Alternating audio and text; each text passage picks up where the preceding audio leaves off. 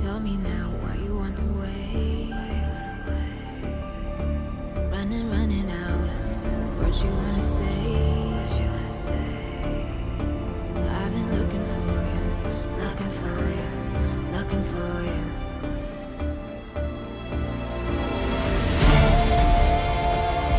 Take me down, leave me lost and found. Take me down, loudly without a sound, and I will rise, rise, and I will fly, fly, rise,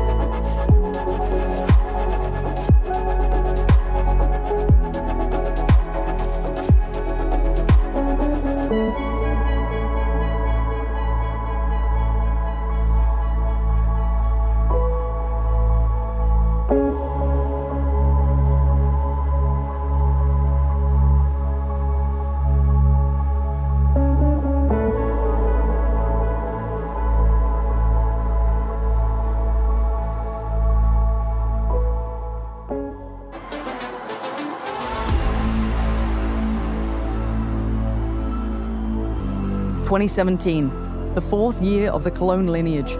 3rd in the Lanxess, SK could smell the consecutive Cologne Cups. After lifting the trophy the year prior, they now had a chance to where no team had gone before. But standing before them, FaZe. Since adding Nico to this squad, they had made every single grand final of top-tier tournament. Pound for pound on both sides of the scale, these squads' firepower was off the charts. With the clash of the two titans, Cash required divine intervention. Enter Rain from one side of the ring, Twistzz from the other. FaZe need to turn up, they need to do more, they need to be far more proactive, otherwise SK, they're not going to let this go. There is a crossfire here. Here's Rain sneaking out. Oh, shot in midair, and he gets another one. There's the Rain we needed. Alu up next, but he can do nothing. Fur to punish, and Nico now has to respond accordingly, but the shot, it doesn't come easy. It's down to Karrigan, he watches this one crumble around him. This B defense has got to stand tall. It didn't do it on the pistol round, although Rain had a good job. He gets the first kill, he goes for the second, but now he's exposed. They know exactly where he is, but he wins anyways. SK, they've paused, and now they hit. Now they've delayed everything, and FaZe is so uncomfortable in this bomb site.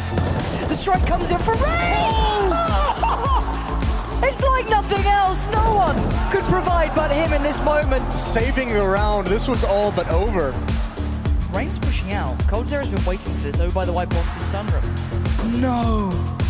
I've never seen timing like it. Rain is now unleashed. He's on the flank. It could all be his. Oh, it's sensational play again. This is just beautiful, isn't it? It's all down to time. I think this is the one play that no one from FaZe is even going to expect. And yeah, the time is there. Rain's going to play that. They've done it again.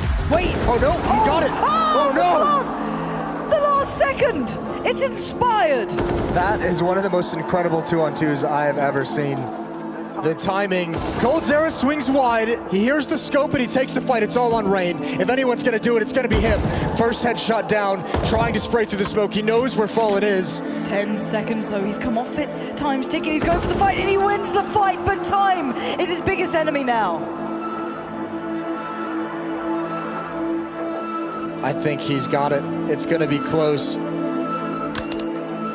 Oh no! Heartbreak at the final seconds. Frustration coming through here, but Nico's going to make that deagle work. So this could be another Nico moment, but the nade's going to probably hinder this. Good tag. Oh, there it is. A third. He's given everything into this round. Twistzz and Fur to get past. Nico has given you everything he can give. The rest is up to these two. Rain spots one. Has to come in, he will strike, but it's Twistzz, and he waits patiently. Oh, what a shot, and it's a 1v1. Twistzz against Rain, and Rain is gonna do it this time. Taco finding Nico's a bit of a problem. That's his playthrough door. He's almost always there. He's a constant nuisance. We go around, and Taco's gonna find it first. Such a critical position for Taco to hold. There's the Molotov, forces him out wide, and he finds Rain. That might just do it. The hero for FaZe is down and out, and Alu's gotta make it happen, and he can't. 9-6 half for SK Gaming. It's starting to become your last chance to dance for FaZe. This could be the gateway, this could be your opener. Flash comes in, he's not blind, but he doesn't expect it. He didn't see Rain. Oh! Jeez. Insane stuff from Rain. He's pressuring this bomb site for real. He's gonna check it, and yes, he does. Rain continues to deliver. FaZe is gonna have to get in quickly. Here it comes. All the crosses blocked. Taco turns, he waits, the flashes, where are they? The players, the mollies are there, they've got to check on it. No, he rains down fire from above, but only one to succeed on the kill. Rain's now unleashed. He wants to make the difference. A difference maker indeed he is, but Phelps in the smoke emerges, but the trades are good. FaZe are in charge. They're going to get the bomb plant down, and the retake is going to have to be sensational. How is Twistzz here? How has he got so far without being noticed? He knows where they are. There it is. There's the success he needed. Is he going to find it? No, Alu sneaks underneath him. Rain, does he check this? No, he gets killed from behind. There's the trade. FaZe need more. Nico's gonna provide it. Fallen into the fight. Brings it into a 3-on-2. They need this round. Otherwise, SK Gaming get on match points. They don't spot him yet. He falls to main, but no! Fallen will not allow that, as Alu now has to do everything for FaZe. Not here, not now. Fallen gets it done. Alu cannot save the day. Molotov out, that's gonna delay things just a little bit further. All the meanwhile, SK's getting the information. FaZe have to go here and it has to be successful quickly. Here he is. Alu and Rain get the kills. It doesn't work and there's Karrigan shutting it down. And it's a complete wipeout for FaZe. Now he hears that molly coming in, he's being burned alive. The Brazilian barbecue begins. That might just get this one going. Coldzera is in their way. And this man accepts nothing less than greatness. He swings out with the UMP, but he will fall. Rain, Nico, they're doing this. FaZe clan take us to overtime. Karrigan's on his feet. Oh, that's a shot from Keo. Now Phelps is forced to move. 21 HP though, he doesn't have the fight to hand. First round of OT for FaZe. It's going to be so hard to handle, and the mollies come in. Nico's the only one you can see, but Phelps comes out well, and so does Fallen. It's SK, not laying it slip. And there's Fallen from above, raining down death, and Phelps finishes it off. This could be where it ends. This could be where FaZe dies at this point. No, it's Nico down, it's Fallen. And now there it goes again. Two more stand come hell or high water. SK Gaming, the finals are 1 kill away. Another kill for Rain, but 3 more. Is it even possible? No! Coldzera takes it for SK Gaming, the final kill, removing Rain from the battlefield and putting SK Gaming into the finals of ESL 1 Cologne. Putting a stop to the run of FaZe. They've made every final of every tournament they've played at since Nico joins. That is no longer it.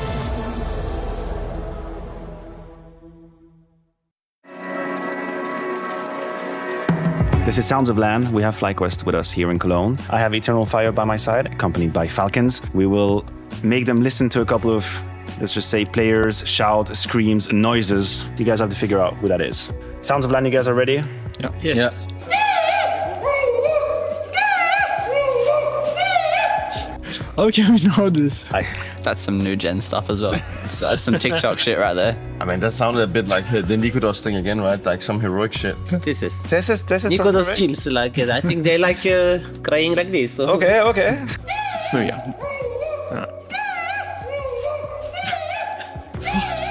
They're actually doing this tandem. This tandem, like, it's them kind of Haji. That's Haji, like when he was standing in for Monty. What the hell? Okay, I love it. Oh, Haji. I didn't know he could scream like that. I don't know he was a trash talker. Расстрелял их, бля! Well, that was Russian. Brazilian bled. Brazilian bled. Bloom? Basically, he's like Apex. Well, that was fast. Yeah, that's right. That's really short. That was real quick. Warrior. D-boys. Yeah, they were. Electronic. Spirit. Chopper maybe just. Okay, I would be crazy if Chopper was. He never said anything. I know. Let's see. It's Suntix. Suntix then. Suntix? Okay, we go with Suntix. Oh. Nice. I talk to Electronic all the time. Yeah, but you. Oh yeah, of course. Yeah, you know. That's Electronic. That was Electronic? That's Electronic, yeah. In the VP jersey. He wasn't even saying Brazilian, was he? Is it device or Bremen? I don't get it! Is it Device or Blamef? I don't get it. I don't know. I think it was Chopper. It sounded like Chopper? C'est Apex alors, you know? Okay, Apex. There's a voice modifier on that one. Yeah. They know what you're doing. Apex gets a bit personal with his. Yeah, he crafts them, huh? There's some craft to it. Yeah, there's some like, how can I actually hurt? Yeah, but you changed the voice again. It's actually cheating. I don't know if they changed the voice. Yeah, they did. I don't know if they changed the voice. So what's happening is that we have so many Apex footage that they need to like change the voice a little bit. Otherwise, you just nail Apex all the time.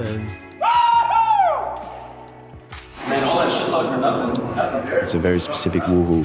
Stico, I say Stico. Stico. Australians again, maybe. I don't know. It sounded like Smooth when I heard the woo. Maybe Smuja? Ah, it's very generic woohoo. Yeah. Woohoo. I am gonna go with FlyQuest. FlyQuest. Not far off. Yeah. Yeah, I feel like He's got that signature. signature. He's got a signature vocal to it. There's like one or two players that just keep coming up.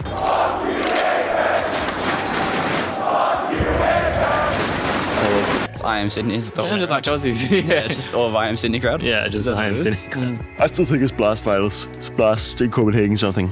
Yeah, it's the spectators from America who say the... Dallas? Yeah, Yeah, I am Dallas. That's insane. It is pretty insane. It's actually insane. I mean, I know they were playing against Stu, and I know like Stu was obviously this huge fan favorite. But it's the first time like you see an entire crowd just deciding. This was hard. This was Yeah, hard. this one was real rough, and I was afraid. home in a plane, mate. you were flying at the time of the grand final. Probably. No, feels bad, man. Welcome to Rage Against the Machine at IEM Cologne. We'll judge classical tilt moments from our players, and you can judge them from 0 to 10. Let's get started. Oh no. Oh no. Oh no. Oh, this is a good one. That is full. That was just funny. Oh yeah. Oh yeah. The headbutt? Mm-hmm. Dude, if he hits the right side, I would have flicked into his face. It wasn't too bad. I think that's a 4. I think that's a 4. Anytime Mary's headbutts his monitor, it's a 10. But also, there's not a lot of distance, though. Yeah, no. You It just doesn't kinda have like a lot of have to do strength. this. Yeah, it Sorry. just hits it. I have also been punching disc if I lose like a clutch. Every game. Okay.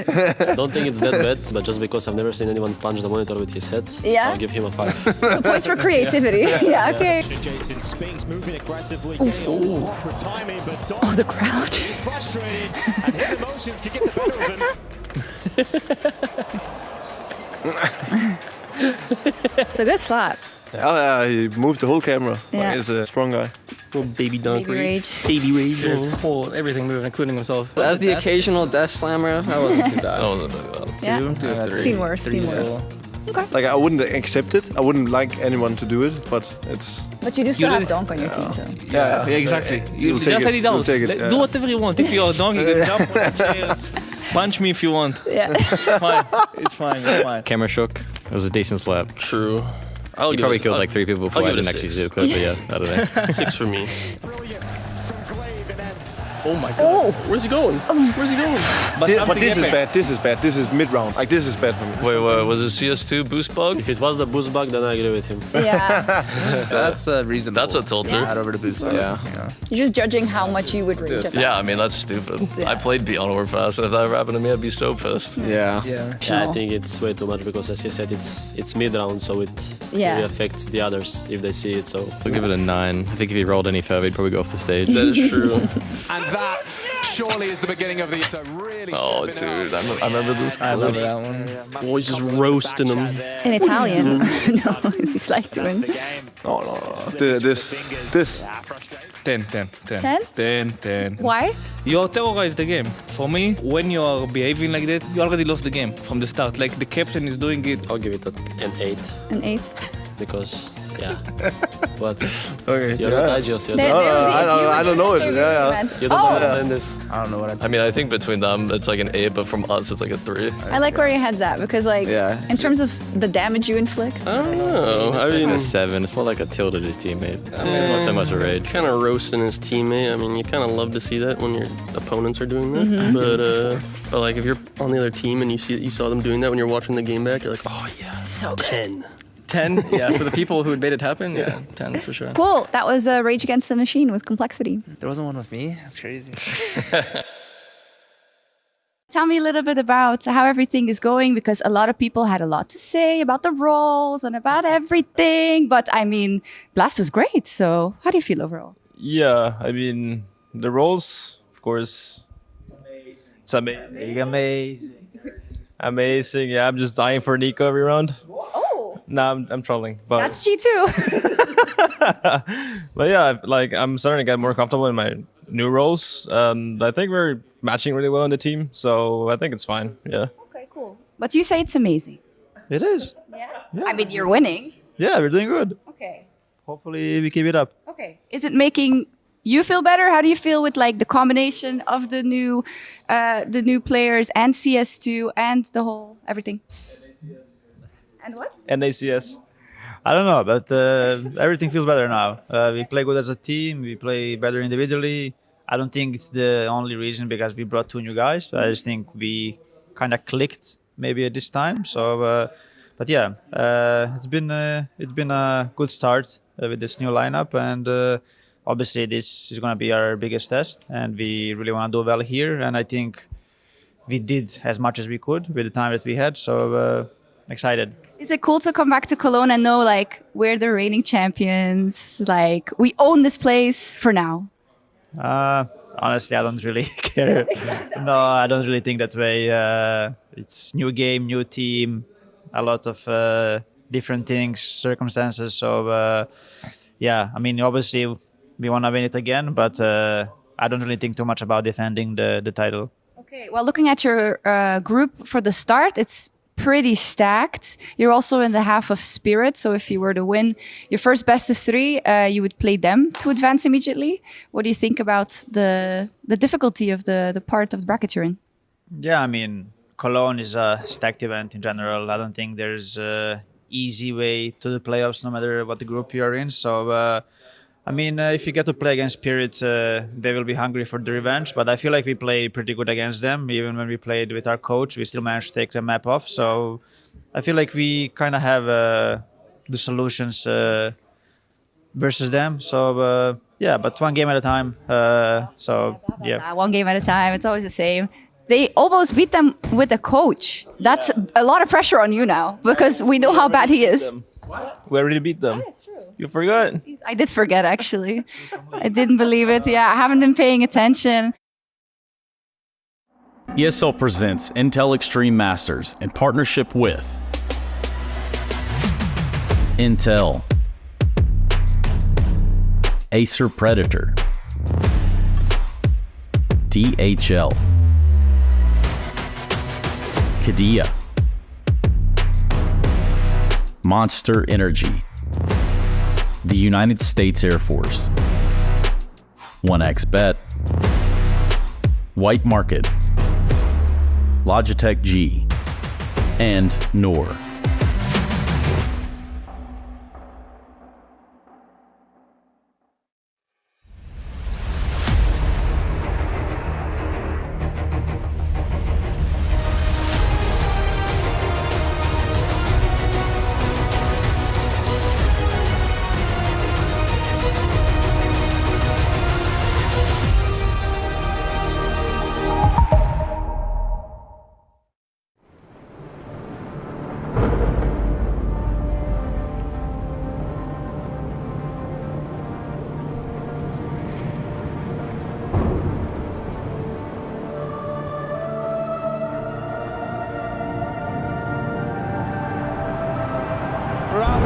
Really making history. Absolutely phenomenal. And Ace is the champion of the Intel Extreme Masters World Finals. Storm's still not quite done. MC is going to take this fight, though. 3 seconds left. Last 2 rounds of matches got to start it well for ESC. And this is a massive move for Zez, but he's not content with just a Nexus kill. He wants to win out. And it's all done. And Strolix with it. Unbelievable Rogue with a 4-0 victory over Classic. And they did it again in the grand finals. It's Navi! Give it up for your Intel Extreme Masters World Champion!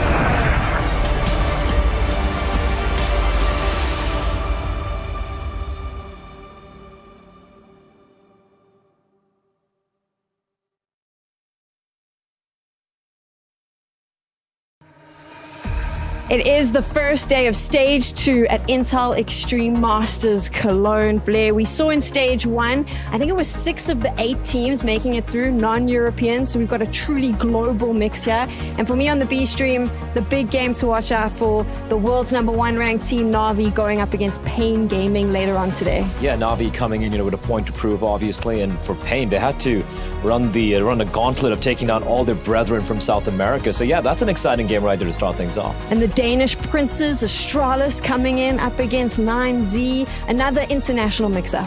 Yeah, 9Z, I think, for me, are a potential dark horse to make a pretty deep run in this tournament. They look so good right now, and Astralis, man, they're stumbling a bit. So this is kind of, I wouldn't say make or break for them, but try and prove that they belong in the upper echelons right now. Talking about stumbling, the 2 teams that I feel have kind of hobbled into here, considering after the player break what we've seen from them, Virtus Pro and Complexity fighting it out to kickstart the day. Yeah, I think this is kind of like a litmus test for these 2 teams, right? VP obviously struggling quite a bit, this electronic coming in. I don't think they've quite gelled yet properly. And then for Complexity, they stumbled, but they got a job done. It's the way Complexity does things. That's what we've got to go down, but I know Freya on the A stream also has lots of action, so let's find out from her. We do indeed. So many bangers coming up today. Let's look at the last game of the day. Spirits taking on Mongols. Mongols earning their spot here after, taking down Eternal Fire in what was a crazy game yesterday. But where is Spirit for your money, Matthew? Can I be straight with you? Go on. They're my favorites. Ooh, okay. They're my favorites here in Cologne. I think they're one of the teams with the highest floor. I think Copenhagen put them on notice. They weren't happy about their result. They weren't happy about the Counter-Strike they play, which means they're coming here extremely focused. Their highs is one of the highest we have in the game with Shiro and Donk, so I'll be looking forward to watching them. G2 versus Saw going to be our second game of the day on the A stream. How do you feel like G2 are going to be faring, particularly after EWC, where they made it all the way to the grand final? Yeah, what a way to kickstart this lineup, right? I think the one important point is handling the pressure that is unique to Cologne. We know how important this rendezvous is for the calendar of Counter-Strike. Snacks at the helm as a leader, Malbs figuring out his first steps within the jersey in Cologne. Now that's what I want to see. First game of the day, though. This is going to be an absolute barn burner. FaZe taking on Liquid. I can't believe we already get this here in Cologne. Oh my God. This is like a luxurious hotel's breakfast buffet. That's what this is. You can choose all of the narratives you want, and you will find a way to be excited about it. Twistzz versus Karrigan. Twistzz now as a leader, going up against someone that was a mentor for him, someone that represented the Counter-Strike he wants to play, and he gets to use it against Karrigan. And you have to think of FaZe now. Definitely not in a good period. We see the quotes, we know things aren't exactly perfect, and Liquid is coming up fast from Copenhagen, wins against Na'Vi.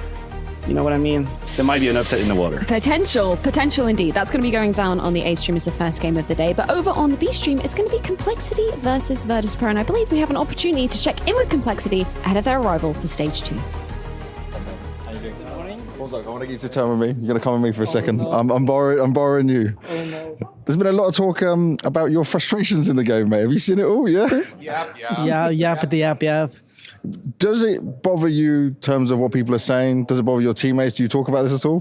Nah, I don't care. The only opinions I care about is my teammates. So whatever other people, experts say, I don't care. I want to touch on that, though. I want to understand from your side. Is it just because you're expecting the better of yourself? You're not happy with your performance right now? Yeah. I feel like I miss easy shots. I die in stupid ways, and I just put myself in bad situations, and that makes me very frustrated. And like punching a table, like a little table slam, makes me reset faster and get into the round, like try to help my teammates when I'm dead. Thank you for the explanation. I want to find out what works for you. See you later, man. Good luck. Yeah, Halzok certainly going to have to be harnessing that emotion for the good, as this is stage 2 of the Intel Extreme Masters Cologne 2024, and this is where we certainly do mean business. 8 incredible teams going to be joining the fray here in Germany. I've got Mac, I've got Pimp to be opening up today's festivities, because this is quite the occasion, isn't it, Mac? We've got some amazing names joining us today. Yeah, all the top 8 teams coming in from the tournament, just looking kind of immaculate, all things considered. And for me, it's huge because Mongols made it through. So look, I've still got someone from the Asian region to back going into this one. But yeah, these teams are all coming through here. There's some banger matchups, and to kick things off with that Liquid FaZe game, I can't wait. It's kind of crazy that Astralis is the only one who's never won here, right? When you consider the history and everything that's been going on, it's a bit of a freak show over there, huh?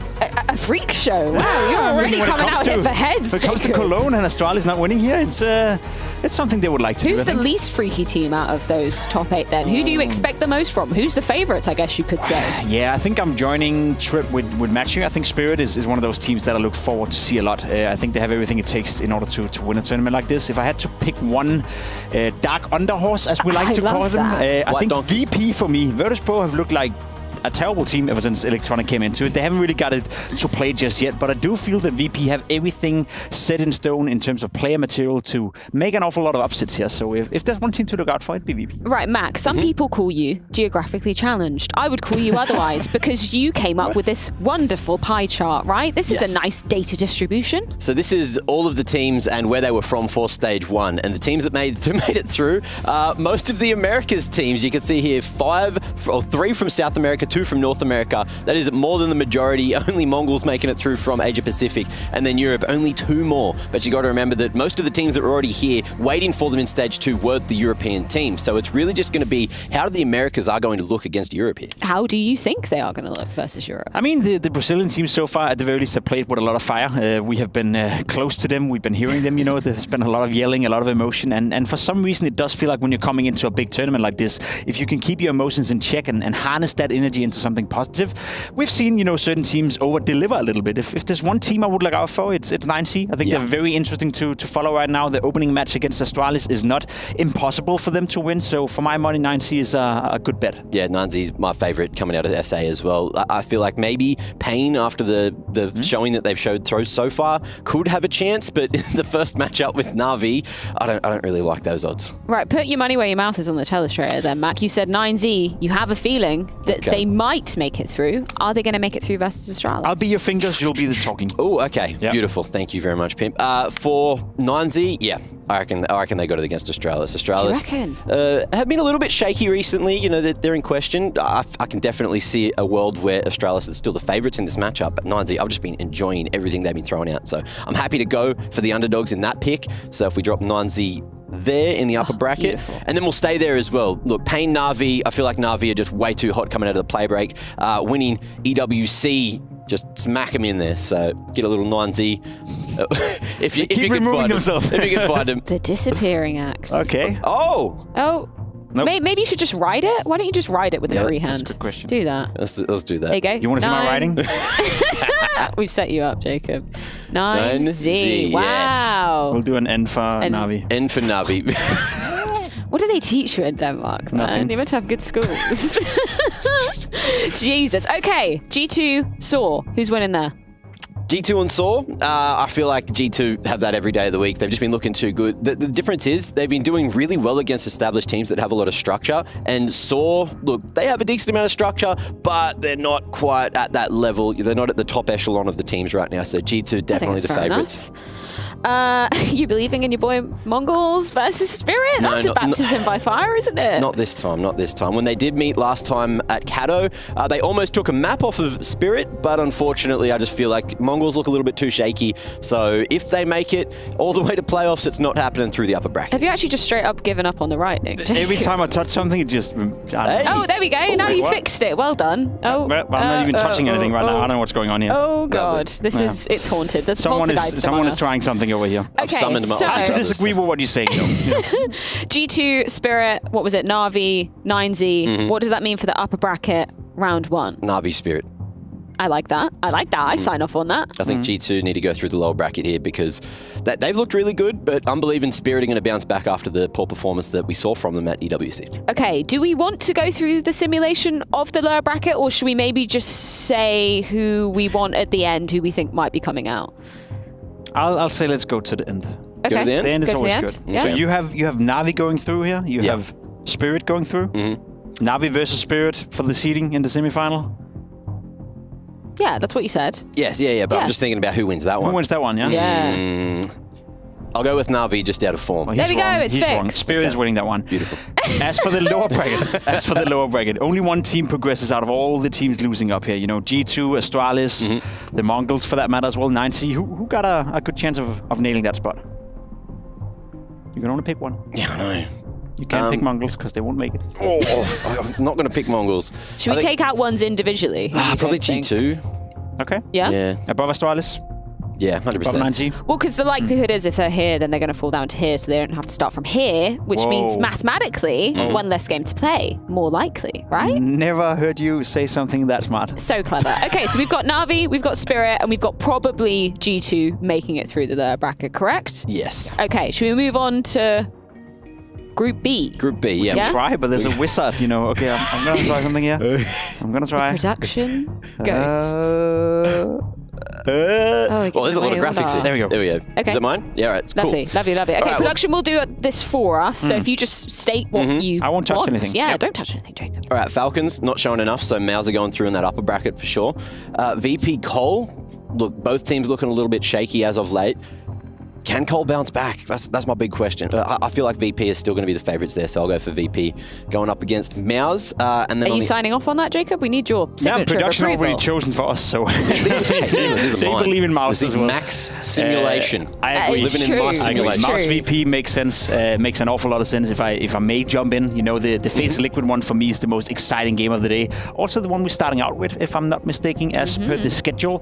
I think Liquid is going to win against FaZe Clan. I think FaZe Clan right now are in a bit of a crisis, and unless they win against Team Liquid, I think that crisis will continue. Yeah, I'll call that one of the upsets. With Fury of Vitality, I feel like Vitality's been choking a little bit. So there's a chance for an upset. I'll still go with Vitality for my pick there. Though, like, I was just about to say, yeah. I'll still go with Vitality. Man's crazy over here. Hey, there's a chance. There's always a chance, you know, you can't say this. Okay, so upper bracket round 1. Yeah. Who's going through there? Well, there's no stage yet, so I'm going Mouse. And then Liquid and Vitality. I'm on that Liquid bandwagon. I've just seen too much from them. So I'm going Liquid against Mouse in that next upper bracket final.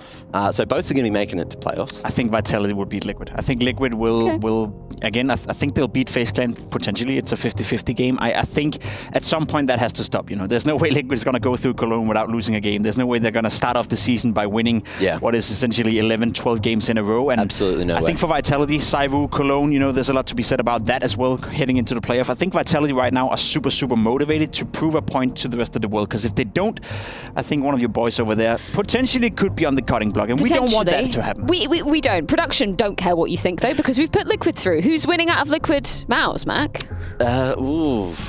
Liquid again? Keep half We've already had one Cinderella story with the Stewie 2K over at Dallas, and I'm going again for TL, you know, just going for that roster shuffle, making it through. And then third team, because the music started, who makes it through lower bracket? Vitality. Vitality. Well, we're going to have to see how Liquid fare, as they do have FaZe up as their first opponent here at the Intel Extreme Masters Cologne 2024 Stage 2. Don't you go anywhere. We'll be back with the action after this break.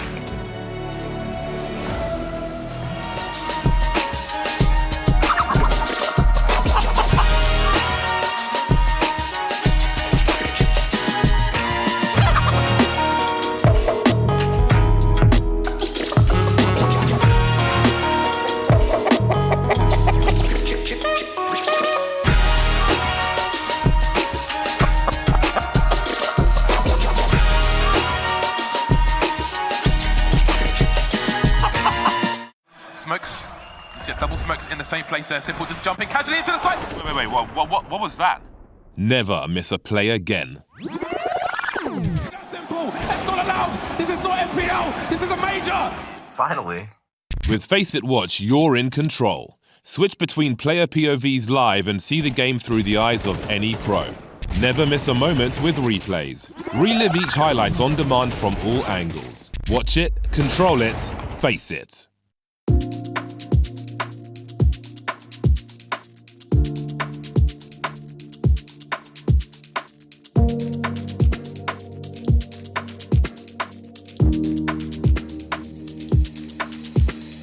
Overthink tomorrow when we're alright. That's when we forget just who we are. Make us come together and it's alright. That's when you remember who you are.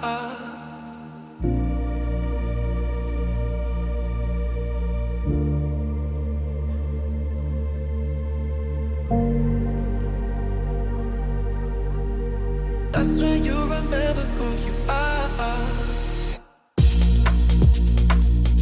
Who you are. Who you are.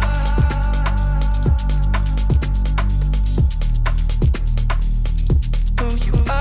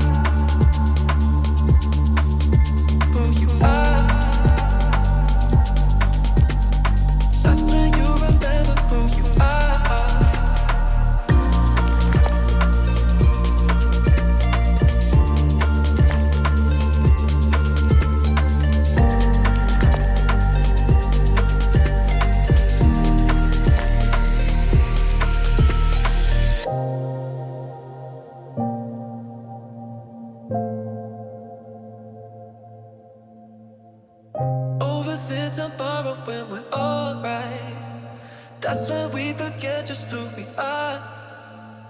Make us come together and it's alright. That's when you remember who you are. That's when you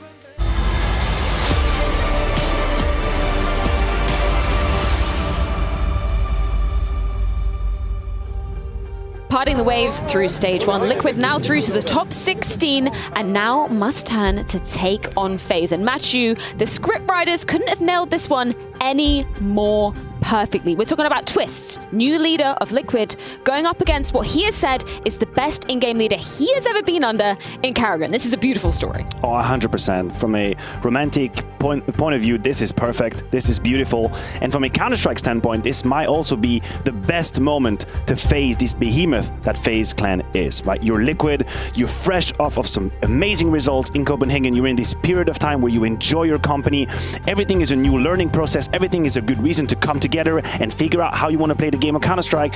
And the other side of the equation is all but different. FaZe not in a good moment as a group and as individuals. We've spoken about it even before they arrived, right? FaZe are just looking a little worse for wear. They just keep on, struggling, especially when they get to the playoffs. The thing is they keep getting to playoffs. So that's another thing we need to focus on is that going to happen? Are they going to have to make it through the lower bracket, or are our predictions from earlier going to work out, and will TL be able to keep this win streak going? Should we talk about the history just between Twistzz and Karrigan just for a second? Because just think about when they were on FaZe together, the achievements, the accolades that they both earned. It is just insane. And now Twistzz, he's only 24 years old, has said, okay, my next challenge, the next legacy I want to write is becoming a leader like Karrigan. And what an example he had by his side with Karrigan, right? You have to imagine he's been very vocal about being a brain for the game, a mind for the game. Even when he had Karrigan, he tried to have influence, he tried to have impact, he tried to think of ways to craft solutions. All of that was by the side of maybe the best example you could possibly have. And now Twistzz gets to create his own identity, his own Counter-Strike. He can get the best out of Karrigan because he knows he's been winning by his side. They know how they did it, but then he has to sort of create his own art, if it makes sense. Yeah. And it's just a beautiful moment to stress test where he is at right now as a leader. I'm super excited to see how this matchup goes just on that point. Twistzz, he knows he's played in Karrigan's brain for however long, and just knowing that it should be able to expose some of those weaknesses. And we've had this conversation as well, fragging IGLs against IGLs that don't frag, they just don't bring that's why you're looking at the picture right now? Yeah. Because that's exactly the case. Twistz's numbers have been bonkers, even with the mental of IGL. Karrigan individually in not even a draw, worse than that. The next level, the level below that, it's been very complicated for him, which is often the case when you have a team that is in struggle because the leader is going to take the lion's share of trying to fix what's happening. But we can also look at this story from the other side. Do we think Twistzz can get into his own head? Do we think this matchup is so unique, so special, so charged that then you start overcompensating?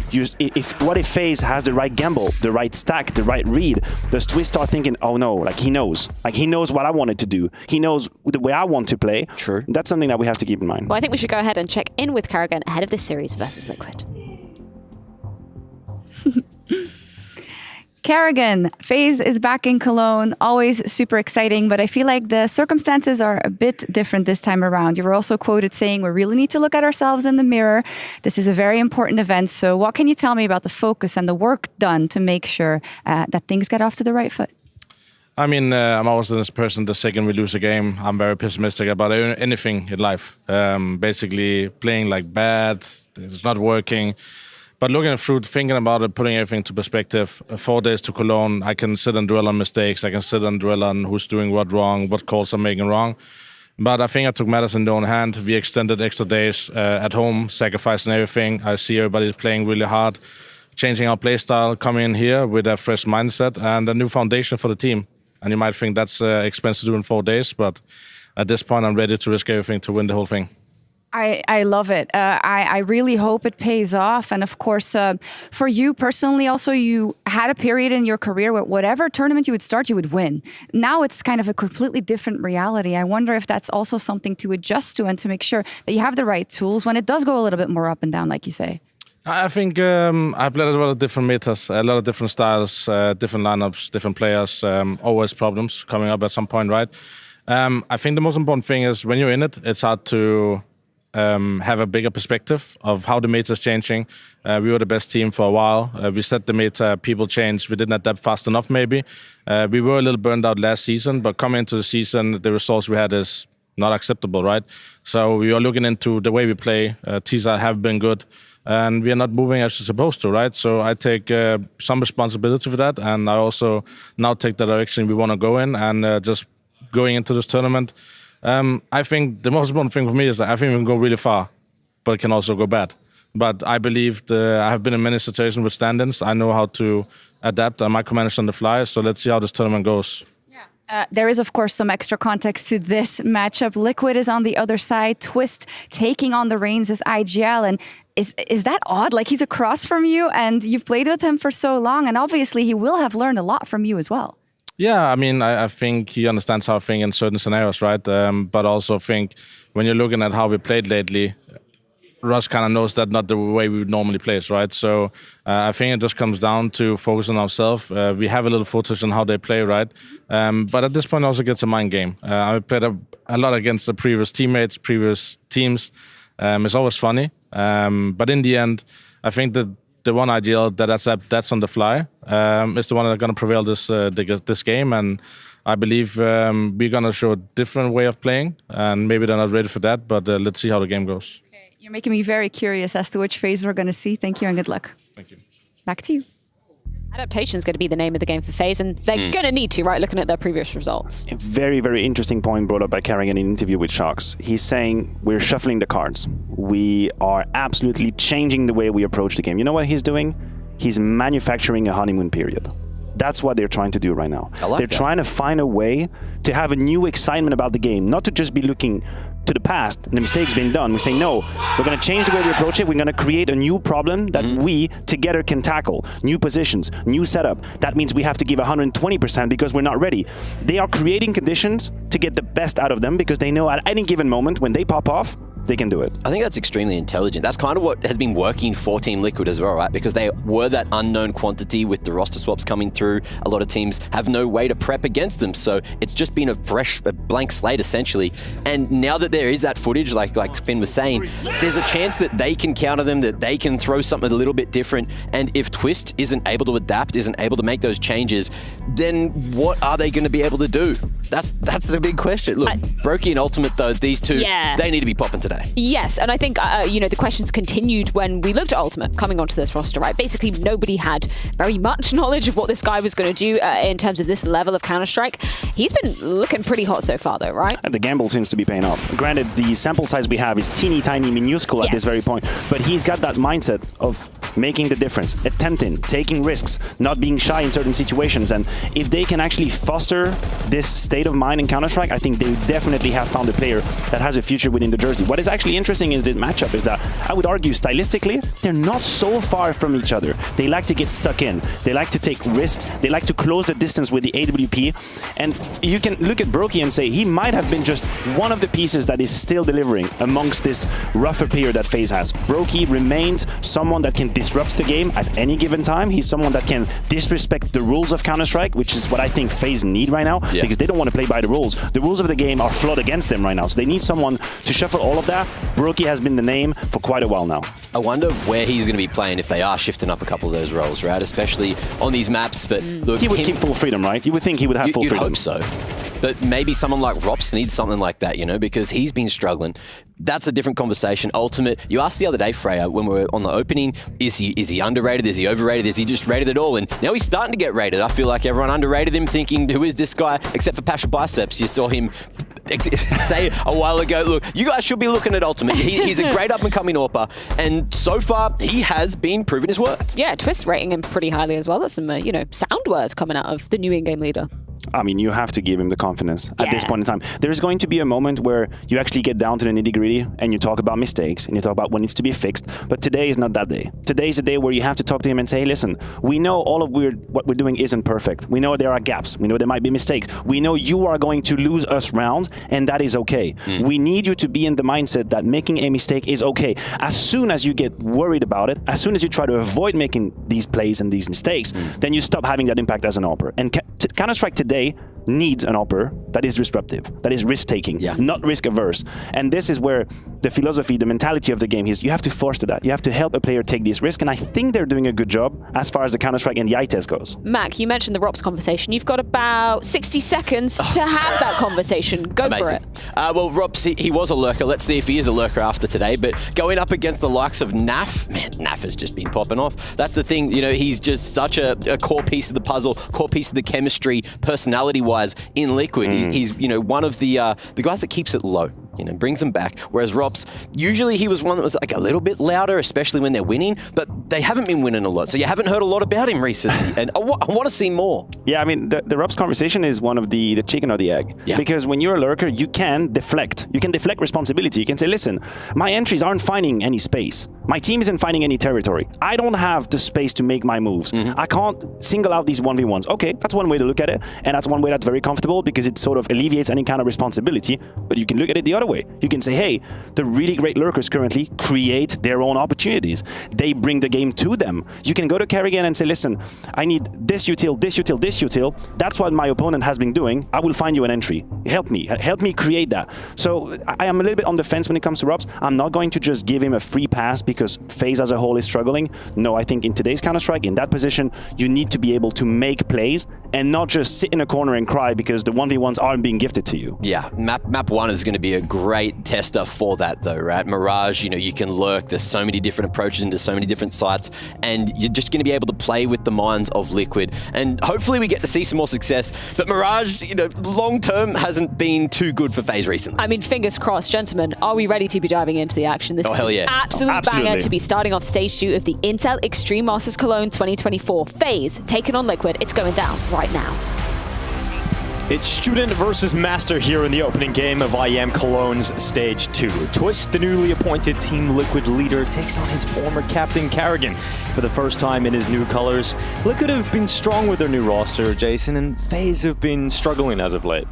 I mean, look, you can't be on different ends of the spectrum between these two teams, though, right? This is a new lineup that's come together, a new in-game leader. Everything's going to be a little bit easier because everyone's working towards that same goal just naturally. FaZe, man, they've been around forever. The core of this team, 4 players of this team have been playing together for years now. They've won everything there is to win, and they're hitting a rough patch. We'll see if they can bounce back out of it and if Team Liquid can keep up this streak where they're looking damn good with Twistzz at the helm.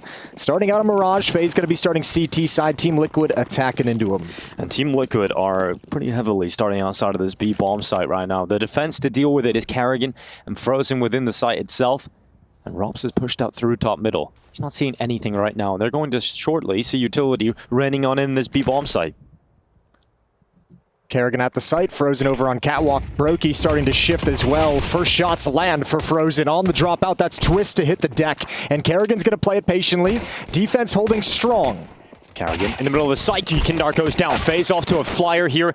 Ultimate battling back the best that he can. But right now for Team Liquid, they were no closer to that bomb plant. And they're not really in this pistol right now. Some damage done towards ROPS. It's short. Naf comes out of the apartments. Ultimate able to assist him. And right back into this pistol of Team Liquid. But Rain will sink them with 2 headshots to close. Yeah, it did a really good job, Liquid, of fighting back on that initial 2v4. Getting a couple of nice kills, but so many bodies here for FaZe. And when that fight begins, you can see the secondary Catwalk players just stepping forward. Making sure Naf can't get back into cover. Making sure Ultimate can't reload his pistol and get back into the fight. Well done from FaZe. A lot of it comes down to the initial hold. Frozen with his kill. Karrigan holding at the back of the bomb site, and Liquid never able to actually swarm and take it over. Second round bye. Galil on Ultimate and upgraded pistols.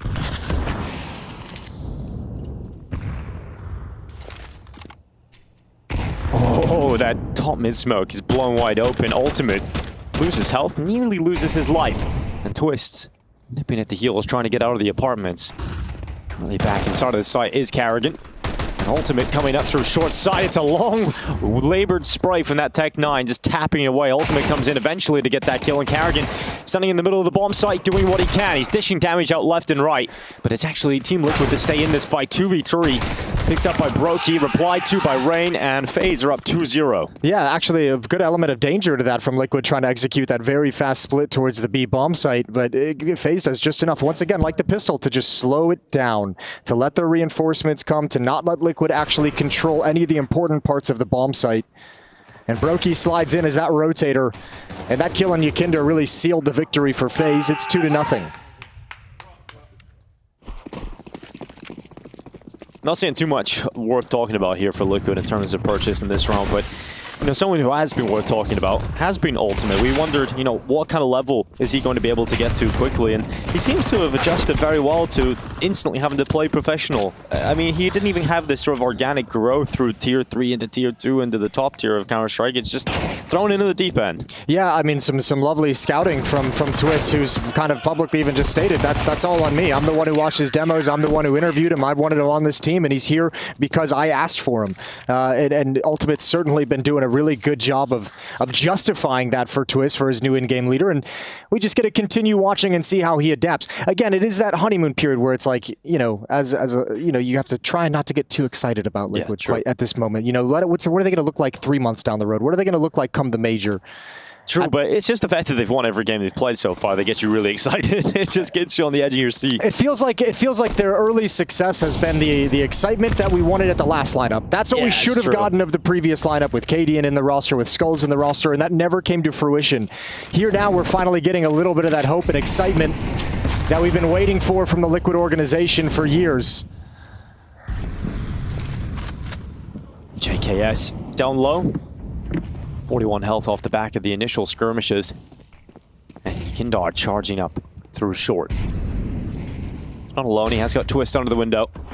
Occupying middle right now for Team Liquid. Kindar's going to move up with that utility. Get himself close to the entrance of the ladder room. Slipping through the smoke is Twistzz. He gets taken out by Rops. And now Rain at default is going to have to deal with the fact that JKS has already penetrated this bomb site. He's in sandwich. He's going to be cleared out though. Rain just swings out from default, realizing he's got help. But that help is starting to thin out thanks to Naf's kill. But Yakindar found himself at short early on, and that position proves powerful later into the round. And this 2v3, it's pretty back and forth, but Liquid are falling apart now as Rain is stepping up with a great start. He's 6-0 to kick off Mirage, and they're not getting past him. 6-0, but you got to give some credit over to Rops too. 3 kills for him in the middle of the map. He was a real anchor. He cut down the Twistzz lurk through the smoke in Con. He traded off Yakinder after the catwalk kill. Every single time that round felt like Liquid might be able to take some advantage. Rops was there to shut it down. Beautifully done from him. Player that's had his own struggles recently, but FaZe with a nice lead, a good start, and Liquid yet to show any of that strength we've seen in stage 1, back at Blast as well.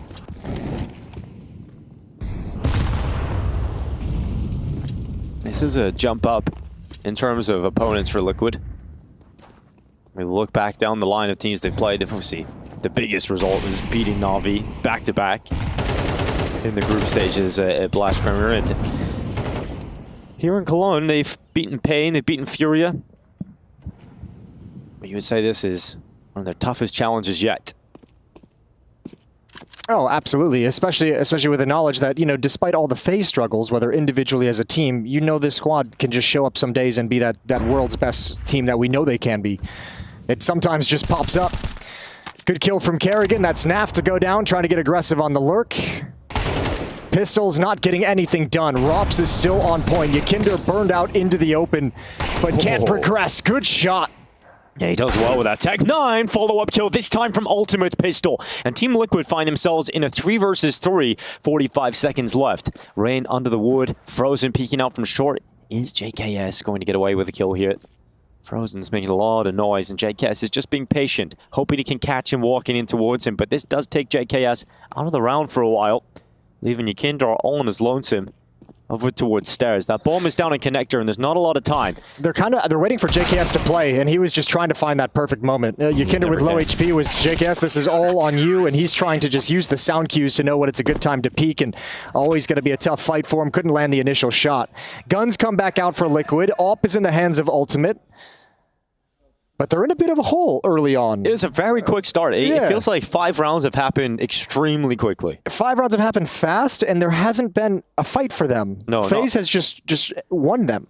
Yeah, it's just been 0 resistance. Let's see if that changes here. Is the best buy for Liquid. Yakinder and Ultimate to work together to take control of mid. You'll have Twistzz and Naf over in the B halls. You'll have JKS and Palace.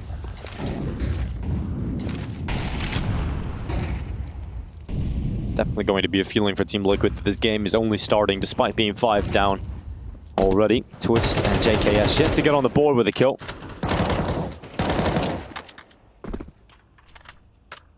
Mid-smoke's now fading away for Team Liquid. Very mid-centric from FaZe. 3 players towards the A bomb site, 2 are at con, 1 is on the stairs, and he can turn and react to middle immediately. And then you have essentially 2 players on catwalk watching the B hulls from catwalk. That's Frozen and Karrigan.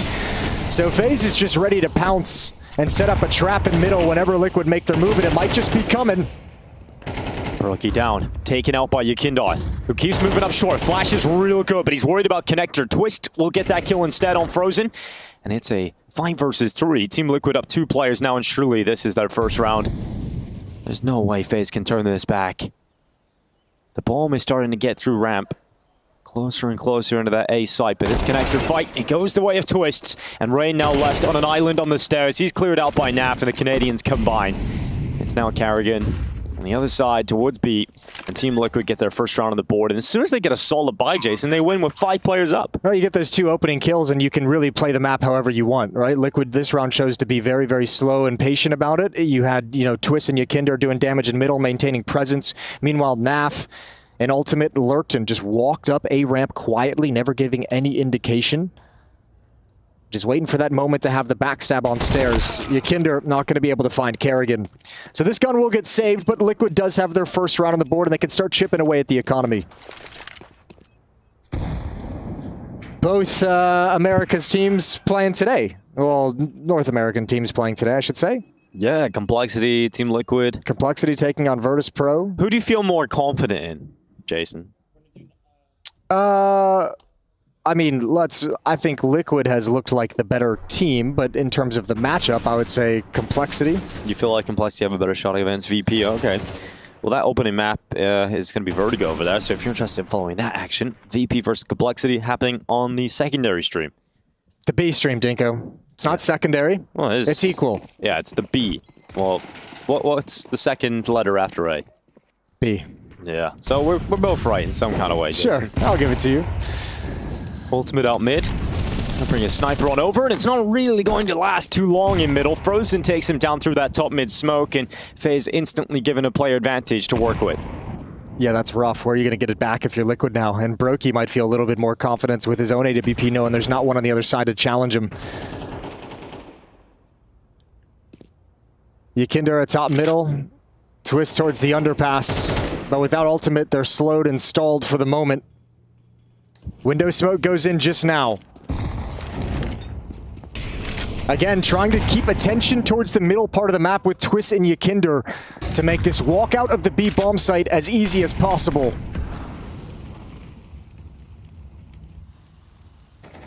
Karrigan, he's going to go down inside of B. Naf just takes him out. Headshot onto the defender. Now Frozen's under excruciating pressure. He's stuck it short, and his teammate is gone without a single kill. Yakindar taking down Rops, so it must be Frozen to step up if FaZe have a standing in this round. He's still close, and now giving away his spot. JKS, a lot of damage done, but no kill from Frozen.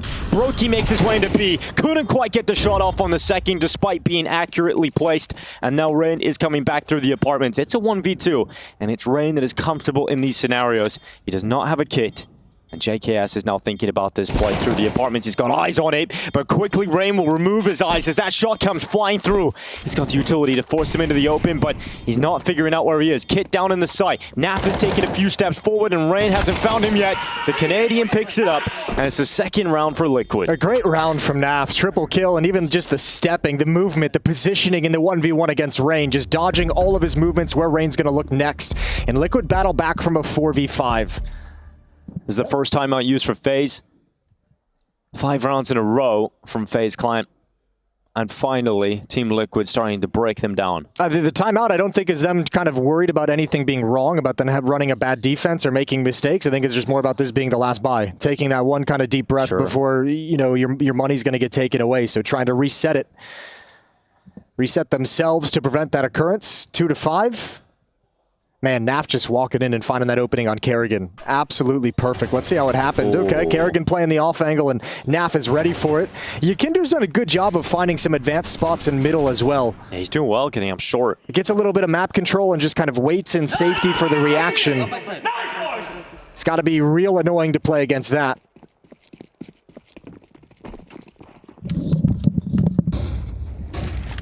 You all right over there?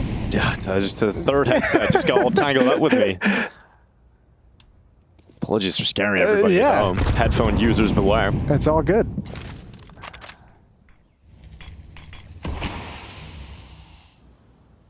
A slow start to the round here from Team Liquid.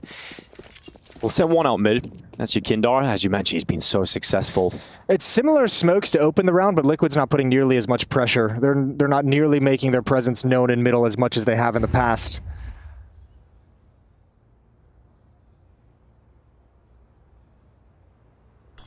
Ykinder will look for a FaZe player that's eager to shift over quickly to the A bomb site. He can turn into a backstab in Con. FaZe is clearing out the other side of the map, so this is a perfect timing. It doesn't get much better than this for Team Liquid in this round. The full execute is up. Rain now moving through that ticket smoke. He wants to actually find a little bit of a gap that he can hopefully act as a surprise. He's got the crossfire with Karrigan, who plays up on top of Wood. That bomb is down. Karrigan gets traded out eventually. But the rotation from FaZe for all the remaining players, and the flank is coming in from Rops. They are all completely ready for this A play that's stalled out for Team Liquid. They want to back off, but there's already a flank coming in. Rops is going towards Palace as well. Oh, the slower this is. If JKS isn't aware of the possibility, needs to turn around right now. He's down. Not even considering it. Free kill for Rops. And now they know how screwed they are. Team Liquid pinned into the A site. They could actually bail out. I don't know if they realize it, how available the other side of the map. Oh, actually, no, they can't. There's no time. Excuse me. Yeah, a little bit of time. 14 seconds. They're going to move into the site. Ultimate's going to try and get away with that AWP. A little save call for Team Liquid. And FaZe Clan make the adaptations perfectly. Rain and Karrigan slow it down, that initial thrust forward into the A site.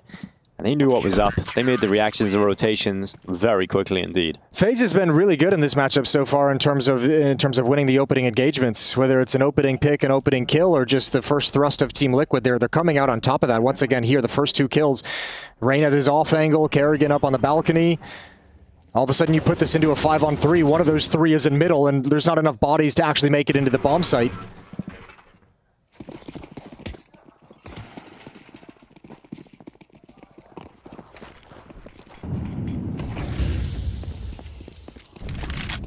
It still feels like the cogs are only kind of warming up in this game, starting to move. But the scoreline is increasing rapidly for FaZe if they keep winning these kind of rounds. 6-2 already. Buy is still there for Team Liquid, but the residual funds have now come to a very low number. Yeah, it's gone after this. They have a 3-round losing bonus, so they'll be getting 2,900. Not going to be enough to get a full buyout on the field of play. Would be a lovely round for FaZe to win if they want to keep having a dominant end this half with a dominant scoreline to match the dominant play that they've put out. Mid control again for Team Liquid, slowly creeping up catwalk. You're going to have Rops to contend with over in ladder room. And Frozen has the ability to get aggressive on catwalk if Rops needs it. Here comes utility flash right into Rops. Fire there too, and Rops has no chance. Twistzz just shreds him. And Team Liquid have that opening fight. Okay, Nav. When Naf does it, it's charming. Yeah, true. Yeah, it's just like, oh, that's cute. Yeah. It didn't really do that much damage. Could have been worse for him, you know? But he now can be insta-dinked. Well, you got 35 seconds. 4 players in the middle of the map. Which bomb site do you want to end at? A seems to be the consensus. You have JKS waiting at the bottom of A ramp, so this pinch is coming in. But once again, Liquid approaching this quietly, and they have no utility. Yeah, Rain, they're coming right into him. Twistzz, oh, Rain felt like he should have won that fight, that's for sure. Twistzz clearing him out. And now the in-game leader of Team Liquid has given them a 2-player advantage. With 10 seconds left, though, they have to start thinking about planting that bomb. They go into Brokey, Naf goes down, the plant comes in, and Team Liquid play this in a 4v3, and FaZe, well, they have already realized that this isn't looking too good for them. The control of window and jungle for Liquid and catwalk, if they realize it, is just too much. There's no way you're retaking this whatsoever. There's no way you're traversing all that ground with the time left to defuse the bomb. So Liquid tactically work themselves into a 3rd-round victory. Ultimate can take that away, and he will. He's hanging around, but there's players short that could swing him. Karrigan's now just the last remaining player here. Yeah, I'm surprised they didn't call for Karrigan to swing with Frozen as he kind of makes that play for the AWP. Yeah, he's just giving him 1v1 fights, which are quite easy for the AWP to pick apart. Now Karrigan, because he didn't initially swing, should just stay in that corner and keep that M4. So at least something for FaZe carried over, but that's a great round. Very convincing for Team Liquid. timeout being taken here. Myther just getting in front of him. Asking for the timeout from Twistzz. That's the first for Team Liquid. I think they know they've got the economy on the ropes here for FaZe and likely have broken them. So their way back into this first half begins. Team Liquid can still tie up this first half with play on Mirage. And this is Team Liquid's map pick. Myther and Twistzz have got to feel like their game plan started slow, but it's got them in a position to have a very nice half here. You likely know the economy's a little bit hurt. Probably not a full buy coming in for FaZe. And this is a great moment for Team Liquid to kind of build upon this and close this gap. They can turn this into a very nice half still.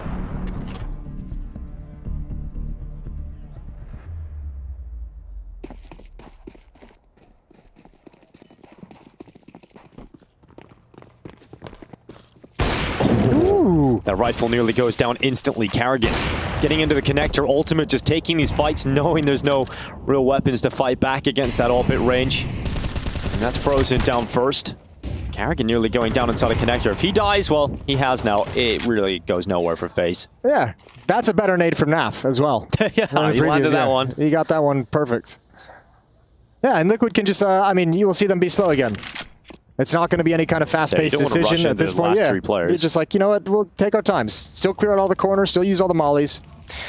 Either way, yeah, this is looking good. This is looking nice for Team Liquid. So they had that early test, and FaZe was very, very strong and very dominant and very convincing in the first 5 rounds, and Liquid have just slowly kind of clawed themselves back into this game. They are definitely being methodical here. They don't want to lose anybody.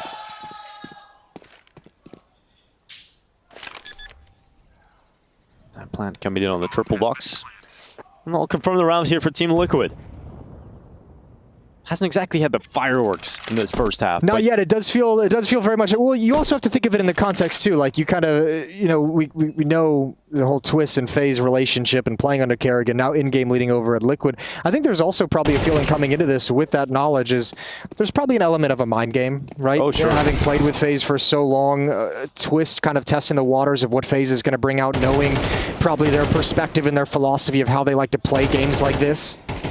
So, I mean, you kind of start out in a way where you're a little bit cautious. Yeah, just like, what do they know? What do we get a little feeler? And then you start getting some rounds on the board, you get into the flow of things, and you sort of forget about that whole meta game going on outside the server and just focus on what's happening inside the server. Well, we got an interview from Karrigan before this matchup, and he was saying, you know, yeah, he's aware that Twistzz is going to be thinking about how Karrigan likes to play in certain situations, but he wants to present a style of play that maybe Twistzz isn't ready for. A style of play that FaZe Clan haven't played. Sure. And I'm intrigued to see how this transpires throughout the rest of the series. But Team Liquid, or rather FaZe Clan, are back to a buy again. They've got rifles in the majority that are worth talking about. One for Mass here for Rain. Missing nades, so they got to be really careful how they use them. What, 2 smokes left across the team? That's about it to stall out this Liquid attack, and actually they're pressuring it very much. Twistzz edging the smoke right before coming through, right before the flames fade, and he's got control of connector. So once again, Liquid have done a good job controlling the middle of the map throughout this half.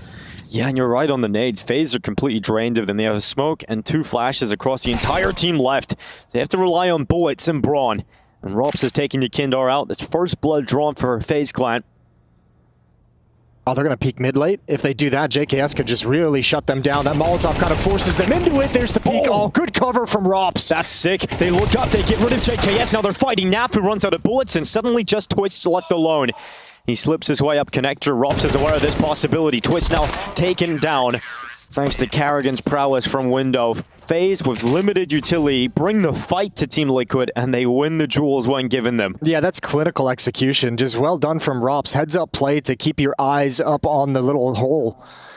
Waiting and just saying... JKS is going to feel rough about not getting at least one that. Well, it may be a little bit of a bummer. He swings out, he sees Karrigan first. Like if he's like wide swung, you might be able to have that option to go for Rops, but obviously just trying to find the player who's shooting at his teammates first. I'm very impressed by Rops in that round. Last round of this half. Well, Team Liquid grabbed themselves a 5th on the way out the door here. Oh, FaZe Clan extend to 8. has been a topic of interest around Robs' individual performance. I mean, not getting to the level he has been in CS2 in the early days. He's down early in this round. Twistzz is taking him out. And Team Liquid, the player up. And they're setting up for a B finish to this half. Had some earlier success on the B bomb site at the start of this half. And now, well, Frozen's left the B site. So no defenders actually within the site itself. He's coming back now. Could be set up perfectly. He's just got back in. And now finding himself in a very comfortable spot. So the delay on this hit has allowed FaZe to rotate back, but that's a disaster. What a shot from Yakinder. It's all on Karrigan now. He's the only one who can stop this. Yeah, Karrigan charging back in, but he's even been spotted, so he has no element of surprise, but he has to fight. And he'll go into that headshot against Naf, but he's burned away by JKS. Last round of this half, and once again, Twistzz in connector stays there the whole round, cuts off the rotation, and puts it all on Brokey. The first outing here for Team Liquid and FaZe has resulted in a 7-5 half. Yeah, and it was a 5-0 start for FaZe. I mean, Liquid has a fantastic recovery, winning 5 of the last 7 rounds to make it as close as possible. FaZe up by 2 as we head to the break.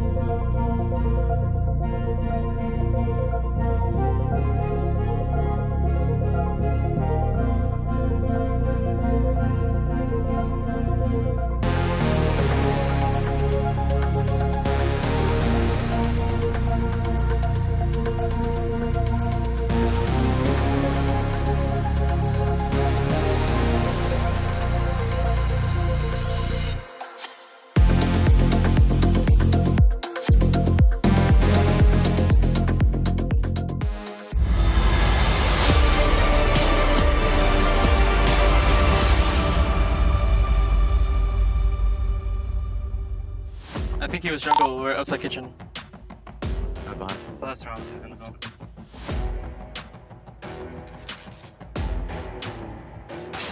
Nice, boys. Fucking beautiful recovery. Beautiful fucking recovery on that seaside. Team Liquid very happy with their comeback in that half. They started 5-0 down, and they're able to drag it back to a 7-5 scoreline. They're still behind, but this game will start to heat up, I imagine, in the second half, Jason. Yeah, it took a little bit of time for this game to really get underway. It felt like a one-sided affair for the first 5 rounds, but Liquid came right back into it. So now the second half feels like, man, it's going to explode. It's going to be high tension. Pissed around, heading towards the B bomb site. Nap to defend. He sees everything. Nade destroys Karrigan, but he still stands. But the dualies take down 2. Yeah, gunslinging his way forward. The Naf steps up again. He goes down finally to Rops.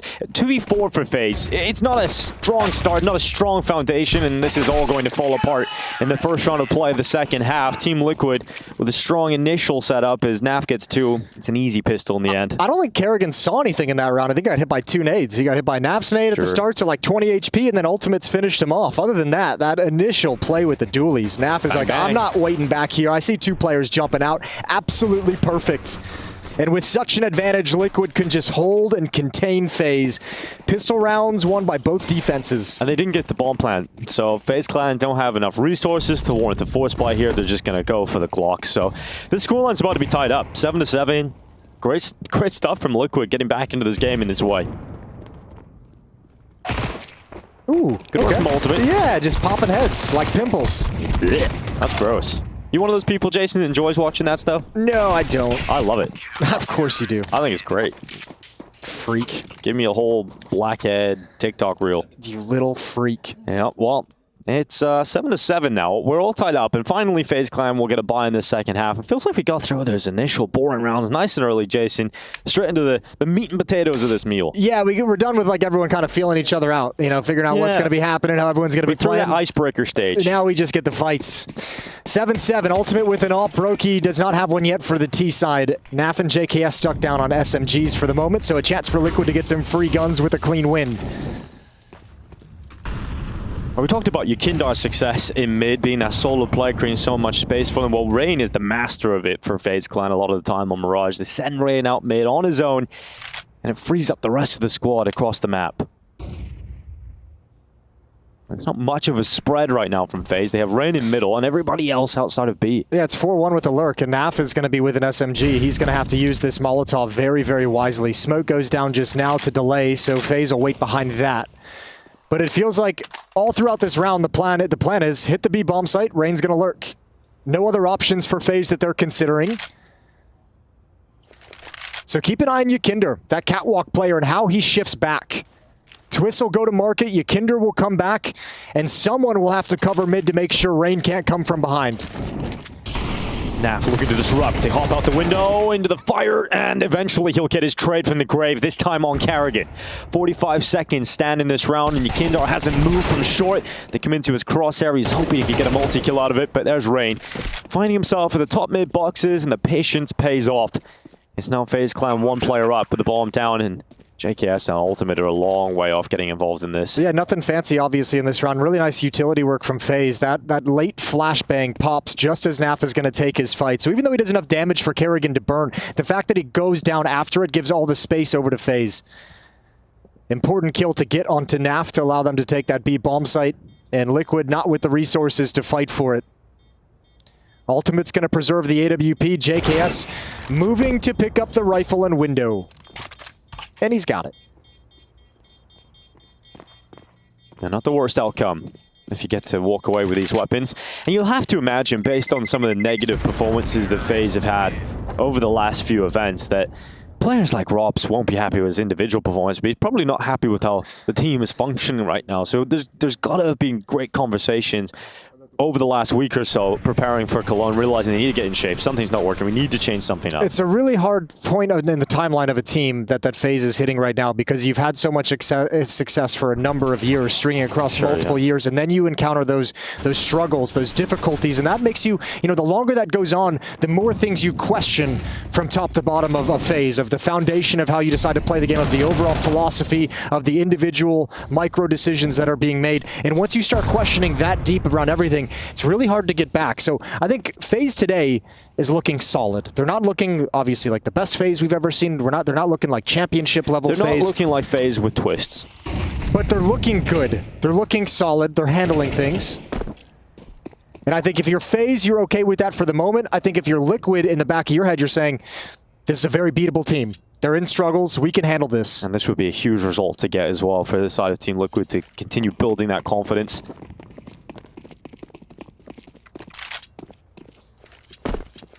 Slow T-side around here from FaZe. Minute left on that clock, and not a whole lot done in terms of getting closer to the bomb site. They've got mid-control at least to play with. And FaZe are going to set up with 3 players outside of A. Liquid has the op over at the B bomb site, Ultimate peering down the B halls, which has shifted NAF to the A bomb site. So a different look on who's playing where for Team Liquid, but that op at B allows that extra rifle to be mobile and shore up this defense. Now Twistzz, he waits as he covers off Connector. Karrigan's gone down first. JKS forced out from underneath the wood. Naf and Twistzz step up in defense. Twistzz gets an extra one off the stairs, and oh, he had a few bullets left, and that's just enough to get rid of Brokey. Yeah, good defense. That's that 3 rifles there. Well done from Yakinder as well over on Catwalk to take that first kill. And that first kill moving into Connector was the signal. You could see everyone from Team Liquid at the A bomb site tense up because they knew the action was ending there. A really good hold, and Yakinder not being patient. Around the edge of the smoke, Twistzz towards Khan, just as Rain's going to react, and this whole defense shuts down the hit. All tied up at 8 again, and FaZe is out of money. And that's something that, I mean, look, the Liquid defense is a lot of it is predicated on where Ultimate wants to play. If he wants to play Catwalk, he goes and takes Yakinder's position. Yakinder will play towards window room, towards top con. If he wants to play in con, Twistzz will move elsewhere. Everything's predicated around where this op wants to open up rounds and how he wants to be positioned in the mid round.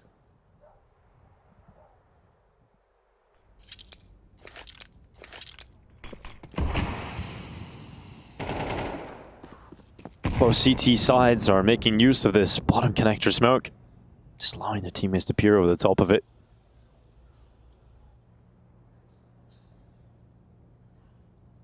You don't expect FaZe to get much done here, so Team Liquid will be taking the lead in a moment.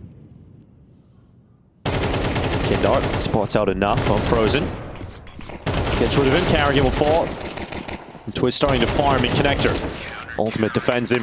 And Team Liquid keep 5 up. They don't lose a single player, and now they're in the lead. Yakinder and Twistzz doing a really good job playing off each other. Yeah, just against pistols, Yakinder takes that contact, and Twistzz knows when he peeks, the T's are going to be reacting to that sound cue from Yakinder. So they nudge ahead by 1, and FaZe buy back into it. Still no op on Brokey on this T side just yet.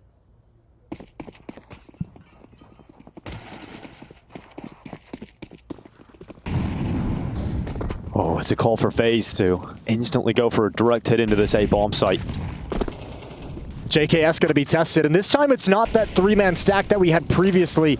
It's a very passive retake setup. JKS and Twistzz, the whole goal is to find 1 kill. One kill during this utility. They sent out smokes deeper into the site, so they can play with that if they desire, but FaZe haven't gone for the full attack yet. They're trying to heat things up for Twistzz. He's not burning away, but he is caught by the flash, and Twistzz is staying focused on trying to get out with 1 kill at least. He had that opportunity, but he misses it, and Frozen takes him down. It's now FaZe up a player, and they're into the bomb site. That flank, that timing, Yakindar, he gets in behind his countryman, and Brokey's coming back to address this, but he's not ready for the angle. He still reacts faster, and FaZe are just fragging out right now. Team Liquid can't handle the heat. Some not bad fights for Team Liquid, just lose all of them. Good shooting from FaZe, and Ultimate, you're not going to save this op. They push towards you, and that's a free op if they want it, and they will. How does Brokey win that fight, Chase, when he goes back to ramp? That's crazy. It's got to be. It's so hard for Twistzz. You can see him doing everything to edge that smoke, to stay in front of it along the flames. 4 flashbangs coming into his face, and a very tough angle as players cross into the bomb site amidst all that chaos. This is the fight Yakindar will want to get back. FaZe love that though. That's a call that is just, it's called at a spawn, and it's called at a perfect time because Liquid have called the weakest defense for it. Karrigan will be loving that. Loving how that worked out so well for him. Brokey to take Yakindar down again. Back-to-back rounds. And look at the change now too. The op is going to tell you in middle that you can no longer take those wide swings. The op is going to be able to dictate. Now you don't have those rifles harassing you if you're FaZe as you progress up catwalk, as you progress down the ramp. The problem to try and solve here for Team Liquid led into this half. You know, they're going to stay like this for a little bit. Maybe you can get a pick from Ultimate with the AWP. Maybe somebody wanders into the rifles, but at some point they're going to have to make the decision to try and just probably stack up towards the B bomb site, hope and pray that it finishes there. They have no money. You're going to want to save some of these weapons, but at the moment there's still time for them to thin this out. Oh, JKS goes down in con. Naf has to swing short. Needed the kill back, and it's still so tough for Team Liquid. Ultimate will have to step up with at least one here. He wants to stay alive. He gets forward, but the swing from top stairs, Rops just rips him apart. And this is a round that Team Liquid have no fight in. FaZe of 2 very strong rounds back to back. Oh, and it just as Liquid felt like they were taking a little bit of control. They've had those 1-round leads kind of back and forth, but now FaZe have regained it and taken the economy away. This is a very unfortunate time for Team Liquid to lose control of this map. And FaZe have such a strong advantage in these later rounds.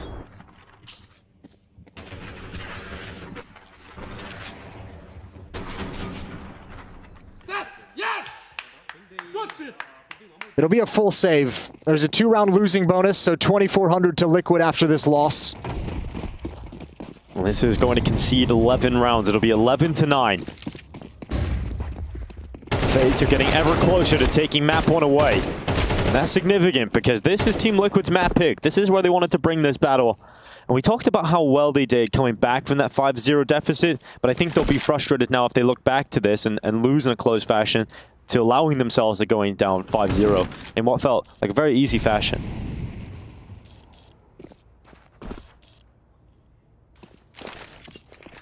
Well, part of the fun of this Liquid roster in its early going back at Blast was some of the comebacks that they had in maps. Some of the ways they grinded back on T side, some of the ways they grinded back from 6-round deficits, 7-round deficits. Now they're going to be starting at 9-11 with a chance to get started. We'll see if they have another one in them.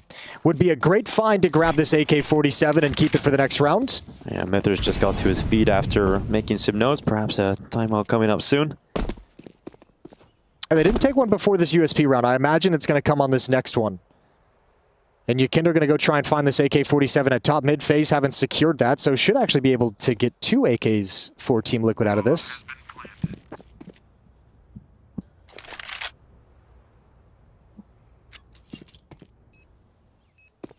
All things considered, it's probably one of the better scenarios that Team Liquid could exit this round with. It's 8 in the morning Eastern Standard Time for those Americans tuning in. Good morning. Enjoy your coffee. How's everyone doing? 7 a.m. Central.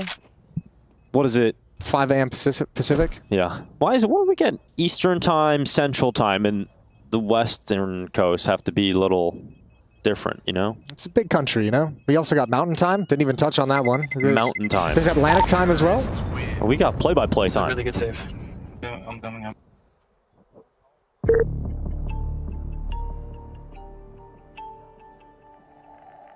Timeout taken. This one by Liquid. Mithers going to chat things over with his team, as you mentioned. Probably set something up during that USP round.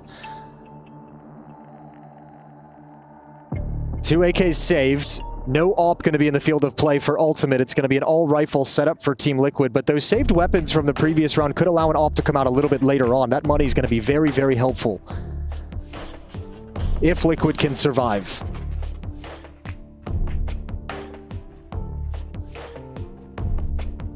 Round 21. Yeah, that's the question. Can Liquid survive this? We're going to see one of those classic Liquid comebacks you've come to know over their first set of best of 3s with this new roster. FaZe Clan are going back to a similar play they had 2 rounds ago, where Karrigan called a direct hit into this A bomb site, and it was damn effective. And once again, it's a retake setup. It's no one actually in the bomb site itself, so there will be space initially for FaZe to work with as they progress. JKS takes a little bit of a risk to peek right before that smoke plumes, get some information, wanted to line up to spam. Nobody's home for FaZe, and here comes the execute. So Liquid, while all this is going on, are clearing out mid, taking some peeks off catwalk, making sure there's no lurker activating, and they'll address the A bomb site a little bit later on. Smoke starting to break apart, starting to fade away. Rain going into the fight. There's a gap for him to spot out Twistzz, and he takes him down. FaZe have the opening kill into this A site. They could decide Mirage. FaZe in the fight. FaZe winning the fights. Karrigan put down by Ultimate. Liquid with 3 players left standing, and eventually that bomb will make its way to default. Rain will take some significant damage. He's down to 25, but he's still fighting, and he gets in towards CT for a powerful post plant. If you don't get an equalizing kill soon, you got to save. It looks like that decision is being made right now. They're not getting any footholds in. They're not finding any space for this retake. But Team Liquid have to back away. This is where, I mean, this decision sucks, right? It sucks to make, but this is where you have to look at it and say those 2 AK-47s, you have 1900 on Ultimate, 2100 on your Kinder.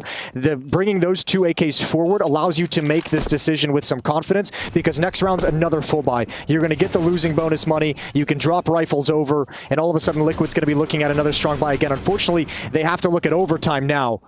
And this execute's tough for them to handle. Liquid's looking to pick a player or 2 off as they cross into the bomb site, but FaZe, Rain wanted to fight the whole time. Standing behind those smokes, waiting for them to fade, breaking them open, looking for gaps. Liquid's expecting to be able to take a fight on a player jumping in behind boxes, desperately trying to get into cover, and it's a confident Rain on the other side, ripping off their heads. You got to say, it's been some great calls in this T side from Karrigan. He's finding this A side at perfect moments. Look, yeah, great calling, but at some point too, there's a lot of luck involved. Where the 2 times he's called it has been these retake tactics where there's no actual defense there. It's a luxury of just having the best defense possible for what you're calling. And the question now is, look at the response from Liquid. 4 players at this A-bomb site, and Karrigan, with his experience, could just be like, yeah, we don't need to go back to that.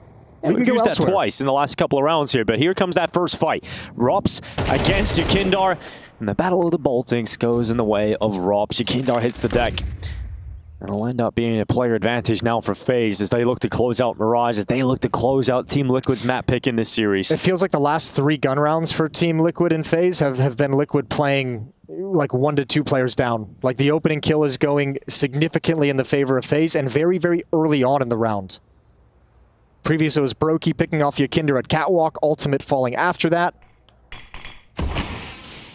Now Yakinder falls early in halls, and Liquid have to play a very extended 4v5. Liquid have to turn this 4v5 into victory, otherwise it's over. Rain up short, Brokey following in behind him, and Ultimate taking a risk as he pops up over the smoke. It's 1 back, Ultimate with a second! And when matters start to become difficult, it's the new man to stand up, the new man to take initiative. And Karrigan slipping his way through. Naf has caught him, and Liquid not dead yet. 2v4, FaZe have to turn back. And it's Ultimate that steps up for Liquid, that keeps them in this battle, that keeps them in Mirage. And Rain has nowhere to go. That is a sick round from Ultimate, and great to see him have the confidence and the initiative to get his team into it. Oh, what a round he's put together. Liquid have got to be so happy about the rookie in their lineup. Beautiful work. Maniac talked about it on the desk. Alpers in today's game have to be disruptive. They have to be willing to take risks. And Ultimate built that play. He saw the leg on Catwalk earlier, takes this kill, and knows that he has to step up for another frag. Great awareness of what the situation required. Dude, when has Liquid had one of these Alpers ever? When have they had an Alper that's willing to do this and make something out of nothing? It's been such a long time since they've had this style of player. And now look at this. Liquid just say you cannot have a free A execute once again. Yakinder has stepped up in towards Cubby. JKS inside the bomb site for a crossfire. Burned out, but he's got safety. This time they're ready. This time Team Liquid finally have players ready to defend this FaZe clan hit. Ultimate with the first. Yakindar goes down inside of the site, but JKS undetected, unrelenting. And JKS steps up with 2 headshots back.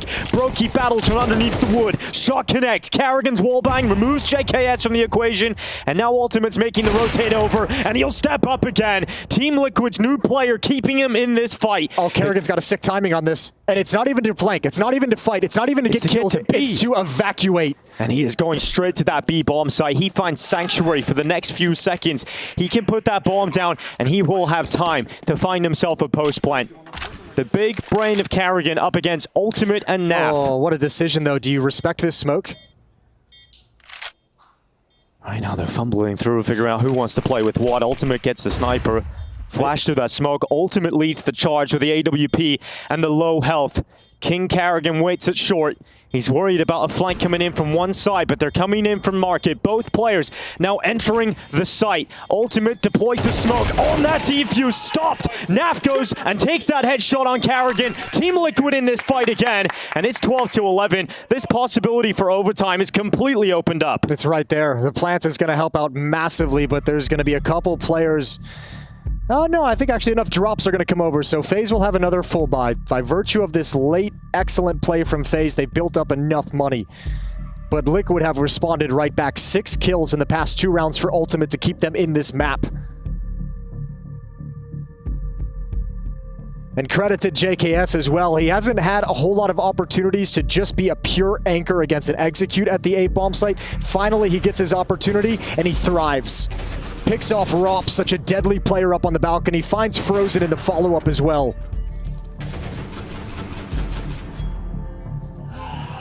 (12-11). It's a FaZe victory, stealing Liquid's map pick, or it's overtime.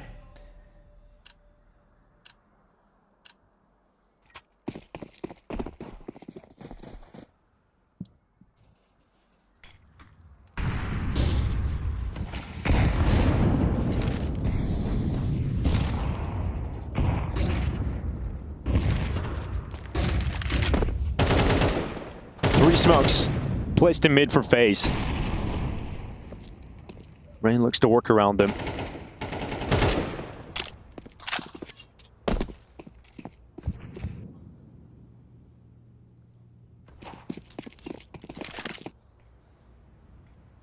They drift away from middle once again, gathering outside of the A-bomb site.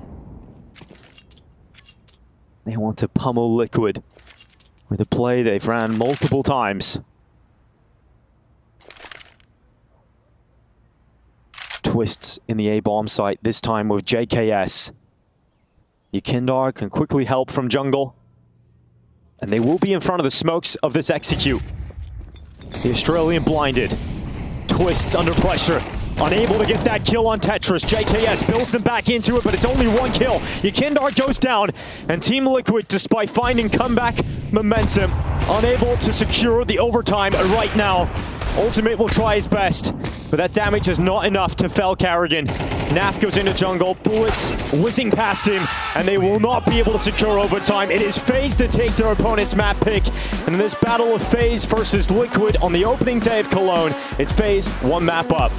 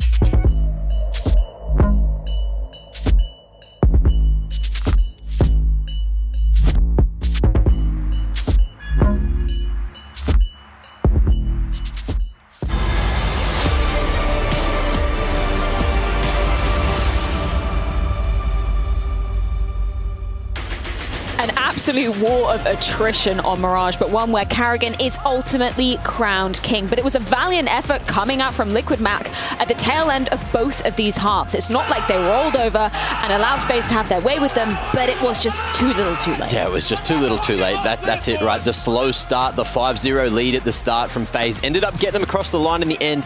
But it's good to see that FaZe are here and they're winning a map pick where, you know, history says it's not a very strong map for them at the moment. But it's good to see that they are here because that's the FaZe that everyone loves to watch. Yeah, and it's a FaZe that has resilience too. You talk about the great start at 5-0, and at this moment it's very easy to be in good spirits. Everything is rolling. Liquid comes back into the game. They manufacture a beautiful comeback. From a tactical standpoint, it was 10 out of 10 for Liquid. Then they get that good start on the CT side, and you're thinking this is the moment where FaZe is going to liquefy. It's the moment where they're going to uncome together, but they don't. They stick to it. Karrigan finds a solution, applies the pressure 3-4 times the same way, and they actually go through the finish line. Should we jump into our Katia playbook to see kind of one of the moments where Liquid did manage to turn the tides in that first half? Yeah, this is the moment where I praise the hell out of Twistzz. That's what I'm going to do. Talking about round number 7, just for context, prior to this round, the way Twistzz actually found his first success was through a mid control. So they had a beautiful mid control. That's fine. They go again through these motions, and you will see it doesn't start the best of way. It's an entry frag from Frozen. Ultimate is down 4v5. Obviously, this limits your possibility to play map control. But what I find really, really interesting is off the back of the success they had on round number 5, they now have only 2 players towards middle, applying some pressure. And the reason for that is you want Karrigan to be isolated on the B side. That's what you're trying to do. You're trying to make sure that you're going to get a 3v1. And I think they do a really beautiful job at maintaining pressure, using their utility. You see Brokey is in connector, and that's the moment. Naf finds the moment. Naf finds the 3v1 against Karrigan. You have that position of Yekindar, which he took towards Catwalk, leaves Frozen alone on an island, but it's okay. The trade game from Liquid is good. A little bit of a fail here. You could make the argument, but I still think all the pieces together came for Liquid. And this, from a tactical standpoint, this is 10 out of 10. This is knowing, even 4v5, we can use that mid area, we can apply pressure, and we can strike when we need to. Love it. Yeah, it was beautifully played by Liquid. And, you know, this one started to get their economy in shape and started to kick off the comeback, as you were saying. Yeah, and it's great to see that coming out from Twistzz, right? Because I think a lot of us, you know, we're putting extra attention on his head because we know what he can deliver as an individual. It's a question of, you know, is he going to be able to have the strat book to back it up so early on in this Liquid inception too, right? Yeah, and it was this game where it was a really slow start for Twistzz. It was a pretty slow start overall for JKS as well. He didn't really get that opportunity.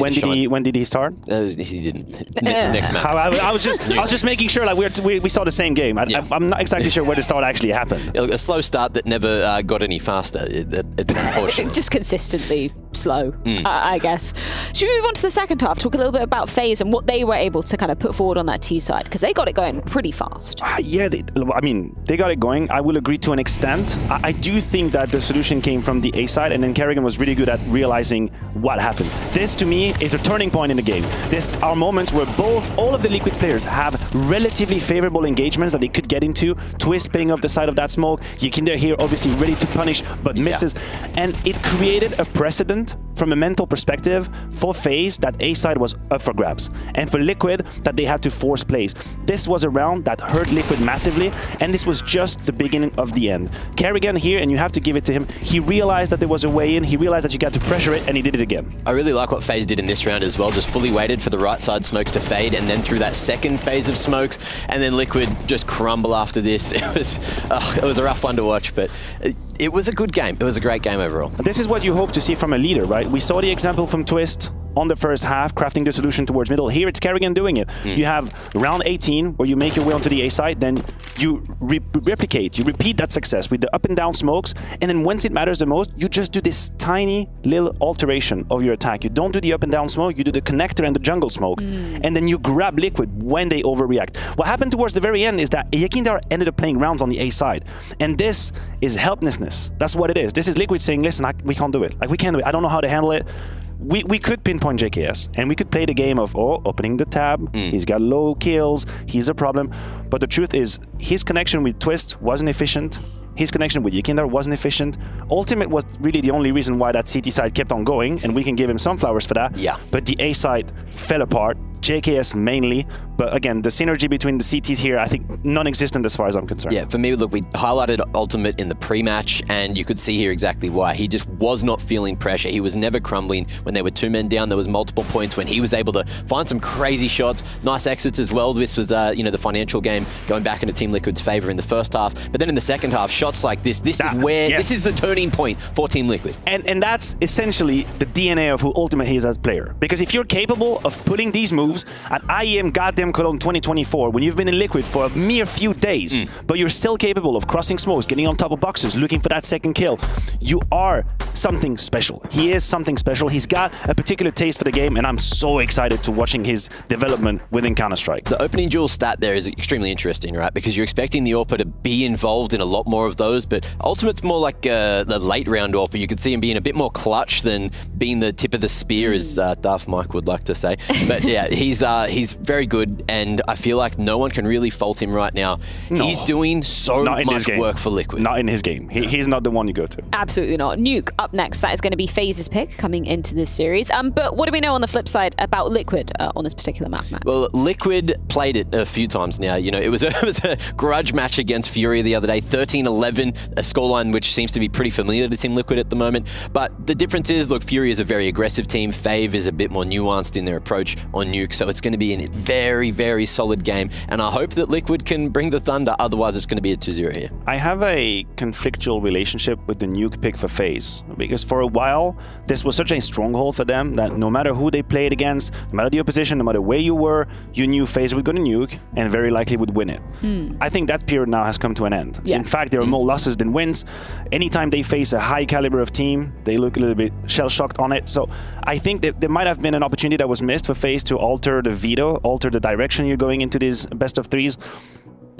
Listen, either they've changed drastically the way they approach the game and they will keep Liquid in the dark, or there's a tremendous amount of data out there for you to know the tendencies, for you to know the preferences, how do they close rounds, how do they open the important rounds. All of that has been played a bazillion times for FaZe. So what you're saying, Matthew, there is a chance for Liquid to flip this on their head. Have you been paying attention? Whenever I'm involved in this broadcast, 3 maps is happening. Yeah? It's as simple as that. That's actually true. That's what's happening. It's Counter-Strike all the way, baby.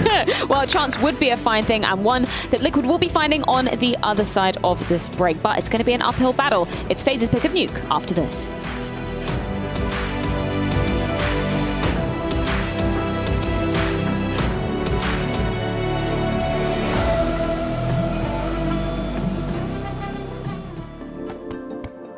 Hi, it's Bob with FaceIt. Did you know you can customize your live stream experience on FaceIt Watch? Yup, that's right. With the POV selector, you can choose up to 4 different perspectives, from the broadcast feed to your favorite player's view. So if you miss a kill, it's on you, no more T-Tours and chat. But wait, there's more. We've got a you watch, you win situation in here. Watch IEM Cologne while having the chance to get skins and FaceIt points. Woo, look at this one. Change the channel and control how you watch.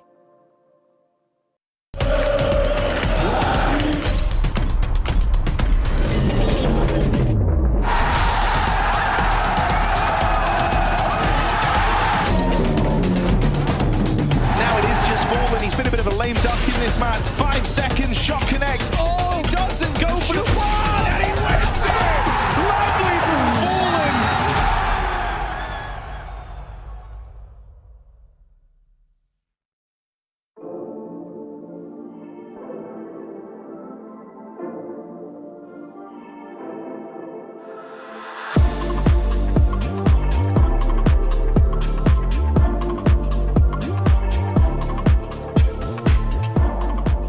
For me, for example, is the remembering of the struts. That's the thing that gets me crazy. Imagine you work on the morning, you do 2-hour theory, they all had a nice weekend, and you worked on the server, you do a new thing, you're happy, you show them, you try all the struts, they didn't write it down, you start practice, you call a strat, what do I do? For fuck's sake. Surely that's not still happening today. The year 2024, come on now. Of course it does. Say Rain doesn't have a playbook. Everyone else on our team has playbook. He's winging it. I don't know. And it's actually impressive how much. He's the best winger. But I know him that much when he says, I say, can you smoke this? And he says, yeah. He says like this. I know it's 90% chance he knows it.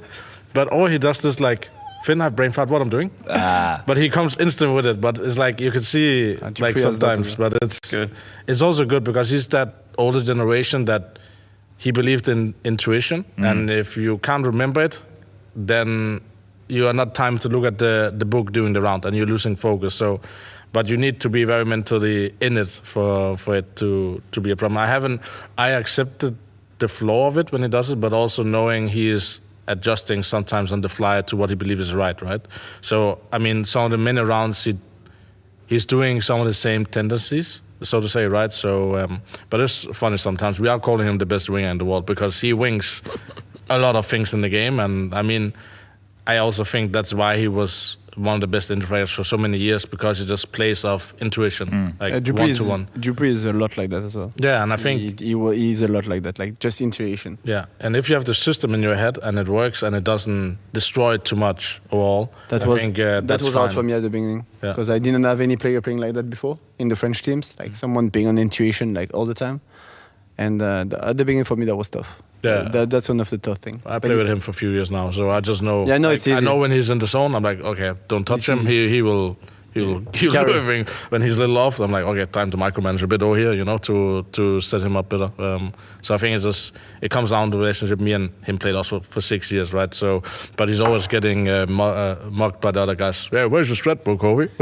You can't remember, Ovi? Huh? He gets away with it because he's an older guy, right? So, yeah, but also he's a smooth operator, no? He's always like laughing and smiling at you. That's fine, I got it.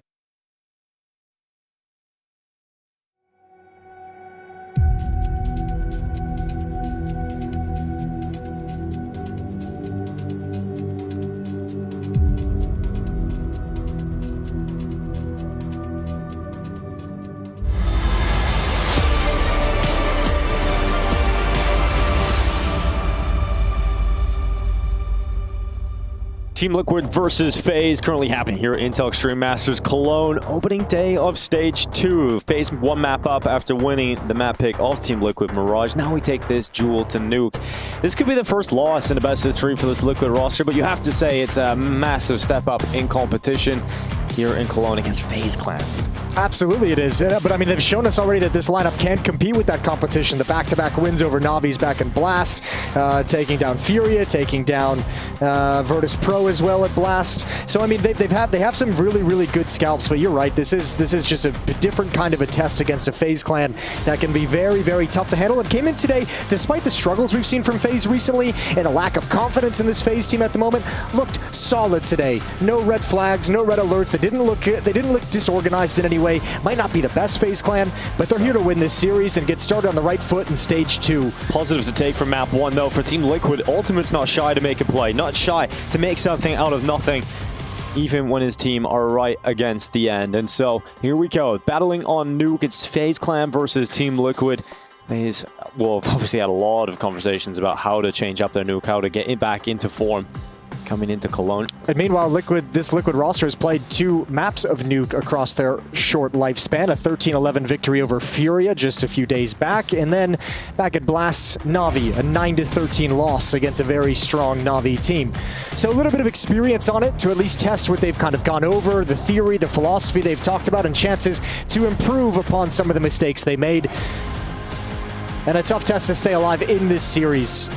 Down the stretch of Mirage, individually, I think Twistzz got beat a couple of times at some critical moments. Maybe 3 or 4 fights that I would normally expect Twistzz to win all went against him. He's going to have a big role to play here on Nuke. Yeah, the TeamSpeak issues right now, so we're going to get those resolved as quickly as possible. We'll get into this game, into the second map. FaZe Clan haven't had the greatest track record in Nuke over the last month. They've had 1 win, 2 losses. And one of the win was against FlyQuest. 13-11, so the competition a little smaller than they would have hoped, but hopefully after a small break between Blast and Cologne, they've been able to maybe go back, revisit how they want to approach this Nuke, and Team Liquid's going to be a good test for that.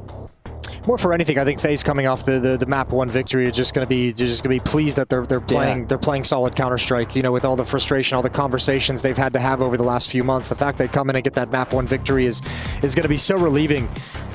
A deep sigh of relief For us, because the game's starting, and that's what we're excited about now as TeamSpeak has been resolved, and we are ready to get this going. T-side start for FaZe Clan. They've got a 5-0 lead over Mirage, Jason. That was a fantastic start for FaZe. Able to close it, and that can make a big difference, especially when the final scoreline is right down to the wire. Let's see who gets off to the better start here as the pistol kicks off on Nuke. Let's see what Team Liquid's defense has in store for us. Two players of Julie's Ultimate and JKS. It's quick through the upper bomb site, straight through hut. FaZe Clan charging in. JKS at the back of that site gets ripped apart by Rain. Karrigan following up for FaZe, and Twistzz, it's only one. It's not going to be enough to keep Team Liquid in this. I feel like a lot of teams are just kind of defaulting towards these upper busts on pistol rounds at the moment, and they're so hard to handle, as you can see. JKS trying to just take a couple shots towards hut. He knew he was being wrapped upon, just missed the timing by maybe a quarter of a second to be able to actually challenge in that fight. And very, very quickly, FaZe take a pistol.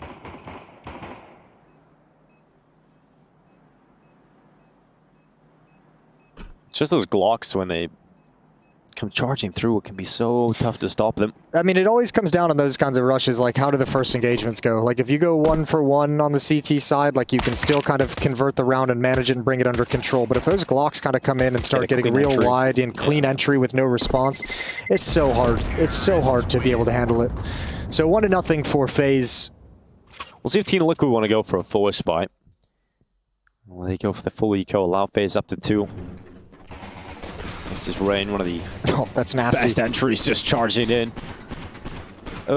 Says he was blind. I don't think he actually caught it. Ultimate was over in mini, chucking a flashbang just straight out towards front silos to kind of prevent that sort of a wrap. But again, I think the timing was just off based off the speed of the execute. No investment from Team Liquid. Yakinder has picked up a CZ with armor, and that's about it. We'll go for a couple of tricks, little setups inside of the A site, hoping these pistols can make something work for Team Liquid. But realistically, we're looking at a 2-0 start here for FaZe Clan. And Yakinder is going to go and take that first fight against Rain, loses it, and the only investment for Liquid falls apart instantly. Now they'll walk into the A site. These traps, are going to work out. Twistzz gets one. FaZe trying to make sure they don't get any of the better weapons on the floor here. Just want to make sure there's no further damage to FaZe Clan.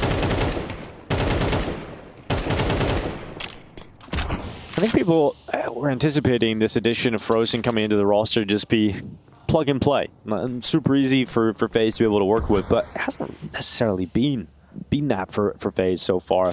I think it hasn't been bad. I mean, I think it hasn't been bad, but it hasn't been as good as people maybe thought it would be. Well, plug and play, like in terms of like I mean, obviously both Twistzz and Frozen known for like very sharp mechanics, very precise aim, fast headshots, good multi-kill sequences. I think it's in terms of the way they kind of the way they probably think of like what's next inside the game, right? Like Twistzz, I know, constantly has his focus on like, yeah, he's going to make his individual play, but as he's shifting and moving around the map, it's how can I support my teammate to activate them? And maybe that's an element sometimes that FaZe is missing. I think it was always just going to be difficult to figure out the combination of Rops and Frozen, obviously. But 2-0 start here for FaZe, and Team Liquid get their buy. Mainly eco in the last round to make sure they get these rifles out as soon as possible. They don't want to have to suffer a huge lead going against them, just like they did on Mirage. Ultimate swinging out from red. Oh, it's a great flash from Yakinder. Completely blinds the opponents in front of Ultimate. He is just not stopping. Ultimate, the ultimate disruptor, it proves. Outside, as FaZe Clan lose 3 members, and the last 2 are down so low. He's the first badass to come out of the Pasha esports school. Yeah, he's got them out training in the mountains, lifting weights, cycling to Paris. He's got it all. Start sending your kids to Pasha's training center because something happens over there. Ultimate is wild. Nice triple kill to get things started. And importantly, a very solid round in terms of keeping players alive as your first round win. All 5 players survive, so immediately you get some cash behind you. Immediately get a little bit of confidence that you can open up the playbook because you've got money to spare if things go wrong.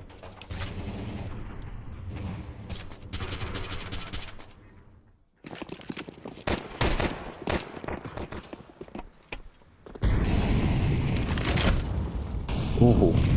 Flash landed perfectly to blind Rain.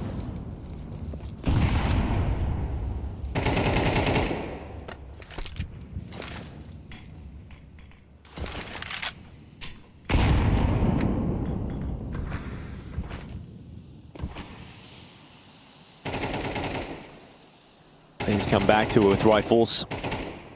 They're taking their time. Kindar this time is looking to play in and around those outside smokes. Hasn't spotted too much yet. Follow-up smokes from FaZe. This time they'll start to activate with him, take that space outside. Dangerous game being played by Yakinder, but he's not punished this time. Ultimate gonna start pushing. How far does he want to go? Because Rops is waiting. Naf is there in support. Gotta clear it hard, and he does. Well done from Ultimate. Turns on a dime as well. Brokey taken out of there, and Ultimate retreating, getting away with that low health. He knows that he's susceptible to going down to the Glock. Once again, solid multi-kill round out of Ultimate. Frozen is left in lobby. He'll take a few steps into Twistzz, who spots enough of him to tie this game up. And it's a better start already from Liquid than they had on Mirage. Right, out of the gate. And one player goes down. So actually, Ultimate can pass over this M4 if he wants to pick up an AWP in this round. Liquid probably know this round from FaZe will be a full buy. That was an investment that they'll notice with the head armor and the weaponry.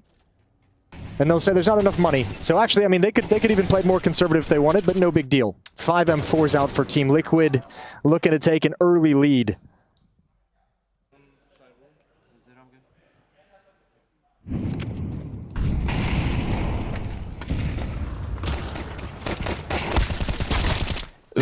Well, long-labored fight. Ultimate does get softened up, but the weapon was just better. So Ring gets finished off, and now Nap in the ramp is going to have multiple kills coming towards him that he'll grab with ease. He'll even go to the Julius to try and close it out, and he's nearly got himself everything now.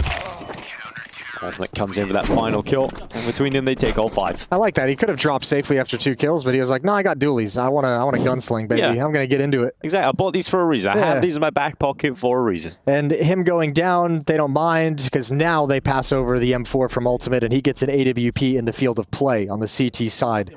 See where he decides to open things up and position himself.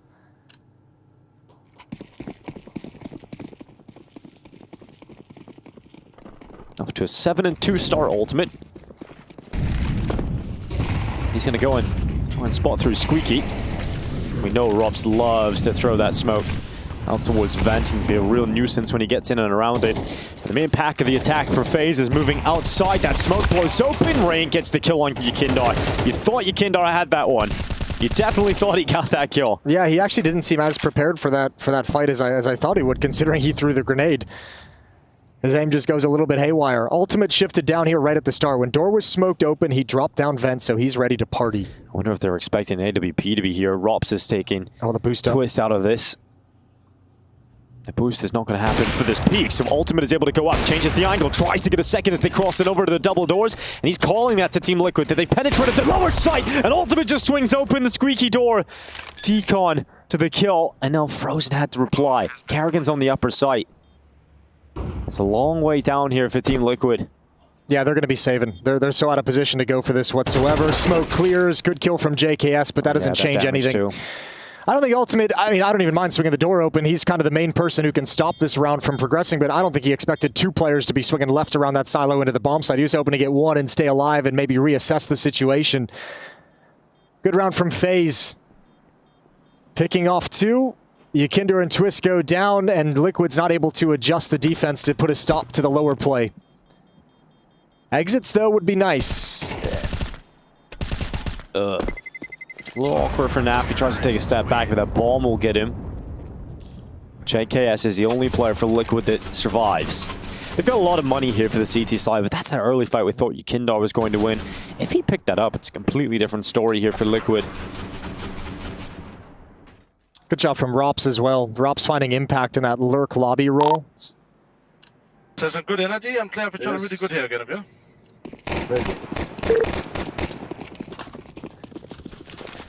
Smokes outside for Karrigan. Deep utility from the CTs to try and slow it down, harass this play. Brokey's going to be here with the AWP, and he wants to peek. I think he was going to peek before the smoke wall. Ooh, he wants this gap. No one's going to swing into him. Yakindar's playing from Unbreakable. He's got a good chance at doing damage. Now Yakindar just hiding. That shot actually landed through it, and Rain strikes him down. So first 2 kills go the way of FaZe. Twistzz at least getting something out of this, and JKS is pushed into his lobby. Look at that confidence from FaZe, just as a group. They're just like, all three of us are going to stand and fight. We're going to swing, we're going to take a battle. Now they're rotating back towards lobby, which means Ultimate has a role to play here. Aggressed and pushed up in radio room. If FaZe try and cross back in, they've got to realize they've left this open for a little while. There's a possibility this could have happened. Ultimate ready to strike. Frozen's going to peek into him. Gets by the scope. Ultimate re-peeks, and he does fall to that of Frozen. Now JKS gets out of the hut, but is he going to take a few steps back? The answer is no, because Rops prevents that from happening. Naf now climbing up to heaven. It's a 1v3 in front of Naf, and Rops is going to prevent that from even slightly getting out of hand. So FaZe back into the lead. It's 4-3. FaZe is getting enough kills to find a lot of situations where Rops just thrives. Like you can see him in these like mid to late round when it's a 3-on-3. Obviously this one's a 3-on-1, but he's just ready to take some space and ready to react to the presence. Constantly has his eyes on where the danger is going to come from the Team Liquid defense. Timeout called because it's the final investment that Team Liquid have.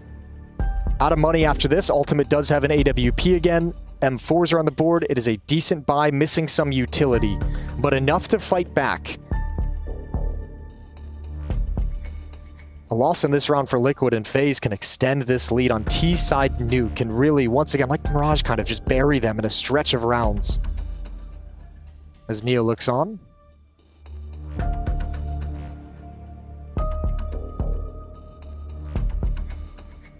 It's been recently said that FaZe Clan feel like they're currently lacking that killer instinct. Gotta get that back here. Well, this is the perfect time to have a killer instinct if you're FaZe, right? Like, you have to know that Liquid is just like, they're on one leg. Like, they're to push them over. Knock them over. This is where you want to see FaZe just be ruthless about it. Clinical execution. Take everything from Liquid to make this first half difficult. This ramp room hold, it's Naf with an MP9. It's not strong. It can become very difficult here for Naf. He pops up, he sees enough. He's like, yep, I'm going to get out of there. All right, see you guys later. So he's gone. Ultimate's mollied away. And the ramp room is in full control of FaZe. Yeah, for free, essentially. Just by virtue of Naf just saying, this is not a battle I can stick around for. So now you can really challenge and apply pressure to Ultimate under ladder, under heaven. And you also are having in the back of Liquid's mind the fact that the A bomb site is susceptible. So this is the response. Yakinder on a hunting mission on the other side of the map has pushed outside. Ooh, Rain's going to check it though. Rain's going to have a little look. Intermittently though. Comes down to a timing, and Yakinder feels like he's got a good timing now. Rain is pushing into lobby, and Yakinder is getting ever closer. Yeah, but this isn't coming out fast enough for them to like put together what's actually happening, which is the lower bomb site. So good to find the lurk. That's going to open up your ability to shift downstairs. Yeah, Twistzz just dives down that vent. Now all that utility. Naf is calling that out to his squad. He starts to spam down through the smoke. He's one bullet away from dropping Frozen, but can't do it. JKS leaps into the open from Decon. He did damage to the planter, but couldn't quite take Karrigan out. Does collect Frozen instead. It's a 3v5 post-plant here for FaZe. They look to stand and fight because Karrigan has nowhere to go, nowhere to hide. And so he fights out now for the double doors. He's getting peeked from control room. It's Twistzz to get that pick, but it's Brokey in from ramp that shuts down his former teammate. Rops has got the read. He's ready for the ultimate peek. He can't get rid of him. Brokey instead fighting down in that side, and that defuse is being stuck. JKS on it. It's the full 10-second stick, and this one surely is not going to happen. He's being slashed up. He comes off it, and JKS is knifed. It is FaZe recovering in a 3v5 post-plant situation just by sheer willpower. Liquid never able to get that going. Good job from Rops. I mean, again, I'm just going to sing his praises because just so heads up, so much action is happening towards the bomb site, and he's laser focused on the flank. Ultimate could have really ruined that, taking out these last two players. But just harassing and grabbing one Liquid player every time they take a step forward towards defusing the bomb. And there is that killer instinct, that ruthless play. 5-3, money is gone for Liquid. And you see how much that's fired FaZe out because they felt like their backs were against the wall. They understand. They've just taken complete control. And no matter what happens for the rest of the half, this is a great half from FaZe. Everything after this is bonus rounds for them to play with.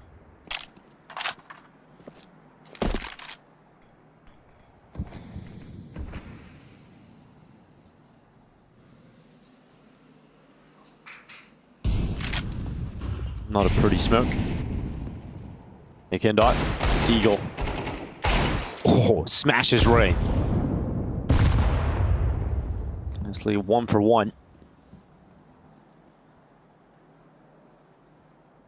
FaZe tentative, so you don't want to run into any of these pistols and let around like this, and your full control that you've just battled so hard to get out of your hands. Yeah, but this is nice. I mean, again, they have just every single advantage in the round is theirs, so they don't have to force the issue, which is why you see him being so patient. 45 seconds on the clock. That changes if we get too late into the round, so FaZe do have to be careful about that. JKS 5-7, ready to pounce on Karrigan and Frozen. It's just one from the Aussie. ropz and Karrigan cleaning up the rest of his squad, and it's now a 3v2, but Twistzz has got around the backside, and he's going to be frustrated about that. ropz turns, and just at the last second before his eyes were closed, he takes Twistzz out of the round. Yeah, and that, I mean, that's a sick shot, but the more important kill is the first one he got. The player trying to don't go down the vent to be able to get to the lower bomb site because they realized that was going to be the play. So shifting towards that kind of a rotation, and it's ropz' role to stop that from happening. And that would have been the main point of danger. With two players downstairs, yeah, even a 5-7, a P250 can be really dangerous just hiding behind a corner, stopping the plant, throwing the round into chaos. Yakinder, he's just like, there's guns outside. I'll head that way. Yeah, maybe I can find a little spoil of war. And ropz, he heard that. Yep, and he's going to go hunting. He doesn't want anyone to save those weapons. Yakinder's actually going back towards T-spawn. Yeah, Yakinder's head spotted, and he actually beats out ropz in that fight. 2 HP, all he needed was one shot, and it lands. And then he's like, okay, well, the AK-47 just gets blown out of the roof. It's quite some distance on that AK. The Team Liquid, a timeout taken, their second of this first half. If they don't pick it up now, they don't find the final 3 rounds. This best of 3 versus FaZe Clan could be a very quick affair indeed.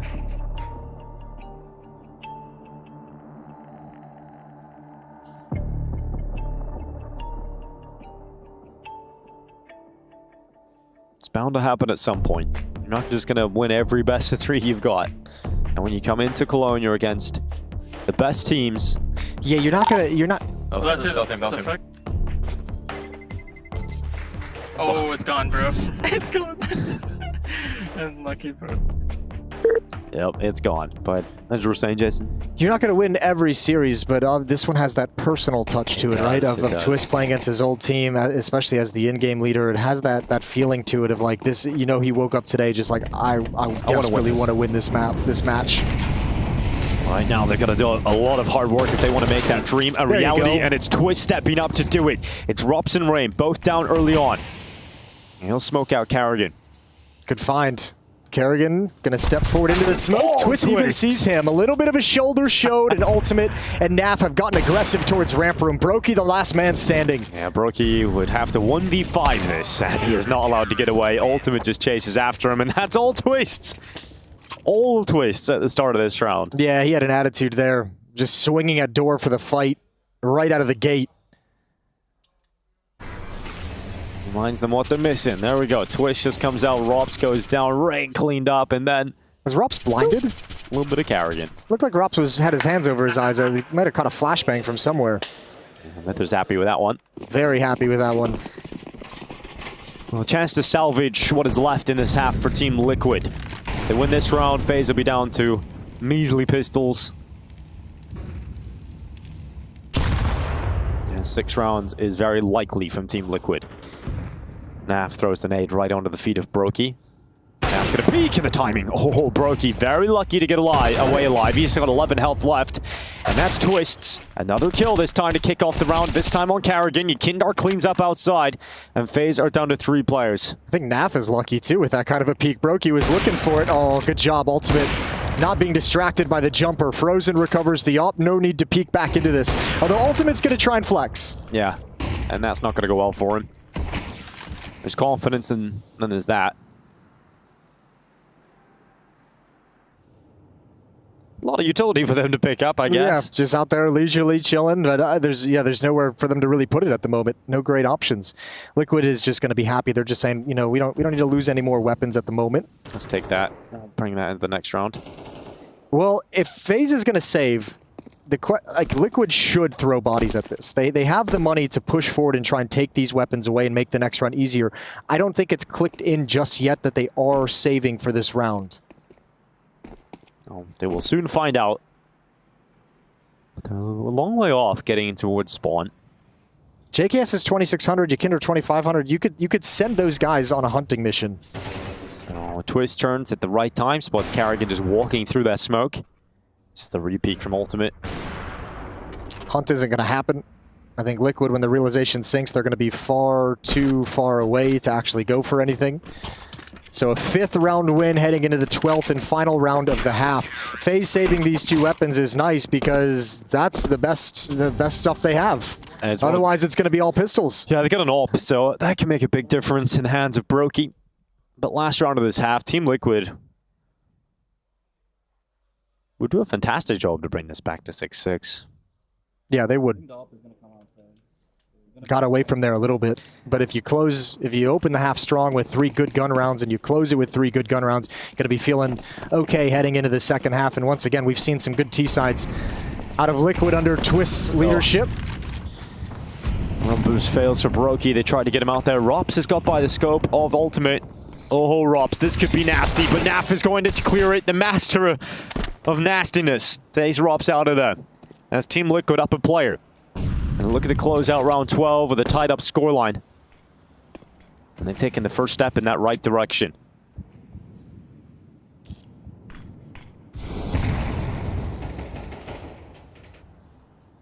Here comes Ultimate.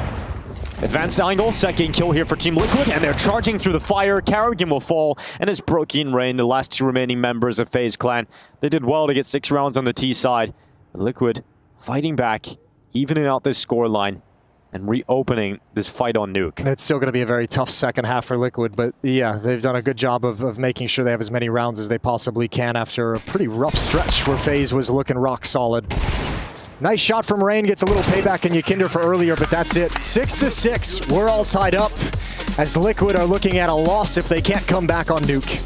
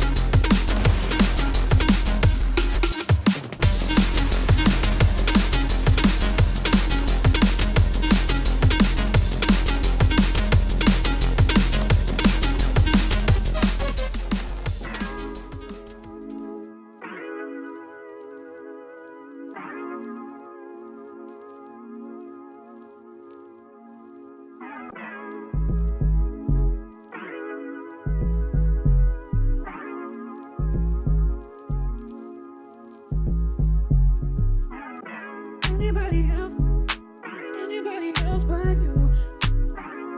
Anybody else but you. Anybody else but you.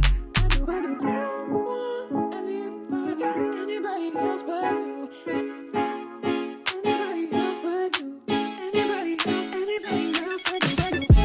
Anybody else but you. Anybody else but you. Anybody else but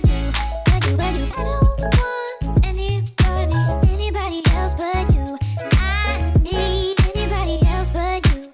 Anybody else but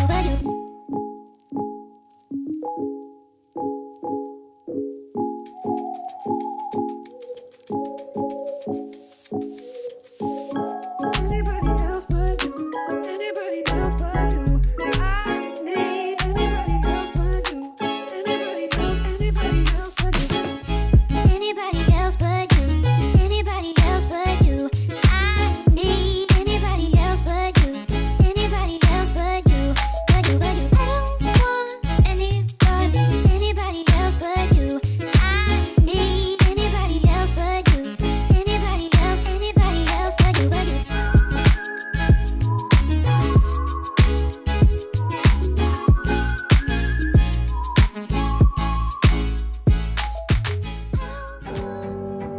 I've tried to kind of forget about some of the shit that happened that year.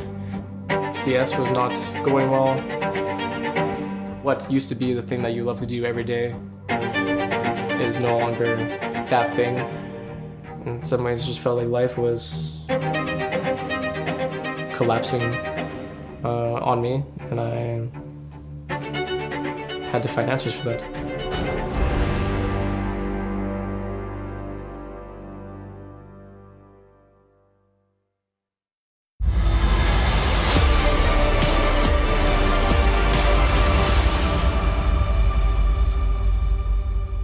We've got a tied game here, FaZe versus Team Liquid.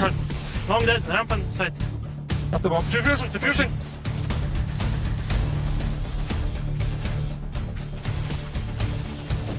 Oh, defusing, oh, defusing. Good shit, man. Nice broke you over there.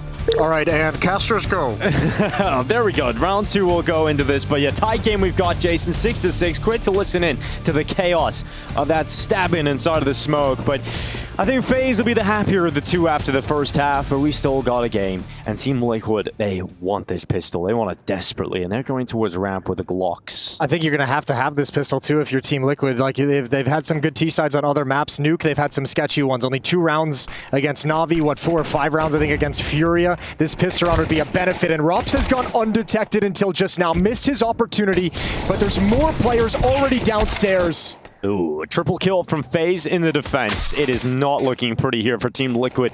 They're not out of the fight thanks to Ultimate taking down Brokey and JKS eradicating Rain. So now a 2v2.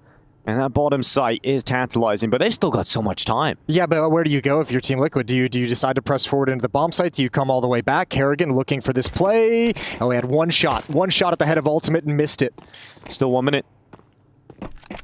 They're going back down into B. They know there's one at Hell, so worst case scenario, it's a 2v1 fight in the lower side. But you have no utility to get this bomb planted. Like, you can't plant in the corner. You're exposed to doors. I think you almost have to take over this side, find that second player. You find him now. Good reaction, good spin around, and JKS up the vents, 1v1 against Karrigan. Yeah, he knows he's got this clear space, so he's going to sprint his way into the bomb site. Plant is coming in. Karrigan making no secret about his access point. He comes up the vent, and JKS sits him on his ass. That's the pistol for Team Liquid, and what a turnaround. Cool decision for JKS as well to just go right back to vent. He hears the footsteps. He knows it's a tough choke point for Karrigan. Get up and be ready for a fight. And he just says, instead of playing this slow, instead of letting you move around the bomb site and try and find me, I'm just going to challenge you right where I know I have the advantage. And that is a pistol. 7-6 for Liquid. 4 rounds in a row going back to the first half. Yeah, confidence to JKS. They can win that duel. Full eco here for FaZe Clan.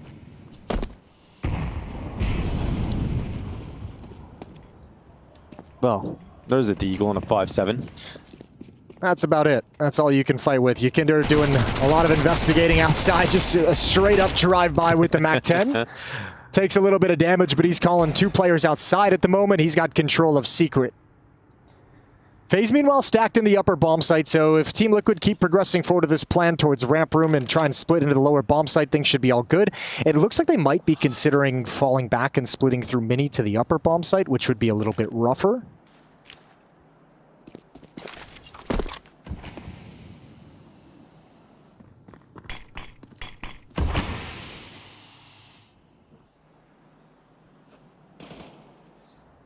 Karrigan to drop Karrigan. Or Ultimate to drop Karrigan. I was going to say, that's... He played himself. Yeah, that's unique. Well, this is all FaZe have. Lobby crunch. They know outside's been taken. Now they hear the sound of 2 Galils in lobby, so Rops and Brokey are just like, yeah, like we don't really have any good options, but I definitely don't want to swing into 2 Galils. Kendar up the vent, and oh, it really should come to a close. Rain gets one on the Deagle. He's still at heaven. They know exactly where he is. And he'll descend. So it's 8 rounds for Team Liquid. Rain wants 1 extra on the way out if they give him it. And there's no reason to. No, not at all. Just back away. Let him survive. So 8-6, Liquid's up by 2. Early going, next gun round is coming in for FaZe. They'll have the rifles for the first time in their CT side, and the the challenge gets a little bit bigger. Nice, okay. Yeah. That's kind of wild. I feel like we just had the same giggle. Yeah, definitely. I think many people at home had that too. All right, Michael.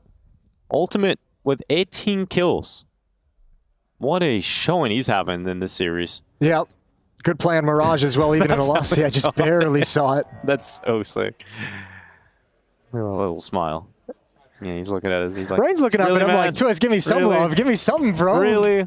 We won a major together. Frozen. Loses some of his health. That grenade lands right on him. Intrigued to see how Twistzz is going to call this T side. It's gonna have to win a lot of T rounds to get this job done. Outside smokes put in place. Kindar clears that smoke outside, and Ren is caught in behind it. Kindar just snaps him open. If those are the two in a row deaths you take as Rain, that you're just like, what? What's happening in this stretch? It's a good thing it's happening to Rain because he's one of the most chill people. He is. He can keep it contained. There's that deep smoke to cover off lockers as well as the smoke wall fades. One player down, but it doesn't feel like Liquid is convinced that's where they want to head to. Twistzz clears out main. 45 seconds is what we've got left in this round, and Team Liquid up one player. They're going to try and compose themselves and attack in towards this A site. This feels very telegraphed. Liquid, no one's even lower for FaZe. Everyone's here. Yeah, this is a strong setup. Heaven player of Rops, 3 players down on the floor. This is going to be a massacre with 30 seconds left. Team Liquid have got so much work to do, so many players to clear out, and they're getting nowhere right now. They are getting nowhere near the site, and they've started to realize maybe this wasn't the best idea. They're going to try and fight their way out of this pit, but with 15 seconds left, everybody falls, and FaZe Clan just had numbers exactly where they needed them. Yeah, dude, FaZe had no respect for the fact that Liquid could have crossed. I think, I'm trying to figure out what might have sold it, because one player did get over to Secret, but they just didn't care. I think it's seeing the number of bodies in front of Mini at a certain point. Rops just kind of jiggling constantly. Was able to say, hey, there's a few players closer to Mini. This isn't necessarily a full-blown Secret cross. And FaZe had all the right pieces at the right place.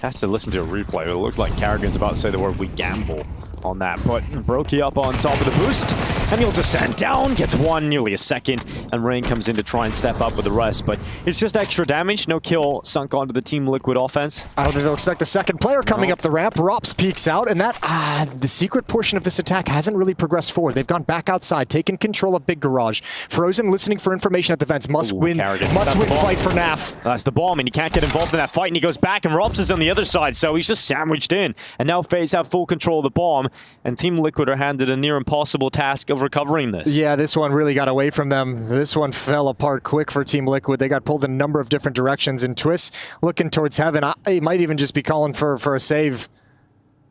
Yeah, Kindar's going to have an investigation for Rops, the rascal, and he is going to get rid of him. 35 seconds and a 2 versus 3. Both of the Team Liquid players have taken significant damage on board. And no nades. You have one Molotov on you, Kinder. That's all you can do. So even if you get this bomb and you have to hustle to the lower bottom, this round can't be won. It's the time with 25 seconds. I don't even think they have the time to do what they desire and require. So Karrigan just waiting on that bomb. Kindar gets the kill. You could pick it up and sprint back now, and that's the idea, but Rain is waiting for him, so he's positioned himself perfectly. Kindar had to sprint knife out, and so when that bomb goes down, that's the round locked in, and Twistzz has no other option but just to try and stay alive. He doesn't want to go down after the time here. He's just going to be as silent as possible and hide behind that squeaky door, and he'll carry that AK into the next. But it's 8-8. It's all tied up again, and I think we're starting to see how difficult this second half is going to be for Team Liquid. Yeah, and it's, you know, this isn't all things lost. That's a couple really nice kills from Yakinder at the end to take some guns away. You have the hero AK-47 on Twistzz that he saved, so you have another piece that can actually take some frags away. Sick, boys. Yeah, we gamble now in FaZe Clan. We don't fuck. That's a good place to cut it off. Yeah. Exactly. I wonder what came next. But this ain't gonna be too pretty for that of Team Liquid in this round. They've got 3 Glocks, 1 P250. But hey, it tells you too. I mean, I was kind of wondering what was the signal that was going to be an upper hit, and I mean, just a gamble, just kind of taking the information you had and making a decision. And boy, was it the perfect one for FaZe. AK-47 goes down with no kills. It is recovered, but it can't be brought out before everyone is slaughtered. Ooh, Rops loves that. Naf gets 2 out of the round. It looks like that will be all the work that is done for Naf in this round. FaZe about to take the lead again. Yeah, this is similar to how Mirage played out, right? Like Liquid kind of responding, bringing it back, getting out to a little bit of a lead, 2 to 3 rounds, and then all of a sudden, FaZe wrestle back control, extend the lead. It's all about when that economic reset comes in. Remember, I think on Mirage it came out at what, like FaZe up 10 to 9, and they broke the money, and it was just a disaster situation. So Naf going to try and keep this AK-47. He's got 2,900 for armor and nades in the next round. Everyone else will buy up behind it.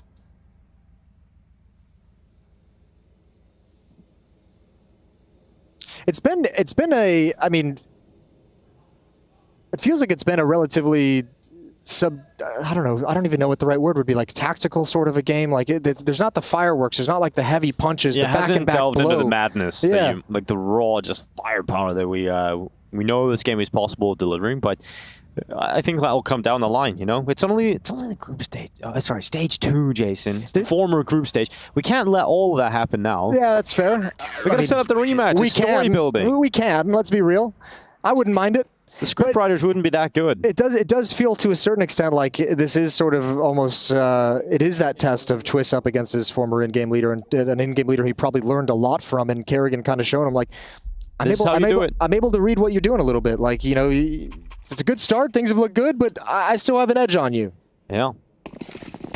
It's not like in the movies when the student surpasses the master within a couple of boot camps and montages. Right. It takes some time. And they gotta have the high ground. They gotta have the high ground. Well, Naf's got it. Up on the silo. Working his way around to support the outside take.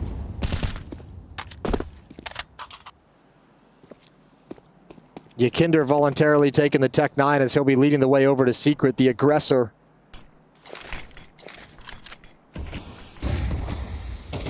Oh. They would have been getting full points in the gymnastics. Ultimate boosted up on Red, not seeing too much, so he's going to drop back. And I mean, this is a lot of utility spent to just get a look like that out towards yard where you see nothing, right? They've thrown, what, 3 or 4 smokes outside. They have 1 remaining on Yakinder. But that didn't net them any information, and nobody crossed a Secret. So Karrigan's down there already just saying, everything's fine. No pressure. Everyone stand pat. And Liquid's going to descend into an upper hit. If they can get past Brokey. Well, getting past Brokey is often difficult as he breaks them apart, but it's just one kill. Frozen tries to hold down. It's a great spray. He nearly even got back for that 3rd kill.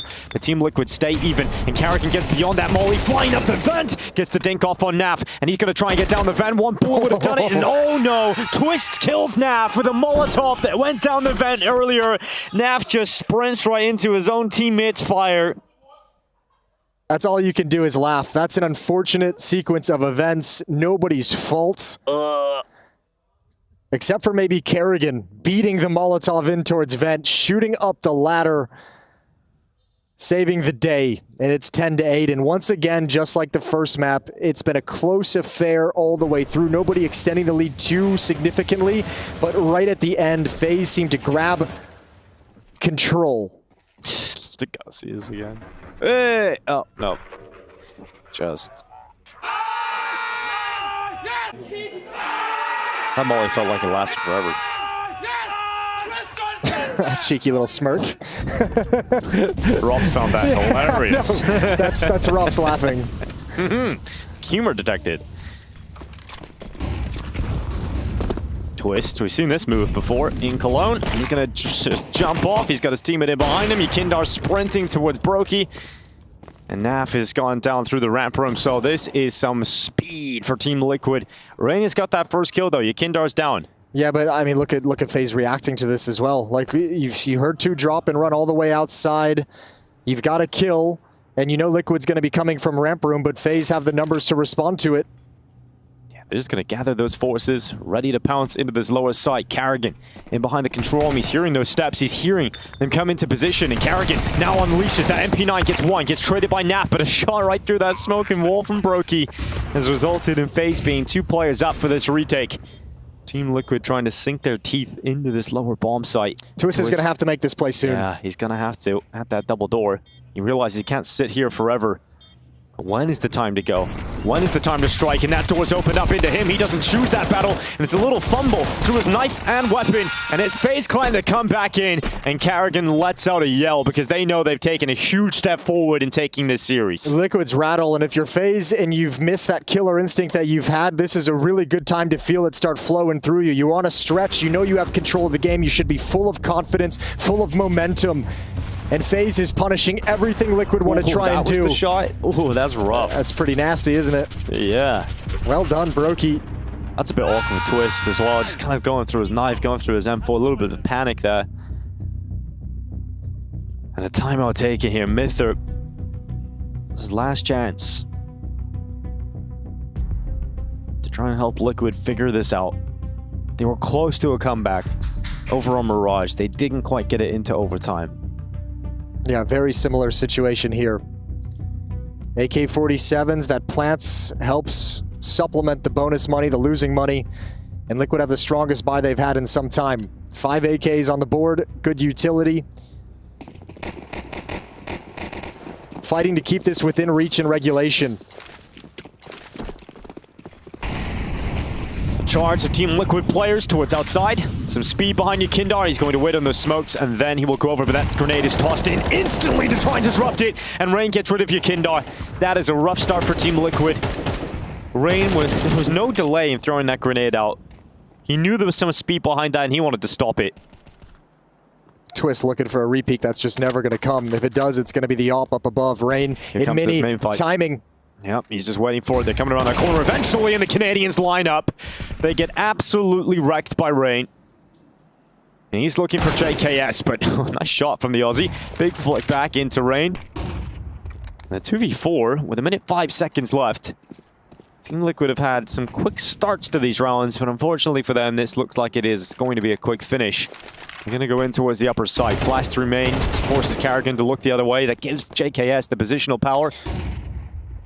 And it's a 2v3. It's not still unwinnable right now for Team Liquid at all. Absolutely. Oh, this is everything, though. Rops finds ultimate. JKS comes through the smoke on Brokey on the other side of the wall. Awkward. JKS trying to get past. Brokey's right in front of him. And that's a nice shot from Mr. Savage. 35 seconds to collect the rest. And Rops has descended down into the site, and this does make this look so difficult. As soon as Frozen goes down, surely Rops is the next to peek. JKS didn't see him on that peek on out. Yeah, he did very well to get himself into that position, but just couldn't figure out where Rops was. I heard even Twistzz shouting out in the studio, inside, like you saw him, and it just, the reaction's just not there fast enough. Hard to get that across so quick. Rain's a beast. He finds this opening kill. He's having a very, very good game. 18 and 16 for Rain, but he's been involved in 13 opening duels. He's won 9 of them. Just to start rounds for FaZe, he's been such an important piece throughout this map.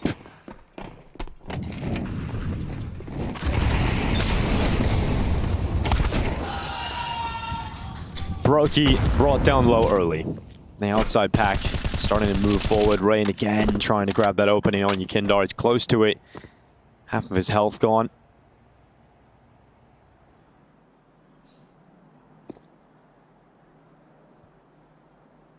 Liquid need 4 in a row on a map where they haven't yet won a single gun round. And the whole conversation from Liquid has been, we don't really have expectations yet. This is just game by game. We're going to learn when we win. We're going to learn when we lose.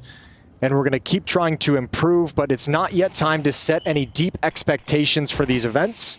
They won't be eliminated, obviously. At the moment, this series against FaZe hopefully will just serve as a learning experience for a young in-game leader, a young AWPer, and the teammates trying to work to make them better.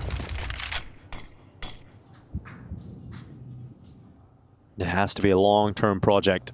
The long-term vision. 35 seconds. JKS has got the first kill of this round. Very late into it. Twistzz is aware where Rain likes to play, but dealing with him is a whole different ball game. Especially with that Galil.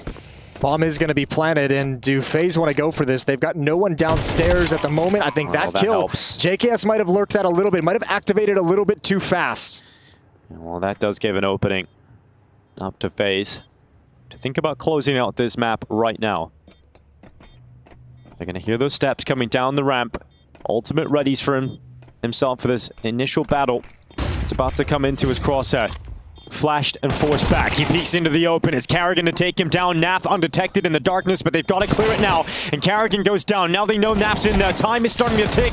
Liquid stepping up, and it's not done yet, it would seem. As Frozen in the site tries to spray up to the window, and Yekindar just needs to hide. There's no time left. Frozen cannot pick this one up, and Team Liquid get a ninth. I'll tell you what, though, if you're Team Liquid, obviously the round win is amazing, but that's exactly what you want, is FaZe to come for that retake, even in a 4-on-3, even in a mana disadvantage situation for Team Liquid. They want that retake because they got to take all the guns away. FaZe don't have money to spend in this round, so Liquid's going to get the benefit of at least one round where you have an easier time of things. Rain's at 1,700, Brokey and Karrigan are at 2K. And it's no investment from FaZe. Which means it's 10 rounds for Liquid.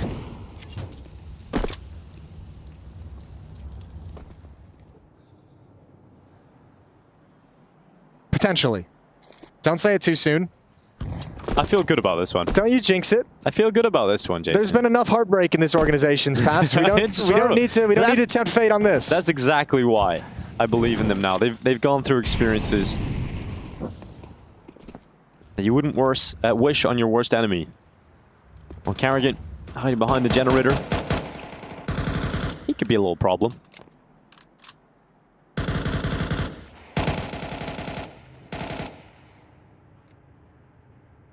Team Liquid dragged this game to overtime, man.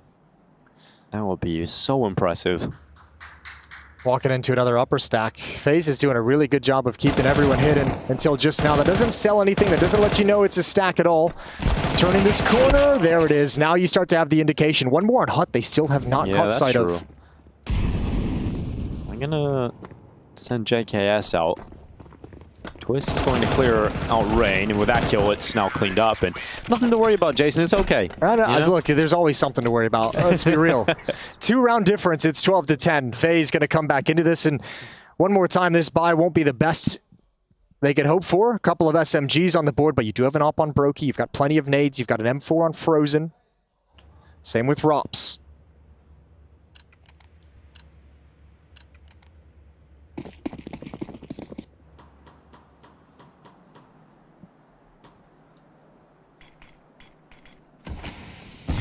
For the series, Brokey.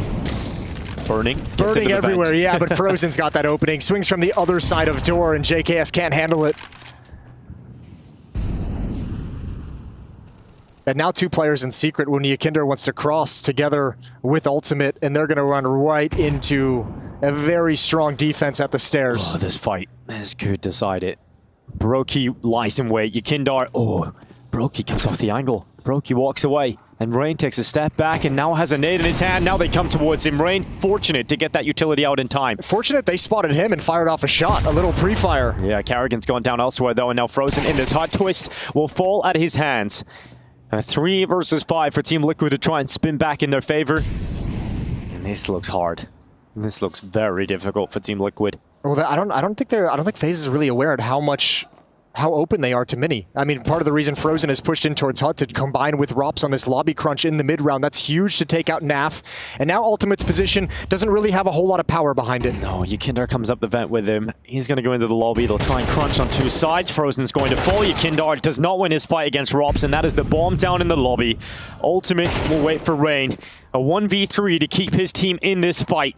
He has a smoke. If he can block off radio room, that might be able to create something for him. Well, he wants to jewel. He's not going to use that. Taps away Robs. Now the follow-up.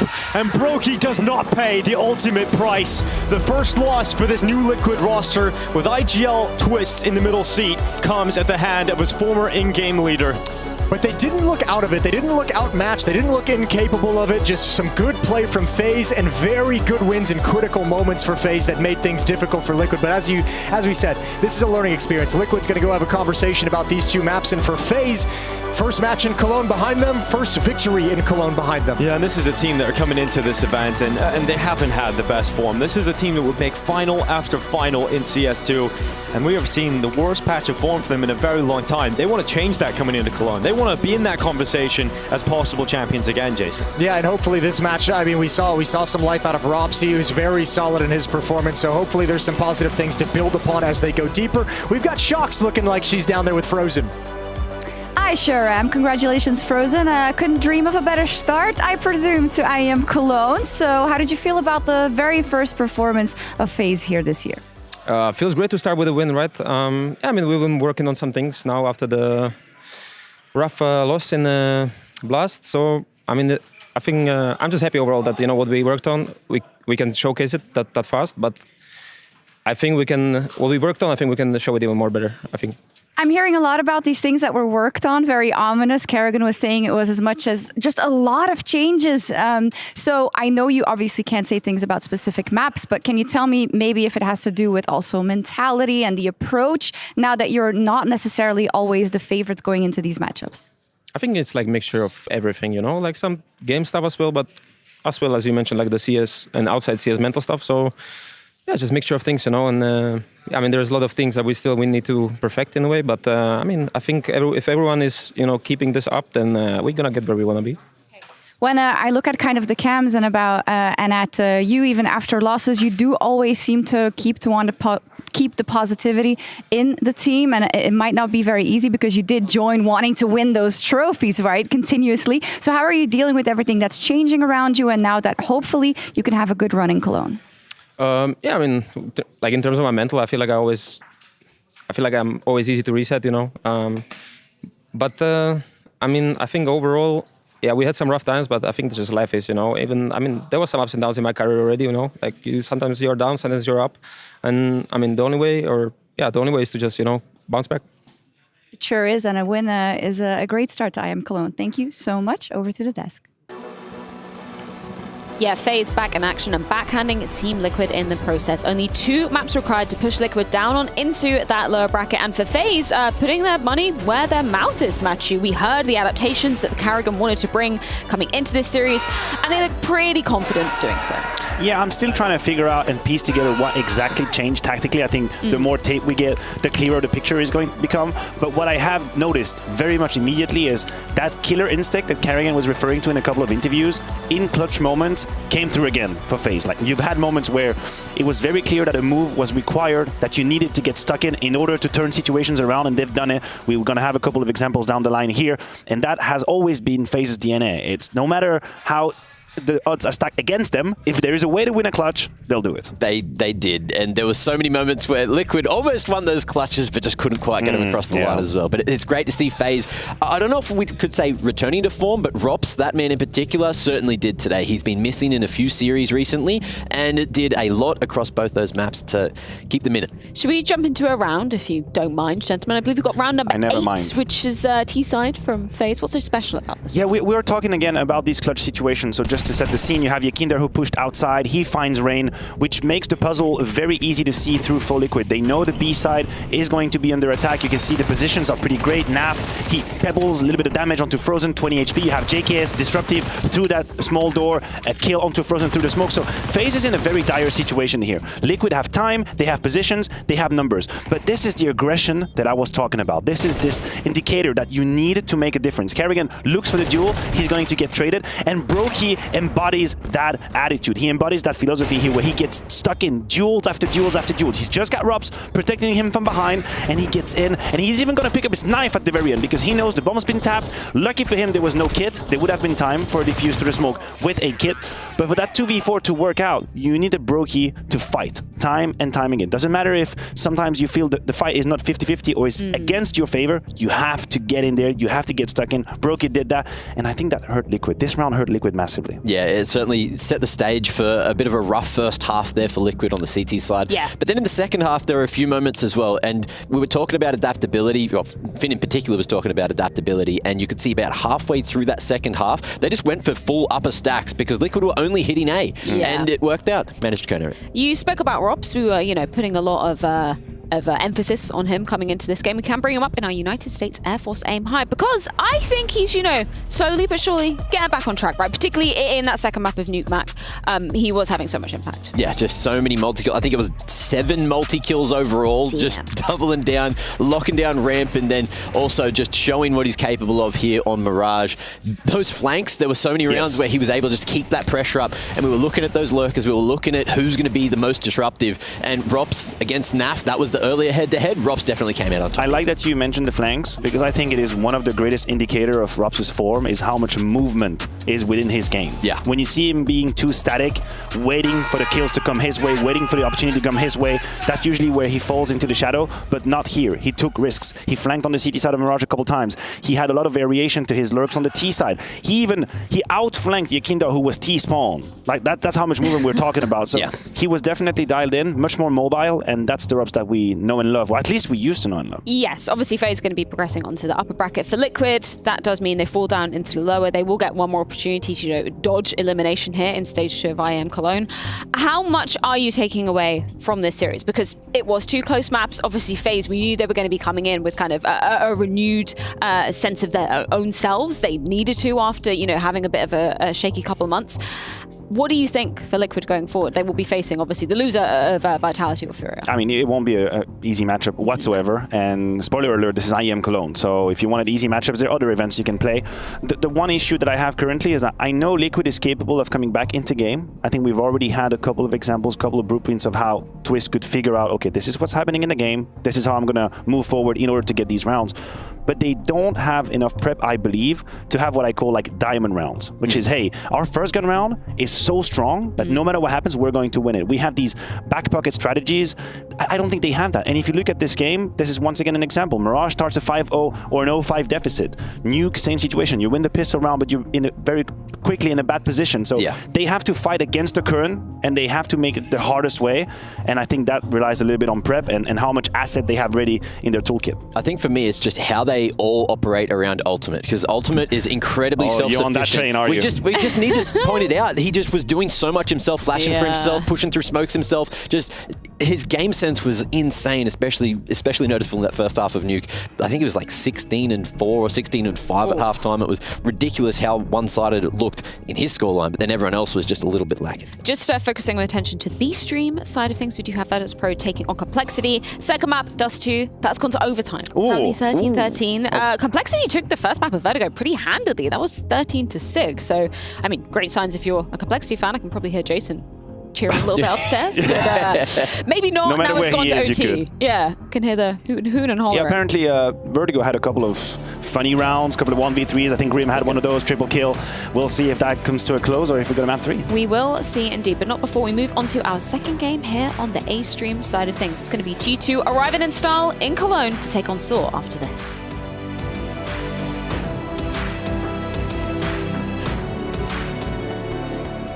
Hi, it's Bob with FaceIt. Did you know you can customize your live stream experience on FaceIt Watch? Yup, that's right. With the POV selector, you can choose up to 4 different perspectives, from the broadcast feed to your favorite player's view. So if you miss a kill, it's on you, no more T-tours and chat. But wait, there's more. We've got a you watch, you win situation in here. Watch IEM Cologne while having the chance to get skins and FaceIt points. Woo, look at this one. Change the channel and control how you watch.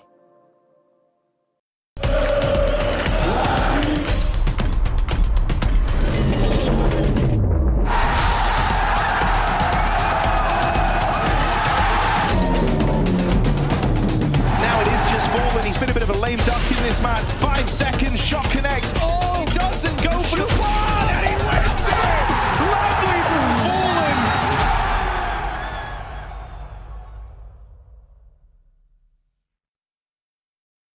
ESL presents Intel Extreme Masters in partnership with Intel, Acer Predator, DHL, Qiddiya, Monster Energy, the United States Air Force, 1xBet, White Market, Logitech G, and Noor.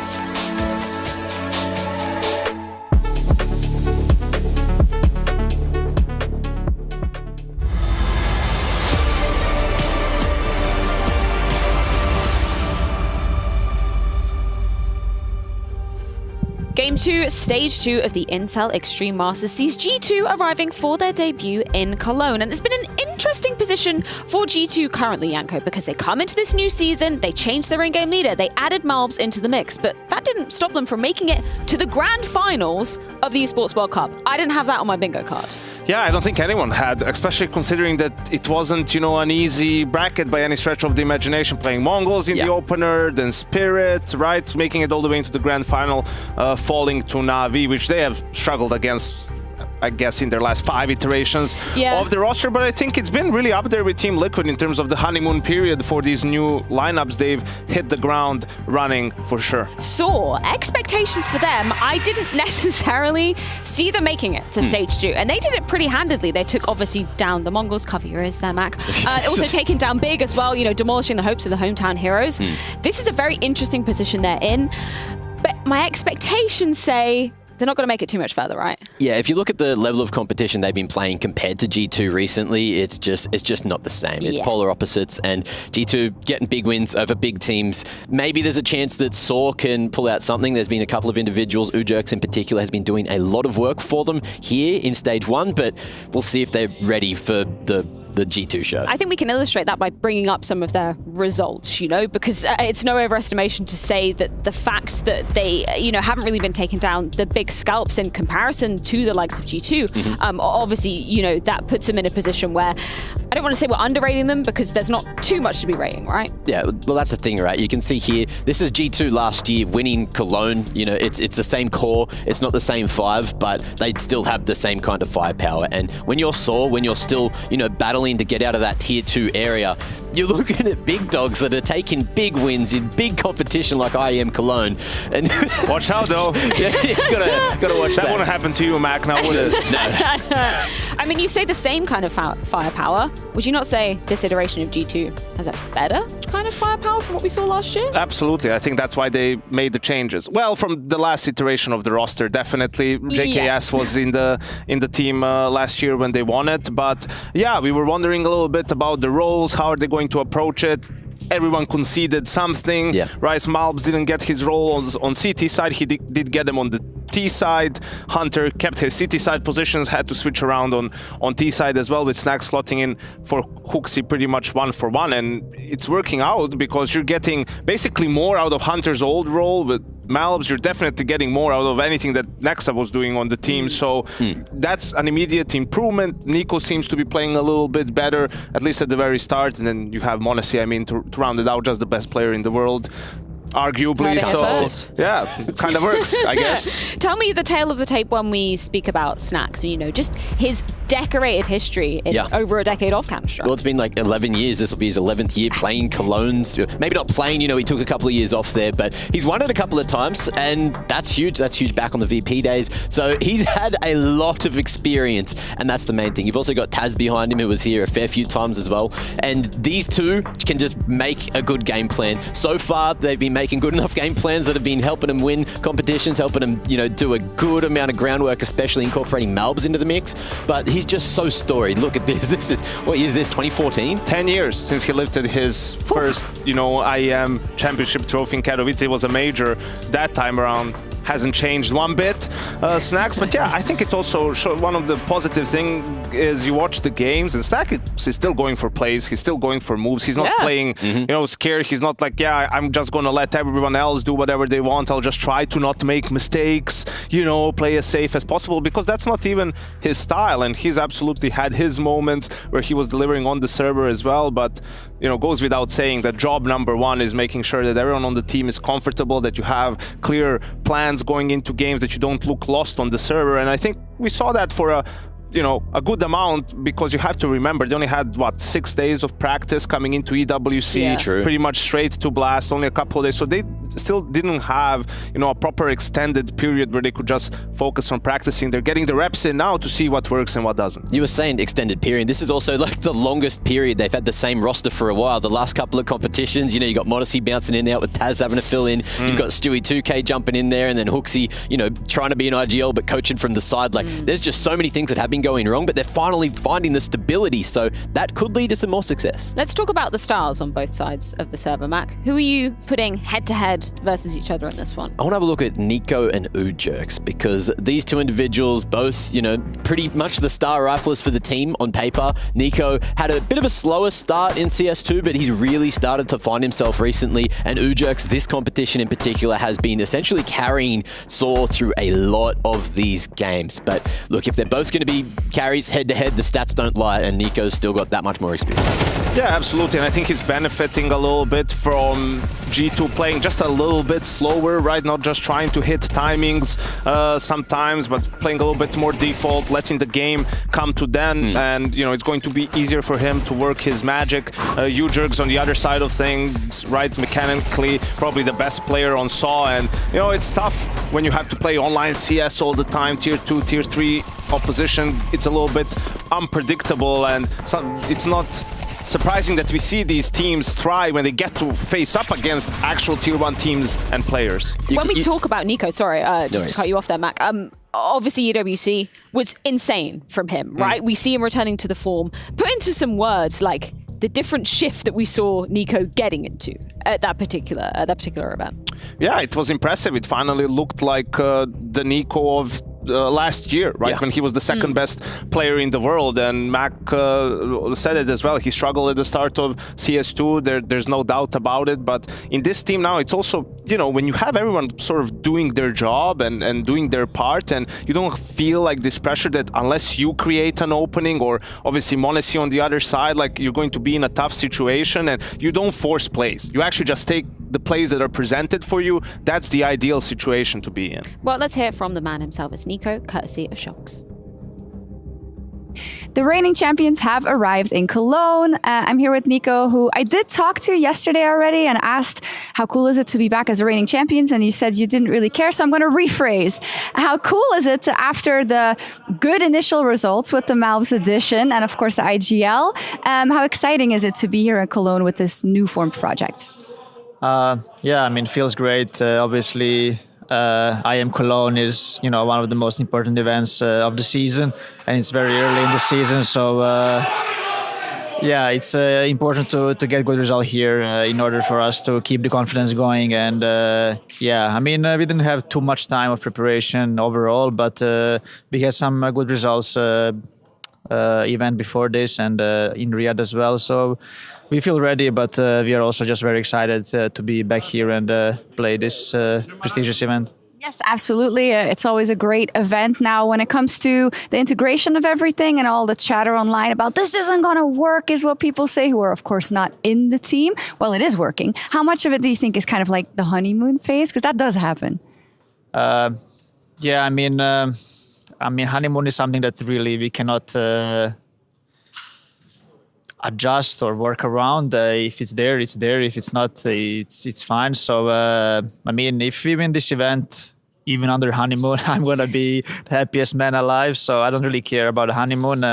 We got to live in the present and focus on what's in front of us. And but personally, me, I don't really believe in honeymoons. And I just think that we clicked pretty fast together. And I think one of the reasons why we are just very strong right now, I think individually we are all popping off right now, and that's probably our strongest side, I would say. And if we can manage to keep it up for this event, I can see us making a deep run.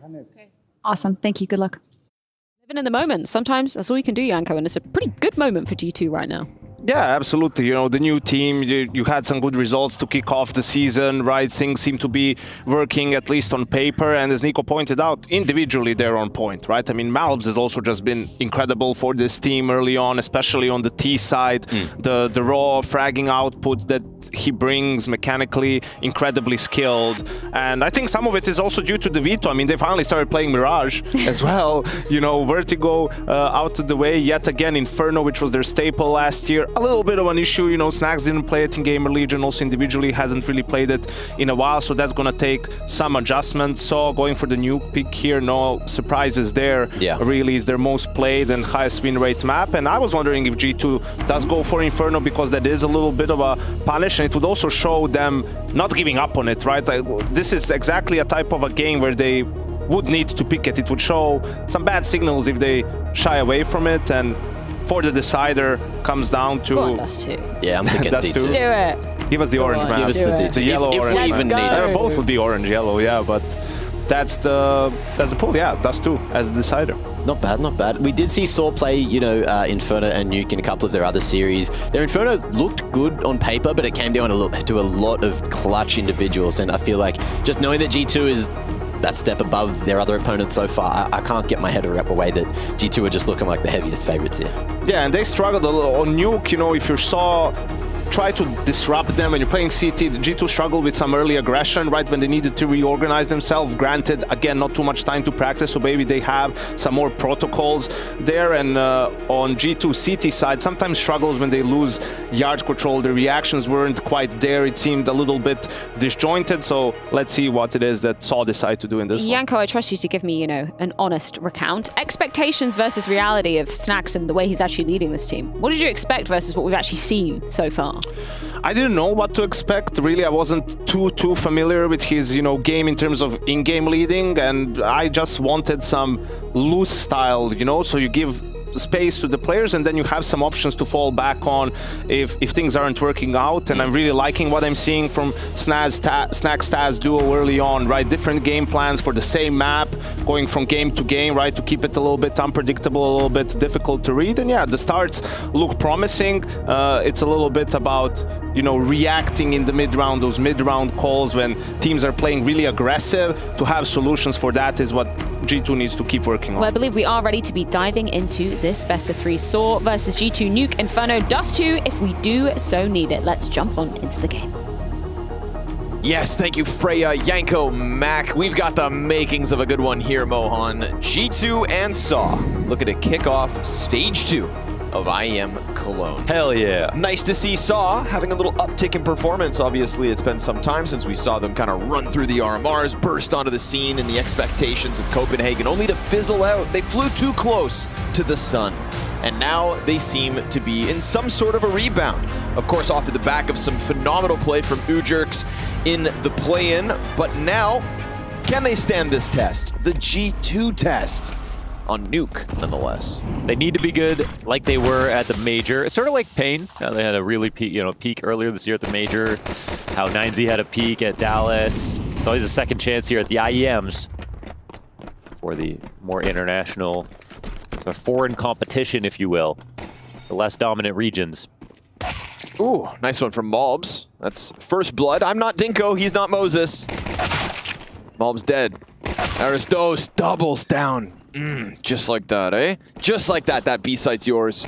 And with it comes the bomb plant. Hunter not able to do anything as he gets attacked from both ends.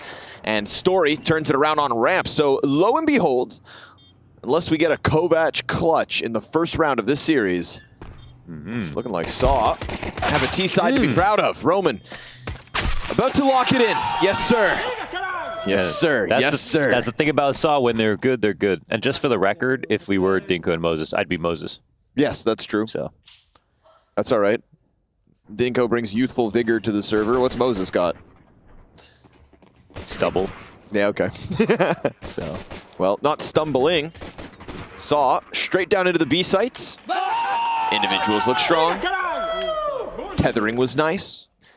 The conversation with Saw is that they can be a good team, and they have shown us that they can be, and they're still the same roster. So I think at the major, they pretty much choked, right? They played against Pain. That was like, oh, they just did not look like themselves at all. So there were moments where they got nervous, but they're once again sort of the underdog, right? They're a team everyone is doubting once again.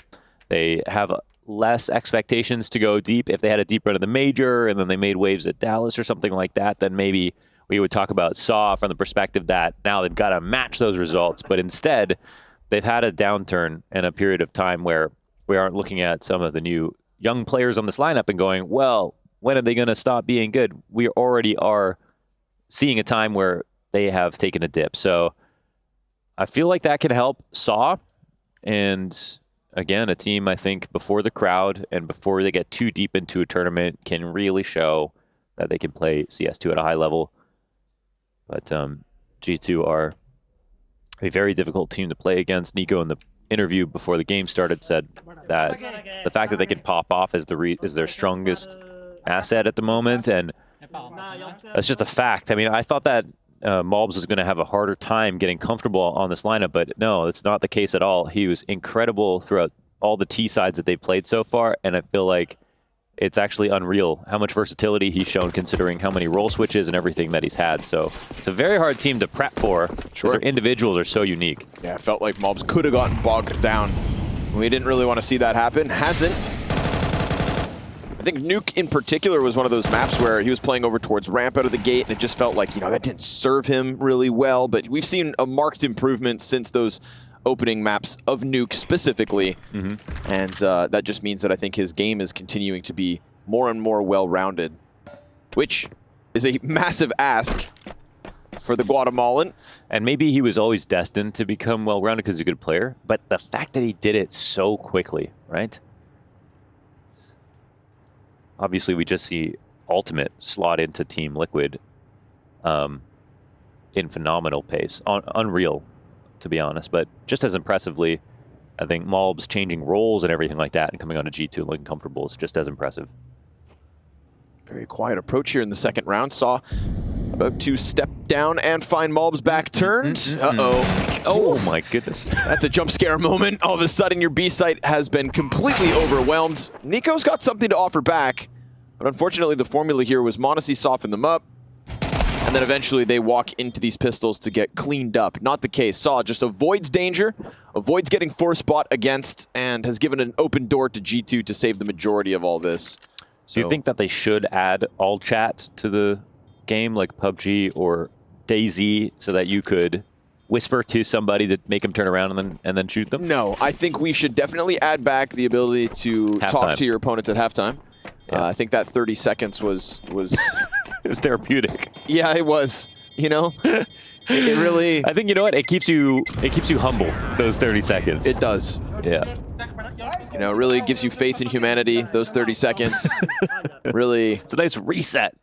Gives you a chance to for the soul. You know, share competitive respects honesty for one another. Yes. But no, I don't need anybody. A lot of my biggest fans are talking during those 30 seconds, Connor. I don't need anybody whispering in my ear while I'm hiding in vent. What's so peak? Let's see what they can do here. G2 coming in again, as we said, still with majority of the last round. Looks like a little tempo change in stark contrast to that total ramp creep of the round prior. Maybe because you get the 5v4 and there's smoke in your face. Don't overcook this. Don't be running in haphazardly. But instead, the redirection over towards the ramp. m0NESY's not going to be able to shoot too much, but maybe somebody oversteps into his line of fire, or maybe they circumvent him straight down to the B site. They'll go yet again. Like you said, not overcooked. Saw coming through with a possible 3-0 start on this T side. Now, Snacks, a little off the mark, unfortunately. And even that flash just to make sure the bomb gets planted. Like, we're really playing clean CS here, Saw. Really making sure nobody fumbles. The number one thing we hate to see on NT goes like this from an underdog team is taking too long and scouring the map too much and going into 30 seconds and picking a site, because that's when the better team can stack and will make the better stack happen quickly. Which is why I think this round was perfect, essentially, from Saw. It's aggression out of the gate, boom, 5v4. Pause and no rushing into a potentially stacked site, but then, like you're mentioning, not wasting any time, even popping open the CT ramp smoke, disrespecting it, going B. It's a little bit of aggression, it's a pause, and it's a re-aggression, Mohan. We're not wasting time here, Saw. They know they had the edge in this one. They lose a couple bodies, sure, but it's just the scout of Hunter saved in the end, and that 3-0 T side secured. 2 in the end is pretty good here, even though it is the final seconds for G2. They'll take that before we move on to a full rifle with m0NESY on a bigger scope, and they'll put pressure on a Saw, who are coming in with what they left with, and have actually done a great job of building up some economy here. So if things go awry, they might have 2 in a row. Hunter early damage. That ain't pretty. Man gets pelted. Yeah, he's got to be careful because no smoke, and oh, that's a great response. Just an excellently placed grenade for Roman to have to deal with. We haven't had much outer play, but Saw seemingly starting to set their sights on it. Of course, that's going to be essentially deciding to take a chunk out of Nico. You know, if you're playing G2 and you're going outside, you're going to have your hands full with Nico. He's the yard bully. King of the castle. Some say the final boss. See? He just vibes out here. You have to be in tune with those timings, so no one better than Nico. Maybe Donk. Sometimes. Doesn't overdo it, but actually does stick around. And I mean, that's 3 bodies spotted, but not all of them go downstairs. Story's going to take a different road here. You can tell the prep is so good. They just lined up perfectly, waiting for that moment. You can see the caution from Mulbs as he comes out from hell, thinking maybe somebody does encroach. And nice, aware, waits for it. Loses half his health, but Mulbs comes down with another on Aristos. And so Muteris and Roman, they sit here in sight on half HP, but this is just going to be Hunter keeping an eye up top just in case. There's the chance somebody had still climbed up.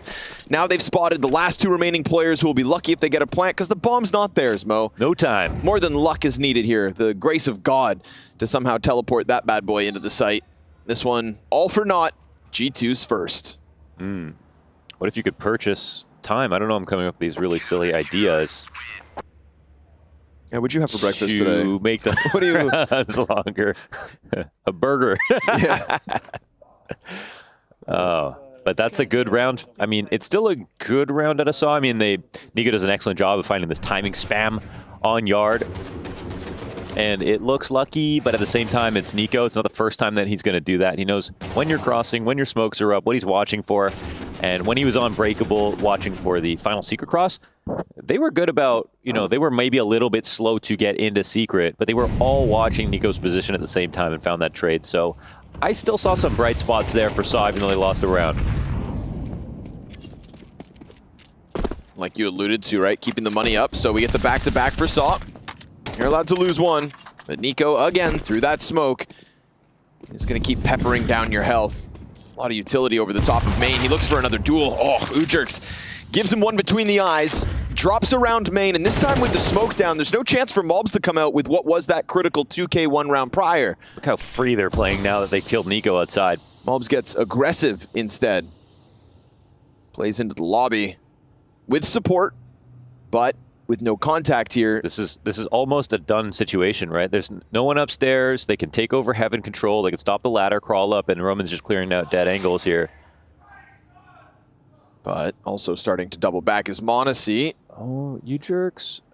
How's he playing this? They didn't go up top. He's just protecting the ladder, which is interesting. Whew. It does the same job, and they know that no one's up in heaven right now. I mean, they're half sure about it, but now they'll find out. There's a lot of tense little crawly moments on this round, but nobody's willing to kind of peek around that one extra door frame that would have given either Monacy the chance to kill outside of heaven. The branching paths from these kills are so clear, right, for Saw. We saw that when Nico died outside. There was a set path for U-Jerks to just run to heaven and protect that ladder. They didn't go into it. They don't try to find more info. They already know how the rest of the round is going to play out. And they win this with an evacuated A site as they walked in. I don't think that's happened by accident either. Really, I think these last couple of rounds have shown that Saw are ready for G2's nuke. It was clear, too, the round prior. You get the kill on Nico. We see them slow walk towards Hell, only to be caught out by Mulbs. This time they smoke off that window instantly. And honestly, moments like that shine a light on how good Mulbs is in those raw duels and what G2 can offer from that perspective. You could be right about your position, but if you aren't laser sharp, they are going to win their duels with people like Mulbs, Nico, Hunter, Monacy. Nice! Coach Barry. Yeah, that's someone I would definitely trust to help you prep correctly. Big Bear. The way he walks up to them, it's like, you might be in trouble. Yeah, you might be. But then it's actually all good because you won. So keep that flowing here if you're Saw.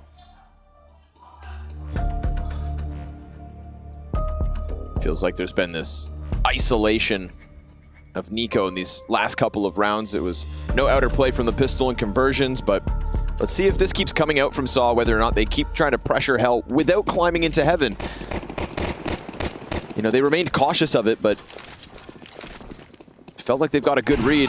It's interesting because you actually have a better chance probably. Oh, okay. Ouch. Muteris walks into that.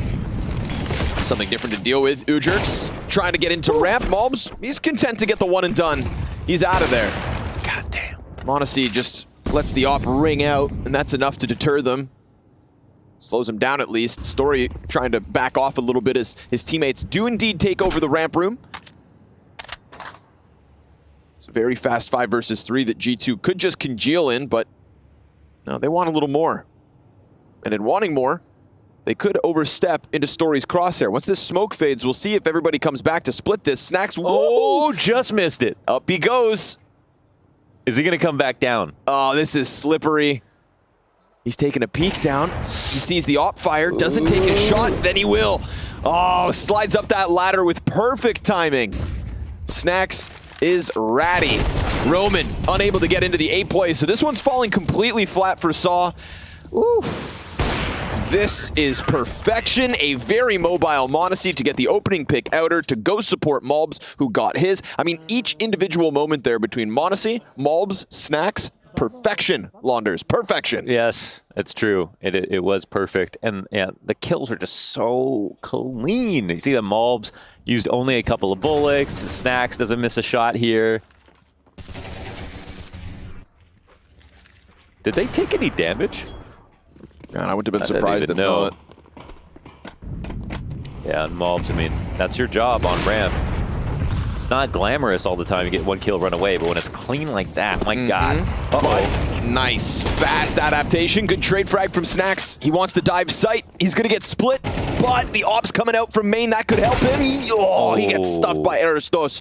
Malbs also deleted, and the headshots just blasting away now. Wow, Snacks actually made a great move. He just didn't complement it with the right swing.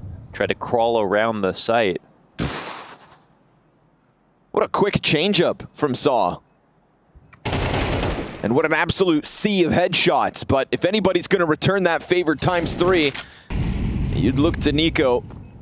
Molotov's not going to fluster Aristos, but he peeks in.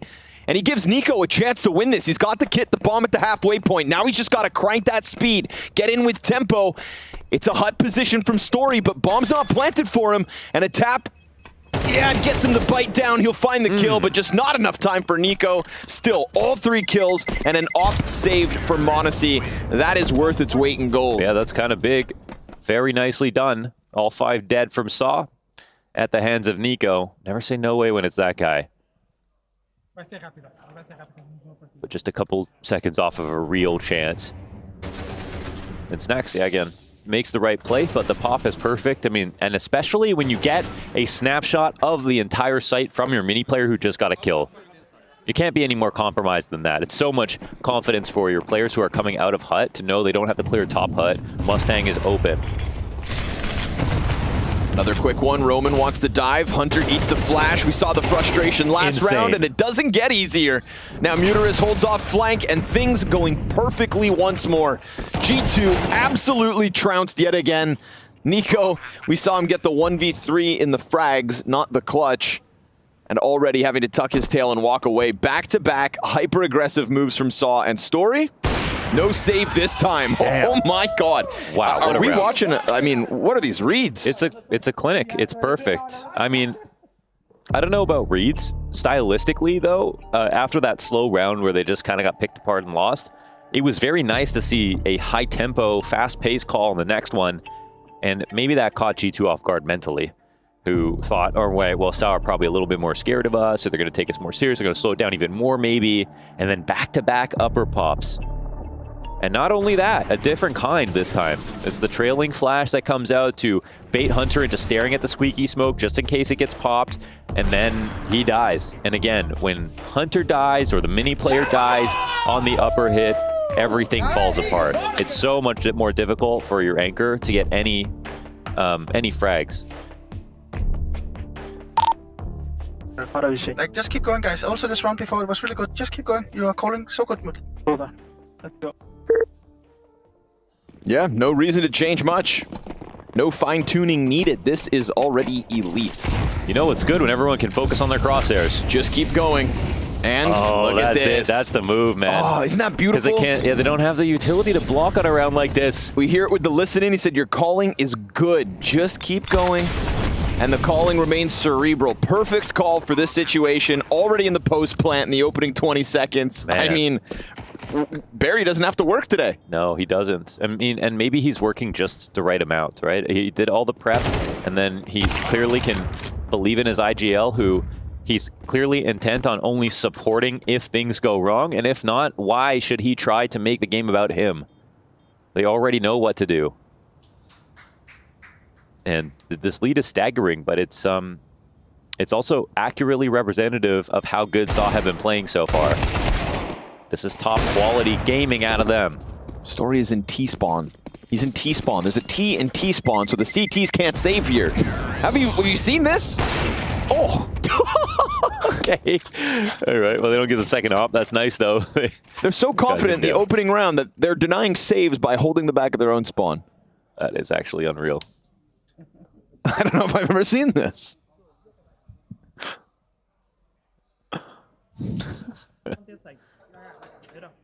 Story was never even needed in this last one. Yeah, what is happening here? They're chasing down a TNT spot. Oh, sure. G2. This has been, so far, this has been a masterclass from SAW. Awesome.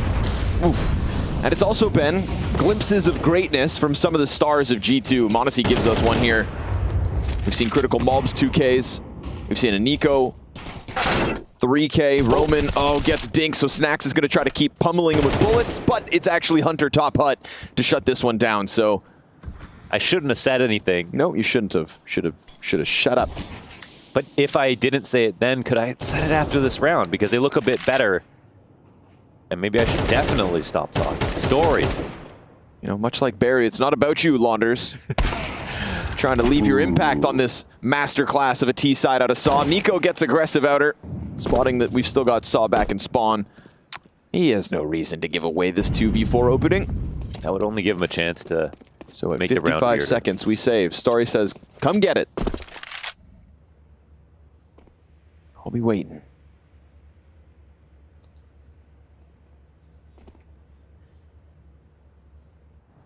They've already hit their quota here in the first half. I mean, hit their quota, and I still believe in them to sprinkle in maybe one or two more. Yeah, for sure.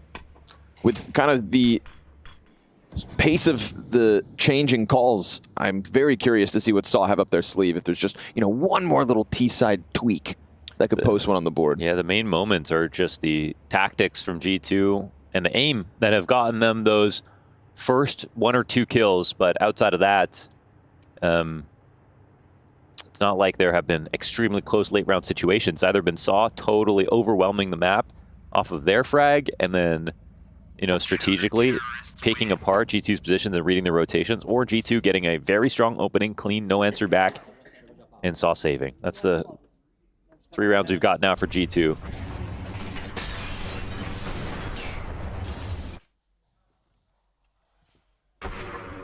An internal timer just clicks for m0NESY. But hasn't really been able to take over the game just yet, considering he was 3-4 going into that last round. I wonder where they start m0NESY and whether or not SAW go outside on this round, because, yeah, okay. They're pulling back. We've seen him kind of change positions. We've seen this exact angle net him an opening frag. One of the 3 rounds G2 posted off the back of his 5v4, but doesn't get it out of the gate and tries to go over towards ramp instead. Nico kind of knows what's going to happen. They aren't blowing the smoke open, and he's not taking the timing to spam just yet. Ooh. No, sir. He lets them cross. Story. They don't start from secret either, so we see Mulbs on the rotation down early. That's the only thing that G2 have so far. Nico, aware of the risk of running around outside, doesn't want to get hit by this. Story. Yeah, he's going to nail it. Nico just got a couple peeking back in a little too slow, but towards Squeaky. Oh, Snax looks away for a moment. Roman comes out in that instant. And now they can go anywhere. I think they just wait and go downstairs as they're committing, right? They're waiting inside of secret.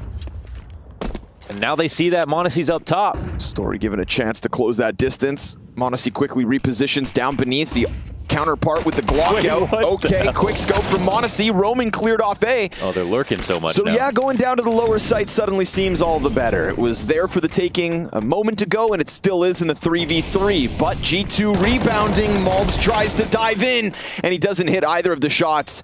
A bit unfortunate, but all of this round was about the rebound from G2, and they'll have that smoke to try and push out. Ujerks looking to tether with Muterus, but they're waiting out the T-smoke. One of 2 entrances. Still utility here, healthy for SAW. And that timer decides their next move. Looks like they're gonna peel off, gonna concede this and allow SAW to grab an 8th on the T side.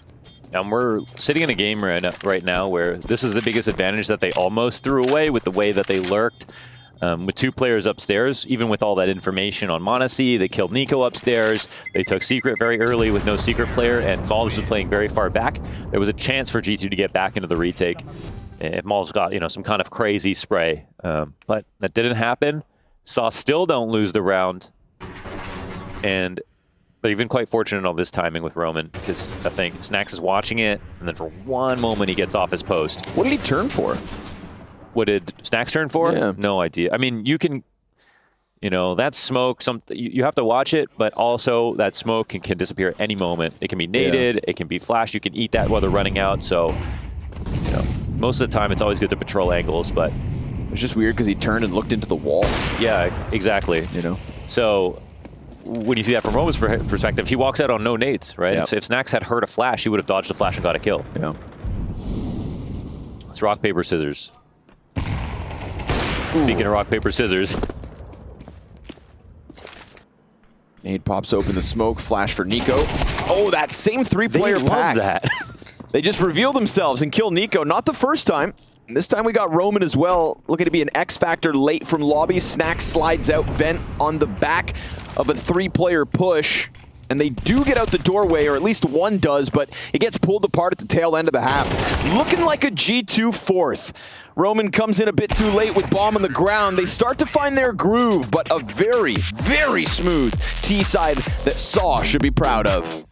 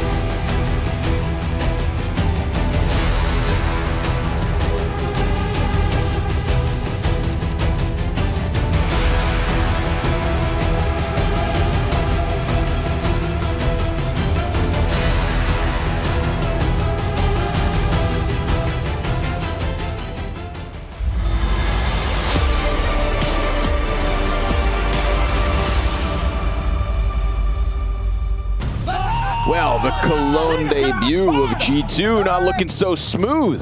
We've got a T-side out of Saw on Nuke that they should absolutely be proud of. They dismantled some of these setups. They had adaptations fast. And the one check-in we had with Barry, he just said, keep going. You're calling great. And I'd love to hear that because, to be honest, that was the exact thing to say, to not interrupt the momentum they were building for themselves.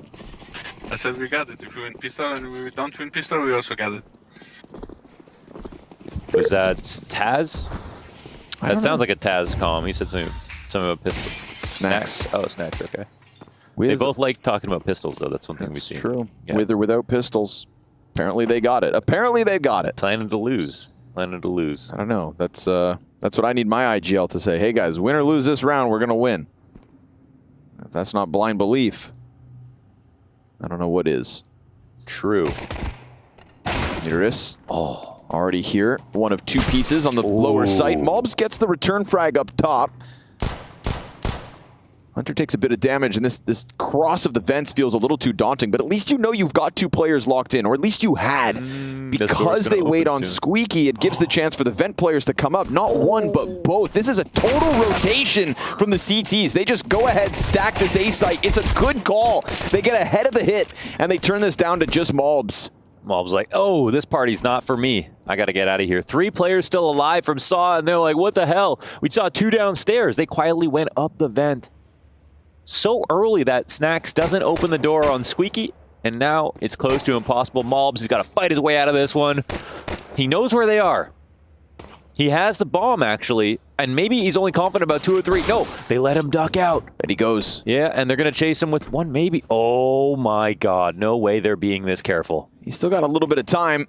Oh! That's crazy. Now they have to. Now they're going to definitely duck down. Story's already on the angle. Oh. He tries to fake it a second time. Played beautifully, man. Now as he jumps over, he's going to have to just go for plant, but even that would get swarmed. I mean, wait, no, he didn't do it. Oh, come on, Mobs. If only. Mobs, he just needed to click. He could have planted. Oh, my God. You think so? I feel like he missed that. He started running around. He had the bomb out, and he took like 3 more steps, right? I thought it was 3 seconds already. When he Ooh, see what I mean? Yeah. Ooh. He was already on the plant zone. Oh my God, that would have been an amazing moment from Mobs.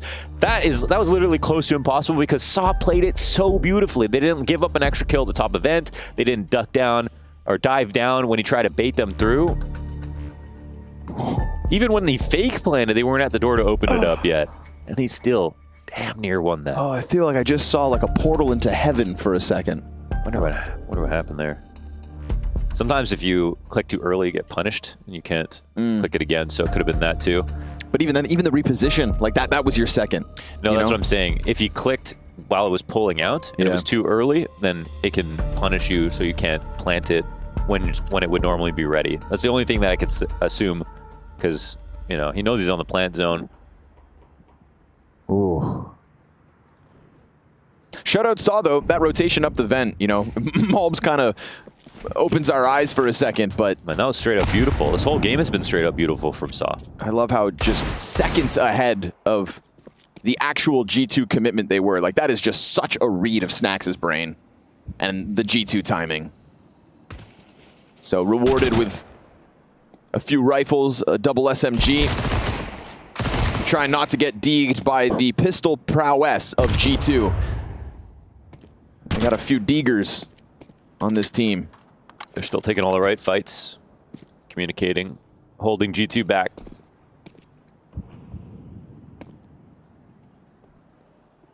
Nico's deagle, that's the only thing to watch for.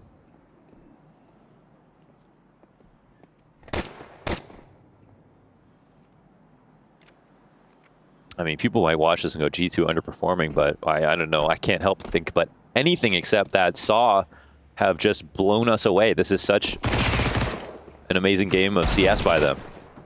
Just such clinical calls, adaptations.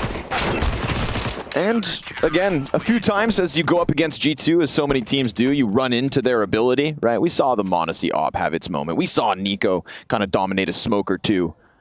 But every single time after that, it's a different look for Saw on the T side, and it's a round win immediately after. This was non-consecutive CT round wins for G2 the entire half long. I mean, contrast with that, like the big Falcons game yesterday, and there was a moment where Big get back into the Mirage match, and it's like, oh, you want to give them credit, but it's also like Falcons just screwed it up, right? But in this game for G2, it's like they have had barely any chances to fight back. Nope, not allowed. Access denied. Odyssey and Snacks left just floating around in lobby. I mean, we are on the brink of a clinic here for Saw. Top silo player taking a glance outdoors, but Ujerk's just going to keep his head down. This is when we're going to have to test Snacks' calling in the face of the adversity Saw offer.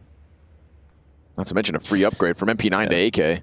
And their T-sides have just been okay. Like, I think when Mobs has his big rounds and like the individuals on the team, they can all get openers, so that's helped out on T-sides. But overall, this is still something they're trying to get used to and improve at. No one in ramp. So this is a pretty big moment. We do have the CTs moving correctly. Stories downstairs. But they're still sort of very stacked heavily upstairs. And with the amount of time left over, we got one molly from Nico's not being used. Story's just going to keep his head down. I like the way they're approaching them. They go out so wide that even if Story peeks this, he's going to have a hard time with this MP9 getting the kills. Molly doesn't find him. He's got a back turn for Nico, but he doesn't shoot. Oh my God. Modesty drops in on him. Snacks gets the trade. We get the rotate down. And luckily, Nico didn't go too deep, but also because he spotted it, they're going to be on high alert for somebody to be over here. They would have seen Nico climb through before Modesty drops in and reveals the dark play. They're hyper aware of it, but the timing on the fights. Hunter and Nico pick one up, and that is a round for G2. That is a slide down into the B site where Saw, of all the rounds where they've been so mobile, were a little out of joint with that lower player. Yeah, on this timing, they really thought that it was going to be G2, who were in lobby, thinking about taking upstairs after this kill, pausing and then execing again. And I think they didn't read the utility. Saw have just one person in place downstairs just in case, because ramp is this enormous gap, but no one comes. They don't have outside control. No one goes turnpike to clear out ramp, and they miss the timing entirely. It's a perfect play for G2, though. Silent but deadly.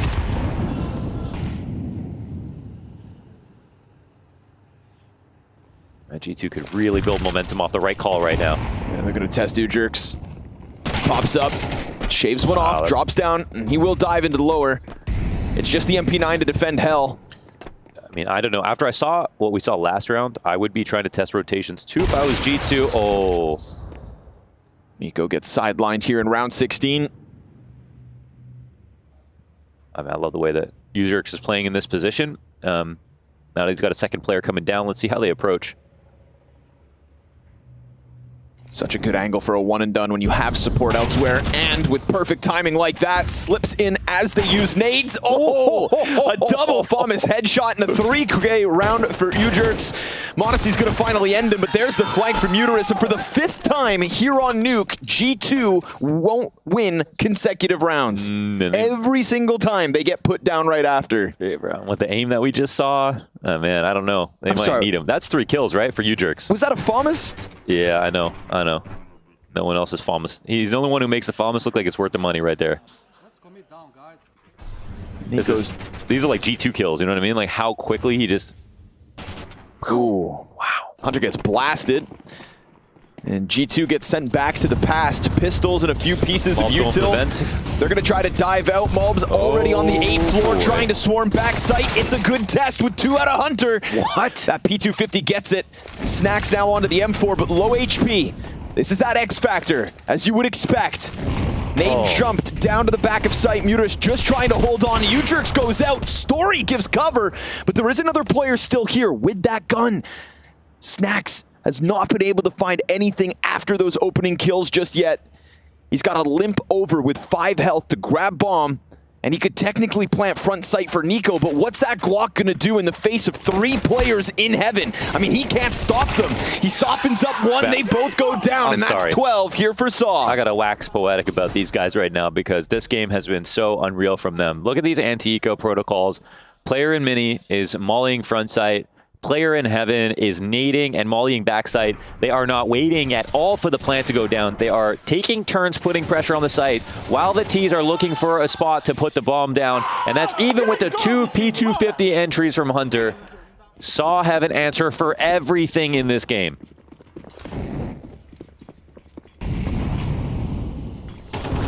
Excuse me, Saw. I was not aware you were going to be bringing it up to a whole new level come stage 2 of Cologne.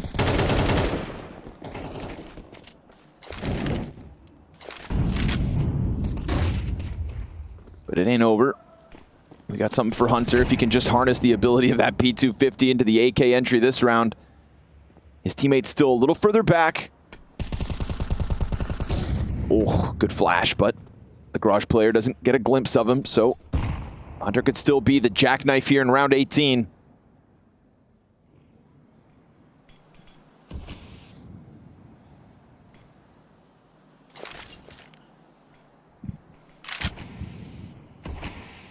Already down to such little utility here. We got a couple Molotovs. That's it for G2. Just can't get that mistake out of Saw. And so far, it's been so clean. Muter is staying alive here in big. Story gets the first shot in on Squeaky. That's it. 4 frags away. They try to go through Garage.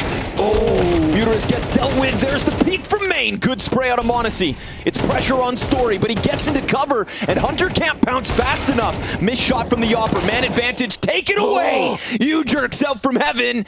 And as Saw hangs on to the back of sight, it's a Snacks clutch queued up. Both players tether back sight, and they've got it.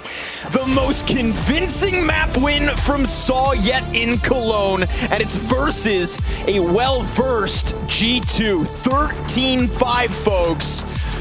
Oh boy, welcome to stage 2.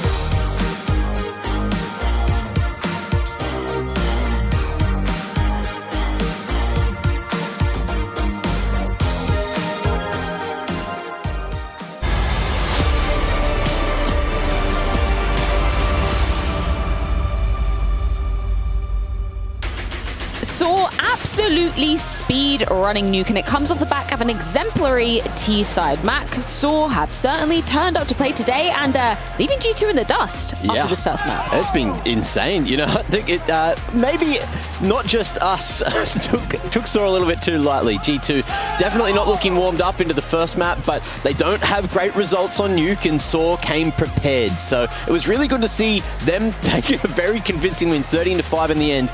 But I don't know how the next two maps are going to look. We can sing our praises for Saw for the moment, though. Yeah, I think it was an excellent showing from them. I think this is one of those games where everything goes according to plan. Yes. If you're Saw, right, you win both pistols, you win all the key rounds, you make the correct calls, you know, momentum calls, change of pace calls at the correct time, and the players are just getting the kills. A lot of those rounds that Saw was winning weren't even close. Like, they would just be over in the first 20-30 seconds. G2 is forced to save, and yeah, just a dominant showing from Saw. I love how fast they approach the T side of this map. Should we dive into some examples? Because it was kind of back-to-back rounds where they were really pulling off some really fast executes. Yeah, they showed us a little bit of everything Saw on that T side, but I feel like this is where they really broke the back of G2 and ran away with the first half, because there was a couple of rounds there, once we got into the gun rounds, that were back and forth, right? G2 would win one, lose one, win one back, and then we have these two rounds happening back to back with a fast A split. Ugers coming into main. Hunter has no idea that's even open, so a breakdown in communication there for the side of G2. You can see some of that mechanical prowess from the side of the Saw players getting all the kills, and Nico in a 1v3 gives it a good try, a nice effort, but couldn't win the clutch. Yeah, the Story's brain in that moment going, oh, he's going for it. Okay, running back to lobby, managing to lock it in. Time, of course, against him, so doesn't manage to make that one work. And the other thing as well, every time G2 was winning these rounds. So a close round, right? But what happens right after that, back to back? What are we going to do? Oh, let's just do an A pop. And Hunter, you know, kind of in the middle of nowhere here, you basically have to just commit to the spray. I mean, you probably know what's coming. Snacks also dies. They were already in a ramp setup, right? But again, it's 130. Nico is in a 1v4, right? Can't even save. So these two back-to-back really speed around, and that was conditioned by playing a little bit slower, killing Nico on yard here and there, right? Sometimes. So then you saw that G2 had success when Monesi was in the right place. He got a couple of entries on yard. Oh, G2 goes on and wins the round. Suddenly, if he's there, they're A-popping, the A defense is weak, round is pretty much over. So it was a lot of just early on, Saw picking the correct places to hit and just finding instant success. And the thing as well is G2, whenever they were winning rounds, it was very, very close. They weren't keeping the finances sorted, and Saw, it was completely the opposite. There were so many clean rounds, 4 alive, 5 alive, without losing many members. So they had money that whole first half and just kept on that financial struggle on G2. I think Connor's using such an apt word for the display of this. It was just clinical coming out of Saw. Like, you could see the preparation was so well drilled. And we saw that from some of the individuals. I mean, like, we could probably put any of the individuals under the spotlight, but if you're going to compare, Mac, here, who would you be comparing from the two sides? I'd like to have a look at Story and Monesi head-to-head, because these two individuals on the AWP, they're completely different, polar opposites. One's a supportive AWPer, one's the mechanical mastermind, the maestro that we know, the young Monesi. And he was there, looked 12 and 10. Unfortunately, took a little bit to get started, didn't really find any success in the early rounds. But Story, he was hitting. He was one of the, like the secondary man, a bit of a clutch player throughout stage 1. But here today, you could see in the moments we were highlighting as well, there was great flashes coming across the top. They were all Stories. And then there were moments where just his team play with everyone else, it just felt like all the cogs were clicking. Ujerks as well was a man that we were kind of bringing up, comparing to Nico. He had a great display on this first map too. Yeah, especially, you know, in the second half on ramp, getting a couple of crucial kills in that sort of reset round where G2 maybe could have gotten something going to even dream of a comeback, but just wasn't there. This is in the reset round, just tearing the head off of Nico outside. And yeah, I mean, for Saw, they're going to need to keep this up. On Inferno, I think if you're G2, you're just sort of brushing this one off. They never really got their foot into this game, right? So you're just going to be like, well, I guess that one's over. Luckily, it's a best of 3 and we have 2 more maps and we're going to Inferno, right? And I don't think you need to ring the alarm bell just yet. Just sort of, you know, remind the players kind of, hey, let's just focus in a little bit more on those pistol rounds, try to get a better start so we're not playing from the behind the whole game. You want to talk about the Malbs moment on lower as well? Second pistol? I feel like no one wants to talk about the Malbs moment. That? That comes down, are you talking pistol? Yeah, second pistol. That was off of the discipline from Saw, though. You saw them. They wanted to go down the vent. They even had a little jiggle and then saw that he was there, didn't go for it, and waited for him to waste all that time. It got a little close, but again, because they had that discipline, they managed to tick that clock down and they played the game perfectly. They played it so well. They played it almost perfectly, but then he just kills 2 guys in like half a second. And if he immediately started planting, he would have had time. You know, just that extra second. Oh, wait, mate, is the third guy? Oh, there's no time. Yeah. And it's kind of sad because it would have been a mad highlight, but not meant to be. Ultimately, didn't change the course of the trajectory of this first map. But yeah, let's talk about G2's pick coming into this series. What should we expect coming onto this second map, Janko? Yeah, what made their Inferno strong is playing a lot of default, banana control being really good, and that's the area where they've struggled with snacks, right? Just getting used to the timings, the type of support. You know, sometimes it's those things you just need to react without your teammate even calling for it because they happen so fast when you need to flash, to peek. Otherwise, you're just dead and you've lost control. So they've had some more time compared to EWC, obviously, to hone that side of things. They played a couple of times against NIP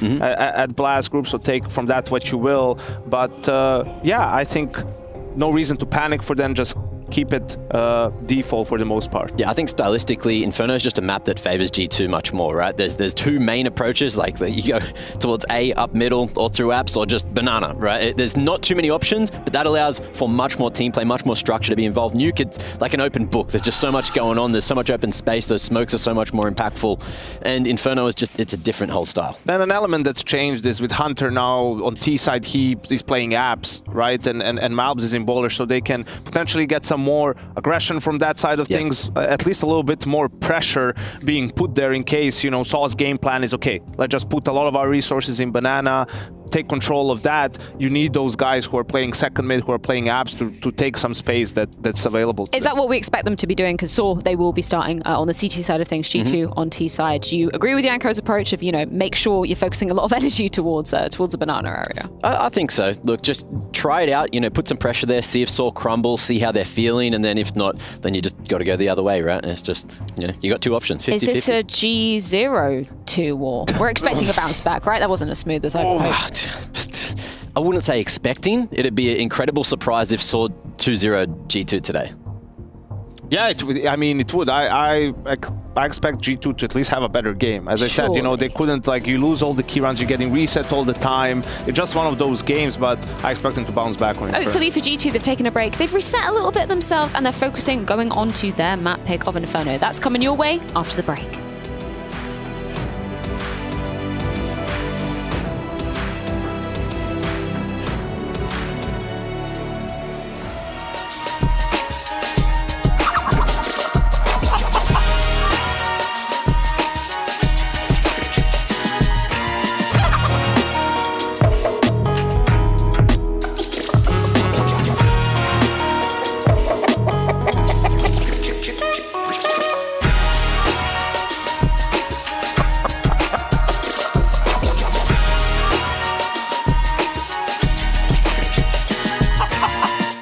Smokes.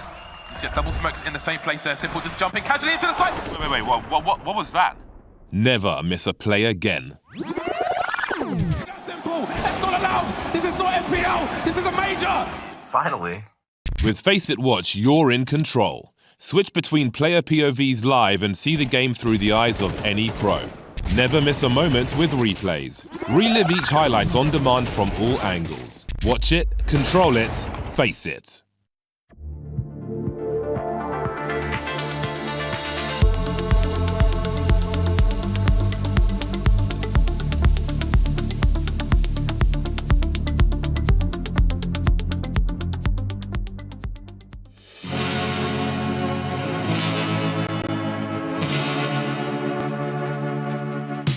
It's actually interesting because first of all, I thought like Yabi, Heroic won a lot, and they've been on top tier tournaments every time in playoffs and every time doing good. But Yabi joined the team not so long ago, so I'm a little bit concerned. But I think Yabi is lower than Kaiserado.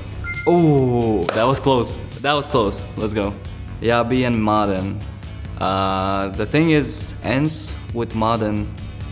I think they had Madden on the team when they won Dallas. I'm not sure, but I would go lower. Oh, so close. No. Brolin now with Mouse winning EPL twice. Let's go higher. Ooh, 500k, Brolin, my boy. Nice. Monacy higher. Let's go. Oh, so okay. I like CB higher. Nice. Karrigan. Casper's career has been a long one as well. But I would go probably lower than LXCB because of the recency, because of the Esports World Cup, and because of Copenhagen Major. Ooh, close one. That's actually really close. Snappy, for like the two years or 3 years that Heroic was really good, I think Karrigan kind of got a little bit more, so I would put Karrigan higher. Nice. They won Cato, they won Blast. A lot of money comes from that as well. I think Chopper is higher because of it.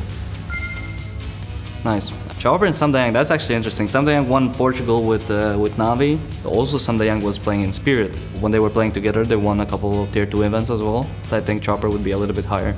Nice. I'm good at this game. Donk. The thing is, this is a trick question. Samdayang's career is a lot of, kind of more experienced and older than Donk's career, but at the same time, Spirit has won a lot of online tournaments with Donk. They won Bedboom Dacha, they won Katowice, they won Blast. It's actually close. I don't know. I'm actually a little bit concerned, but I think a little bit lower than Samdayang. Thank you. Thank you. Halzerk, a little bit lower than Donk, I think, but 126k, that's surprising, actually. Halzerk has been in the scene for a long time. Crimbo, I saw Halzerk's nickname more often throughout the years rather than Crimbo, so I would put Crimbo lower than Halzerk. Oh no, this is my second loss. Oh no. Safe, I'm not sure. Maybe some Brazilian events that I don't know about, which are gonna get me onto the loss here, but I'll go Crimbo higher than Safe. Close. It is close. 10 correct, 3 wrong. Did somebody do better than me? Nobody yet. Was I the first one? Okay, that's good. That's good.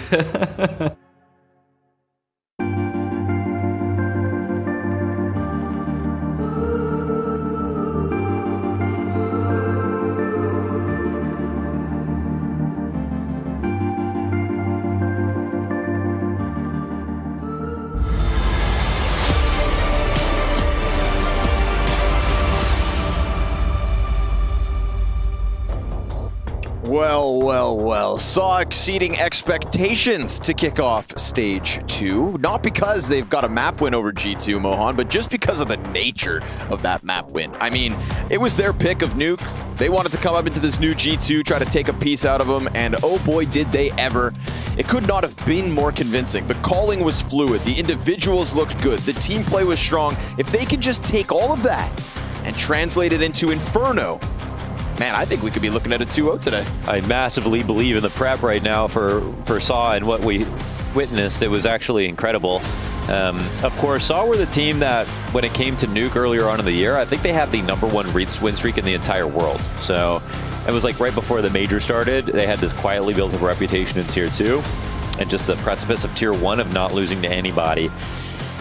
Now we come into Inferno, which is, of course, sometimes G2 territory, though G2 picked this map, and I think, it's a begrudging Snacks who buys into the system because they have such a strong Inferno, but he himself doesn't like the map quite yet. Right. And sometimes that's partly a joke, but it's also his individual performance is particularly low on this map, so that's what they're fighting against.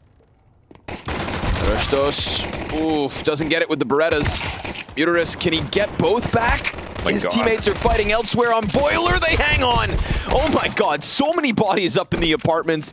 Last CT comes barreling over. That 4-player setup inside halls almost works, but almost not enough. Or is it? Roman creeps out through the smoke. Bomb plant back sight. He gets that one on Snacks. And while Hunter is currently deeper in the apartments, that nade could have taken him out. But he puts a smoke on top of the bomb. He doesn't know if Hunter has actually gone for a deep reposition. He gets clipped and killed. As he tries to jump back into the smoke, Hunter sees just a glimpse, and that is all he needs. I think Roman makes a mistake by running, in that moment where there's still lots of time left over on it. But really hard round to guarantee for Hunter. He has the right pistols, though, to shoot through a CS2 smoke, and those are dualies. played perfectly in that situation, but you can see the setup once again scares G2 a little bit because it's all prep, right? Such clean first game based on all the setups they had to counter G2 into Inferno now, knowing exactly what G2 want out of the round. Well-postured pistol with the 4-player apartment setup. Comes down to the nitty-gritty.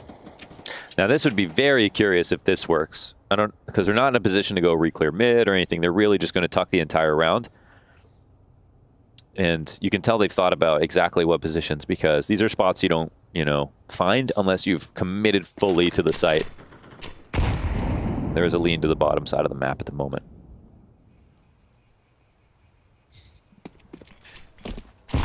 Feels like a level of preparation that's already starting to scare me. And I'm not the one that's about to just jump into a 4-player pit stack. Yeah, but I mean, got to imagine Barry has had a big part in that. And they're coming. Man, they don't even go anywhere close to B just yet. Imagine if this mini pit stack worked. Imagine. Well, define worked. 2 kills, is that worked? No, win. You're saying win the round. Oh, it is indeed hard to imagine, but we get an emphasis here towards Arch for G2 while the smokes are up. Sure enough, starting to get in.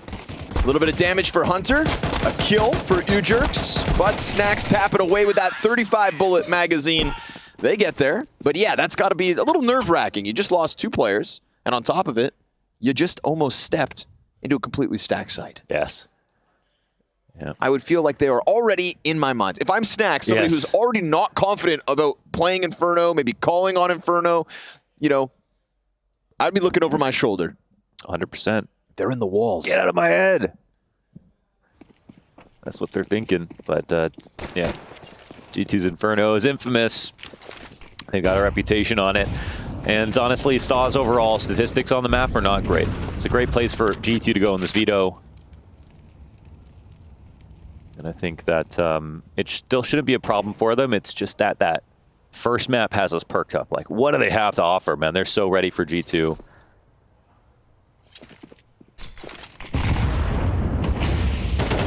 Trying to get ahead of the smokes. Story tagged up a bit.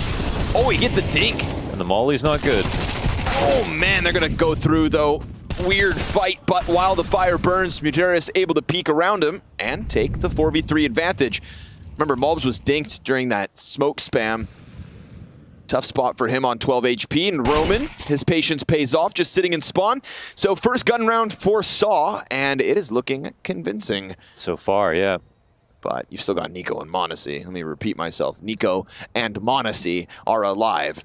Just these guys. With that in mind, and the fact that Arch space has been offered back over to G2, we've got CT standing on boxes in the bomb site. No pit anchor to really deal with here. Monacy, if he uses more util, it's not going to get much going. But steps back bomb site, heard by Nico, so the molly does come out to deal with Muteris. And as he swings wide, Nico just baits him out. Good trade frag from Roman, and this committed position inside of the bomb site will be problematic. Excellent headshot. Does Monacy read the close one on bomb site? The flank's been found. 12 to the clock. He's going to swing out. He's got himself a second. And if he predicts this position, but 7 seconds. And, oh, Monacy, the time expires. He gives his backup all that time. Aristos just hiding in the corner, shaking in his little Spanish boots. That's a Portuguese. Yeah, I know. His little Iberian boots. Oh man, that is a very nice try in the 2v4. The molly that comes down, the patience as they walk around, they do everything so correctly. That was a very, very impressive try, and I think they would be scared. So we'll see if this game goes back and forth. And for Saw, they would have loved to have win that round with 3 players, 4 players alive, because now they buy into some MP9s. Teammates just dropping like flies. I mean, that library kill from Monacy, if that one doesn't get you a little nervous. Yeah. You hear your top mid player get stuck against the wall, but he holds off.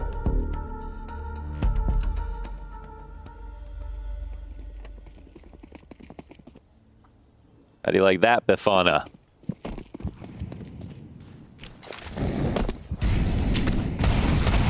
mentioned. A couple MP9s also means lighter utility, but barring Snacks and Monacy's AKs, it ain't a comfortable one here for G2. Let's see what Monacy can get going. As always, those mechanics look good.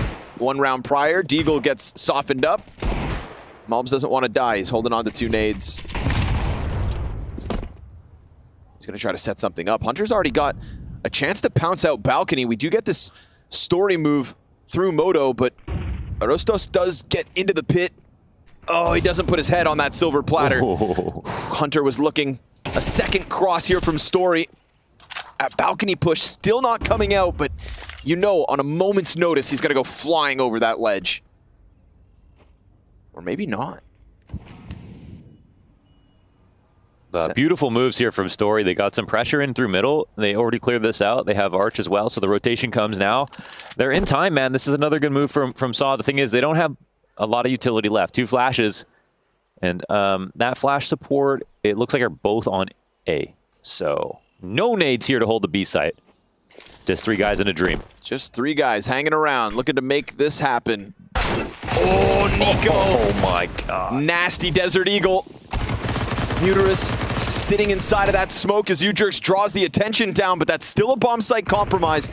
Now the bomb's still not been picked back up. Not picked up yet. Dude, and Story comes in with the flank and then they pounce. Oh, G2 forgetting about the bomb makes this so awkward. Another smoke spam. Another bit of pressure. And Saw feeling the vibes off that one. 3 alive as G2 fumble over their own shoes. Yeah. I mean, they were lucky enough to get that 1 dig on the perfect player, right? The 2 guys playing retake, excuse me, are less sort of priority. And this shot is massive. But from that point, they have a great chance to actually close this round out. And they have the right smoke and CT spawn. That waterfalls to block off the MP9, but everybody finds their time to fight. And that's something that we've seen from Saw is they know when to. Not only a great game plan and like perfect positioning and everything, and the aim looks solid, but they know when to disrespect. Yes. Yes, indeed. They came ready for Cologne. They smell good. Well, there's no doubt that the end of last season was a disappointment for them, right? Their biggest accomplishments in the first half of 24 was to qualify to the Copenhagen Major, to qualify to the Blast Spring Finals. Both of those events, absolute disappointments for them. You know, so you have this uptick, you burst into everybody's minds only to really drop the ball, not once, but twice. So, Cologne matters more. Matters more than ever for Saw to get a solid result. And so we'll see if they can hang on to this opening game, but versus the Pistols, it's looking good. And again, off of the back of that Nuke play, you're going to feel like you can do no wrong, right? You're going to play to win because you've got that confidence of a convincing map 1 in your back pocket. At worst, Inferno slips through your fingers and we go dust 2. At best, you embarrass Nico and Monacy in their Cologne debut. G2 not able to make anything happen this round. That attempted jump onto the player in the corner of Banana gets them nothing. Story's the lowest of the 5. And this is just going to end up being a perfect conversion for Saw. The 3-2 CT start. Yep, it's a 2v4, brought it close. It cost Saw a lot. And that last round also wasn't that convincing. This one is just clean on the ante. Oh, is he going to kill it? I would. Wow, he didn't kill it. No need to waste. Did he press E on it? Is that what we saw? Perhaps. Or to follow him? There it is. There it is. I would eat it. Save it for another day.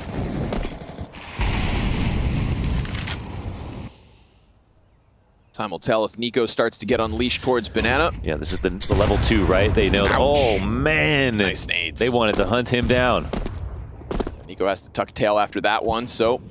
These interviews post-game, I mean, who knows who wins at this point, but they're going to be, I think they're going to be interesting. Like, either G2 saying, God damn, they knew what the hell was going on here, or... Oof. Hunter comes out.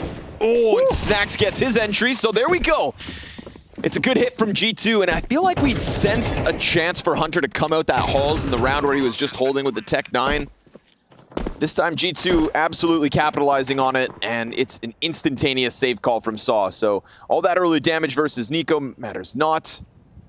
This is truly where they make their bread on T side. It's their entry pack, and I think that that's the scariest part about the multi-pronged sort of effort from the T side to take over map control that makes them hard to play against. The rotations are so punishing that if you lose 2 at once on any part of this map, you lose the round. The retake's not going to happen.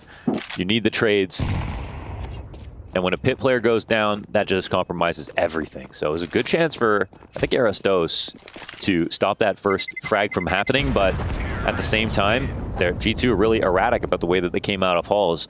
It was with no bracket control, no sort of notice on mid, no early information, just suddenly.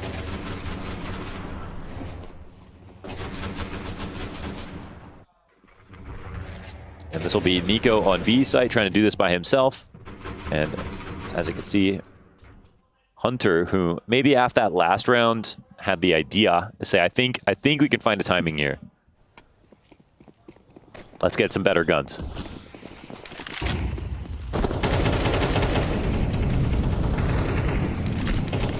One thing for Saw to dismantle G2 on their own map pick, and like you had mentioned, a map that Saw's tapped into success-wise in the past. To smother G2's T-side on Inferno would just be a whole other thing. So Hunter's strong start at 6-3. But that's when they tiptoed into an empty apartments. Oh, Story doesn't get the shot off, and Hunter doubles down. And with it, of course, they are just going to breeze into this A site, or at least posture for the hit. He goes into... They group up, Muterus goes towards the boiler, but a second! Not half bad, but is it really enough to justify the retake attempt? They needed 1 between the 2 players inside of halls, and unfortunately for Story, that's the exact fight that he was looking for. He dropped a shot that I think he would normally hit. But the crazy part about this for Hunter is the second, the follow-up. When he knows there's a 2-player setup, he still comes back in for more. Saw takes a quick glance, met by a smoke on Moto, and that pulls it out from beneath them. G2 into the lead. Back-to-back A hits. Valiant effort from Muterus, but not enough. Good job, good call, Jano. Very good call. But very good call there to call a compliment to Snacks maybe as they just go over it, or it's Hunter saying it to himself. Maybe. Pat in the back. Guys, I'm the best. I'm the best, guys. Yeah.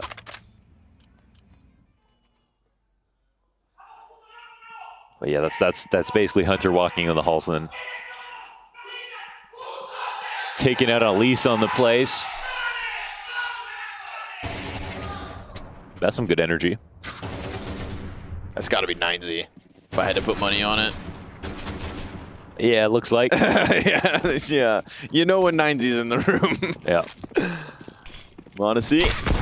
Oh, that is a hefty nade, but Nico doesn't see a damn thing. That's inside of a smoke while blind. And almost a second. Story doesn't even get an op shot off. Come on, Nico knows these angles. It falls again. Really, 3rd time again. We're going to try to rock this back. Arostos from inside pit. Muterus, he's got a double. Not his first. Op shot whizzes by him. Snacks on the angle inside of the pit. The counter pick from Story just not there. And then the utility comes out. 3 rounds in a row. They are bullying them from balcony. Yeah, that was. I think Nico... Did Nico also get a kill? Yeah, he did on the banana early on and nearly killed Story too, who had the op. And this is a game where we have seen some good starts in terms of where they want to be. Like Saw, they set up in halls. They set up on halls in the pistol round. They set up on halls in this last round. It is the right call, but it's still G2 just overwhelming them with firepower. That has been the story. And it's not even to discredit G2 in this half. That's something they should be leaning into. And that's something that they always have versus any team.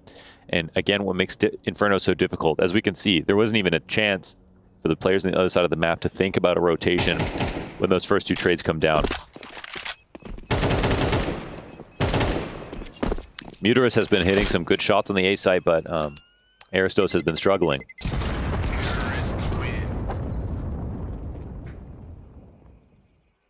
We've seen him caught with a grenade in hand. We've seen him just overwhelmed by numbers.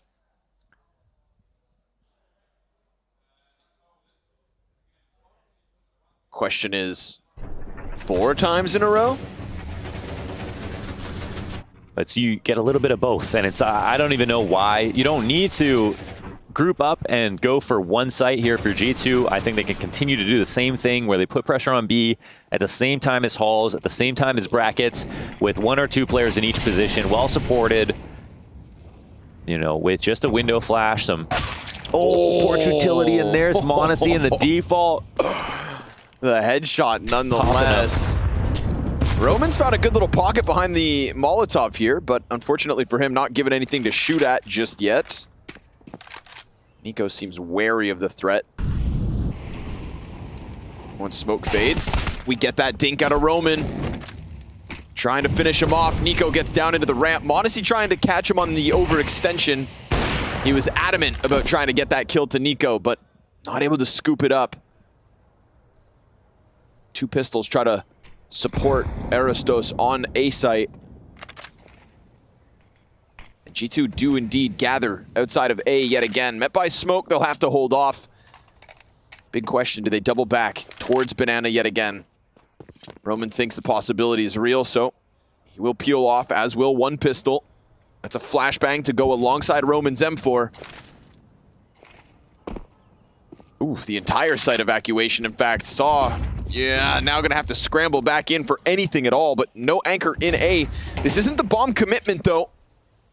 That is still indeed going back to Banana, and it's a Nico op as he changes weapons with m0NESY. The P250 on Arch. Oh, almost gets himself Mulbs' head on a silver platter. 15 to the clock. Another P250. Surely this doesn't go awry. Oh, the kill as he tries to jump up, but they clear it. 8 seconds to the clock. m0NESY puts down bomb, and G2 get by. No stress. No stress no at all. Sweat. But overall, I mean, they did put themselves in the right spots to catch Saw, going for reaggressions and everything like that. So they're feeling the game for sure. You can see in the few small moments that G2 were allowed to answer back, their aim did come through on Nuke as well. The game plan was so overwhelmingly good for Saw that it just didn't make up for it. This is a great peak for m0NESY. Story has not had a solid half so far. Their discomfort showing for sure. Snacks, of course, the guy who gets blasted on that arch smoke with the P250, so he's hoping he didn't just lead Mulbs to the slaughter. Not the case, he gets away.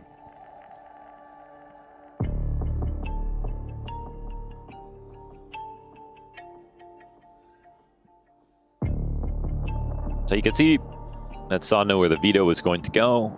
They came sort of ready for Inferno, but at the same time, their stats do show us that, well, no matter how much prep they've done, they still show some discomfort. And that can be on the angle specifically, can be because G2 can be at times, of course, the best Inferno team on the planet. So it's no surprise that they lose some rounds, but I would still be quietly and cautious about thinking that this game is over.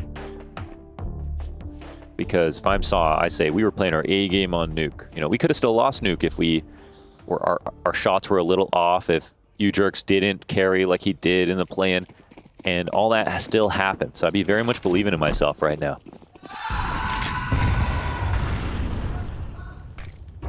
Mob's not going to waste a second here. Already up in Banana.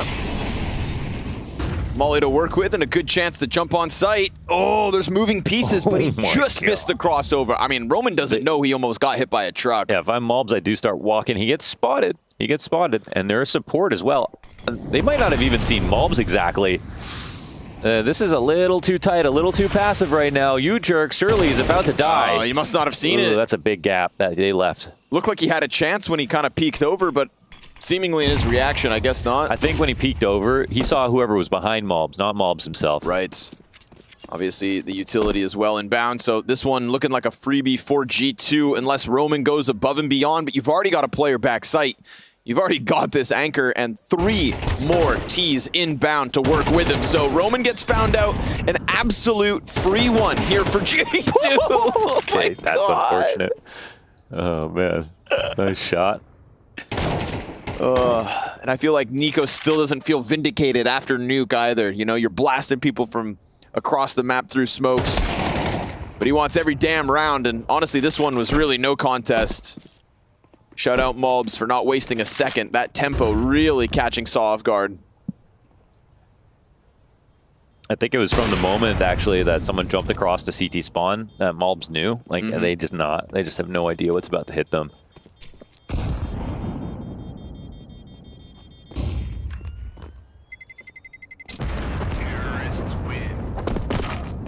Trying to chase him down, but it's a safe save indeed. G2 7th, one of their easier rounds, in fact. CT's gonna feel foolish. Mulbs is able to just get this close. Jump scare for Ujurks. This round, I mean, this one's just stupid. So many critical entries have gone the way of G2 that there's literally just no chance for Saw to even come and think about retaking, rotating, or fighting back. They've got to get that 5v4. Gonna try to do it in Banana by the looks of it, but using all those nades, Snax gets a chance to pounce. Nice kill as Ujurks gets the frag in the back at the same time as he holds top Banana versus Snax. It's not the 5v4, but it's the 4v3. It's true. Oh, so it was. It was. Oh my. Mulbs doesn't waste a moment, and Muterus able to get him back through smoke. Molly comes over top. That's a chance for him to leave. We'll see what Nico and Hunter can do combining versus the 3 remaining members here of Saw. The aim in this game is just terrifying. Yes. You know, you get 10 frames and you're dead. I think the one person who's kind of been off it in that regard has been Aristos over towards Pit. Yes, that's true. A couple of those balcony hits could have been cleaner. But I don't need to remind him. He knows it. Not feeling good down there at the bottom of the board. We get the Nico op again. Do they dedicate to it? It's a full-blown exec, but it's a comfortable position for Muterus. Story comes over with a smoke down. So he tries to burn him off. 20 to the clock. Support back sight needed. Fire spreads, down he goes. Hunter zones him well enough. The op comes through to pick Nico off the play, and Hunter sees that as a chance to punch in the bomb. And he gets off site because that other CT is just not on the angle fast enough. Can Hunter get to Banana while the coffin smoke's still up? Counter-terrorists looking to join forces. The only util they have remaining is that flashbang. Story crossing over, making a ton of sound. Easy pickup for Hunter.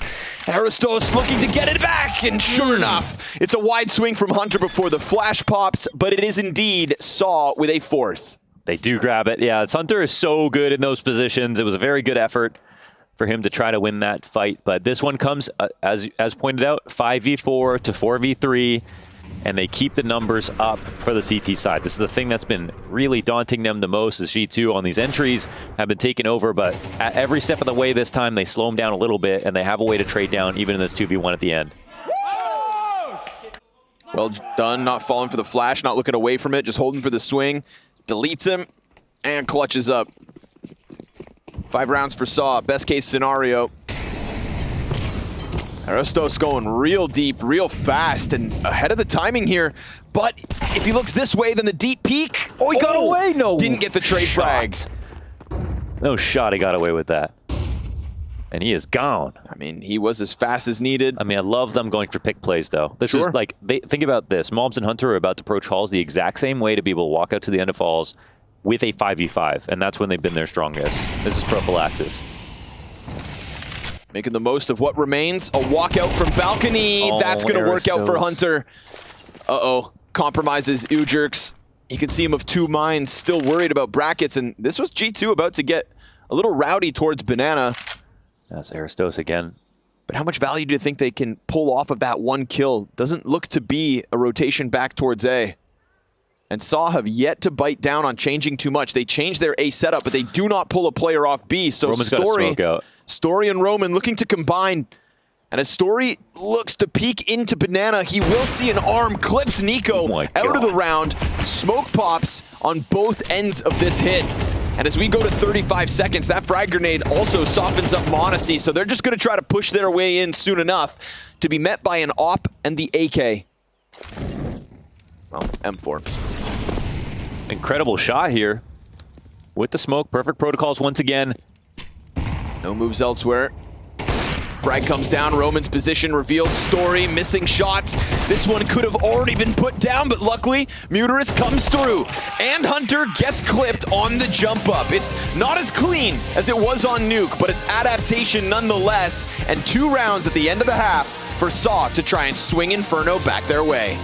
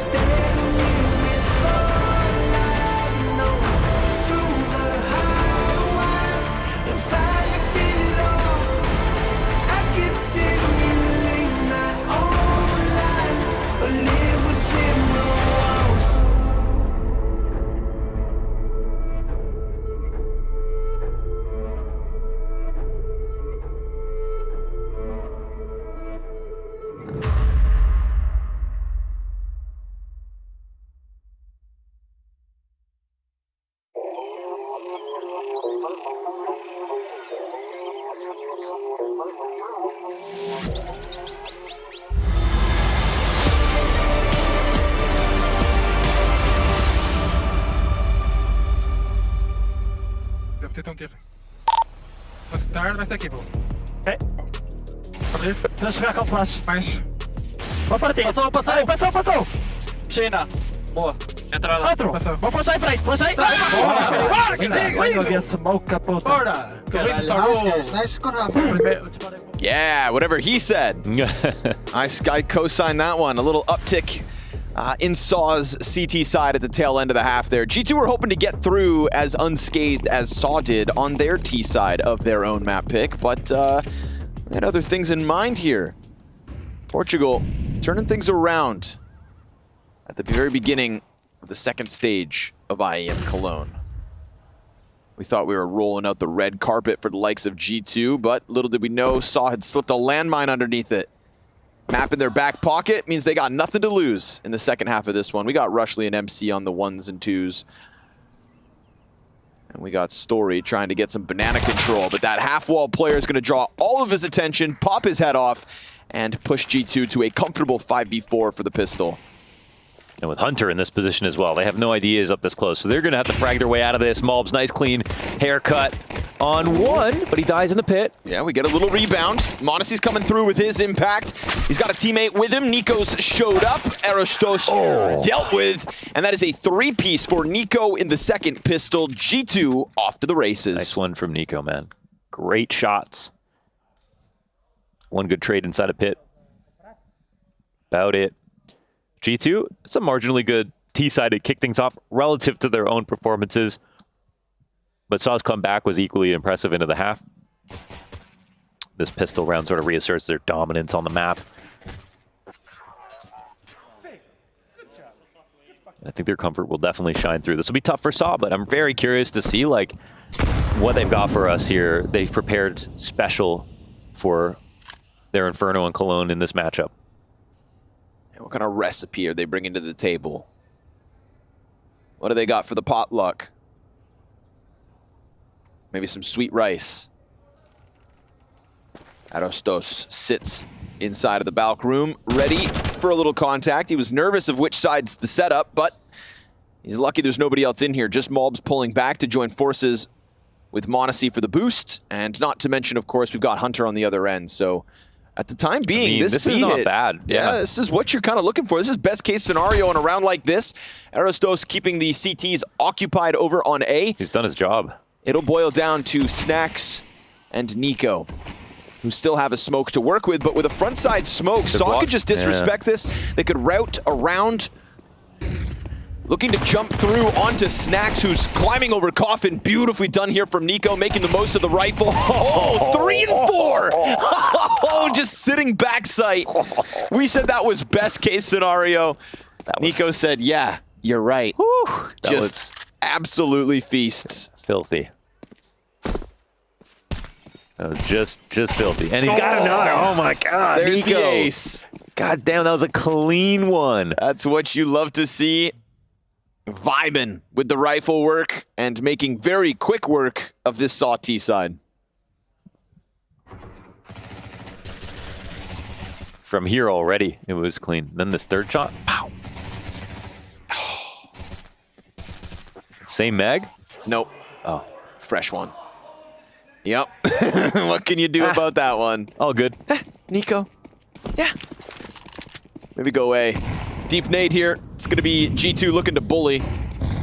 Looking to get a little respect back after the Nuke blowout that was Saw's first map win. Aerostos, no second D kill for him. It's Malbs coming through with the FAMAS for the triple. And that's going to post G2's 10th round on the board. Yeah, might be hard times with this one. Might be in store for a third map. I think a lot will be understood here in this round with the buy coming in for Saw.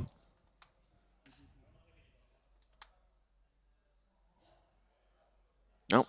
Is that a fun round, buddy? You having fun? Blind for 5 seconds and then dead? Not every round is a good time. At least when you die to a G2 player, you're not the sufferer. You just die instantly. That's fair. Nico's been putting them down quick. 15 frags at the top of the G2 board here. And while Hunter is behind him, I've got to say it was that Hunter T-side balcony impact, that 3-round streak in a row that really kind of put Saw down, bogged him in the mud. Double boost. It's coming light and fast, yeah. Interesting. Of course, third set of eyes over on Arch. Hunter's position found out, but the trade out of Snacks with a back turn. They're not able to trade him. He gets tagged down to half. m0NESY clips the second player. Boiler Story capitalizing, and this A site could still fall. Snacks with the SMG slides into the corners. If they go wide around this, it's going to be tough for Snacks to get this kill. Yeah, and so sure enough, he'll fall. The utility flusters anybody else who could have been here, not the case. Let's see what Nico can do 1v2, shall we? Comes through with the Molotov. That could be destined for Pit. That would suddenly put Ujurks in a difficult spot. Story doubles back into the mid box, now playing behind tall side, spotted out first. Nico swarms, and it's going to be Saw to come through, making sure the trade train, one step after another, gets through with the A play to close that gap to 4. I love that. I mean, instantaneously they jump on trying to frag and refrag him, and that's the agreement they have before it happens. That's how you can see how well prepared they are. They don't have to make decisions as reactions. They're all pre-planned. Keeping it very simple.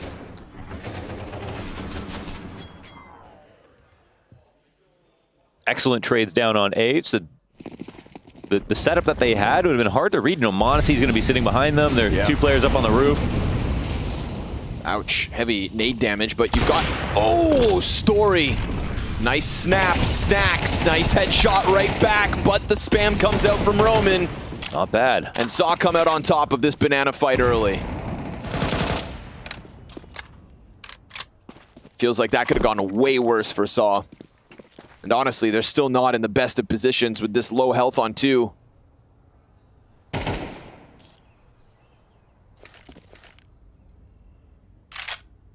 The more they wait, the more G2 will wander. Certainly, they don't feel like they're in a position to go and search back, so they're just going to basically gamble. And Monacy, I mean, if they give him one clean pickoff and a chance to fall back, it'll buy time for rotations. But he's about to be very cramped right here. So take a heroic effort from him. If he peeks short, that could have helped. Would have given him a chance at least for a second, but empty-handed goes Monacy. Aristos, the greatest timing, just slides out balcony, which Monacy was watching. They also sacked the op, you know, trying to keep it here when he was most likely to die in that position. I'm not going to say this is going to affect G2's odds of closing this game out, but I will say that this is 2 rifle rounds in a row here for Saw. You're saying it's all Monacy's fault? Everything's his fault. Actually, I would say it's whoever game planned Mobs out of the site, when I think they should have just all gone to stack with him or he leaves, you know? So you're saying cut Mobs? Whoever asked, was it Mobs, do you think, that asked them to mass Monacy to stay there? If it was him, yeah. I agree with you. All right, well, seeing as you said replace Snacks. Or something like that. Maybe don't listen to me. Yeah, maybe don't listen to me. Maybe not. But yeah. What was he supposed to do there? 4 frags? I'm not sure. Maybe he gets the early kill to go back to B, and then it's a bit more chill. That's a teammate.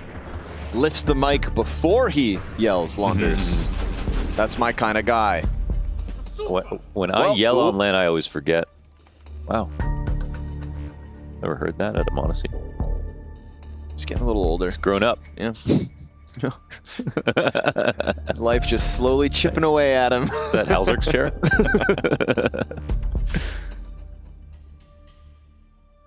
They'll get back in. They'll get right back in. But they won't be doing it with the best of buys. Snacks, Monacy, Nico all limited here. We may have an interesting second half on our 2 hands. rifle rounds in a row is nice, man. Interesting second half, Mohan. I'd be surprised they have the same level of confidence, but after Nuke, man, just believe. Why not? This is 2 pistols for G2. It's full conversions for G2. And now that 3-round lead. Mobs. Okay, Mobs. Ooh. Burnt to a crisp. Hunter trying to zone Muterus, but nah, he doesn't get him all the way down. And Snacks with the USP. Just hanging around with Nico. Hunter's going to have to do everything. Crispy. And that's a good start. If only he had gotten the kill in the corner too, right? You had somebody pinned against the wall, hiding inside of a smoke. That would have been 2 frags out of the AK. Things would have gotten sketchy. At least Monacy grabs an M4. Aristos beat him? No. I thought he was going to go towards the end of Halls. As Hunter falls back. They want to punch this one rifle, but it's not happening so far. Bombs also stayed loose, bottom of T-spawn. But Udrik's left alone, right? Anybody playing on their own could be the liability. Or they hold for the free one. Interesting. Concerning. Is that what you call that? Well, it's just a USP. If he found that there was no one there, would have been worth, but... No risk, no reward. Right, m0NESY M4 up in mini timing on shot. his side. And no trade potential on that one, so suddenly Pit becomes a daunting task. But also doubling back to Ujerks. Yep. That smoke will not deny Hunter his vision. Flash gets him to turn, but here goes Snacks through, popped by Story. If they let their guards down, oh, Hunter! No! The save from Ujerks. Yeah, that's nice from Ujerks, just watching it. Very quick to it. Hunter gets the bomb down. The other gun's very far away. Me, oh my, that could have been the moment that G2 steal away momentum, rob a round away. Hunter would have been the MVP of this one. And although he has done his job, it is simply not enough. Not enough to stop Saw from getting their 8th. It's nice to see, though, from Aristos, because he had a pretty strugglesome first half. And that moments like that are going to be necessary in a game versus G2. Yeah, he wasn't having much fun towards Pit. m0NESY on 2 HP, gonna get swept out of this one. So we are suddenly looking at a 2-round game. 3 rounds straight, 2 rifles with those. And looking at the buy here, it's coming in. And Mobs will drop the op over to m0NESY. We're talking about Nico MP9.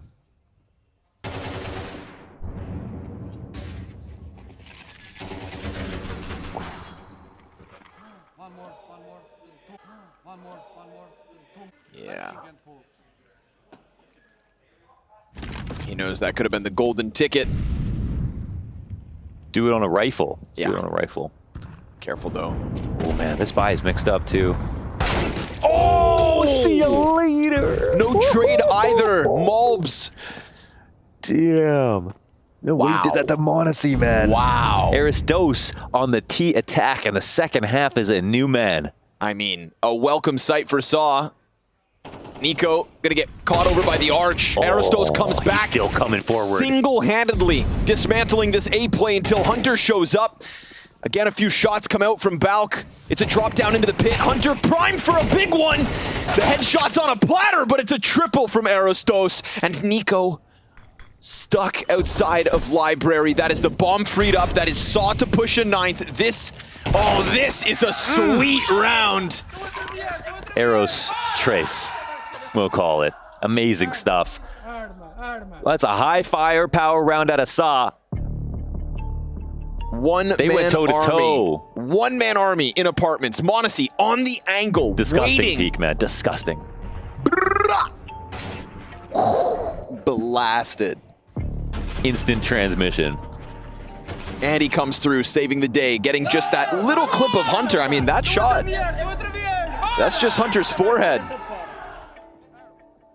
Trying to get back into the cover. This is suddenly a dire situation. Now we're talking about Saw with a gun advantage over G2 and a tied game on the line. Yeah, man. If you're broke, just say so, G2. They saw the MP9s out that round.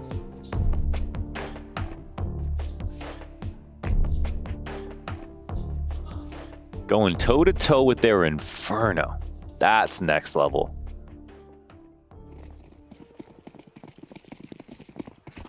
Anything they're able to accomplish on Inferno is an impressive feat after the nature of that Nuke win. Quality Counter-Strike offered up by Saw tonight. Can they tiptoe their way through this next one with a sketchy amount of utility and upgraded pistols here for G2? Story getting ahead of the smoke. He's going to draw his teammates with it. It's a great call. Yep. Good timing. But it also banks on Mobs maybe missing this shot. Him and m0NESY. It's a tag first. It's bullets coming back. Mobs, good first and second. That's what you need. It's a pistol from the pocket. Mobs can't get a third. They are able to clear out a couple. But it's a fast move here from Snacks as well, trying to climb up into the apartments. Is the back line compromised? The bomb, it's in Moto. It's in that cutout. Yeah, it's... why is he waiting there, actually? And Snacks, is he just going to walk through the smoke? They reach out for the gun. There's no smoke in front of him. He's just trying to hold on to the weapons, but Snacks is in a prime position to cause a ruckus. He holds. He doesn't pop out. Oh, and that fresh smoke, it resets the situation a bit. Oh, it's a weird one. AK's able to move around from Arch. Aristo's forced back Another into the deep pit. That's the T-smoke that they were waiting on, banking on. 2 players into the back of sight. Hunter waiting for the chance to come through. Muterus starts to clear them. 2 kills from him. And Saw, they get through. That sketchy situation put forth by Mobs fizzles out. Saw just hold and wait. A deep breath as they sat back on Moto, hoping that G2 would reach for those guns. And just when they lost control of them, at least they go for the bomb plant, put themselves in the post plant, and sure enough, tied game, map 2. Crazy that this is Mobs getting 2 deagles and that's it. Those 2 shots were amazing. And that was a G2, disaster for Saw waiting to happen. It's even Muterus inside a library with the bomb as 2 players are coming in from CT spawn, and Snacks on a timing could have walked through the smoke. Lots of things could have gone wrong in this situation. Beautiful. But, Saw, I mean, look how classy this is. They sit and wait, they re-smoke Arch, the communication looks very clean. They don't get scared at all, and G2 are too scared to make a move versus them. They tie this game. It was 10-6. They lost the second pistol. This is without pistols. They for lost Saw. both pistols. And G2 converted 2 in the first half, 3 in the second half. This was everything going well. Until Aristos has this uptick in performance and the nades! No way they did that! 3 nades! Nico and Monesi down at the same time, sights open. Oh man, 2 players to just blow to smithereens. And they're still cautious on the approach. They do not want to make a mistake here because Saw are on the brink of a hell of an upset. Yeah, right. Nuke was no contest. And this one, the cards were stacked against them without those pistols, but we have been praising the game plan, the strats, the adaptations, and now the half-to-half improvements too of Aristos. Not needed here in this one, because nades do all the work. Oh my god, they're so beautiful right here. Everything landing square between both of them, slowing them down and eventually defeating them. 2 best players on this side of the map, and you got to give Saw credit. Every step of the way, they knew what G2 were going to do. Whether it was the pistols they lost and stacked accordingly, all throughout Nuke, every single time in this game, Saw have shown us that they have been well prepared. Man, that is such a lovely camera angle after the fact. 2 of G2's very best deflated. And all dead. Barry comes through, take that timeout. We heard him back on Nuke, tell his IGL, don't worry about it. Everything you're doing's great, keep it up. Calls have been excellent. They're playing beautifully, fluid, intelligent, clean CS. Their aimers are aiming. Aristos coming alive in the second half. This is a reference game that Saw are putting on for us. Versus an insane level of competition here in the second stage of Cologne. On the precipice of series point. Timeout gets called, looking for some new ideas. What else could they have for us? They've already won our appreciation. Unreal. It's just been immaculate, man. Just so tidy. Yes. They've avoided disasters. They've had massive tactics that have come out. Haven't fallen victims to half buys. And then their individual players, when they're needed, they've come through. Aristos on this T side, he's a totally new player. Dude, when he just deleted Monesi, posted in that apartments corner, you just knew something spectacular was coming. I said they haven't lost to these rounds yet, but let's see if this one's different. No chance! Cerebral with the 3K spray down back behind smoke. They can do no wrong. He literally started that transfer before Nico started peeking. He felt it. And they felt him. 12th round secured from Saw. If that's not emblematic of what we've seen in this game, I don't know what is. They know what G2 are planning before they start.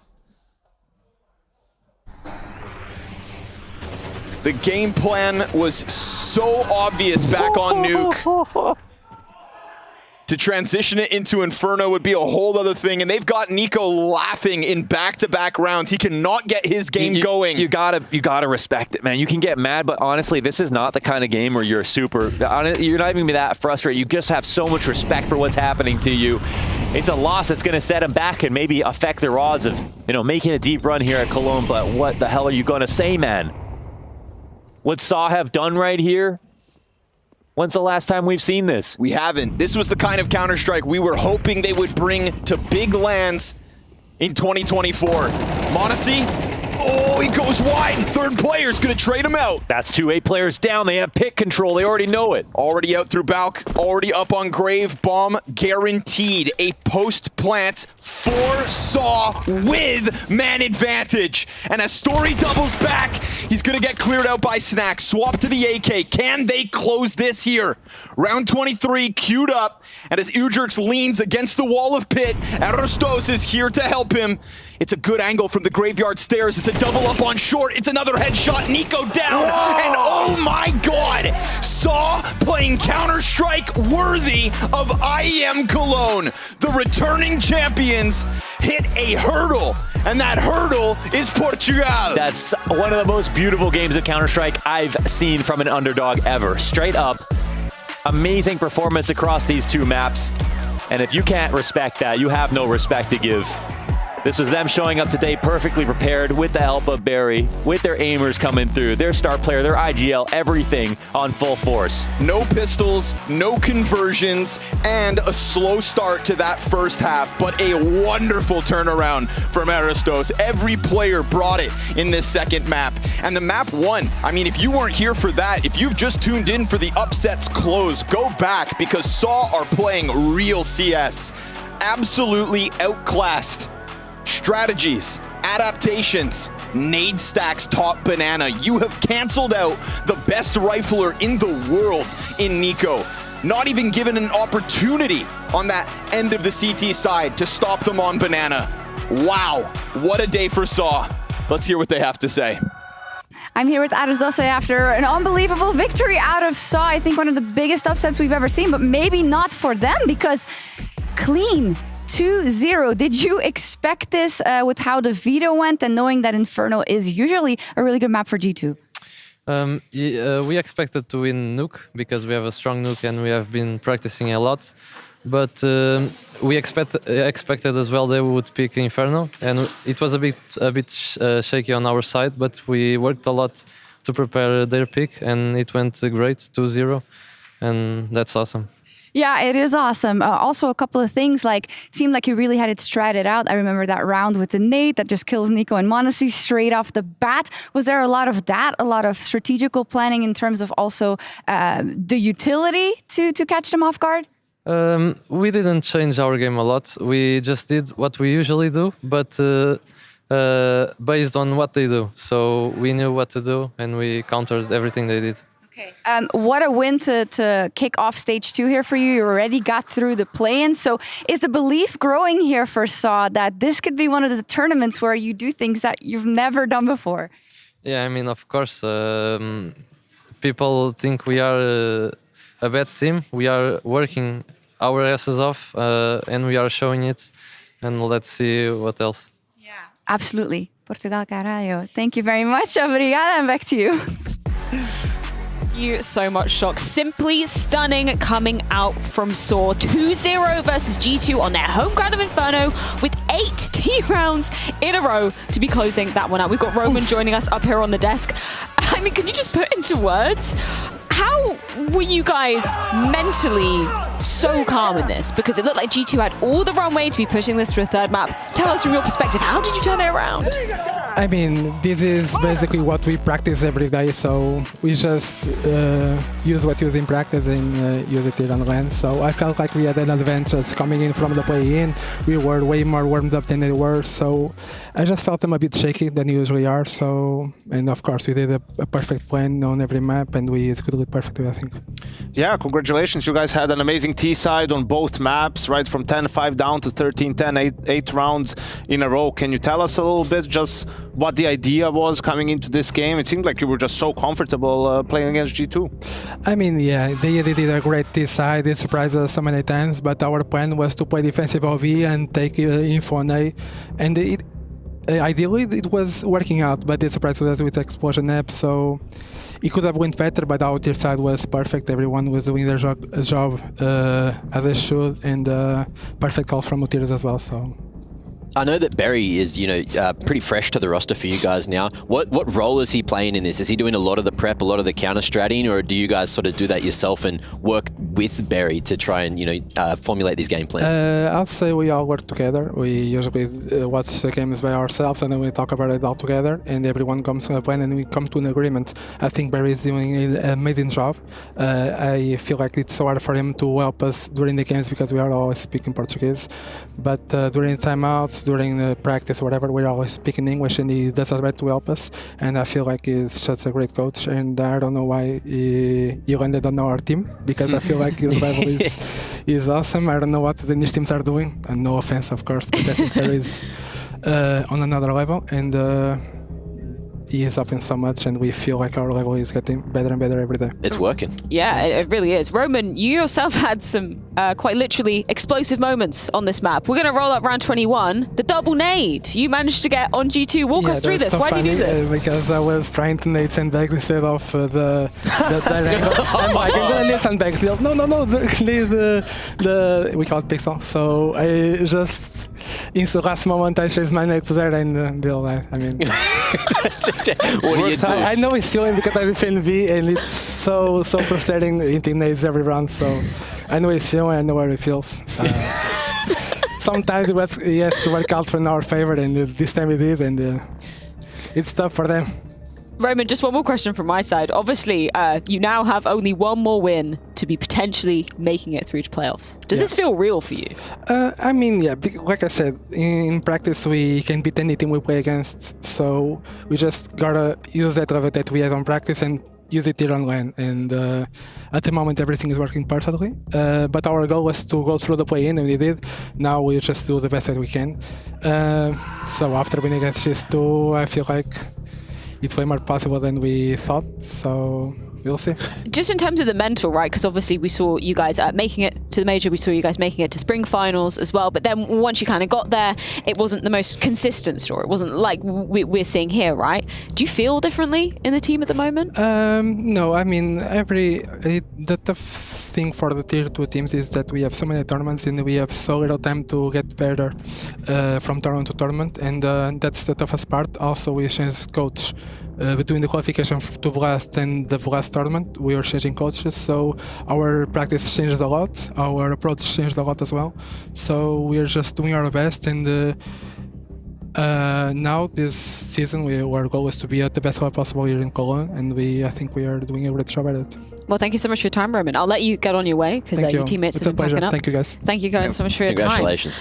I mean, simply stunning coming out of SOAR. That's just an insane prospect, right? Obviously, stage 1, they impressed us so much. I didn't see them taking down G2 today, particularly in that fashion. No, definitely not. I mean, G2 looks strong coming into this tournament, right? And even you look at how Nuke went, okay, they couldn't really get into the game. Here, they were up 10-5 on CT side of Inferno. That's their home ground. That's where they had their most insane comebacks. It's been their home map, right? So for them to not be able to close it out is very surprising for sure. Yeah, it was Nico and Hunter for me. Like, they were doing so much in that first half. They had, I think it was like 9 openings and only 2 times where they lost those opening duels. So just really doing everything. But it feels like this is the first time that Malbs hasn't really shown up since he's been part of the roster. Him not showing up combined with Monesi, missing a couple of shots and getting really closed on that A site, just kept on getting caught off on his own, and no one was able to trade him. So if these pieces of the puzzle aren't there for G2, then is this the G2 we're going to get? Is this going to be, an upset in the making? I think the issue, strategically or tactically, what G2 could have done different is you're 10-5 up, right?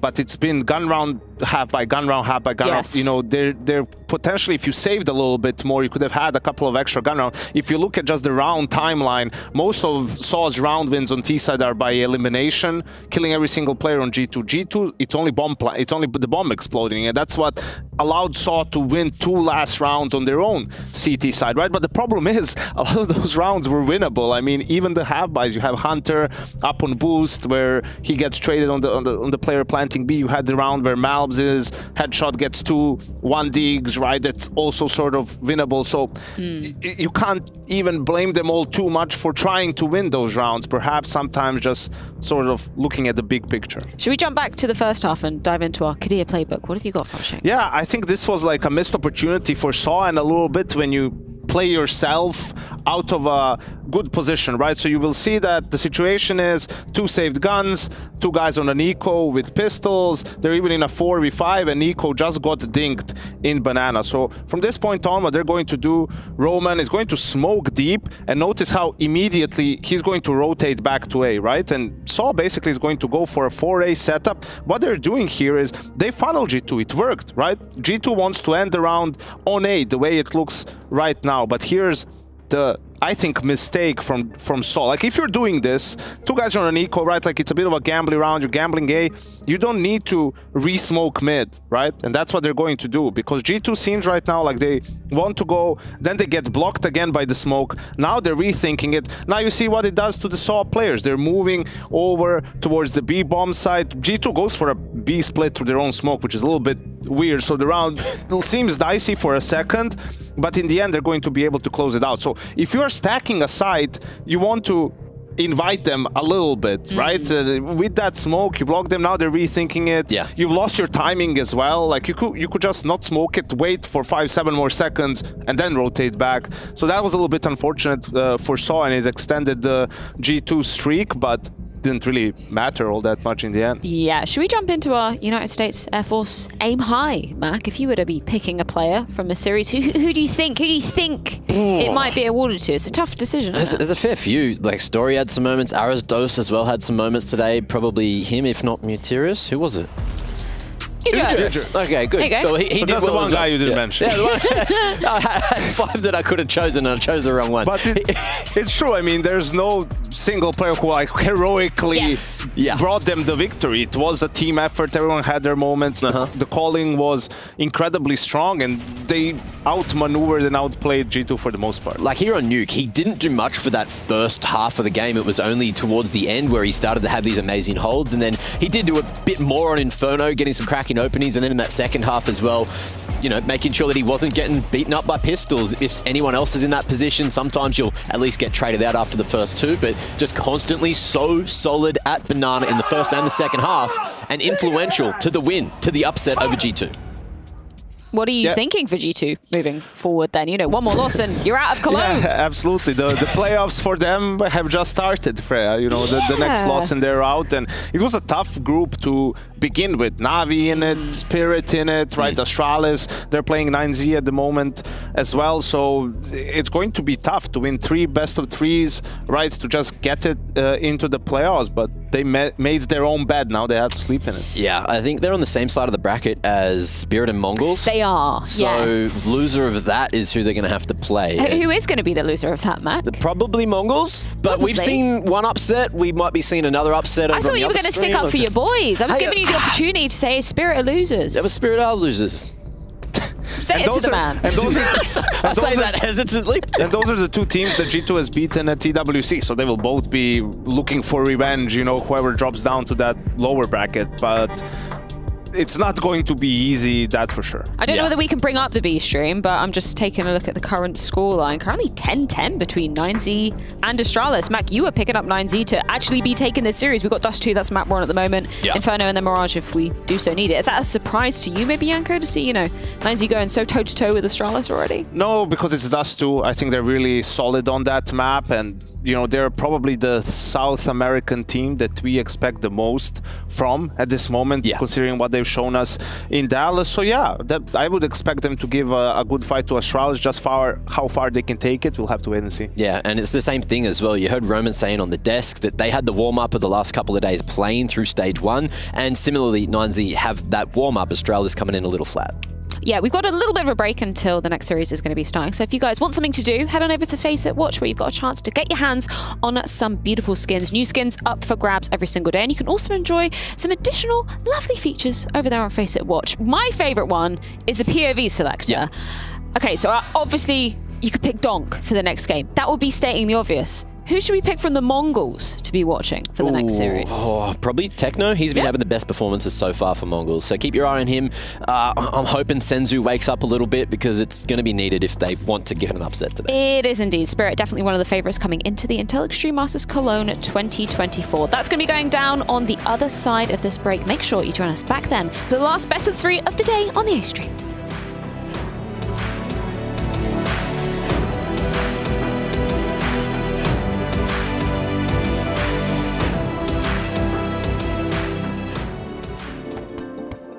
Hi, it's Bob with FaceIt. Did you know you can customize your live stream experience on FaceIt Watch? Yep, that's right. With the POV selector, you can choose up to 4 different perspectives, from the broadcast feed to your favorite player's view. So if you miss a kill, it's on you. No more T-Tours in chat. But wait, there's more. We've got a you watch, you win situation in here. Watch IEM Cologne while having the chance to get skins and FaceIt points. Woo, look at this one. Change the channel and control how you watch.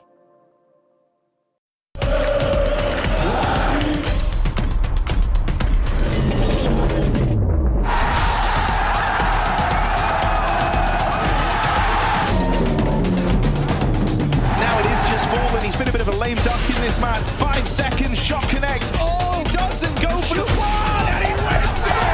Lovely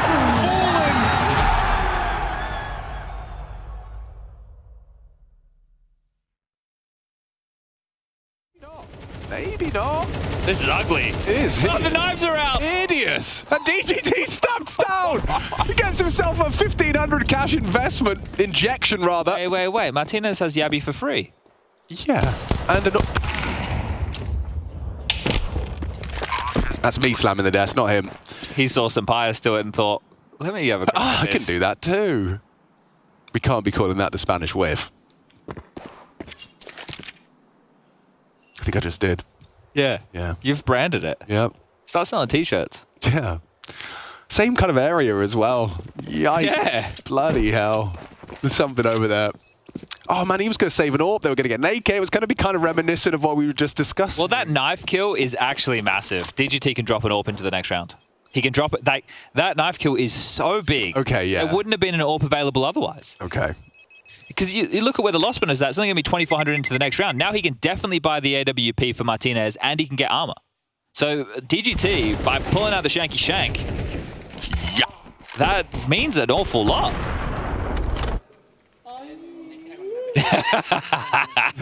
All you can do is smile.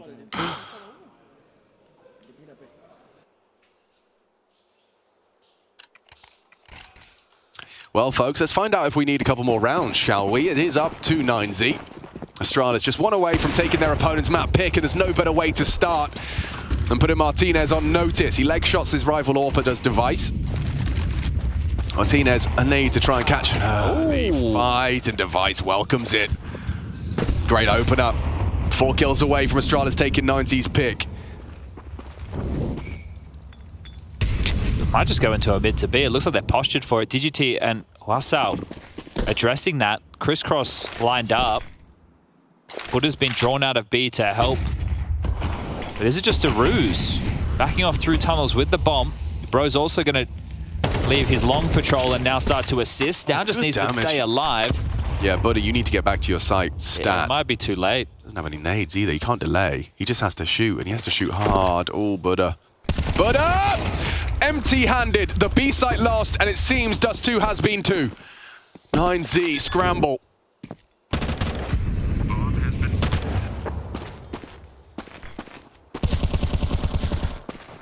Oh, replenish to the door smoke. Windows molly. Yeah, we all know how this feels. Man disadvantage extended. Kid's picked up at least. At least. You got a smoke on DGT and incendiary on Max. And the ref's calling this one done. Yeah, the towel to be thrown in here. Astralis just don't let these kind of rounds go. Yabi, clean with it. Clean with it. He's looking to leave with 26 if he's not careful. Bro yoinks it, but still. That's Astralis 13, 9Z 10. A competitive affair on Dust 2. And second half about the clutches for Stare and Bro, the pistol, and then Bro with back-to-back rounds that he had to salvage for Astralis. But you'll take Dust 2 and you'll move on to your turf of Inferno next.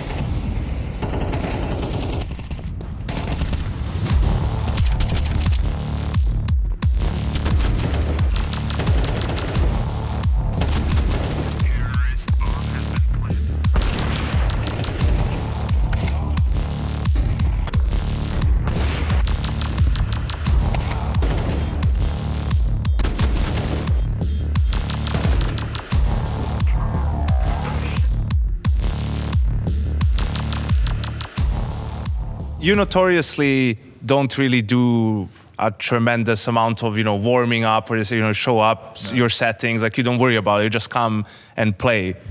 Actually, my game is in default. I play default game. I just put my bind to buy a weapon, and yeah, I'm ready to play already. Just basic stuff.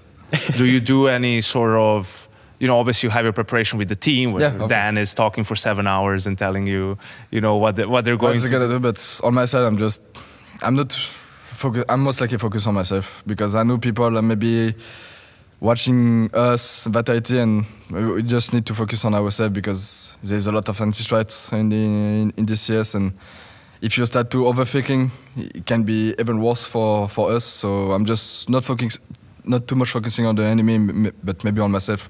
What I did the game before, what pick I did, or like what position I take. And I think it's even good to think it this way to have maybe better positioning for the next game. More self-scouting. Yeah, kinda self-scouting to know like what the best for the future. How often do you feel that these guys are really trying to counter me or what I do? How often? Even sometimes they don't even try to counter me, but it's also good for even those that are watching like a demo or anything, and the coach will like say, yeah, you can play long, short, boiler or apps. Or it's so annoying to know that. Imagine you're an apps player and you can be boiler, apps, close, or what can they do? I will use nades, I will do. So it's kind of like to scare the enemy. So to think in this way. What about you, Ilya? You feel sometimes like people are specifically trying to do things to make your life difficult or against you, or deny you some of the things that you like to do the most, or peaks you like to go for the most? I don't know if Matthew felt the same, but sometimes you feel like you play official and people just don't go on you, Like they just don't go on your side where you're staying with up, It's not because you're not, how to say it, like they just don't go on you, like they just go all the time on the other side. You're going B, they're going A. Yes, and you're playing with up. And after they do some really good execution and you're dying with up and you're like full tilt, It's the first time you see action 7 rounds in and it's your first shot, you're like, oh fuck. But I think against enemy, if you're an upper, when I played Mirage in 2022 against Navi, and I was also like self-scouting like what I was doing with op, what picks, and you can see these dots where you're more playing And when I clicked on Simple, where he played on Mirage the most, like on City, he was like everywhere. You could always feel that wherever you go, you have to be ready for this pick, because he was everywhere, like picking on the ground, picking ups with op on A, picking B ups, going aggressive middle, rushing out, like rushing towards top mid with op and picking insta, And these things you had to be always ready for, and like, obviously, I think it's pretty annoying, We're doing super sub now. So what's going to happen is I need you guys to find who subbed in for certain teams in certain situations. Which superstar replaced Sticko for Mouse in an online ECS match? Let's go with Nico. Let's go with Nico? He was old Mouse Sports player back then. That was Simple? Simple, yeah. Probably Simple. I don't know, but like I think Simple stood in a couple of times in some online matches. I will just say Simple here. That was Simple. Nailing it immediately. Easy. You got it. That was Simple. That's correct. Nice. First point, here we go. We're warmed up. Which Swedish player stood in for Kirby's Astralis at a Blast LAN event? 3, 2, I don't know. 1. Gerard. Swedish player. How did I? Gerard. That was Dennis. Dennis. Dennis. That was Dennis. Okay, well, that one was pretty quick. That was pretty easy. That one was pretty easy, I guess. Dennis. There we go. He's on the money. That's it. That's Dennis. That's why I said you told me. You told me he would know. He would be able to help us out. Which ex-IGL stood in for FaZe and an Intel Extreme Masters? I don't know any ex-IGLs. Yeah. Doesn't know an IGL. Randomly, fast. Adikalix, let's go. No, I don't know. I don't remember this one. That was Exist. Has to be Exist. Exist, yeah. Well, you guys are way too strong. I'm just checking just out of curiosity, but yes, I remember that. That's 3 out of 3. They got them fast. Exist, right? Exist. Oh yeah, it would be Exist. You speak on behalf of your that this gang? Is yeah, it's Exist. That is Exist. Yes, that is Exist. Yeah. Nice. 2 out of 3. Which legend stood in for Fnatic at IEM Dallas 2023? Forest? Yeah. This episode is going to be 27 seconds. Forest? There we go. See, there we go. 2 out of 4. Yeah. Forest. Forest. And finally, this one's slightly harder. Who replaced Karrigan in the grand final of BTS 5 after he had to depart to catch a flight? Social media guy that's like, starts with N, but he plays CS. Got 5. I can't remember his name. It could be anyone. I can see his face. 3. It's an international team. It could be anyone. I was going to say Robin, because I don't know. It's not a player per se. Yeah. I'm helping out. Don't know if I'm allowed, I don't care. Dis-moi en français. En français, frérot, tu crois? Je vais pas te donner la réponse en français. Really complicated. Really complicated. We don't have. That was Ragin. Who? Ragin. Coach. Oh, Ragin. Ah, the Ragin, the coach. Yeah, Ragin, the coach. Ragin. It was? Was it? He was coaching them. Yeah, but Nero was already playing for them, right? He was already playing. Yeah, so it was Ragin. Yeah, the coach had to replace them. That's true. Yeah. So they had a double stand in. What does that leave you? Like 3 out of 5? That's not bad. It's not bad at all. We'll take that. It. Well, so only one? No, that was 2. That was 2 out of 5 for Eternal Fire. It's not that bad. It's not that bad. The episode 1 was way too good. We needed to calm down. Well, damn. That's 5 out of 5. That's 5 out of 5 in about... We speed ran it. 43 seconds, yeah? Love it. That's it. Episode 2, they nailed it.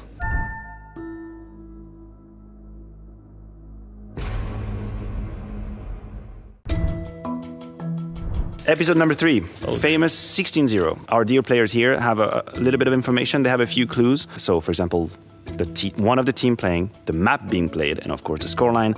And the idea is to find which team received or inflicted a 16-0. So we start with the first one. That's Epicenter 2016. Wow, that's a throwback and a half. G2 on the receiving end of a 16-0 on Train. Who 16-0'd G2 on Train? I mean, VP we played VP in the final. It could be VP. It could be VP. They were also pretty good on Train, no? Yeah. VP. Definitely Luminosity as well, but I don't know if that's a clue or not. I'm going to go. I think we go with LG. I'll agree with you there. What did you go for? LG. SK Gaming. Nailed it. Really? Nailed it. SK, first time. Yeah, there we go. Oh, it was SK? SK, yeah. Also pretty good train team at the time. Yeah, but I guess I see where you're going with VP. I'll allow it because at the time that was SK. SK. Okay, yeah.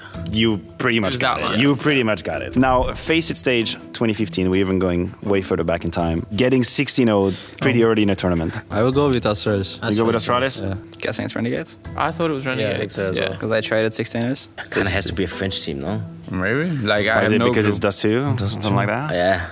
Someone's going to take the responsibility. G2 was a French team, no? What other French team was that back then? Titan, I guess. Just go for that wild guess if you want. Was it G2 you said? Yeah, I'll take G2.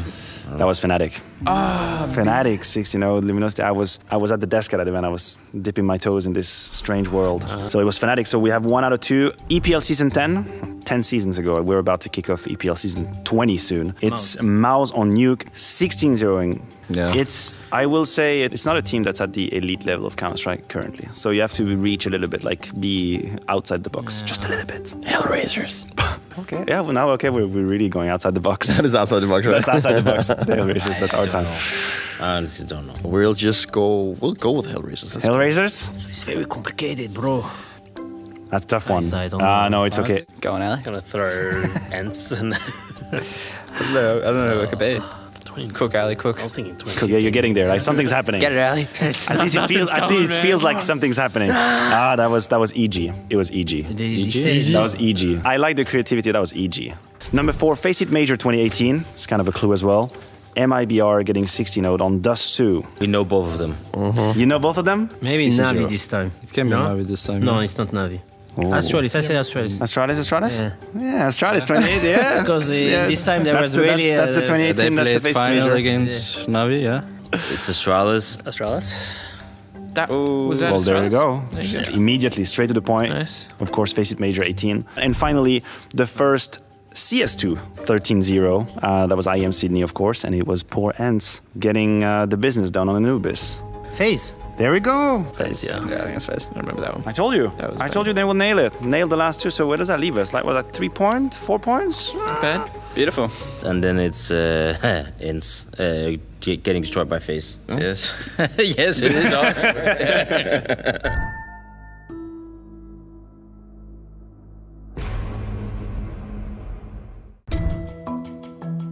In-game leaders. Cloud9 has had 11 permanent IGLs since 2014, and I'm gonna need you to name all of them, and if not most of them. So that's a huge reach.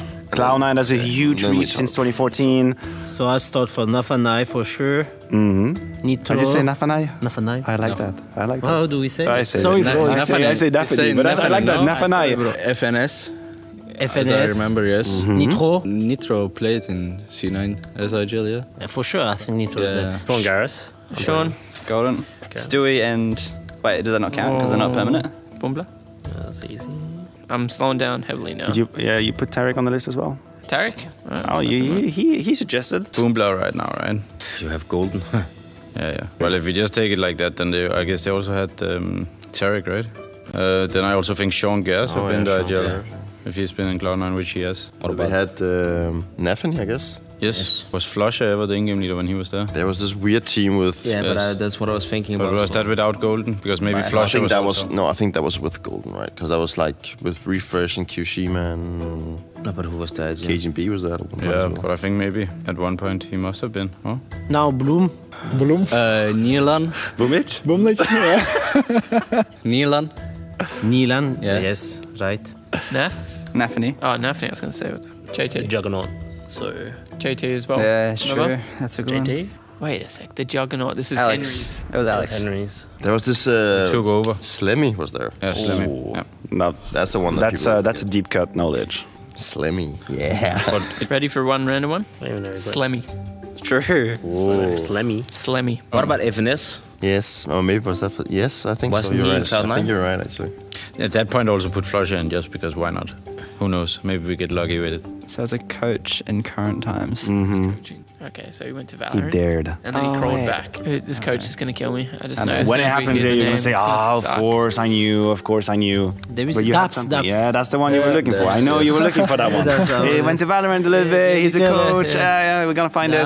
What about this Daps? Was he ever there? No? Yeah, he was. Wait. What was the team with the S-Attack one? Who was the in-game leader of that one? Yes. Oh, that's true. That was... it was Alex. Yes, that's true. Maybe Rush. He lit it one time. I'm not sure.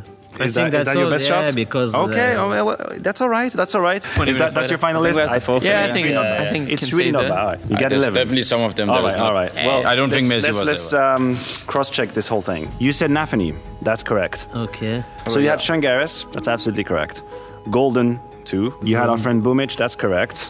Tarek is true. Yes. Definitely. The Slemmy deep cut, that one I didn't see coming. Like, I don't know where you found that one from, but... Just remember it's actually crazy. That Slemmy one is pretty crazy. You had FNS, and that's correct. Flusher did. Okay. IGL. The coach I was referring to was Daps. Oh, wow. I wouldn't have got that. Okay. No regret. Say none. Alex is correct. Juggernaut as well. Who's the one missing? I don't know. JT. 4 out of 11. It's not that bad. Overall, still a pretty decent list from FlyQuest. 10 out of 11 here from Falcons, naming the leaders.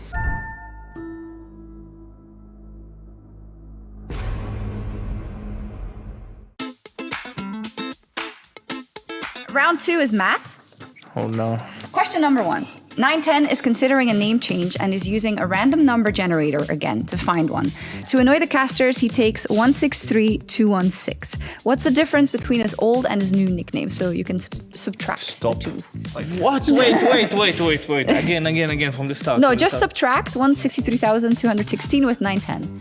I'm fighting a stroke right now. I'm good. You already did that was so fast. What? Yeah, that's a flex. I was just writing it down while you're talking. Yeah. No way, dude. Stop. Is it not correct? You cannot What change. is this? You cannot change, lad. I try to calculate problem. Your IGL is correct again, 162306. I'm 206 I did off. 15. Okay. Wait, why am I doing 15K? Oh my What did you God. get? There's 3,000. Oh my God, 15,000. I'm off by a long shot. Holy moly. I just looked at it and I was subtracting my mind. So That's more impressive. I think you should get more points. Question number 2.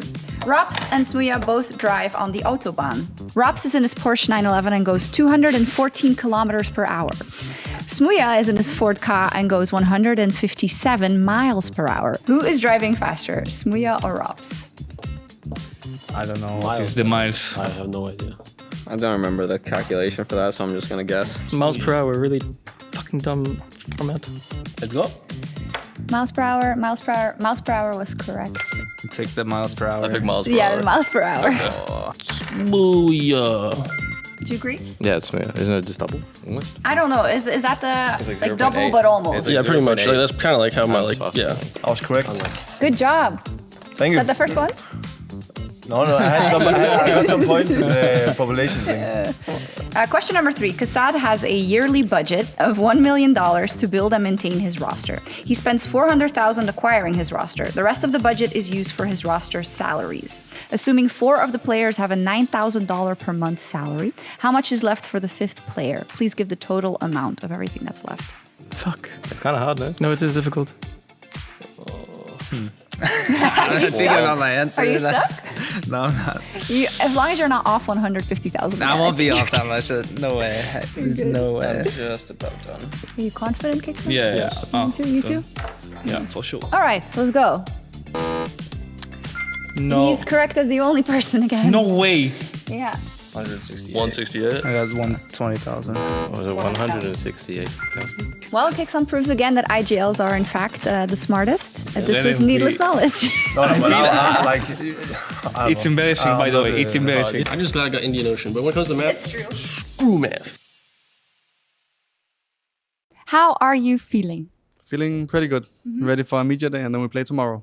Yeah, it's kind of tricky, right? Because you don't know who you're going to play at all. So how does that work then? You just hope that, I mean, it's a team that you like playing, I guess? Yeah, I mean, I think we got told we either play Complexity, Liquid, or 9C if they win today. So we have to wait for that match, and then after that we'll know the opponent, right? So we can only prep after the 9C match is done today. And what do you think about that? It's going to be a North American, or like an American, I should say, or South American opponent? I mean, I don't really mind. I think they're all good teams, right? So I don't think we have any preferences if it's NA or EU teams. We also know Liquid is pretty good with the new team, seems like. So it's kind of scary, but I think we'll manage. Have you seen Ultimate perform? I mean... I actually didn't know him before this. I never heard of him even. I don't know if that's just me, but when I see him play, he actually does some pretty like flashy shots, kind of like Mondesi. Maybe not as good, but he does like... oh, Stair thinks he's the next Mondesi Ultimate. I can't tell, but he does some pretty sick shots and like some sick movement stuff. Pretty fast with them orb, I see. So exciting to see where he'll go. Me too, but I'm also excited to see how Astralis is going to do. I mean, I think at last versus NIP, it was really, really good. But how do you feel overall about your form going into Cologne? I think we're pretty confident. Like we had 2 matches against Vitality, we lost. But except that, other than that, I think we played well against Falcons twice and NIP. So of course we had struggles against Vitality, but I think we talked a lot about like why and like what happened in those matches. And I think we talked a lot and learned a lot from it. And by that, I think we're pretty confident going into Cologne now. I'd love to know how things are, with Deva IGLing. I feel like it breaks down in different parts, because in the beginning it's kind of like honeymoon phase and figuring things out and how does it go. But then when you start losing a couple of matches, there's a lot more to talk about. So how is that dynamic working now? I mean, of course, when you lose, you have to talk a lot. But it's also only, so to say, Vitality we really struggled against, I feel like, over time. I mean, we even beat FaZe in the start a couple of times and played close against them, right? So I feel like we're not too worried about that. I think also it can be like hard to play against some teams playstyle-wise, and then some other top teams we might be good against. So we don't really like... It's not like a scandal we lost those matches, I would say, but we talked about it and we fixed something on some maps. I can't tell you what, of course, but... it's good that we can work on stuff when we lose, not only like be like, okay, we will win this, we're good enough. We also work like when we play against Vitality and lose those matches, right? We evaluate and build on our map pool. Well, good luck. Thank you so much. Cologne 2014, the first ever major in Cologne. Not quite the Lanxess, but the pull of the trophy still summoned Counter-Strike's finest. Cloud9, the organization's debut tournament in CSGO and the sole North American representatives left in the playoffs. For Shroud, a first taste of the major stage. NIP, on the other hand, knew the road all too well. Hearts crushed not once but twice in 2 consecutive major grand finals. Now, it was the time to start that voyage once more. Challenge number 1, quarterfinals versus Cloud9. With major life on the line, one would meet their end on Cobble. Flashbang going down into what we sometimes call Skyfall here, and nothing getting overrun by Hiko, doesn't care. Picks up 2 great kills. They have taken control of the middle here in IP, and Cloud9 trying to see if they can readjust. Freiburg gets backstabbed. Hiko, really decisive decision. He's gonna go down. Fuflaren looking for the kill, taking a long time, 2 more time. He has time to find them, but they control the bomb, and Shroud, clean headshot. They're gonna get dropped, and Gerai will pick up 1 as well. There's an AUG on Sean Gas, and he's making it work. At this range, maybe it's worked, maybe he's figured something out about this map. It's gonna be a quick triple. They will get the bomb plant down once again, so NIP doing a fine job. Freiburg takes down Sean Gas, does go down, and now Freiburg versus Semphis, and Freiburg should just hide Semphis. He's gonna be jumping down. Freiburg picks up the kill.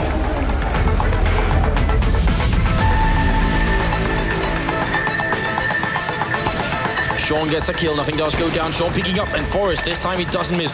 Not the first, not the second shot. He's gonna go for a third one here, jumping down, he misses it. CSAT 75, Get Right comes to the rescue, but it's still a 1-on-2, and it's gonna be Shroud and Semphis. I feel like there's something else that really was important that round, is that they actually stole Forrest's AWP, so now they have a double up set up, but wow, what a quick move in here. Fuflaren with the kill, grenade to follow, boom, and Semphis is gone. Gerard's coming up from behind Fuflaren, hiding right here in that corner, and he gets the kill now. 2-on-1 for Sean Guess, and he can't even escape. He's going to have to commit to this, otherwise he's going to go down. And Fuflaren, 1, 2, and 3. He wins the round with a triple. Forrest misses a shot, Freiburg does not, and now it's a 2-1-4. You're right, they might not have enough here. They're both on the bomb side, but is it going to stop them? Semphis misses 1, gets Freiburg, keeps spraying here. Forrest playing a dangerous game, and he comes out on top. Nothing.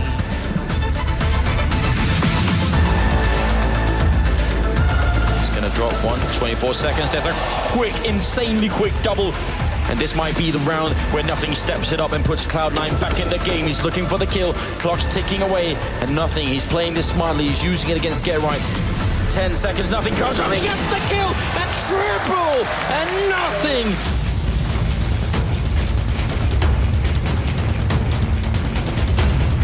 Forrest looking for the kill, doesn't get it here. That would have been an instant death. Gerard realizing someone's behind him. He's going to go down though. Hiko with a really important backstab here. It's not over yet. Nothing will pick up 1 more, and I don't think NIP can actually seal this round. It looked so good. Just a few seconds left here. 7, 6 left. Freiburg goes for the kill. He's going to pick it up. If Just Exists survives, he's going to win the round. There's no time. Oh my God, Freiburg, are you kidding me? They win the round because of it. And now they're going to execute for B, but Freiburg is there. They're still in it, auto sniper at the back of the site, and they got to move quicker than this, much quicker. The bomb's still trapped here. Freiburg picks up a second kill of the round for himself. Sean gets very low on health. This is probably going to be NIP's round. Fuflaren, this time not missing a shot. Semphis and Shroud left. They're moving up towards the statue, but that bomb plant can't happen yet. 10 seconds, 9 seconds. Freiburg, 4 kills in the round, seals the deal.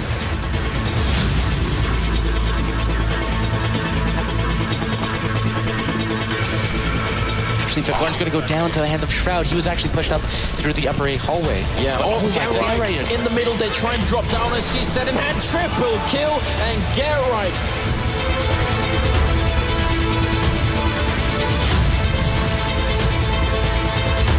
He's back up at some point here. Grenades rain in. Are they going to go and check here? As Forrest picks up a kill. Can he get another one? Has the max 7. They need to kill him quick here. Backup's coming. Forrest still doing a great job hiding. 2 more shells in this max 7. Grenades to follow. Forrest still alive. And oh, they're kidding me. It's now Semphis alone, 1-on-4. NIP. Absolute resurrection. From the ashes they rise, and Semphis gets the kill.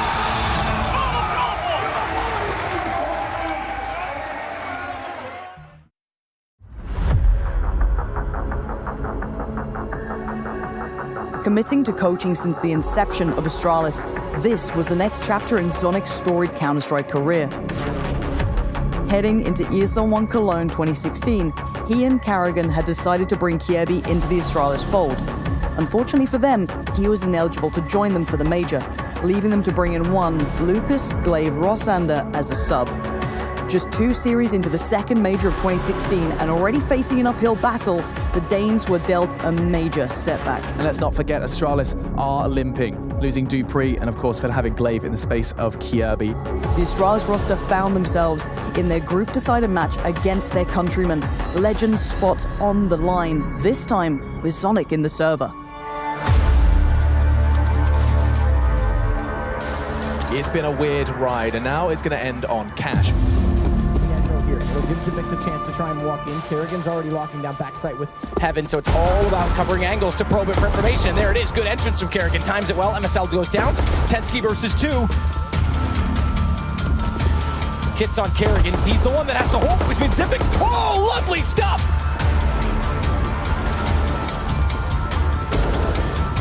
Two behind the smoke, walking through. Glaive does get one. There's still alive in this, and Glaive has an AK. It's getting confusing. He gets a little bit panicked as he bumps into one in the smoke and tries to spray through, but he's still alive. Watch for the boost, though. Are they going to go fully for it? Up above. Karrigan sees it, nails it as well. And there is a kick. Karrigan! Oh, they've done it! What are those 2 shots?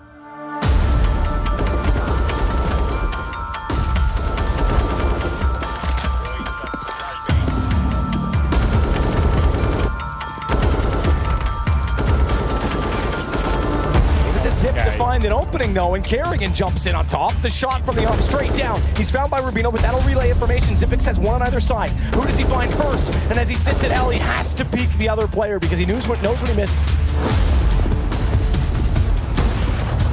Here he goes on it. He's flying now with this AWP. What is this? Sonic gets 3 kills to close it. Device with the other 2. Go heavily, and Sonic takes down KGB. Rubino has to come in. Good headshot. Oh, Rubino gets 2. It's another pistol on another double headshot play.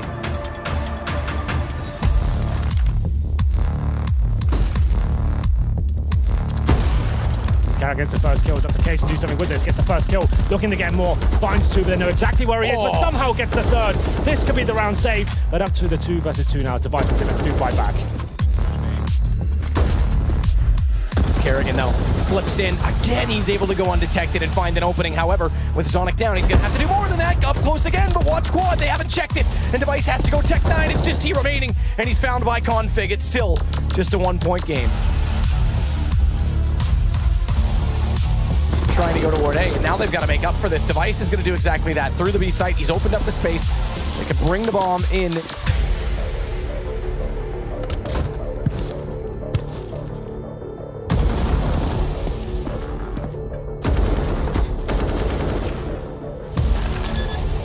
MSL, 8 seconds remaining, still 2 to find.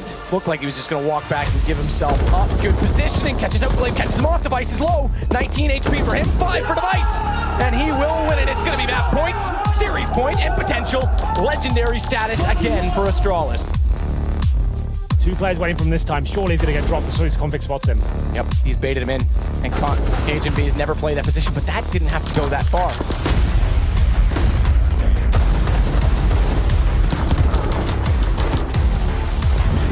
And sitting duck right now is Zipix on this highway, but Cajun's actually rotated through A main, so there's no flank potential. He could try and find this kill. 8 seconds, though, is the problem. And as soon as he goes for the plant, MSL's going to wrap back around. He knows he has to stick it, and down goes Zipix. We've got another round on our hands yet. Device with Glaive is down. Rubino's not looking. He's going to come back now, but he's going to get caught. That's the opening. Karrigan this time through the door, not Zipix, so a change in play, but Cajun B, edge of the smoke, good find, and Glaive's not there, not close enough to refrag. Karrigan's desperate to find one in the smoke. Instead, it's MSL. Found by Zipix. It's a hero play, and Glaive will close it. Astralis, 2 stand-in players keep their legendary status against what was Dignitas's best chance. That is heartbreaking for Dignitas, but my God, Astralis, a sigh of relief. It has to be.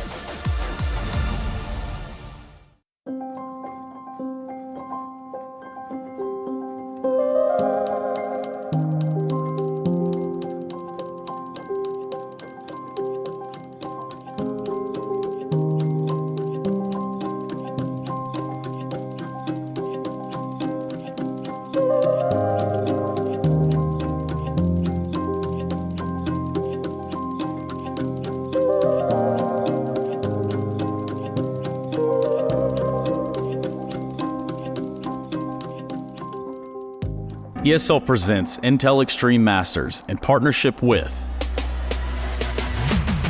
Intel, Acer Predator, DHL, Kadia, Monster Energy, the United States Air Force, 1xBet, White Market, Logitech G, and Noor.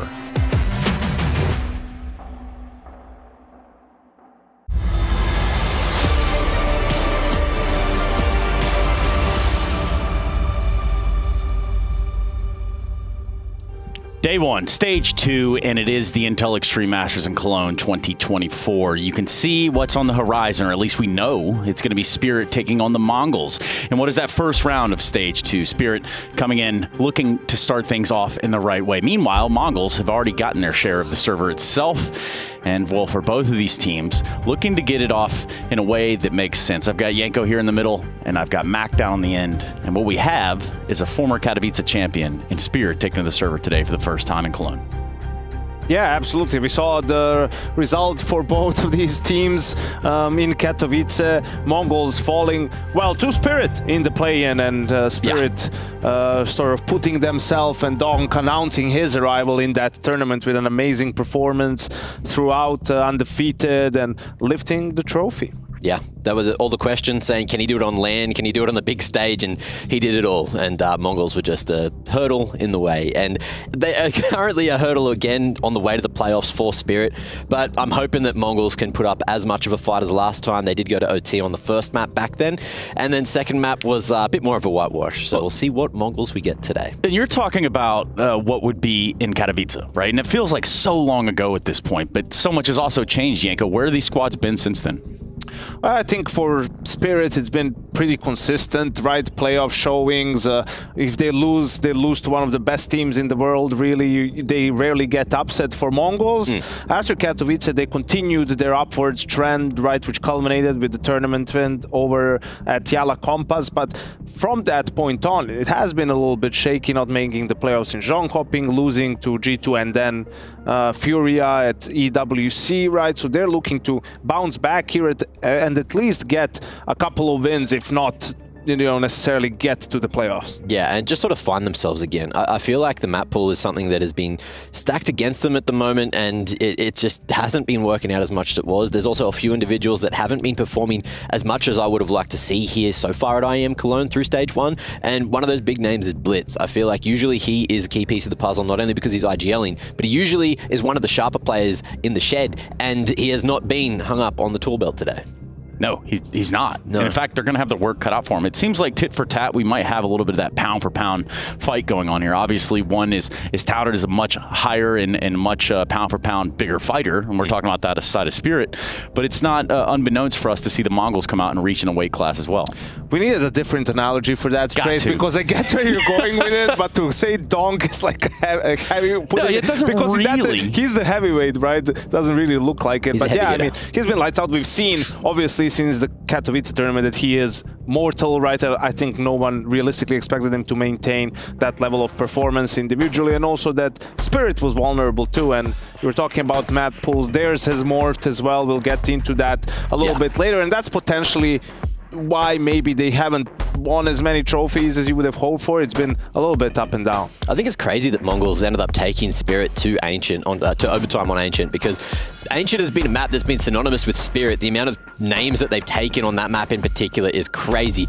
So it's good to show what they were capable of. Look, Mirage was a whole different affair, and as you can see here, to kick things off, Mongols didn't really even get a chance to warm up. Team Spirit was destroying them in the first half, and then there wasn't too much of a second half to play.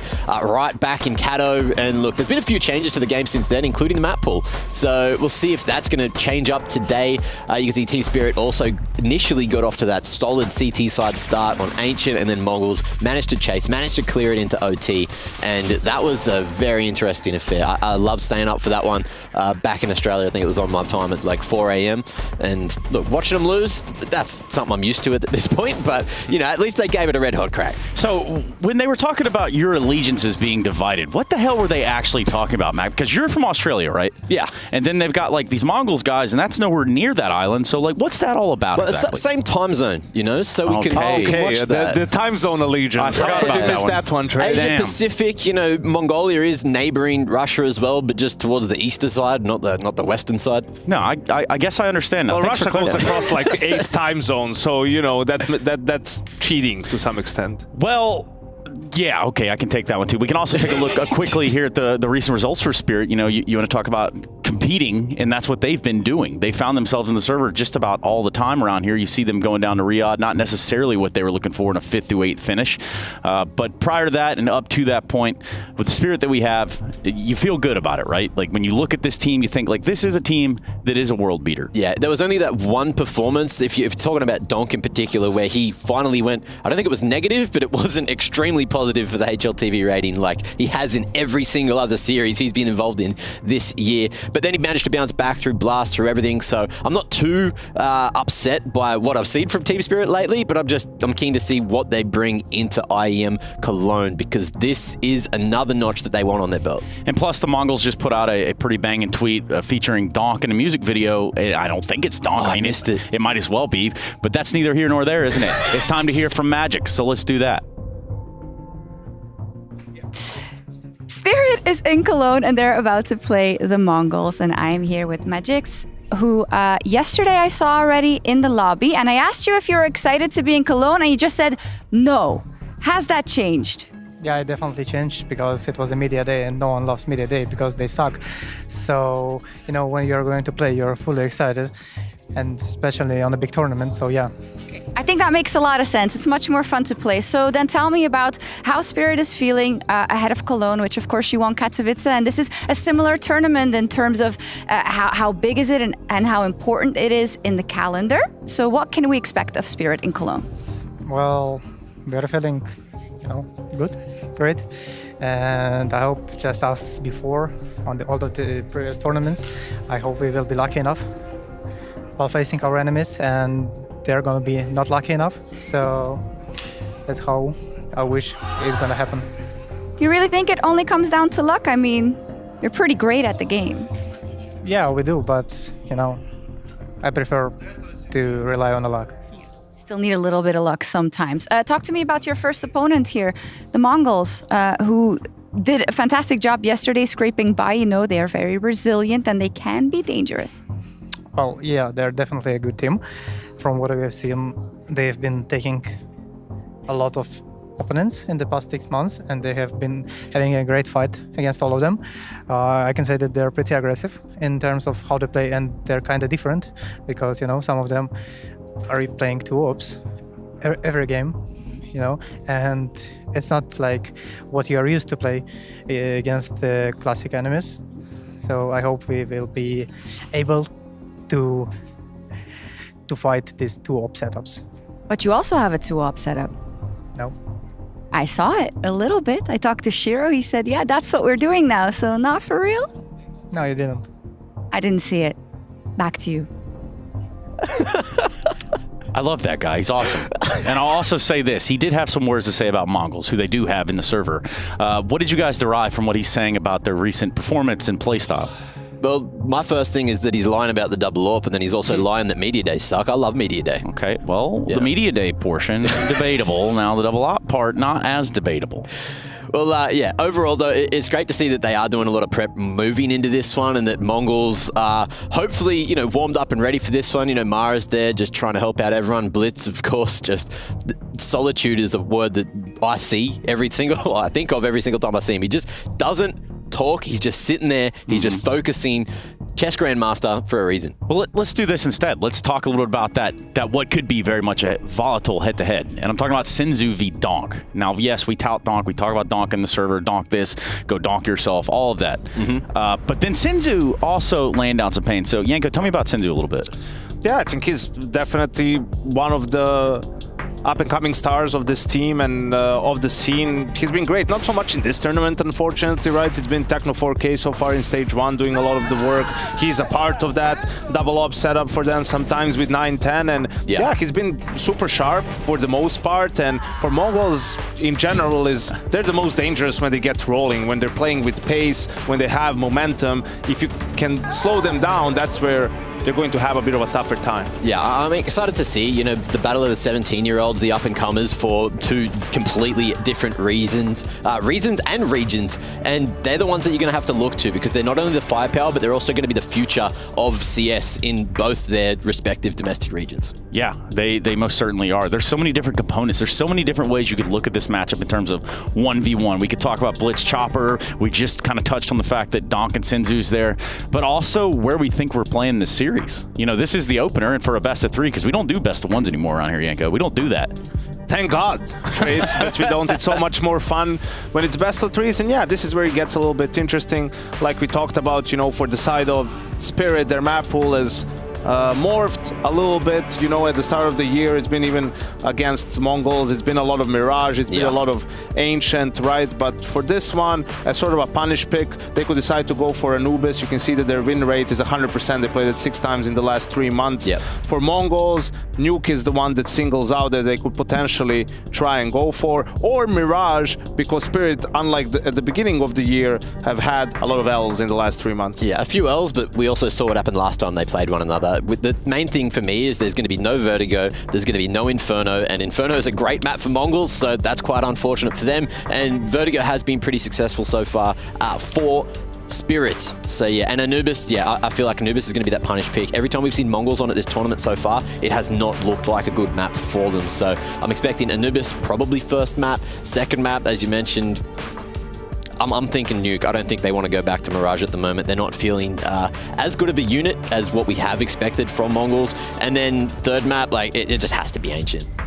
I think they have to pick Mirage if you're Mongols. I think for Spirit, could be Dusk, could be Anubis, up to them. Where do they feel a little bit more comfortable? And then, yeah, Ancient as the decider. I think that would make sense for both teams, unless for some reason Spirit has lost a little bit of their confidence and they decide to veto it out in the second phase, and maybe then we get out, instead of Ancient, something like a Dusk 2 or Anubis still. Oh, okay. Well, we'll go on Ancient first. Mongols are extremely happy with how they fared on it last time, and they're taking Spirit to one of their best maps. They're saying, if we're going to take down the Titans, we're going to do it in the best and the hardest way possible. Yeah, they're not looking to go for any punish picks, really. They're just picking towards their own strength, not really caring that this has been a staple for Spirit ever since this roster was formed. Spirit, on the other side of things, do go for that Anubis over Dust 2. Mongols pick to start on the CT side, which is also interesting. We've seen teams picking the T side. Mongols now banning Dust 2, and I think in the end, for Spirit, I think they veto Mirage, and we see Nuke as the decider. Yep, there it is. Yanko, you spoke it into existence. Like, good job, man. I like that. I like what you've done there. So yeah, Nuke, the final one. Let's talk a little bit quickly about what to expect here. Who's going to win this, and why is it important to get a strong start? For me, I think it's Spirit. As I said, they don't get upset if they lose. It's to one of the best teams in the world. They're really good at preparing. I think Halley has done an incredible job with the squad alongside Chopper. Obviously, their players are just on a different level. It's not the first tournament of the season anymore. They're warmed up, and I think they just take care of business here. I think it is Spirit, of course, the heavy favorites, but I'm huffing on my copium. I'm hoping that Mongols can give us a really good game. We've had 2-2-0s today, which were both bangers, respectively, and I'd absolutely adore if we had a third beautiful best of 3 to It's a classic mistake, Trace. No, it's a terrible classic mistake. He thinks just because, you know, G2 could lose to an underdog that will happen to Spirit. No, G2 is unique in that sense, Mac. But maybe what the problem is, young Padawan. The problem is people aren't respecting underdog, and maybe that's what it is. Respect underdog, right, Mac? Like, that's kind of what you've got to do in this situation. I respect Mac. Yeah, okay. Well, yeah, I said the underdog, not the updog. Big difference. Wow, okay. What's up, dog? Finally, I've been trying that for years, and finally, maybe you didn't mean it, but now we've got it nonetheless. So, yeah, we've got Mongols and Spirit. We're just a few seconds from getting them in the server, and for Ancient, Anubis, and Nuke, again, you know, Yanko, you kind of pointed out Mongols starting on the CT side of Anubis. Yeah, well, once we get to it, we'll see what's happened on Ancient. But yeah, I mean, on one side, you have to like the confidence from Mongols to not care about Spirit's record on the map and just be like, yo, we'll battle them on this one. They did this against G2 at EWC and it didn't work out. So I'm not expecting it to work here again. Yeah, well, we're going to have to just sit here and relax and watch, aren't we, Max? So let's do just that. Thank you very much, gentlemen. It is time to get into the game. Mongols and Spirit, opening round of Stage 2 at the Intel Extreme Masters in Cologne. And let's do the damn thing. Oh, gentlemen, thank you for your insight, but you got it backwards. Mac's not the underdog. He's the dog from down under. And he's got a little bit of hope, that little bit of copium. As a North American, I know the smell all too well. Mongols versus Spirit is a daunting task, and we know what happened last time they met on this map. It wasn't half bad. So I like that Mongols are coming into the series hoping to go off of their strengths. Mohan, we'll see what they've got in store for us to close out the evening. Yeah, Mongols are just in that transitory period between, you know, tier 2, tier 1 wins consistently, and they can still sort of lose to anybody. Spirit really haven't shown that they can lose to a team as far down the rankings as this. So this would be their biggest win so far if they can pull it off. If we get the double kill from Mzino, we get the push into the B site. Nobody here going to stop it as Chopper just waits on the short side, hears the rumblings of the long wrap, and just maintains a bit of control, right? With a bit of control comes a better chance. Perhaps Donk goes forward, Chopper goes back. Maybe Donk's just going to get fed to the wolves. Or maybe he is the wolf in sheep's clothing. 1 kill for him.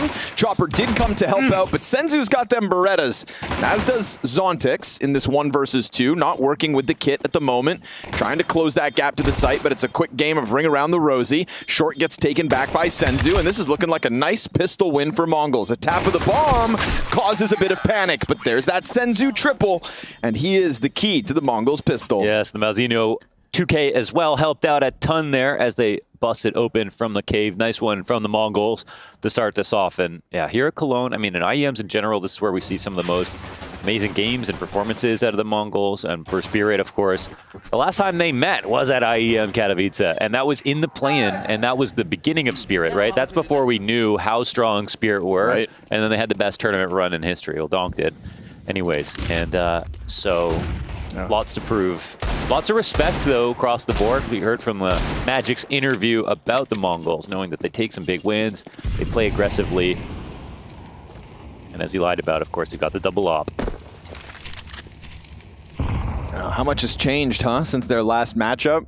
Play-in of Kato to, of course, the season Spirit had, being the only team to hoist 2 S-tier trophies. Mongols, since then, they've touched a trophy. Launders. They got Yala. Imagine. Yeah, and it was a solid win, but there was no one like Spirit there. Oh, how expectations have changed for both these teams since those days at the start of 2024. Easy couple of kills here. Look at the pistols trying to stack up behind smokes, but it gets torn apart. It looks like Mongols are going to be confident in their conversion, as they should be.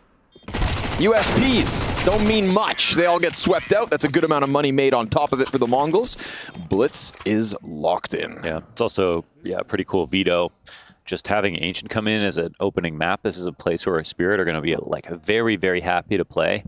And it would be a massive statement to pull this off. Now we had Liquid, who got humbled today by FaZe, the underdogs. Then we had G2, who got humbled today by Saw, the underdogs.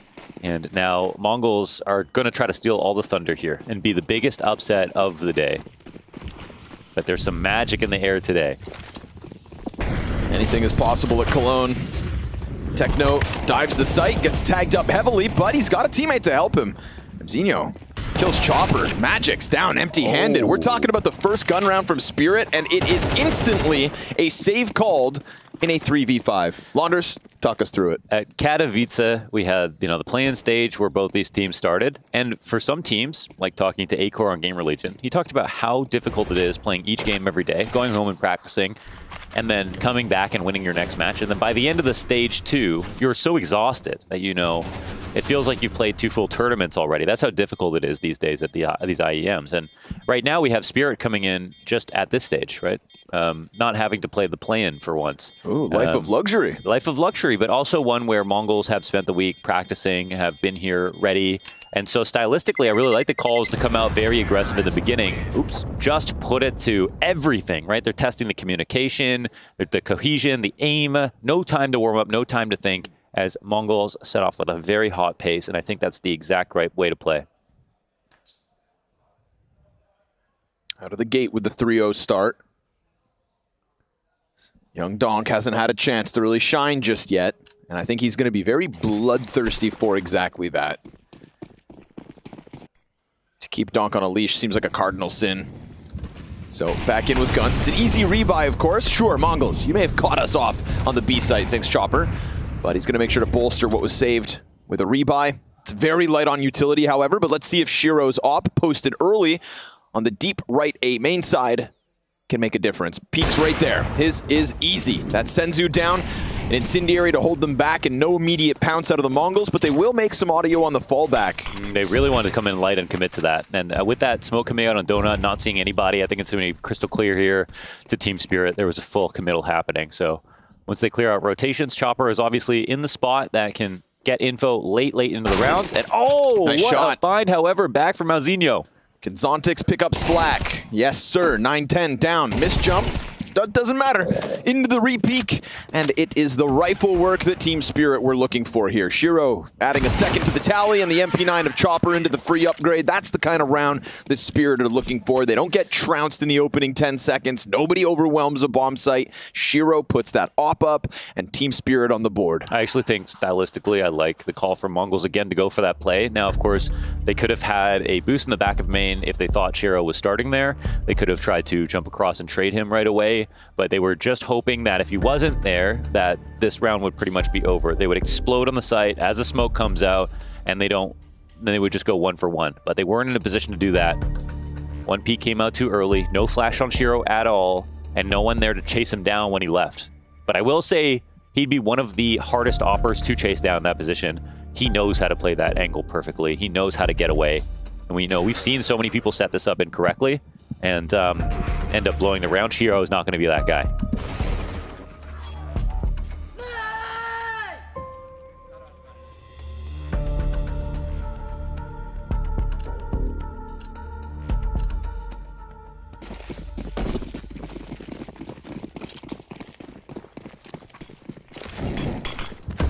Instant mid-fight. Here we go again. Trying to keep that tempo up. With the 2 smokes, they get the CTs to scatter, but a nice slide out here from Zontix. And he's got another pin. Bottom of B, we have damage done, but also a CT falls. Chopper to the wayside, Magic's to the backside, and he pulls them in, controlling the M4, getting Senzu on a silver platter, and pushing us to the 2v4 at a minute 30, Mo. They handled all these micro decisions so perfectly, and the aim from Zontix is just beautiful today. Senzu, Malzinho, Zontix. Ball showing some great frags. Feels like this skill ceiling is so high with the rifles in the server this evening. 9-10 gets Magic's. Blitz nose! Oh! And we go back 2v2. It's winnable. Evened out.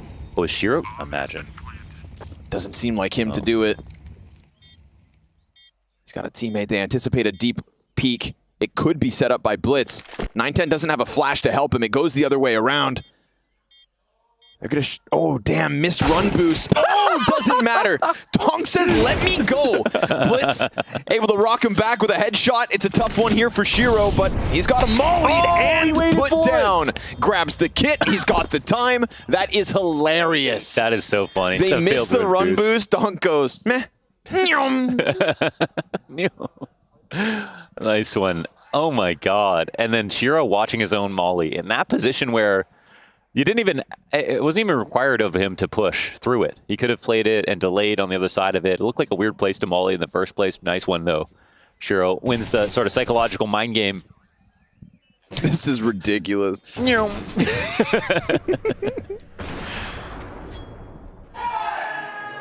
Yeah, that's how I'd feel. I like the tempo coming out of Mongols last round. That instant mid-hit off the double smokes. This time they don't block off Donut. A little more room, of course, for Donk to wiggle around in, but it's a lot of footwork here on lane. Chopper's nade negligible. Purchase power a little bit limited here for Mongols. Their lead about to get evened out.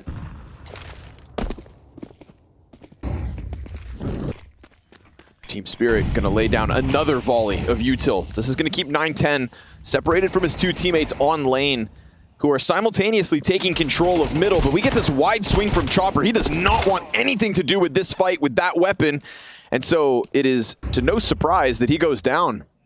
Doesn't even get a shot off, just wants to disengage, but gets tagged as he tries to desperately jump back. This puts a lot more pressure on Magic's. Of course, Shiro is over towards the caves, but Magic's here. Yeah, try not to go down to the Deeg. He dinks Blitz. Shiro whiffs. Puts a smoke down towards ramp, and they've lost support. This is all Shiro now. And down he goes to a Deagle from 9-10. That is 3 instant kills coming out from Mongols, and a site that looked like it had a chance ends up getting nothing. Wow, they will completely fall apart. That was actually beautifully done because Magic's put himself in a spot to multi-frag. He was playing very carefully on the angle. He got a little damage off, but Mongols never let a kill go without actually finding a trade or some space back. And they forced Shiro to shoot and fall back. They also get these kills without allowing Team Spirit to save. And look at the hunt that's happening. They don't know where Zontix is, but Blitz might incidentally find him in just a few seconds.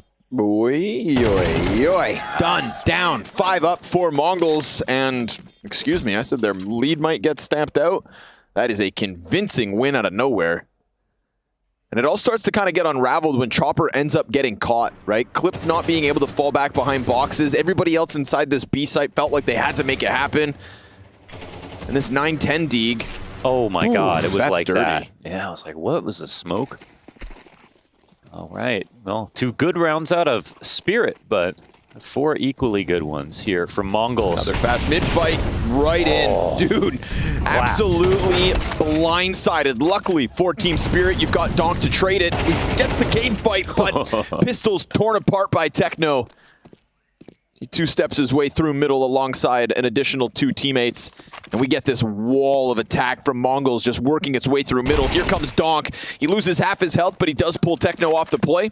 And if he gets this one, well, now there's a chance at hanging on to the site. Donk goes big with 2 impactful frags, but it costs him 98 HP. Shiro inching his way over, also from CT spawn. But with the utility here, with the bomb down, and the it feels like Mongols can just back up. I don't know if they can find one, but I don't see a kit so far. Must be missing it, yeah. Wouldn't be one in the site anyways, so nothing to really pick up. They do put that smoke down on top of the bomb. If they can cause panic, if they can create a desperate situation, then maybe this does still go their way. The nade kills Donk, and Shiro still now just tapping the bomb, so it will elicit a reaction in the form of another frag. They expose the lack of diffuser, and Shiro's just stuck here, not able to do much. So perfectly pieced together by the utility of the Mongols. That post plant, convincing. Gotta like what we're seeing here from the Mongols. Those mid trades are beautiful. I mean, it's players getting one bulleted that I think inspires the most confidence here as they're swinging out. Big ones from Senzu, Mazinho. There's a lot of good things to say. I can feel Mac getting his hopes up. Yeah, what about Bleh? He's probably going to the corner store to buy a beer right now. He was probably already there. Team Spirit coming through with another tack timeout. We always give Howley a lot of praise for kind of preparation. We know he likes to be a prep-heavy piece of the strategy machine that is Team Spirit, feeding Chopper the information he needs. But even in that pregame, you know, Magic's saying, like, it's a bit of a unique style. There's a lot of double ops coming out from Mongols on CT sides. They're just a little different. And sometimes that difference translates to discomfort. Yeah. At the moment, it's just a better individual level from Mongols across the board. They really like the Fianchetto the Bishops. You know what I mean? No. No, I really don't. But happy for you. Or sad that happened. Shiro doesn't know what happened. This guy just gets steamrolled by Senzu, who is now off to an 8-3 start on Ancient. We've got Magix pressed in against the wall of Long, but just the P250, not even armor. You know, Donk really has to be the savior. Just another day in the office. Donk slides out. Be careful because it's him. You can't commit to a rough spray when it's Donk on the other side. No round's going to come for free. Pulls all the way back, looks to reposition that M4, and if he's fast enough, he will find another fight in middle, and if he finds a fight, he'll take a fight. Yeah. It's Donk after all. And there's a lot of players loitering inside of middle. Donk waiting for the smoke timing to come up. Blitz is aware of it. He'll squeeze the donut, and I think there's still a question right now for Spirit as to whether or not it's A or B. They don't know. But they have players to get information quickly. Ooh, smoke back, lands behind them. But Spirit are just going to assume it's a fake, and they're right. Yeah, they don't give a damn. Chopper slides off his box. There's the peek, the lineup. Oh, you gotta kill him when you got the chance. That is all 3 kills this round to him, and 910 is stranded with the bomb. Is there anything Blitz can do to help his teammate? If they start to think this is actually A, then 910 can at the very least slip into sight. But listen, they left one. They left one, yeah. And now with a kill back bottom mid, the D comes out, but they may not think Magix is here. Oh my god. It's a P250 and a dream. He swipes it away, drops the plant, no chance. Blitz on the chase, and it all boils down to Magix just hiding on the column. Oh, this round could have gone back and forth. Blitz doesn't die after time, but it's added to the tally of Team Spirit. Oh man, that's Senzu coming in to try to duel with Donk on the side as a lone rifler, and they know that this is half an eco. But when you don't win this duel, and he lives with so much HP, and he's going to be as pervasive as we know Donk is, and he runs to middle, they're giving him more chances to play. This is not a kid you want to play with.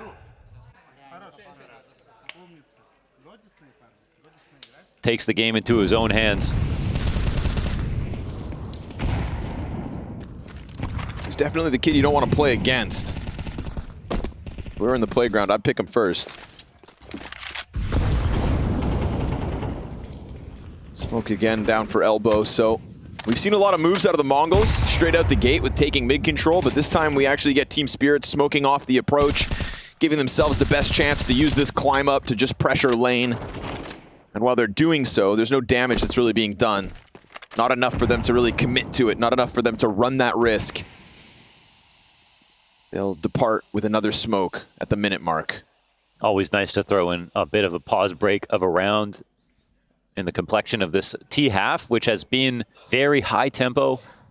And late mid is a position where, as long as they're not in heaven, it's hard to keep the resources high enough to defend elbow.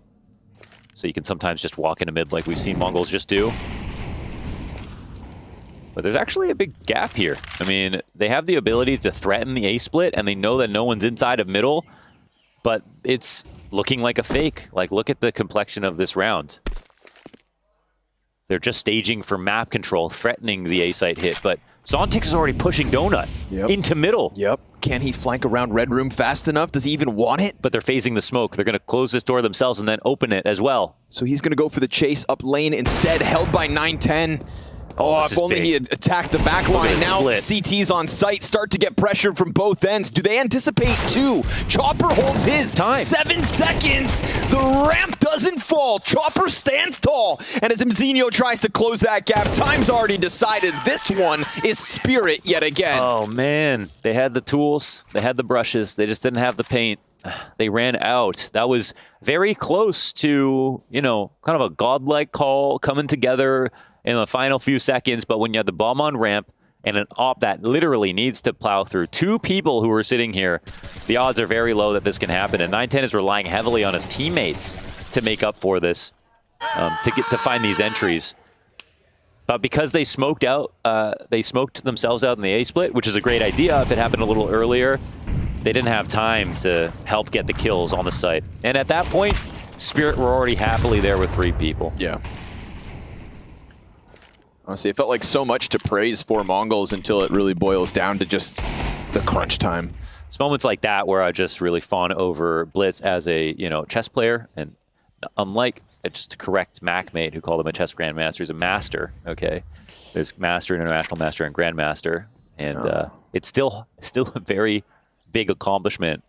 That translating over to CS is something I see, you know, happening perfectly. In rounds like that, I'm like, okay. But the difference is we got a real-time game. So playing clock down CS is always going to be #1. And on their best day, they really show that they can translate it.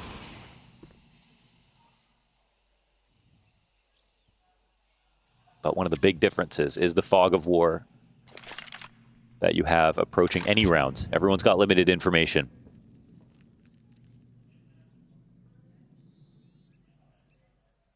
Smoke about to fade, and Zontix going to be locked in behind this box, supported, of course, by Shiro, but the site itself, does it get swarmed by pistols? 910 doesn't feel too ready for this peek back site. It's not like his scope is actually trained on Zontix, who's going to hear that. Oh, he heard that one missed jump up, so he goes for the peek, and he's going to line up 2 frags. Op steps out into Shiro's scope. Beautiful shot from the CT side. And as Shiro takes out the pistol to push in, he'll clear Techno off the site as well. Mzinho has grabbed the Op in the meantime. He will bring one with him, so it's 2 casualties versus Spirit. But that one jump, leave it, you know, another reminder that Counter-Strike comes down to one sound. Yeah, and the single box is such a good place to play versus You snap Eco, it. where you don't have a molly coming out as well. You snap a twig in the Dragon's Den. Oh, you sound like Rusty Cole right now. Go for it. You watch True Detective? No, I Oh, know yeah. what You you're actually, talking oh, man, about, you would dude. love him, dude. You got to watch that. You step on a twig, little bugger. You don't know what's going to come out at you. Okay, I like that. You don't know what's festering down there. Down in the depths of that east side was Zontix, dude. That one missed jump. It's not even the Op to get him. You see the Op try to step out. So honestly, Zontix, if not for the Deagle headshot, could have even gone one better. Smooth like butter. We go again. 2 rounds left in the half, and we can definitely agree it's been a good half. Hell yeah. Lots of good rounds here for the Mongols and Team Spirit to show us that Mongols are here to fight. But they can't fully capitalize on Spirit being a little bit slow to start. Chopper trying to swing around in lane. Ooh, look, free mid control. Ooh, look, free lane control. But there was indeed 3 players set up outside of that B site. All the while, we're getting this belt of util from Mzinho just getting dumped. But oh, a Molotov and a smoke spam. Are they going to fall for it? Will it matter? Do they need to have a fake in place with 9-10 hitting headshots? Magic's cleared as the cave split comes through. Mzinho holds middle, and he quickly moved from A main into mid. Now, Donk is going to find a bomb planter on his own. Donk is locked in on this Senzu fight in sight. He knows that time is ticking, that eventually Mzinho is going to come join forces. Oh, but the spam comes out. And now you know the last player was mid. Shortest avenue shall be cave. But can he swing in time? No, sir. It's the 2 young guns of Spirit to come out with the 6th. They add that to the board, take a lead, and it is just conviction on that bomb site. Sure, you get your bomb plant, but you know how scared you are hiding on that pillar knowing Donk is in the bushes somewhere? Yeah, here's a round where Mongols meet Team Spirit at every entry, every duel. Nice shot. With the same amount of X factor. I mean, it's an amazing entry here from 9-10, but then it's equally nuts for Zontix and Donk to both get these frags. Like, one through the smoke, they're communicating through telepathy to put pressure on the right side of the default. Donk's watching both other sides, and it's the 2 youngsters on the team who really make this a meal for the Mongols. It'll be 6 rounds for Team Spirit, looking to go on 7, but Mongols with a fairly decent buy here for a last attempt to tie up. We're on 1 smoke, so they can't overcomplicate this situation. Some of these rifle headshots have been very clean from Mongols. And the calls have also had something to be proud of, so let's see if they can't sprinkle in a 6th at the very tail end. Chopper hanging on for dear life, won't be able to get the best of 9-10. It's half his health gone, 4v3 for Mongols. They start to depart from the B site, which just drew over another member of Spirit. So all of a sudden, it's going to boil down to Zontix and Donut with a full belt of util. Can he slow down one half of the attack? Apparently not. Techno survives the spray, and we have what looks like a comfortable 4v2 for Mongols. Bomb plant cannot be interrupted. That was all the utility as well, right? 4 grenades on Zontix when he goes down. So Shiro and Magic's looking to combine, looking to rotate in from the opposite half of the map. And they're being given a lot of room to work in. Good response out of Blitz, just slips out, guns him down, and Magic's hand is forced. He's got the kit, but he gets dinked on the first fight, which suddenly takes the odds out of his favor. Into the AWP, he shall go for the deep donut peek, which he hits, but on site remains Mzinho. And so, sure enough, we split this one down the middle. Yeah!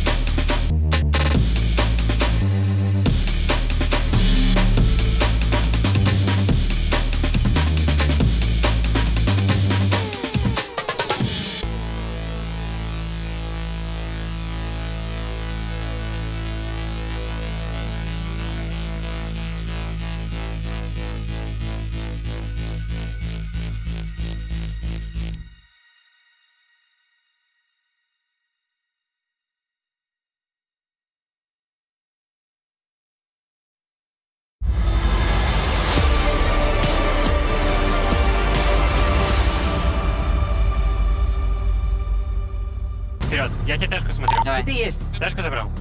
Хочешь, ты Боря, ответь мне. Я тебе говорю, банан, вальтик, со мной говорю. Я думал, ты забрал. Little bit of jubilation from Team Spirit as they posted their 6th round. Little did they realize Mongols would bounce back in the closer. We split the difference straight down the middle, 6 rounds of pop. They said Spirit doesn't lose to teams like Mongols, but it's Thursday and it's past noon. You don't get to interrupt that. So Mongols, let's see if they can complete it. They showed us quality rounds there that showed us they can go to toe-to-toe to Spirit in some big moments. Aim-wise, almost everybody was on the server. I didn't feel any bad sprays, to be honest. Attackers or defenders, but it's still 5-1 odds here. You always love that, right? Going through 12 rounds of Counter-Strike without a single whiff. Sight for sore eyes. Jakey and MC keeping us in the action here as Blitz holds back sights. Molly on his feet, he dives into the CT lane. A little bit of desperate USP taps, but look, it connects. You miss 100% of the shots you don't take, and he almost gets the bomb planter to boot, but that's a post plant queued up here for Spirit. Magic's 2 measly points of health to fall back with. You'd think he won't be able to do too much. You'd think, but Magic's believes. Takes up position behind box as they go for 2 inside of the temple. It's a triple CT lane fight coming out from Mongols. They're going for the A main smoke, and Shiro interrupts this. We go even, 4v4, and with temple control, no CT coming to clear this out. Can he be useful from inside this? Oh, Chopper able to tap Senzu down. Now his teammates smoked off, and the 10-second stick is coming through. Shiro, you've got to interrupt this, and he will! Clutches! From the jaws of defeat, he steps out through the smoke for Spirit 7. No way he takes so long that they think, where is he going to come from if not this smoke right now? And he still pulls it out. Millimeters and milliseconds. That is the career of Shiro, honestly. Playing with the corner of the smoke, too. Oh, man. That's a round that'll get you hyped. Oh, Shiro yelling at you. Now, listen, Donk yelling at me. I'm ready for that. Shiro yelling at me. One of the best in the clutch. Damn right. Making, honestly, P250 commercial right there. Making mincemeat of that CT armor. Just body shots in a collateral situation. Your Glock ain't getting you that one. So, a lot of faith put on Shiro in some of those moments. He's kind of their pistol king. And we'll see if this nets Spirit an early lead on the T side. It is just USPs, for the most part. Blitz's flashbang could make things a little weird, but he gets killed with it in hand. It pops up high. It does blind Zontix. 2 frags come out from USPs, but everybody else gets cleared. That's about all you can ask for when it comes to a single flash. Not bad. Senzu, 1-on-3 with the Deagle. And it's a massive start. A shot heard around the map. Bomb in hand, but they're going to sit patiently now. Can't stop that plant. Smoke's going to come out afterwards here for Donk, surely. Chopper's only got a Tech 9. They got to favor Senzu in that fight, despite him not having Kevlar. Donk doesn't back up just yet. Just waiting for that one opportunity. There it is. Shots missed, and they'll topple him. So, unfortunate, but still, honestly, worth the investment. You get 3 deaths on the side of Spirit. Mongols can't be too upset, but they are trailing by a couple rounds now. Yeah, it's just a lead and knowing you have to work a little extra harder in the second half. But it was always going to be a difficult day here. And a difficult draw for Mongols after the way that they qualified here to the second stage. And already a difficult event in Cologne. I mean, having to dispatch of Eternal Fire, top 8 at the major, by the way. And they've also been having themselves kind of a blossoming 2024. So a bit of a shame, in fact, that Eternal Fire had to get eliminated for Mongols to go on. And it was such a close map, too. A 16-14 nuke or something? Yeah. That was beautiful. I would have taken both teams. But that'd be playing favorites. And it's frowned upon. No utility here for Mongols, just 2 flashes and a frag, but oh, that is perfect timing from Mzino. He finds 2 players kind of just caught up on one another. And with Donk dead, you'd think the chances start to slide away, but a beautiful lurk from Magic's up the lane smoke. Can this actually call back much? It just upends everything because the CT's got to respect this, whether or not it's just going to be another delayed A play. Team Spirit can play with the map now, and you can see how they get reorganized. Power changes hands with that one kill. Magix takes over Cave, and we see this push from 910 is a reaction because of it. So is this push into Donut. They're going to meet halfway. I think they're on the same page.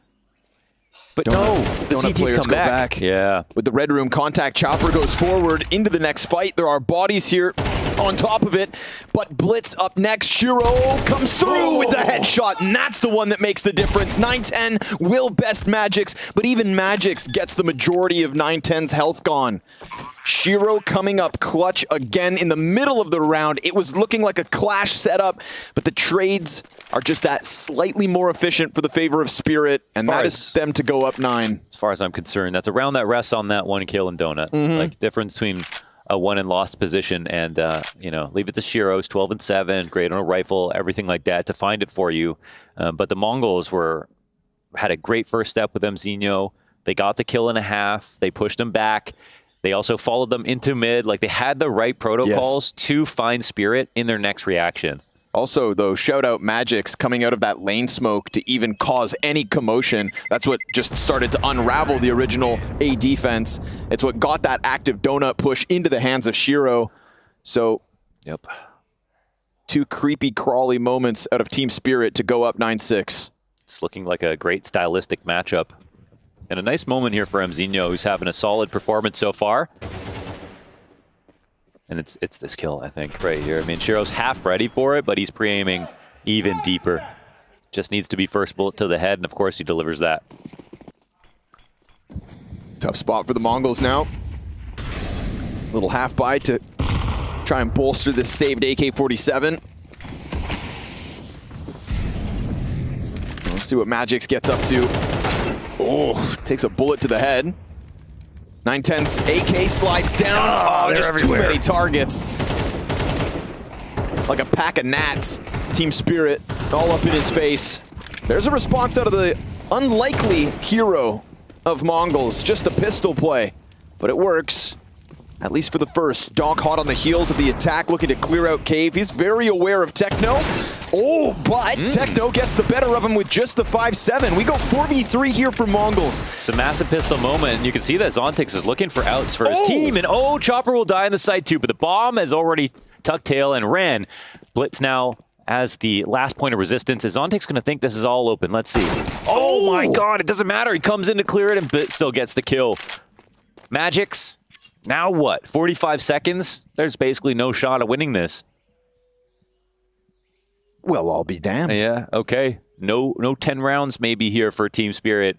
Can't see Magix trying this one. Round like this makes anything suddenly possible. 4 players alive at the moment. 3 AKs now in the hands of Mongols. And that was after 910 kind of set up as the kingpin of this 16th round, dies at the bottom of ramp, and you think, you're going for your AK play, it's all over. But 5-7s popped off.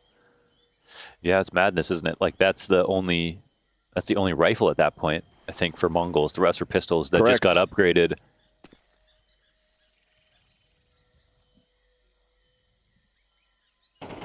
They'll definitely need a round or two like that if you're going to make a match like this happen in your favor.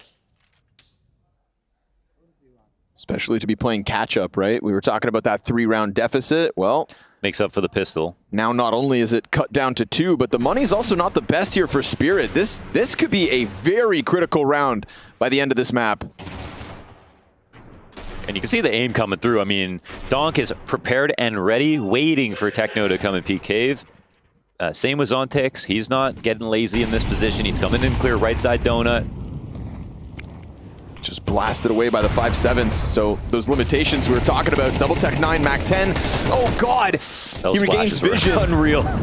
Donk just as blind, but in with the instant headshot. Can't transition fully to the donut. That is one of the AKs down, but a missed shot from 910. It gives the weapon back over to the Team Spirit camp. Chopper's going to try to flex this deep through red. Senzu at bat gets blasted by the IGL of Spirit, who can now suddenly sweep away the back line of B. And yes, they've got cave control, but the numbers are here for Spirit. Yeah, they're swarming the site. I mean, Techno, he can sit in this position, but they've not come in this direction. They know that someone's around here. I think his presence has been intimated, so this will be Spirit just quietly stepping forward into 10, and I think the kill of the round, like the most important crux or transition, is the one inside of window. After they let Team Spirit get that far, after Senzu gets his first shot in, they let one pass by. The rotation is very nice. Or I think Senzu, sorry, is the one who rotates in, and he just can't win his duel versus Chopper. What I get from that, man, is Counter-Strike is hard. Like, you look at that, and Chopper's not looking in the right direction. He's got half a wall in front of him. Senzu hits him with a few bullets as well. And yet he still gets blasted. Wins his duel. It's not like the peak was terrible or anything like that. Oof. Tough pill to swallow for Mongols. They're just trying to sell you the snake oil of their CT side bouncing back, but tack timeout used here from Halley. This is the third and final Team Spirit tack timeout. Yeah, I mean, definitely don't mind Mongols testing them inside of middle, as they did do a good job of finding frags when they were attacking on T side. But off the Halley tack, you're probably going to think, what's the reaction and what's my counter, instead of, are they just going to go forward with a standard aggressive default? Typically, I would assume you're not going to guess they're going to go for an aggressive default where they risk losing 2 players on a round you call attack pause. They're going to try to set up for something, either that fast play towards A that we know that they can make, or mid control but a little safer a little later, or B presence first. But a round like this, for example, they wouldn't really need attack pause to call that. They already know how to do that. Replaying that Red Room fight, Chopper really just crushed a man's hopes and dreams. Yeah. Big time. So yeah, they won't fight him here. Mongols will go ahead and take the space over, and you can see they're setting up and waiting. And the thing is, again, the longer this round goes on, it all comes down to your elbow smokes, and CTs will eventually run out. So keeping money here though, Mo. They don't give Chopper a primary. They've got money for 2 AKs, but poor guy's on a Tech 9, so when the man in front of you dies, you pick up his rifle. I've always thought this was the future of Counter-Strike, I'm not going to lie. T-side, buying 4 rifles, just because you don't need 5 people to entry at the same time. And also, Tech 9s are very strong, so yeah. So we exit the setup phase of the round here for Team Spirit. They've got a very heavy lean towards the A site. The CTs have to peel back a little bit, but even though they have to leave mid-control, they still got a lot of presence spotting. Very active here from Blitz. Keeping a player up on lane, too. If the B ramp player can come down and hold doors, I mean, that would free up Mzino to turn towards elbow. They're going to go in through mid, though, to split through Donut. All right. But Blitz is still here, man. Nice. He does not fall for this. It's a little bit lesser on the A site, but we'll see if that comes back to haunt them or not. Zontix gets cut down by Senzu. Comfortable looking 5v3. Suddenly Chopper's Tech 9's not looking so rowdy. It's moments like that, man, where you go Mongols. They're smart and they're confident in themselves. This is a position that, again, off the tack, Team Spirit called this one out of spawn, waited this out in mid-control, tried to come back in late, tried to split towards A. Mongols don't move a muscle, but they could have potentially used a bit more utility and a tiny bit of Fane's presence to get Blitz out of mid early on. But Blitz is calling them out, saying, you don't want to commit anything physically to the presence, because if I get the kill early, your whole strat's out the window. So they'll stand strong here.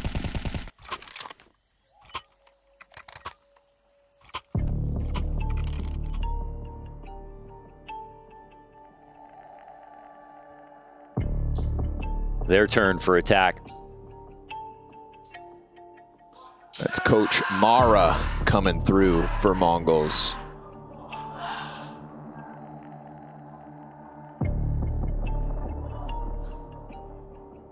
We got 2 loud young gentlemen in the server at the same time. We got Snow on one end of the room. We got Donk over here. The chirps are real. South American Counter-Strike, North American Counter-Strike, both looking for success today in Cologne as well. Speaking of the underdogs, Asian CS down by 2 rounds. Team Spirit really canceled out in that last one. See if Chopper can get anything going, at least to keep a little attention towards him. We've got Mzino sliding into elbow, getting real close here and bolstered by a second CT. They're going for the climb up. We got Magic's just tucked in a corner on lane. They don't really, they can't, they have to wait the smoke out to be patient, but this is the right round to walk out, yeah. They found this opening. Absolutely theirs for the taking. 9-10 just hoping he doesn't get smoked out or else this site is gone. But no, they step into it. Oh, and he delivers a double. Half his HP taken off, but no smoke to deny 9-10. Yeah, and he instead denies them. Techno comes down base of B, and that's another one added for Mongols. Completely shut down in this one. Man, when you leave the site open, you pull the goalie, you can actually lose if the establishing smokes go down and the plant goes down too quickly. Both those shots had to go in for 9-10, and they made the mistake of trying to challenge him instead of establishing smokes. I'm not sure if they were low on utility on this round, but some people had money left over.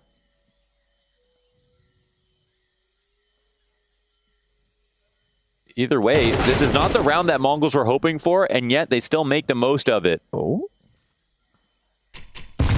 Bomb sitting outside of the A site. Oh, don't tell me there's a way. Nah, Shiro, he would have heard the donut departure, but just doesn't believe that A can really be that clear for the taking. Yeah, it's not just too many CTs around. Yeah.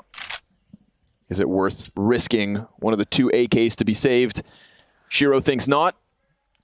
This last couple of rounds been a little bit, you know. Senzu's coming for this. To deny this gun would be big. Senzu, it's right there for you. Oh, he turns. Doesn't mean it's guaranteed. Blitz is still here, going to try the same thing, but same outcome. Shiro fights for it. That's 2 weapons saved for Spirit, but a 1-round difference now, all that remains. That would have been a big find, man. After time death here, as Mongols climb 1 step closer to tying this game up again. Big one from 9-10, but it's a severe lack of utility. I mean, not even flashes to get 9-10 off this angle. One that he has every right to be on. Yeah, Donk looking confused, but I've never missed before. What the hell is this? Is the game broken? They can shoot back. Mongols definitely doing that, but bottom of mid, does it fall? Yes, sir. Zontix, Tech9 comes out. Man advantage, he grabs an AK. Trying to reclaim some of that early success he's had. Techno swarmed, and the trade frag's good from Magic's. Couple players caught with nades in hand, looking to just help themselves, but instead overwhelmed. And Team Spirit got a minute 15 to make sure they head the right direction. That is brutal. Now, Mongols have 2 up. They don't know where. We've got them scouring over on the B site to clear out some angles, and with this, buy so much time for Spirit to pick their site, walk in safely. Plant should go down, and then Mongols would be incentivized to save for the next round. You would assume 9-10's got a bit of pocket change, but it's pretty much the only one. Man, of all the rounds that we just saw, off the Halley tack, off the following round that's slow and methodical, it's this one with 2 smoke pushes and an ultra-aggressive mid setup. Magic's making sure to sweep away Senzu as well. I feel like the desk is going to have a lot to break down. There's a few of these rounds now sprinkled through this second half that have just allowed for momentum to shift. That pendulum swings. With each round, Team Spirit now at this point getting closer. I mean, it's what we came to expect, right? The last time they met on Ancient delivered. This time, too, keeping it close. Such a key opportunity, man. You can see that with the Galils on the table and the Tech9 that came out to trade inside of middle, there was a chance for Mongols to not only get this round, but get it with a tempo and potentially force Team Spirit to save. But instead, Team Spirit get that much closer to match point. 9-10 grabbed the op. He's actually trying to hang on. He just killed Zontix, too. Yeah. This round's still alive, and he stays alive. It ends up being a grabbed op by 9-10. Sweep Zontix out. Not bad. We'll see if that comes back in any meaningful manner.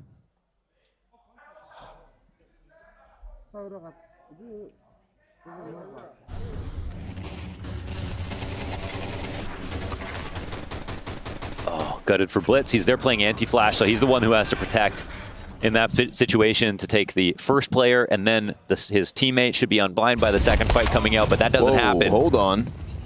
We are fast into the action. Donk already sidelined. Well, there's no one in Donut. They can't even hear the A-tack just yet. They're just assuming. They're running out now. Blitz is flanking fast.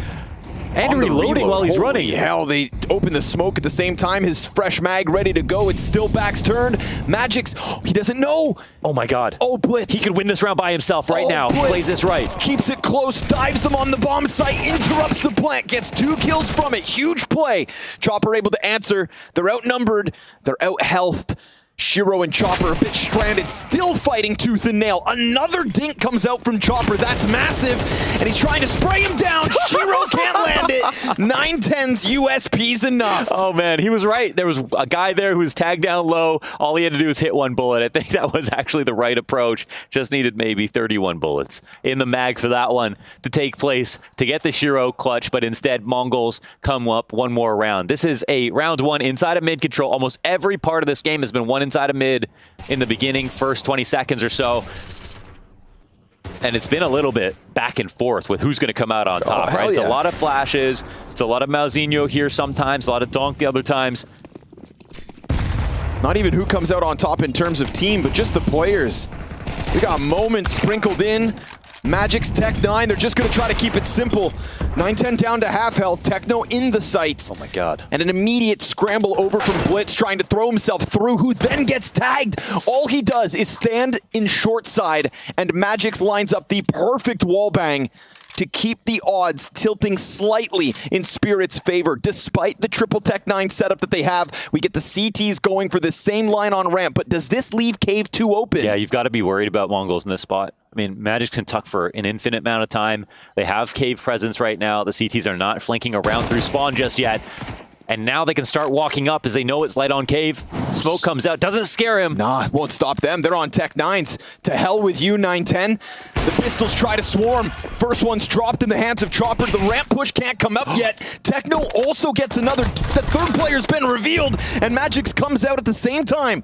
Bomb is along the close wall. They could close peek 9-10. He whiffs, and as he does that, it reopens the door for Spirit. It gives Shiro an op, and that is not what you want to offer him in a post plant. 30 seconds, they got to stick around. Bomb still pushing deep. Shiro coming back. Magic's gets a dry duel, and then Blitz takes the position of his teammate. He just 1 round prior had that massive flank. Can he catch him with backs turned again?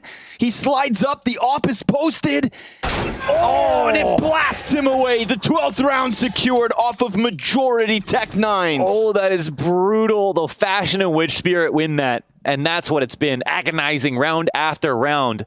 Such a close performance here on this map, but you still have to give Spirit so much credit. The way they played every situation, to advance for positional map control, to trade out with the Tech 9s.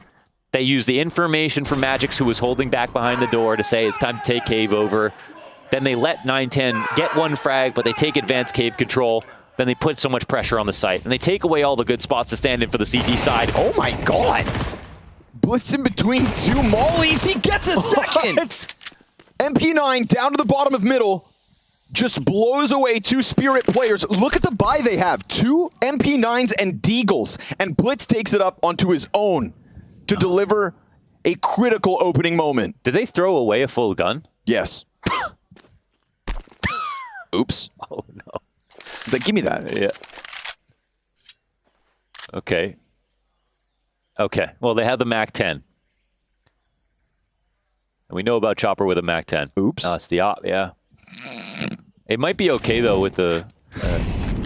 because they do risk them having it next round. They know it's an anti-eco. Yeah, there we go. Find those silver linings. I mean... Shiro's like, I'd rather have my op. But let's see if Spirit can end it in a 3v5. But genuinely, the mobility when they're not going up against rifles... Sure. Sure. Okay. Yeah, tell yourself that.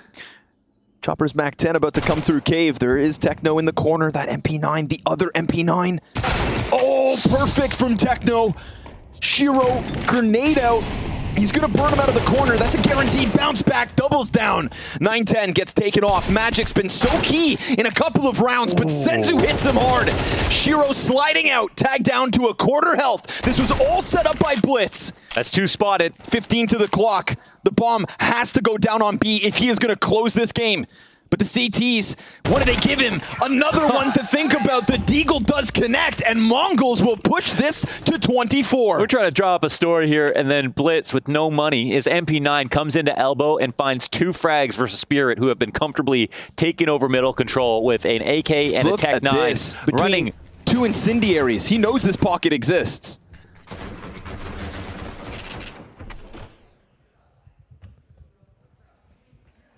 The advantage of smaller incendiaries. Gives himself sanctuary between, comes out massive with a 5 versus 3 and forces Team Spirit into the Tech 9s. Oh boy. But is it enough? We've had a few of these rounds go back and forth. Mzino's been great. 20 and 14 at this point. Nade in hand. Here's the pounce. Tech 9's coming at him, and he's going to stand that test. Oh, yeah. 3 off of the kill. And then with Shiro's Tech 9 to bounce back in, it just feels like too little, too late. Blitz's gun goes empty. Chopper left on his own. Yeah, this would be more than a clutch. Otherwise, we're going to overtime. Chopper, what have you got for us? A-site's already hard enough to plant on when you're surrounded on all fronts. The siren's going off. You got 4 stars right now, Chopper. Tries to just keep his head down. 2 CTs come swaying. And there we go. 12 all. Set up by Blitz. All Blitz with that play down bottom mid. Oh, that's crazy. That's crazy. Quality CS here and some messy rounds, absolutely. But lots of great moves coming out from both teams. And now we have to settle this in overtime on Ancient. It was already quite an ambitious veto here for the Mongols to take Spirit in this direction, and now they're showing us why. Playing to their strengths instead of trying to go for some punish that doesn't really exist. Yeah, some convoluted game plan. You've already earlier this year had a solid game on Ancient versus this same team. Why not take it to them again? Techno goes through and he goes past Chopper. Magix gets blindsided. But does this open the door for the cave push? Because, yeah, Chopper's going to slip through. And right now, Senzu's falling back, playing haphazardly with nades. He still hasn't realized. Chopper gets his chance, but denied. Oh! And Senzu able to put up another. Never should he have gotten away with that kill to Donk. Zontic's looking for scraps, but there is nothing here for Spirit. Oh my god, they get posterized right here. There's a chance for Chopper to swing out and instantly get that trade, and then Senzu dies, but not before getting 2.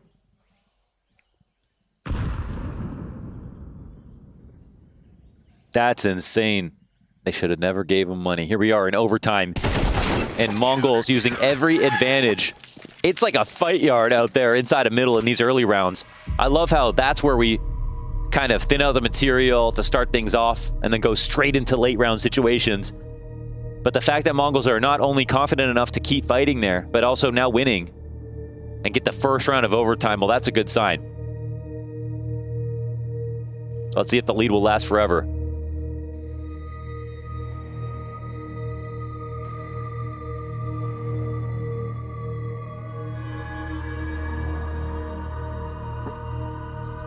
Before this game went live, we saw Blitz yawning. Now we see him in overtime, giving it a little stretch. I guess I'll try now. Maybe I'll take the weights off. My God. No stress, no sweat. And no margin of error now for Spirit.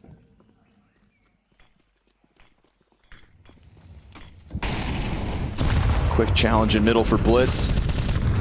Doesn't seem too concerned about it. Remember the last time that they played, it was Donk at literally Katowice, right? The best tournament run in history. And since then, you know, Donk has still shown how strong he is, but he's not at that peak. Mongols have had a lot of time to let that ruminate. Waiting for another chance to strike. Coming back to this head-to-head as a completely different team in some regards. Having touched a trophy. Having kind of shed that reputation as being total underdogs. And having instead to have to deal with expectations. Yeah, they're no longer that cute team from the small region. They're here to play. Yeah. Shiro scoped in for the 3-player ramp push. Oh my god, what a snap, but Blitz is here to help. And with that 3rd set of eyes, it's a ton of damage for Shiro to have to deal with. But the one player who goes unchecked is Zontix into deep red. 910 is done, hit by the truck that is Zontix almost in CT spawn. Mzinho has to be his counterpart. And as they approach close, yes, he gets one, but Donk able to skate by. And all of a sudden, it is Blitz on his own versus 3. A wounded Shiro, a half-tag Zontix, disengaged from the red room, but a clean move from Spirit, all off of Zontix timing top mid. Yeah, man, Zontix, he came into this round with 9 kills, not having the best game ever since the first half. Can you make him scramble? A moment like that. Hold on, flash into the donut. Okay, go down smooth. Just got me nervous as he tried to play that out. But yeah, Zontix, 2 kills after starting off overtime with 9. But how are you supposed to dislodge somebody from window when that rotation comes in? It's already too late to deal with something like that. Plays that spot beautifully. Keeps this game close. This shot. Yeah, oh my god. Oh my god. I mean, you would think that boost is the solution. And versus so many other players, it would be. But Shiro... He's a top dog. Not letting you get away with your fun and games. And as always, surviving more than most. 13 deaths on Shiro, in contrast to 20 or more for the rest of the team.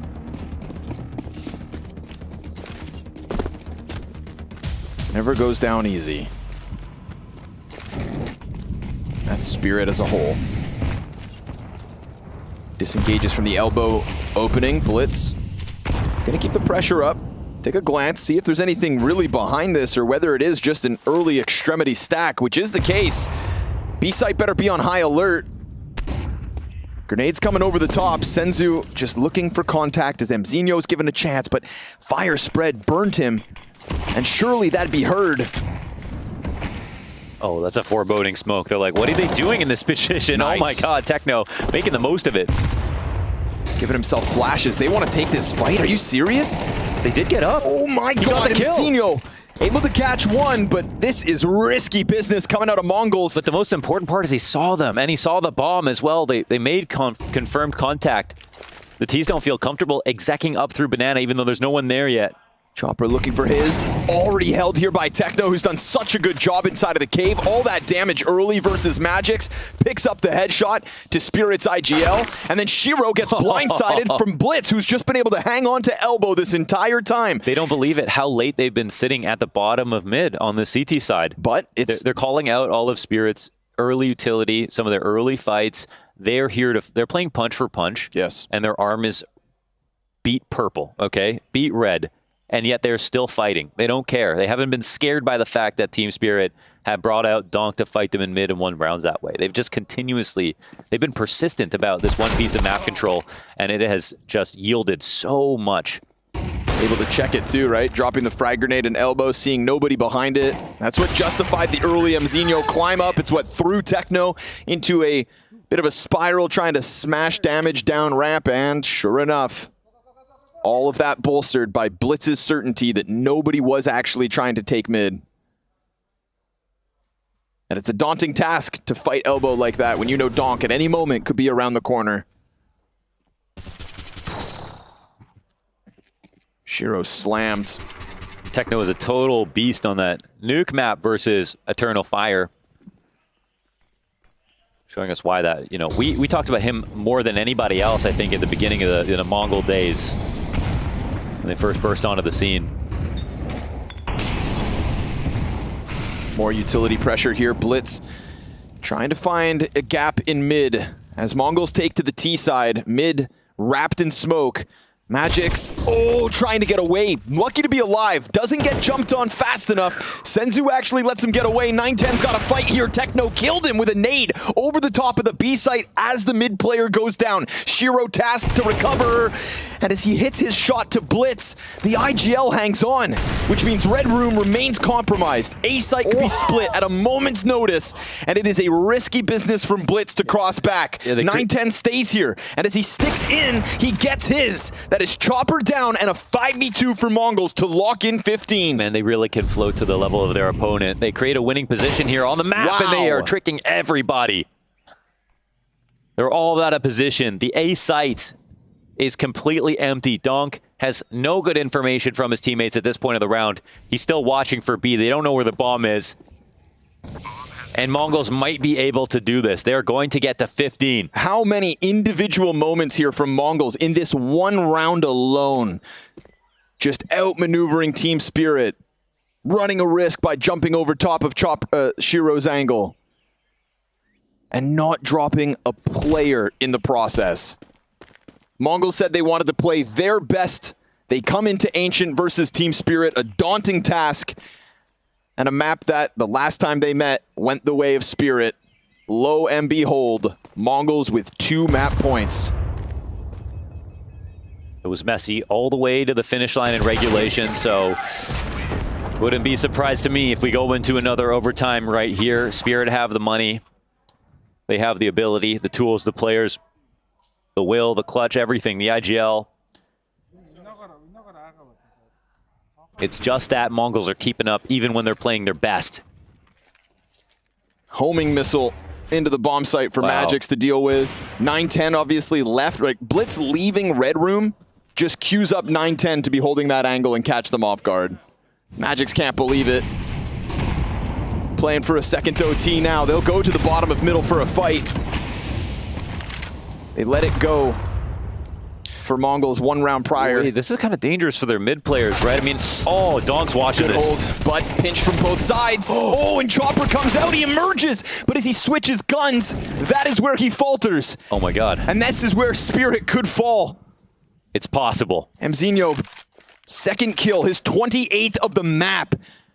And the world's second best ranked team banks on Shiro and Magic's to somehow hang on in a man disadvantage, and it will very much be Shiro here. Locked into the back of the A site. He's got an incendiary in flashes. His teammate slowly working over, but he starts to turn away. The uncertainty of middle. This is the best chance to get a kill, to keep this round in their favor as they now start to snake across the site. It's already held. It's already posted. 910 comes out, and as he does so, it is a limp in from Magic's. What can he do at this point? You've already had your Opper rocked off of the angle. You could try to unravel it from Donut instead. Sure, you've got this kit, but you are so incredibly outnumbered, outpositioned, and time ticking against you. I was thinking that this is a day, for Mongols, or they roll Spirit as they draw into the second stage, and that's so unlucky for them, but they wanted the challenge. He's going to keep this challenge alive. Magic's going to got to sprint in from this point forward. He's got a player behind sight. He's got the kit for the defuse, but he's so desperate and without any information. Donut distraction serves up the win, and Mongols will best Team Spirit. A 16-13 overtime affair and a masterclass call from Blitz.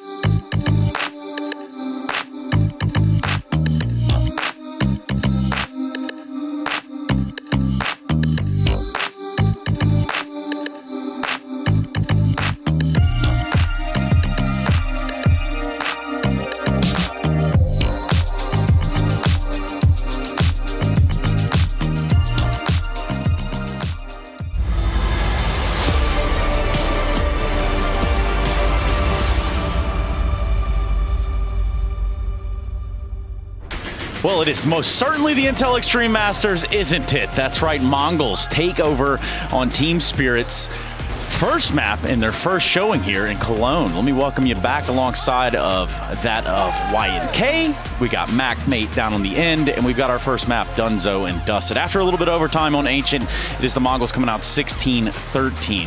Hard fought, but sometimes not. And I mean that from the side of Mongols. Like, sometimes it felt like they were the right place, couldn't do wrong if they tried.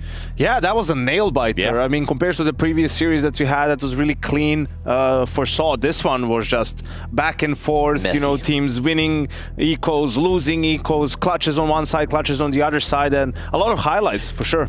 Yeah, highlights all over the place. Something I quickly want to highlight is something that might have been going a little bit wrong today. You know, Donk is usually one of those great entry players, you know, getting enabled by a lot of flashes. He lost 9 of those opening duels. 1-4, but getting involved as much as he could. Unfortunately, like, he wasn't getting traded a lot. He was just going down super early, and we'd see 5v4s converted multiple times, which enabled Mongols to make it all the way to overtime. It was just an interesting little statistic, and I'm hoping Donk can, you know, fix that one, move it in the map too. Yeah, when you look at this first map, we did get all the way to overtime, but when you split pistols in a map where it gets so contested, Yanko, tell me about the timeline of this match. Tell me about the storyline, if it makes sense.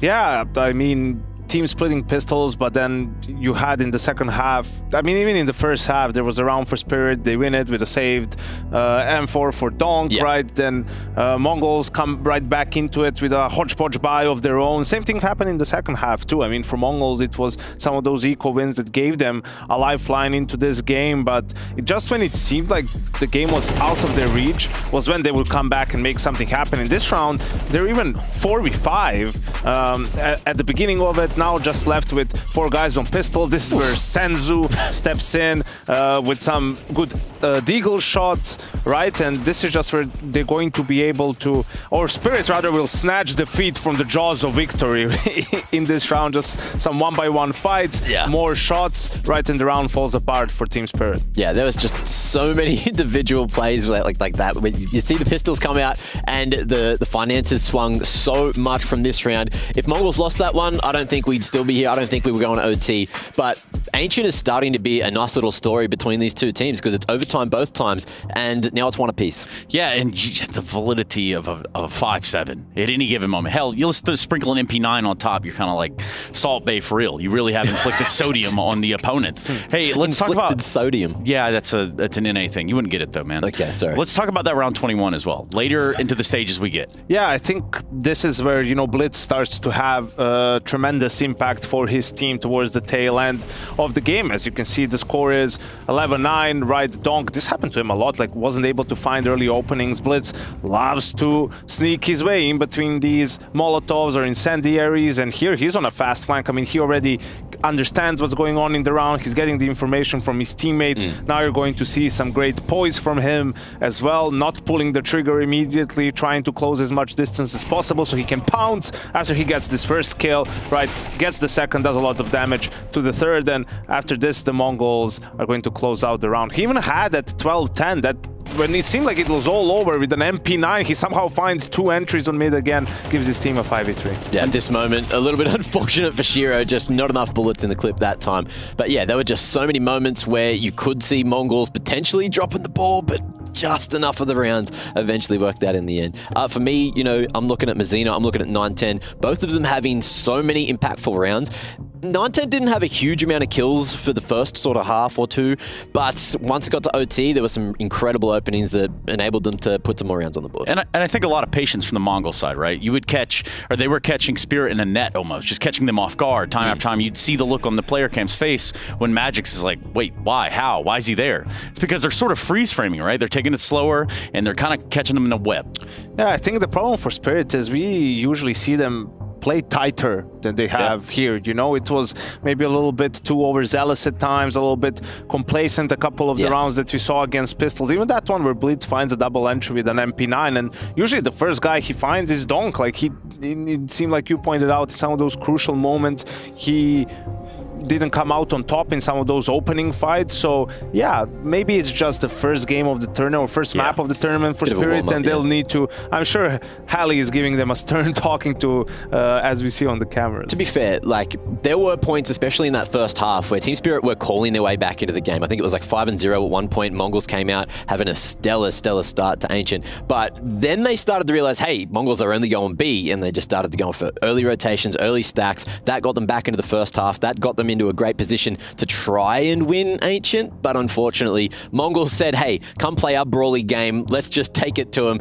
Team Spirit played the game, and unfortunately, they lost it this time. Yeah, and it's not even the only game, right? We have multiple games going here. I'm not talking about the B stream this time, fellas. I'm talking about some of the cohesion we see between these players and the server, which is why we've so eloquently put together a little bit of a fist bump package here. So we can kind of take a look at this and see what we're working with. Now, if you look on the Mongol side, you'll see that's a pretty standard one. Oh, that's new. That's unique. That's nice, too.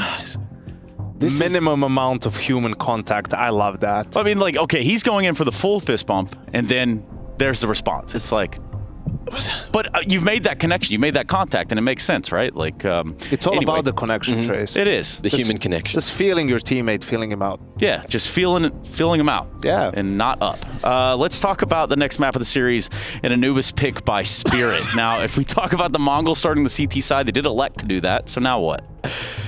Look, Team Spirit wins this one because Mongols Anubis hasn't looked good. Maybe that's because they weren't, some of the individual pieces of Mongols weren't firing through stage 1. But today it feels like most players had, a couple of good rounds, a couple of multi-kills, some great moments. And maybe that's just what they need to potentially, put another 2-0 on the board. We've had 2 today already. Maybe there's another upset on the cards. Team Spirit are looking a little bit flat if Donk isn't able to turn that performance around. And it is going to be, a couple of 4v5s, a couple of 5v4s rather found by Mongols early.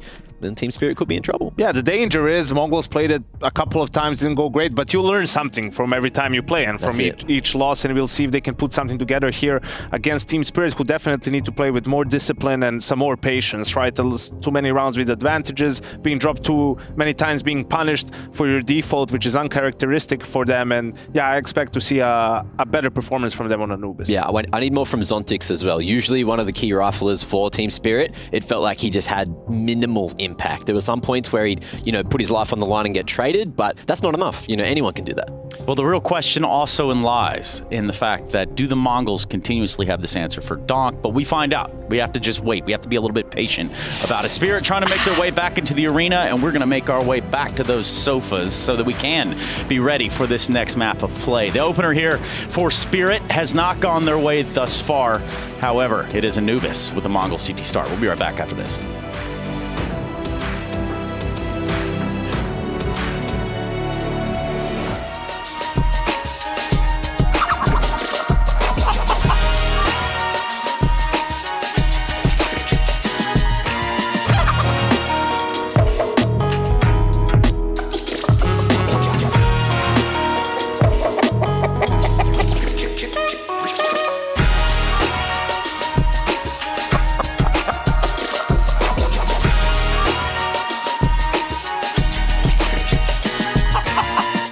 Smokes. You see double smokes in the same place there. Simple just jumping casually into the side. Wait, what was that? Never miss a play again. Simple. That's not allowed. This is not FPL. This is a major. Finally. With Face It Watch, you're in control. Switch between player POVs live and see the game through the eyes of any pro. Never miss a moment with replays. Relive each highlight on demand from all angles. Watch it, control it, face it.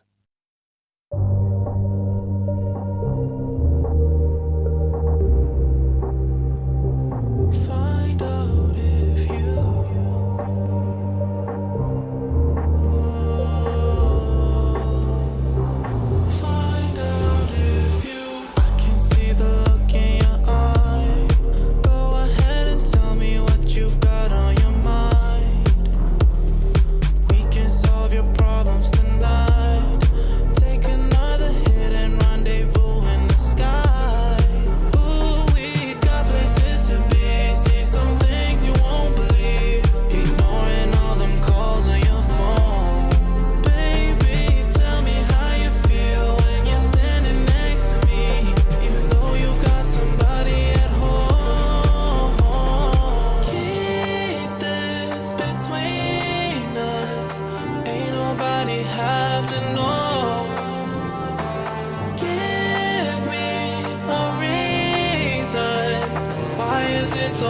to let go. Take a chance, touch the sky, and you might just like what you find. Let's risk it all, put it on the line. Go and spread your wings, let's find out if you fly.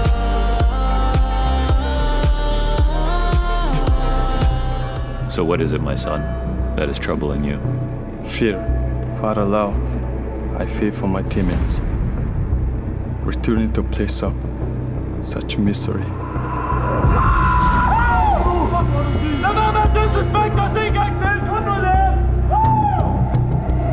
Emzinho, that poor boy, still wakes in terror. 910, the way he crumbled, he should rename to 911.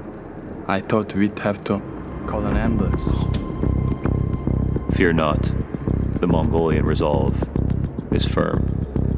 Yes, Mongolian blood is strong. Now we're talking. Things have been better since Karrigan got kicked. We even won our first S-tier LAN. CCT tier. All is well, except for poor Yapian's town. I'm sorry, what was that?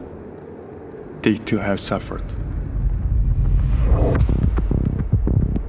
He was shouting and smashing the walls. Yapi even comforted us.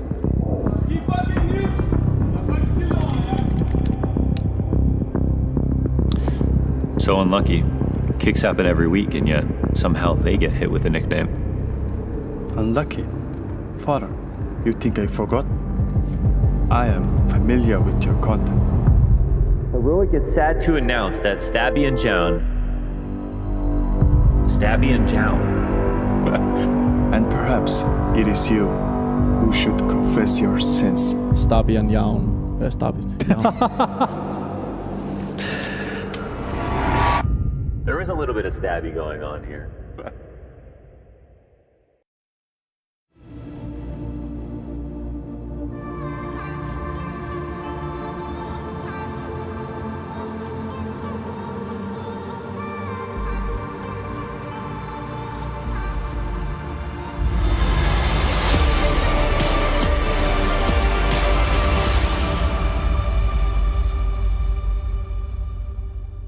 Map 1 in the bag. The Mongols have sinned in the opening match versus Spirit. How do you feel about that one, Father Lau? Yeah, Father Lau. Gotta love those pieces of content. It's where we squash the beef, you know? That's where you realize it's all WWE out here. Oh, none of it's real. Are you telling me this is an entertainment business? That's right. Karrigan loves Malzinho. Well, and he was so good last map, man. The fact that they won that game is pretty remarkable. I mean, going to overtime is one thing. Getting ecoed and then ecoing back is another. And winning on Ancient, man, that's a statement. That ain't no easy feat. So they got a mad team spirit now, and Mongols showed that they can bring it today, man. The underdogs today have been bringing it all over the place. Mm-hmm. And by all over the place, we mean victory lane.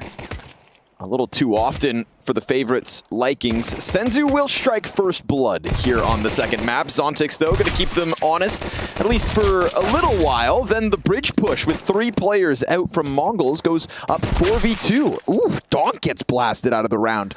And Chopper is going to need a hell of a clutch, or else Mongols are going to go right back to where they were. A lead over Spirit to start map 2 as well. 12 rounds to go.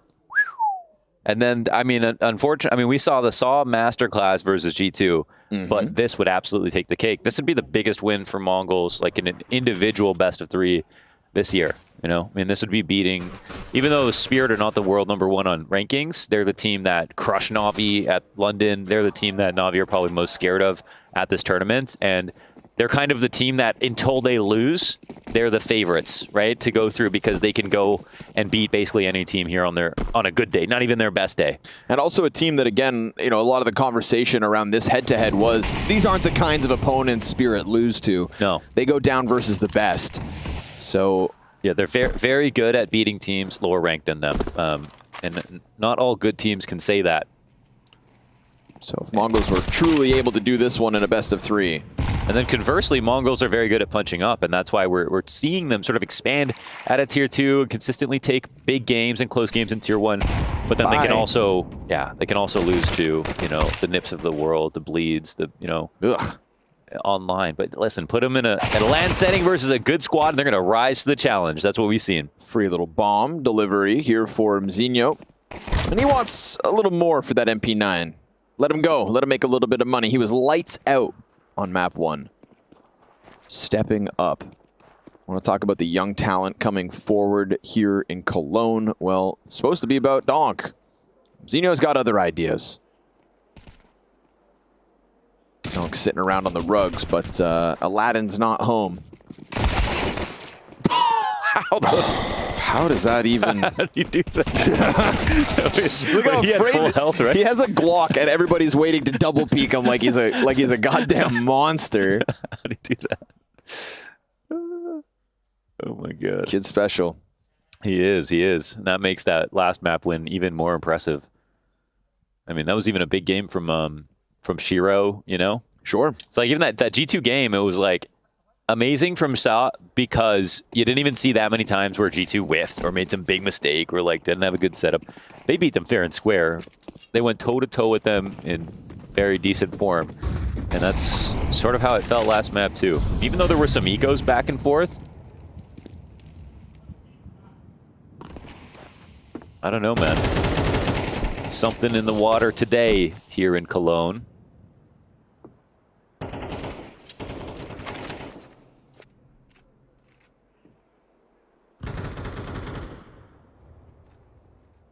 Ooh, very scary. Zontix gets closer to the front door of the A site.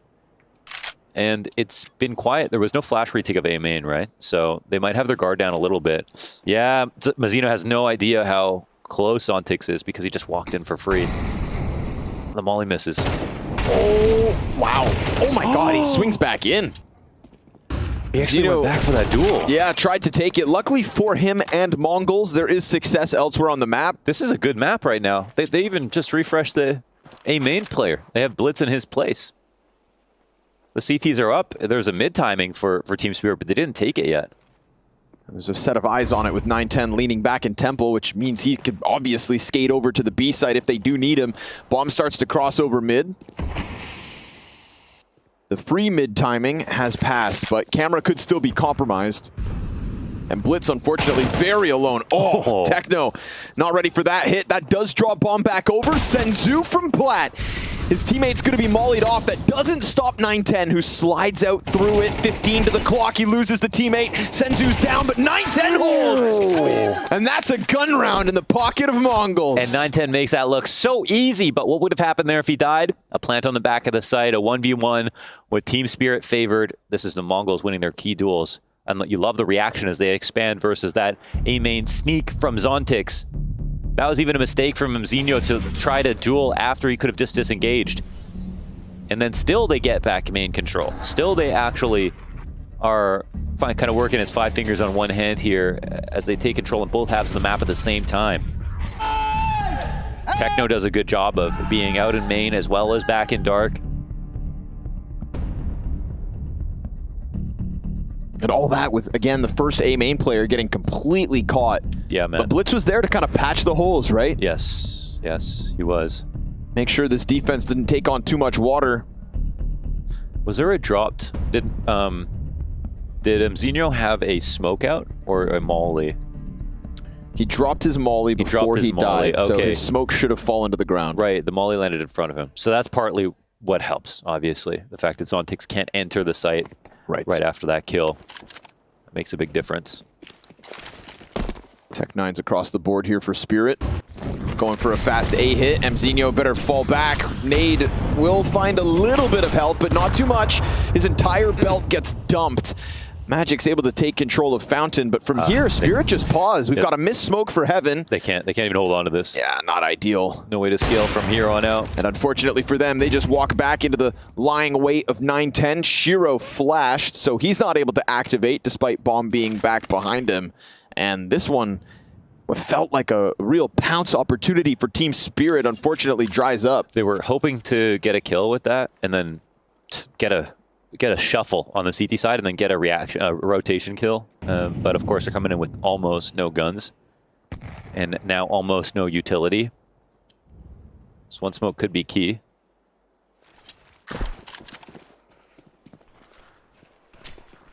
But Malzinho plays up front. Here's them stomping forward. Oof, oh my god, shut down their hopes of those Tech-9s doing any damage. Completely quelled. I mean, I love what I'm seeing on the map from the CT side. Like, last game, close. This one, I don't know. Spirit spent a lot of time talking on a pause to try to figure out that last round and then got completely shut down by the Mongols. This round's even cleaner.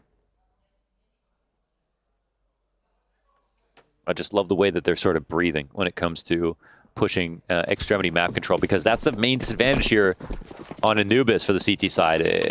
The aggressive CT options are either obvious or too easy to counter.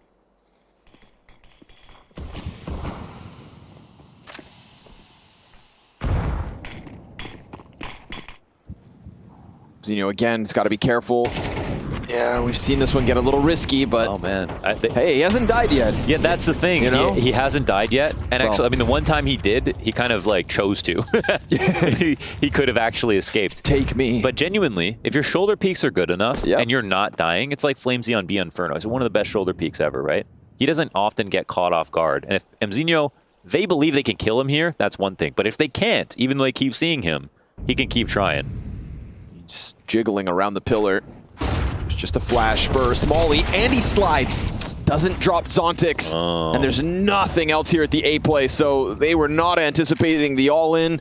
They'll pop open camera smoke and get no chance to gun anybody down. 910 has to walk away empty-handed. The whole team walks away with nothing here. Yeah, and Mzinho plays that spot. That's really great to get back to, but he does it with no one in heaven watching the cross from him, right? The last round was successful because someone took a fight before him. But usually if you swing first from that position, it's always being held by the third guy in. They're waiting for that timing.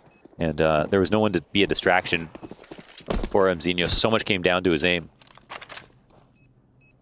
They're just kind of singing his praise, his ability to stay alive in that position. But now we get an example of what happens when it doesn't go his way, and just how quickly the round gets swept up by Spirit. Definitely. It's a position where if he stays back in the site, it's harder to scale towards him. That's the tricky part about Anubis on A, is kind of closing the gap between the pillar and the fishtail, you know, for anyone backside in heaven. And they gave him an early duel. Now, I will say, though, Spirit going for the call to bait out his utility, then just come back again a little bit later was pretty tricky. Yes. To do it with two. And he almost finds the timing there, but we see Donk get his gun back out in time. Or, excuse me, Zontix behind him. They combine together to drop him, so... He'll go for the nade bottom stairs. It flies overhead of Shiro. And this time he's not alone. It's going to be 910. Rather than playing middle, just postured behind him on the pillar. So a similar scene here for the Mongols, but doubled up. Zontix coming at this. Again, it's about the same thing, but 910 tries to slide out while the fire is burning. They are not going to give away this positioning for free, but he gets caught on the climb up. Missed shot, double out of Zontix, and Team Spirit content to sign up for these fights. Blitz tries to throw himself into the action, but meanwhile he's losing fights elsewhere, losing teammates all over, and Donk has delivered a critical headshot to guarantee that this one is also Team Spirit's. Okay. Welcome to Invite. Unfortunately, not much more to say beyond, like, 910's got to hit that shot. They didn't know he was going to be there.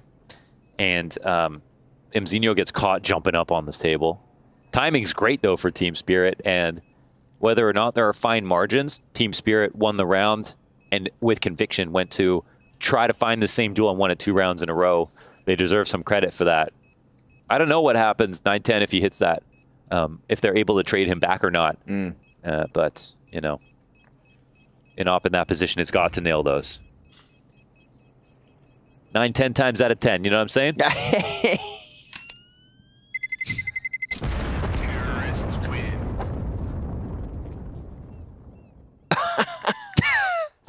Slow burn. You really got to think about that. Some people not smart enough. It's not easy hanging out with a genius. I'll tell you that much. But I don't need to tell you that. Hey, that's me. I'm the genius. It's going to take a genius to figure this out. That affinity for long A. Will they continue to see it? Zontix has been content to sign up for that fight. Blitz? Whoa. That feels pretty brave, man. Dropping down into water like that. Zontix on his own over towards the bottom of stairs. He doesn't seem to know he's got players getting closer. All the while, B starts to fall. Techno can't offer a hold. Oh my god. And with all that lane control, great, but they're on high alert for it. Donk keeping eyes on it. Zontix had pulled back from the staircase. They'll go in and deal out a little more damage. Chopper, nice headshot. Blitz's position now known. It's him versus Chopper, and Chopper comes out on top with the double. Team Spirit starting to find their groove in this map pick. And Donk is going to be let off the leash to go deal more damage. Mongols, your save is compromised. Your Anubis is dwindling. And this is where the system for Team Spirit is great, but you got to give so much credit to Chopper for coming up with calls like this.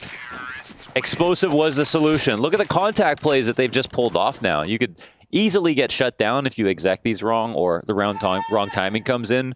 But look what happens instead. It's like exactly what Mongols can't stop. Every other round that's been a little bit slower, a little bit more organized, has actually favored them.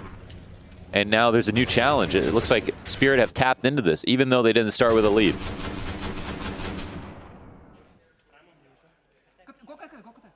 I feel like we're also just kind of not getting the laser beams that we got out of Mongols back on Ancient. Yeah, some of the time to kill back then was way better. This Techno inability to hold the B site, for example. If Techno thought that that was going to happen, he would have had eyes forward on the main choke point. So it's another situation where they have no idea the attack's coming in.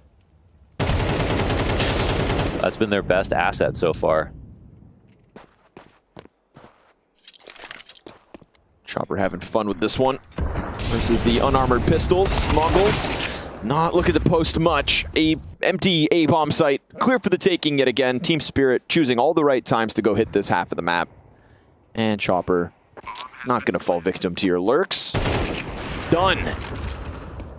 Two bridge players go down. Techno. We already got the best makings for the best possible second half. Oh, yeah? Mongols already got 4 rounds on CT side, so... Telling me that's all they need? No, it's enough to make the game interesting. You're saying Mongols still going to win? Mongols can win, yeah. It's a bold claim to say 2-0 like this, but... I've been known to say some crazy things. That is very true. Yeah. That is Don't very, test me on very broadcast. true. I'll bring you down with me. I'll say it. Okay? Frenchman.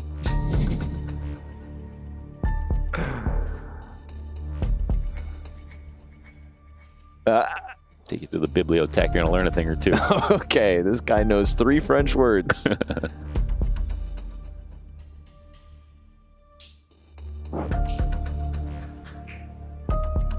Let's try to figure this one out. How the hell do we stop this kid? How do we hold him back? When I say kid, I mean kids. Zontix and Donk. Piecing together that A success that has kind of put the CT side on wobbly legs. But you know what happens? You get wobbled, you just start throwing haymakers. Nothing too risky out of the gate here for Mongols. Just Techno jiggling with the smoke out.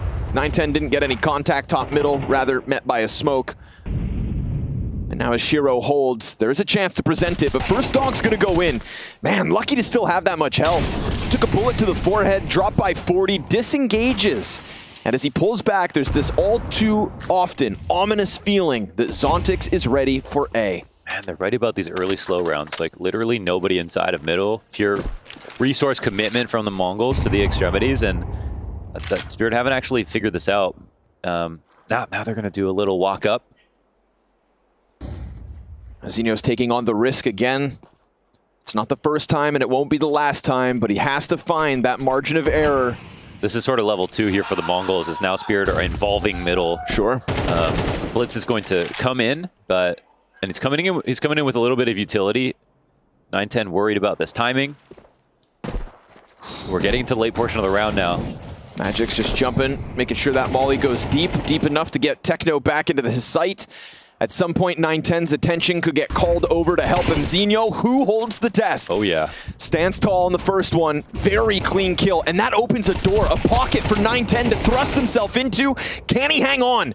The third piece of the long push distracts. Chopper fires off and falters. 10 to the clock, and 910 cleared. Up close, the off of Shiro toppled, and as Blitz comes down, he gets pieced up, but Magix knows he doesn't have time.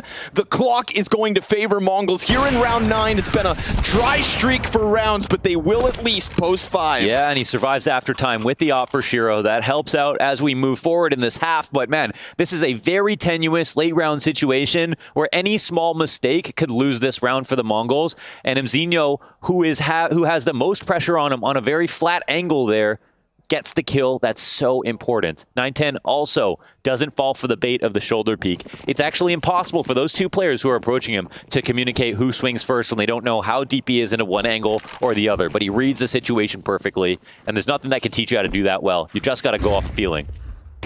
Whoa, careful. Yeah, feeling it. Confidence from the last round almost puts him into the op scope of Shiro. So a little more active on long A, Mongols, as opposed to just allowing Zontix to kind of get up into their faces. I don't think Team Spirit are too comfortable with this prod that they've gotten out in the last couple of rounds. You know, Mongols starting to take a bit more space, getting their elbows out in the CT side. And at the moment, looking for a B peak that could put Magix on a silver platter. He holds back, spots the top of the second peak, jump up. Oh, Senzu, he wanted that so bad. He said, come back here. And all the while, with two players peeking out long B, you've got that third one in 910 posturing with the op, making the most of a round with little utility.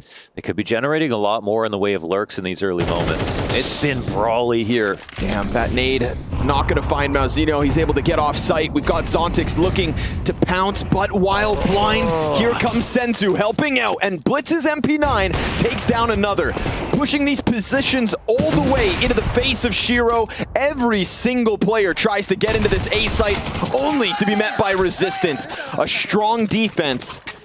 That's what they're throwing forward now. Confident in their gunfights. Dude, that's incredible. And the trades look efficient. They barely take damage in this one. Mongols starting to pull ahead. They could very well end this half with a lead, and we felt like 4 rounds could have already been enough. 100%. To make it interesting in the second half, and now we're getting into bonus territory.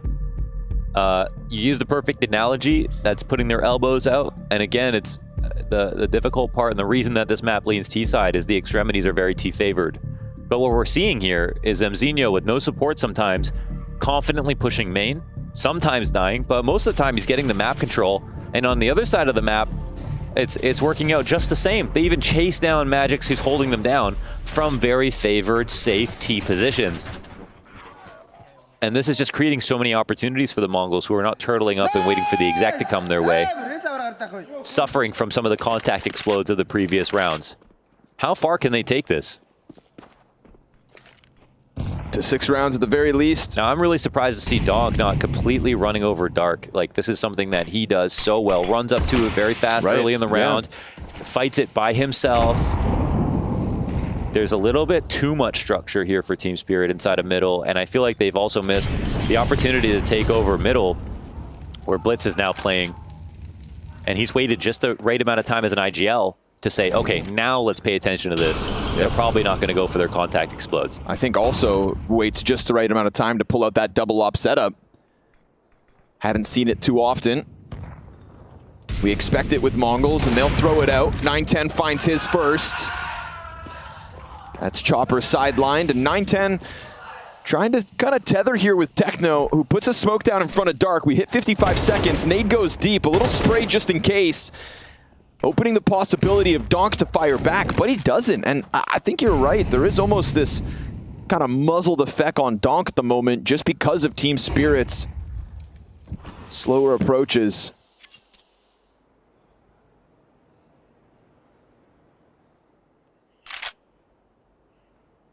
can't keep a wild animal in a cage. Gotta let the dog loose in the dog park.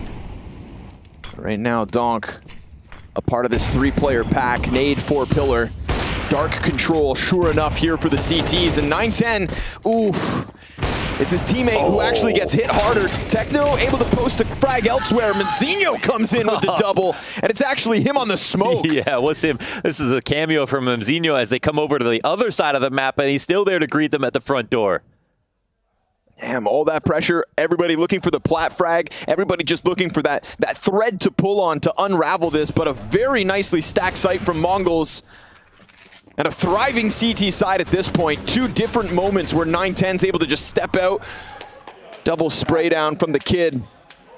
And we get Team Spirit desperate for a 5th round, coming in with all of the bells and whistles. Everything they can afford, an immediate 4-player pack over towards Long B. This is Mongols who just sprinted to 4 rounds out of the gate here on Anubis. Felt like all their momentum was gone, and out of nowhere, they start to get more active. It began by fighting over towards Long A. Well, right now, here inside of the B site, one last test for Senzu, bested by Magix, who gets the better route. Now, Blitz's Deagle does find one, and the peek out of Dark is good from Techno. No way! They're stopping this again! Mzinho comes out from the temple, Shiro into the clutch. Oh, they try to rush it! And now with bomb in hand, he's down for the count! And it is indeed an 8-round half from the Mongols.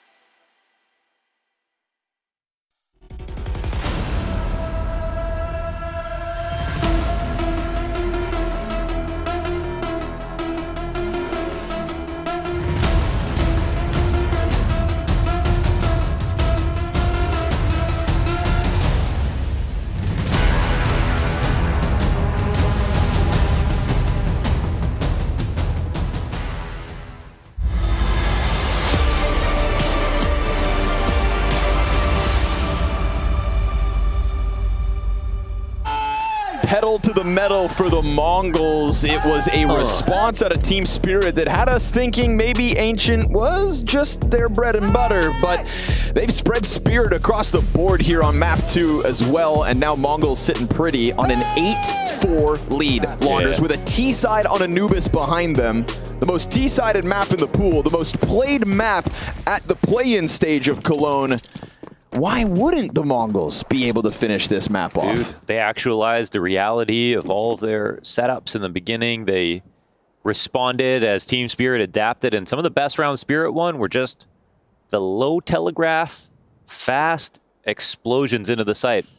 The slow methodical ones, somehow Mongols are the ones who came out ahead in, and now they get to see if they can, you know, abuse all the instruments of Blitz's mind here and create a map on the T side that could potentially be too overwhelming for Team Spirit to handle today.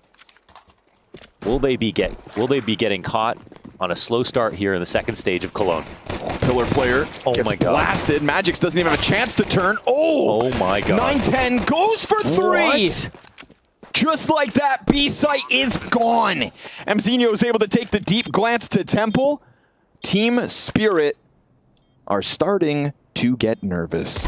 Not just that, it's 9 rounds. Team Spirit trail by 5, a map in the Mongols' back pocket, and the loser of this match, reminder, goes on to play G2 because Saw upset us 1 match ago. Oh, that's right. We could be looking at the returning Cologne champions versus the Katowice 24 champions in an elimination game tomorrow night. Oh my God. If Mongols convert this pistol and somehow overwhelm Team Spirit. It's very possible, man.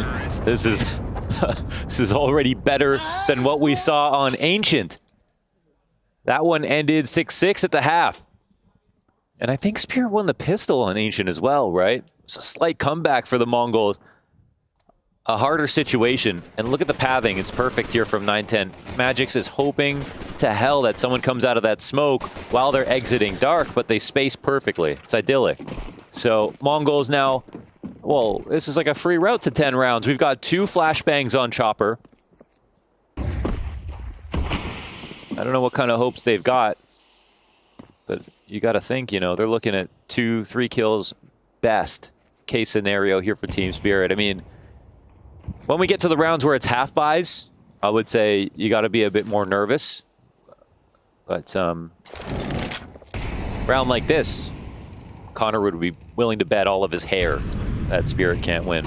And Blez. Blitz gonna find mid clear for the taking. Door peek comes out in a second. But Blitz actually takes up a position in window. Now he's between the 2 CTs. Ooh, he's blind, but they don't find him. They don't know about him. Oh my God. Blitz given a gift. He just interrupted the meet cute. They were just gonna try to hang out, exchange phone numbers, and both got murdered in cold blood. Very cool. Very cool, Blitz. Slides into the corner like a rook. Not passing the vibe check right there, man. And the bomb's uninterrupted over on the A site, completely clear for the taking. It is a 10th round confirmed for Mongols, 3 away from the unthinkable. Yeah, what the hell? Crazy scenes. You know, I always try to pick a team from the region that I think will be the best that, you know, can win the major or whatever. Sure. And Mongols were, I was like, can I pick a Chinese team for Shanghai? And I was like, I don't think I could do that. But the Mongols genuinely earlier this year, obviously, we saw some stuff out of them that was like, for the people who have been watching CSGO from the beginning, waiting for, you know, every region has their time, right? Even the smaller ones, even North America. It's not small, but weak, right? We have our time. And the Mongols are the closest thing to a team that looks so solid they can transcend since, you know, North America had the run that it did in the later years of CSGO. And genuinely, very impressive roster. A lot of roster moves that they made to build to this point. Just, it feels like Blitz. He just wanted to keep the daycare system. Yes. Keep making the team younger and younger every single time. And I felt like he was making one too many moves, to be honest. Yes, it really felt like he had maybe kind of jumped the gun on that. But now it's actually been some time with this lineup, and they haven't made another one. They are trying to build with it. It's the revolving door that was Mongols for a little while. It also felt like maybe a new team who bursts onto the scene would get put underneath that microscope and then ultimately crumble. Like everybody could figure it out. And maybe that's why we had this kind of taper off in performance and results and accomplishments from Mongols. This is why I always talked about them like Armada from Smash. The team that with very little practice in international waters that still believed and got good and figured out the game at the highest level possible. That's the most impressive part about this roster. And in this matchup, they're already showing us that it can translate to success. They should be a beacon of hope to anyone from smaller regions.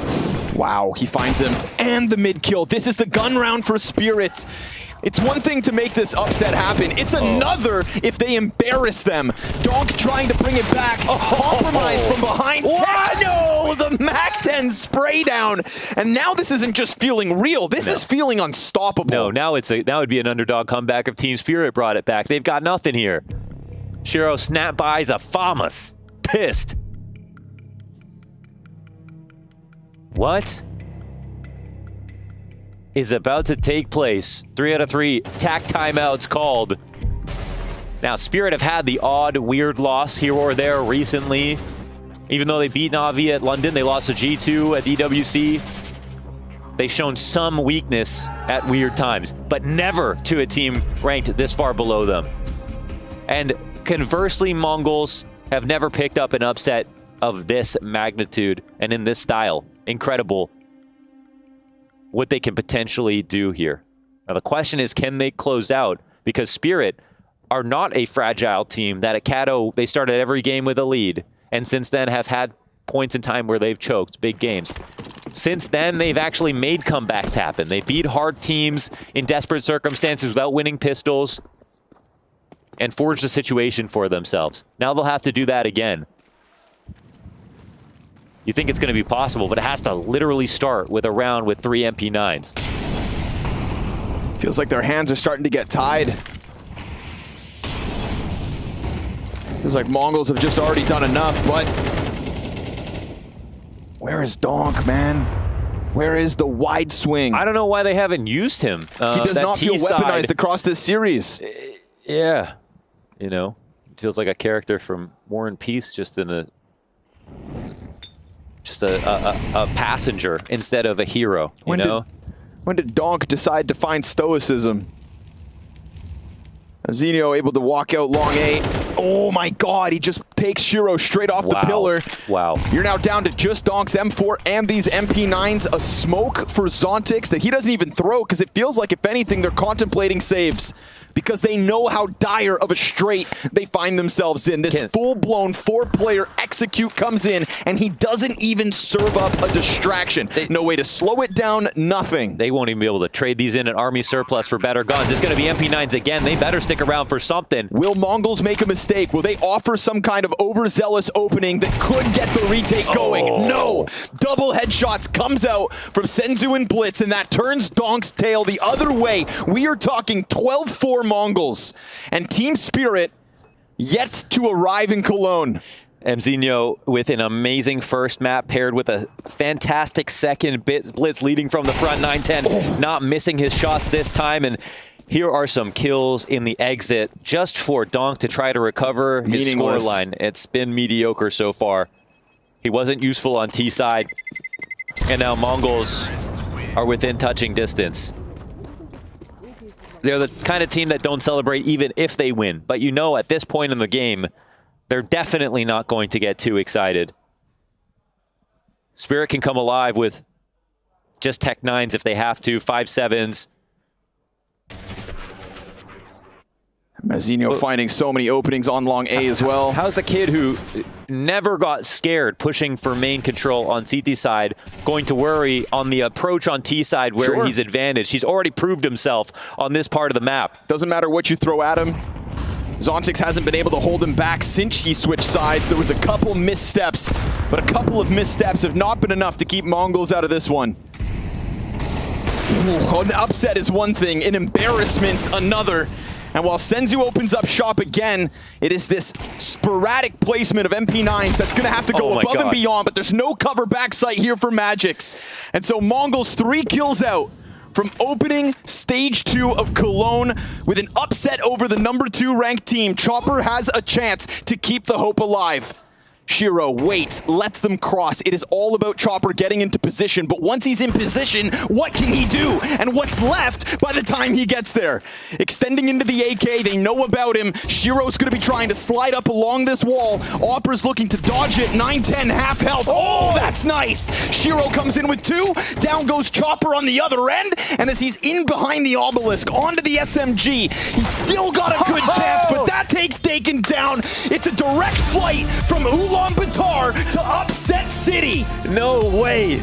Not only was this a victory and revenge, it was a taste of Kato from the Mongols with this scoreline. Unbelievable what they've done here in stage 2. They have got to be proud of themselves. Teenage prodigies, donk, they said. Ebzinho stands up on this T side, dismantles Team Spirit. And with that, we have a new contender. Saw and Mongols will be playing for a spot in playoffs. I mean, the road is there for them. Meanwhile, Spirit versus G2 elimination tomorrow night. This is a Cologne that features more Davids than Goliaths. It sure is, and I want to grab someone, maybe Techno. What an unbelievable victory. After yesterday, it took so much out of your team to be able to qualify for stage 2. You start stage 2 by beating Spirit. How did you do it? I don't know. I think we just played our game. Yeah, that's it. Just your game. So can you tell me something about then how you felt about your own game today? Because every single shot was hitting, the strats were working, but what was the most important thing? You feel it was preparation, how sharp you were, the confidence. What was it? I think we're the youngest team in this tournament, I think. And we're individually so good. The firepower, the game sense, it's like that. Yeah, we just played better. Yeah. Yeah, you did. And I think for the Mongols, a lot of people were looking at if you were going to keep winning after, of course, your tournament victory and if you would be going upwards. But it didn't go as well for a little while, right? Do you feel like you have turned a new page now and that you are ready to play like the Mongols we know in the rest of this tournament? Yeah, the Mongols era. The Mongols era? Yeah, I think so. Okay. Also, there was a content piece that went out just recently about, last year it was a bit hard for you guys. There was someone screaming at you. So is that also maybe a key to why it's going better, that Karrigan isn't here to call you? I'm not going to repeat it. Yeah. Yeah, it's a little bit, I think it's a big motivation for us, yeah. Not a little bit, yeah. Okay. That's everyone else here, yeah. Yeah. Of course, it's only a little motivation. I know. Techno, congratulations. We're really looking forward to the rest of the Mongols' campaign here. Huge, huge victory. Thank you very much. And back to you. What just transpired here? And I actually, you know what? Let me run that one right on back. Wow, congratulations to the Mongols for Spirit, not what they wanted. No answer, no response, flatlined on map 2. Well, so much about Spirit, never getting upset and only losing to the best teams in the world. Wow, and in what fashion? Mongols just gave them a shellacking on Anubis. It was like 4-4 on Anubis, and I was thinking, okay, look, it's all going to start to go wrong, but then it went right, and then just right again. Everything working out for Mongols, and that was just, yeah, a shellacking, as you mentioned. So many timings as well. Blitz doing work for the boys, 9-10, just going above and beyond, and everyone from Mongolia, I'm sure they're at home cheering right now. Yeah, 9-10 with the impact in this last map, specifically, all over the place, and seemingly shutting down Donk & Company the whole time. This wasn't close on the second map. Yeah, and it was a team effort, but it was very strange first half because Mongols go up 4-0, then Spirit win 4 rounds in a row where they lose like 1 or 2 players in 4 rounds. You're thinking, okay, they solved the puzzle, right? They're going to win at least 7 rounds in the first half, something along those lines. But no, Mongols find a way to bounce back, just finish where they left off and second half, win the pistol, 9-10 was incredible, and just rolled over Spirit. Yeah, the fact that they won the both pistols, that made it, you know, a little bit more impressive. But then everything else as well, you know, winning the anti-ecos, not allowing Spirit to get a single gun round in that second half, things were just not going right at all. And I just don't know where Spirit were today. If we get that kind of Spirit in the lower bracket, that's going to be interesting up against G2. Yeah, well, we don't jump the gun too quick. I do want to say, though, there was a big contrast in Map 1 and Map 2. How would you go about describing that, Yenko? Well, I don't know about the big contrast. I think we were talking about expecting maybe Spirit to play, you know, with a little bit more patience, right? More discipline. And I think we saw that to some extent. I mean, they had a clear game plan to go for more site executes, right? It was A couple of times in a row, then B all, you know, with more than 1 minute left on the clock. But Mongols were able to adapt. In MR12, if you lose both pistols, right, it's going to be tough to come back. We saw do it against G2, and that was a 13-10 affair that just gives you so many rounds to work with, but without it, it's going to be really hard. Yeah, it's interesting as well, you know, the thought of Mongols in the upper bracket with another lifeline here at IEM Cologne, that is just something that gets me going. I don't know, there was a larrikin screaming before we came on, I don't know who that was. Just Saw versus Mongols for a spot in the playoffs. IEM Cologne, one of those two teams is in the playoffs. We'll just have to wait and see who it is. And one of Spirit or G2 definitely isn't making it there. Yeah, without a doubt. I mean, G2, the defending champions, and Spirit, the defending IEM Katowice champions from earlier this year. Yeah, it's a wild roller coaster for definitely the Mongols, right? Especially their fans. You were talking a little bit about their fans, and I think that's an interesting thing to kind of run just back into. Just talked about himself, really? Yeah, well, yeah, I know. There's only a couple around the place. Blair already went home, so someone had to hold it down. Because the time zone boys, that's what they're calling time zone right? boys, you know, the ECL Asia guys that cover all that stuff. Yeah, those guys. Well, that was the bracket. That was. And how it looked to you, which was what? It looked like Saw and Mongols are playing for a spot in the playoffs. You already mentioned that. And then Spirit G2, one of those teams is going home, both of which, you know, winning an IEM this year, and then only one could potentially win a second. But one going home early, this early before playoffs is crazy.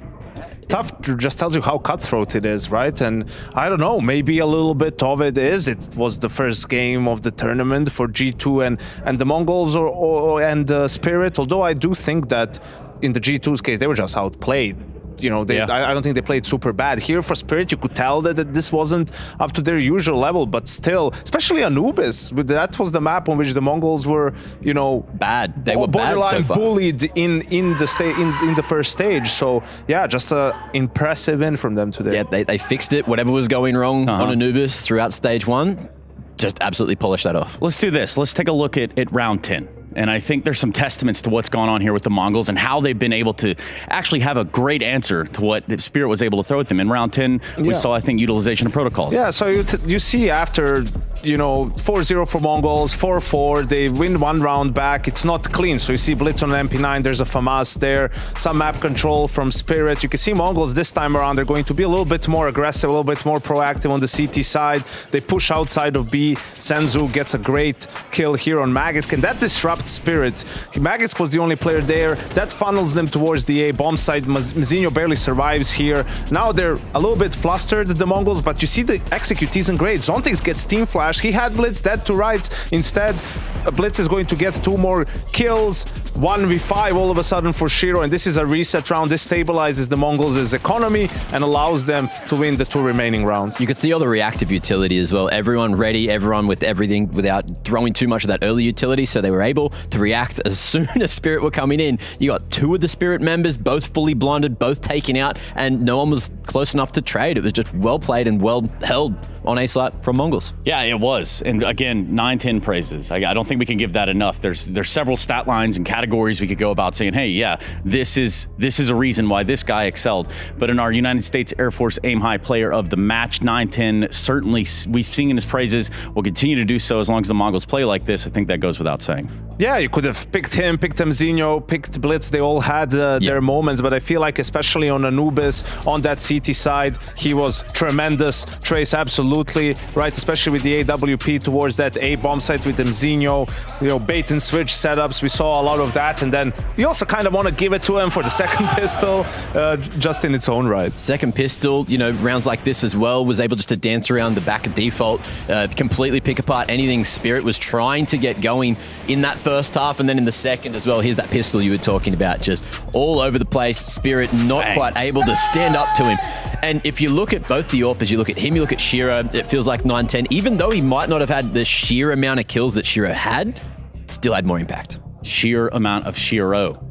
Spirit didn't have anyone in double digits on Anubis. Yeah, that's wild. That's not a good go at it. That's crazy. That is definitely not a good go at it. But we can kind of wrap this day. We can start to wrap this day up a little bit. Yes, there are games still going on here in Cologne. That is without a doubt. But this is sort of how the day played out for us over on the A stream. Now, we did start with FaZe Liquid. Everyone was saying, oh, well, FaZe Liquid, oh my God, I'm going to wake up super early. We're going to go watch that.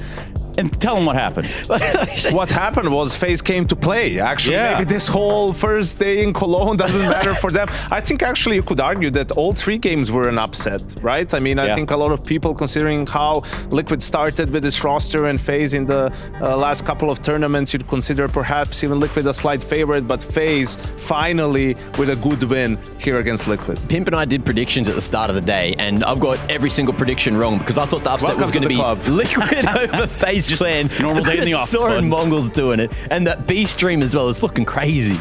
Yeah, it has just been a day of upsets, has it not? I mean, minus the, I guess, Astralis 9Z, right? And 9Z is a fun team to watch, but Astralis coming here, Device, you're wanting to see some of that continuity from what we got earlier in the year. Yeah, it was a pretty solid, straightforward win for Astralis. I think Navi is just about to wrap up against Pain as well, so they did their job on that side of the bracket. Complexity VP, I think that was a pretty close call, right? Who was going to come out on top, because VP, even though being the favorite in that matchup and coming straight into stage 2, were shaky to kick off this season, and Complexity continues a good run here in Cologne. Yeah, Complexity looked a little bit shaky, but the fact that they managed to get that win, and I think it was quite convincing over Virtus Pro for at least one of the maps there. Seeing that, you know, I'm sure the Americans are all going to be absolutely excited. You know, I heard Mike saying he was very, very happy with that result. But there is a lot of experienced teams in the lower bracket after just day 1 of stage 2, and that's crazy to think about. So that a quick look in here real quick at that B stream game you guys were just alluding to. Navi, again, with an opening day here. But as you look at it, Pain maybe not having the day that they wanted. Yeah, I mean, there's a reason why Navi is the #1 team in the world, right? Their floor is super high. They're very disciplined, especially on T side, and that's the hardest thing to go against if you're someone like Pain, right? Where you're not going to be on that save level, you're going to be making some small mistakes, and a team like Navi is going to be great at exploiting that. Yeah, and Pain as well. Look, they've played mostly America's teams on their way to stage 2. So finally going up against some EU competition, it looks like it hasn't gone well, but they'll have a second chance in the lower bracket. Welcome to Europe, brother. That's it. Yeah, it's definitely that. Yeah, sometimes it's hard to keep up with everything going on around here, which is why we do that for you. Can you juggle these monster cans as well? I really don't think anybody wants that. I'll hold your microphone. Maybe perhaps. Yeah, man. What if I tried to do all 4 at once, and with the microphone, the A shop, the you told audio, me you got skills. The most important thing, Trace, is to use both hands. Yeah, it is, and I think who said that best? Nietzsche? That was Nietzsche? There, you know what? He just went for it, and I've got to give him that. Philip, run it, man, because it's a little unhinged over here on this side. We've obviously seen a lot of Counter-Strike at this point, but we do still have a lot more Counter-Strike to catch up into. And by that, I mean, well, look at this bracket. Yeah, we still have some opening games to be played tomorrow. That's going to be the first games of tomorrow: Mouse versus Falcons and Furia versus Vitality. So yeah, Group B still a little bit open. We'll see. This is the group that didn't really have the upsets, unless you count the Complexity VP game. Theoretically, if Furia are going to that lower bracket as well, you'll have Furia up against Team Liquid again, I think, unless I'm incorrect about that one. But yeah, tomorrow's game's looking crazy. I'm guessing Astralis is going to be playing, is that Navi side of the bracket there? Yes, they're waiting for Na'Vi, most likely. Yeah, okay. Well, at the rate that match is going, yeah, it's probably going to be a Na'Vi. Be locked in real soon. If you're looking at this bracket and thinking, okay, so Na'Vi and Astralis play for a spot in the playoffs and G2 Spirit, no, G2 Spirit are in an elimination game. Yeah. Whoever loses that tomorrow is out of IEM Cologne. It most certainly is that. Obviously, we have the B stream as well. So for the Mongols and Saw, again, a matchup no one really had on their bingo card, but here it is nonetheless. Right before that, though, Furia, someone we just got a glimpse of coming out of that stage 1. Then we get a look at Vitality as well. So a lot of good stuff to grab onto for it. We got 9Z potentially going up against Pain. I don't think it's again, but that's yet another, South American matchup. That's crazy. Yeah, they've had a lot of them, but hey, that's due to the success to us having so many South American teams here and also making it into the second stage. I'm looking forward to see if Furia can continue to do damage. Right, had got a couple of good wins at EWC. Here managed to get into stage 2. Can they get it done against Vitality potentially? So we've pulled that B stream up, as you can tell. That is, we pulled it up at the most opportune second possible. And you know what? Actually, I might just walk over here and take a look at what's going on. Don't lean over the fence. I'm not, because the worst thing that could happen in this moment is dropping this microphone. I might feel the urge to come and push you over. Might feel the edge and the urge. Well, you do you, boo-boo. What I will say, though, is still a ton of Counter-Strike to go here. And obviously for Na'Vi, another successful day. Thank you very much, gentlemen. We've done the damn thing today. We're going to do the damn thing tomorrow. And that's because you're watching the Intel Extreme Masters in Cologne 2024. Really, if you're watching any Counter-Strike and it's not the Intel Extreme Masters, what are you really watching in the first place? We'll see you tomorrow.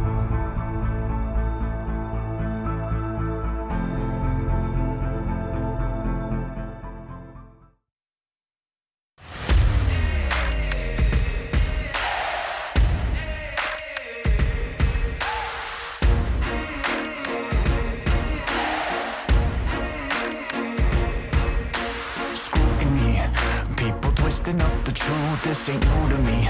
Since the age of 22, I've been using it like it's fuel to level up, like it's champagne in my cup, like there's nothing interrupting my pursuit of dreams.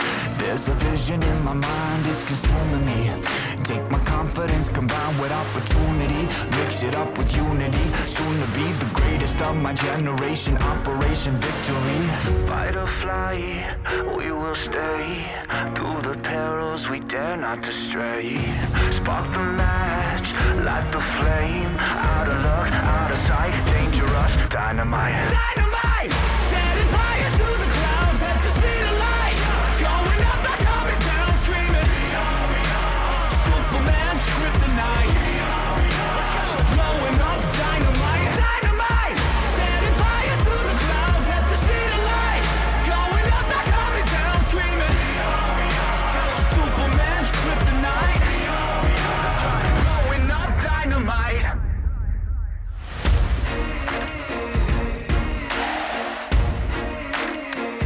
Check it.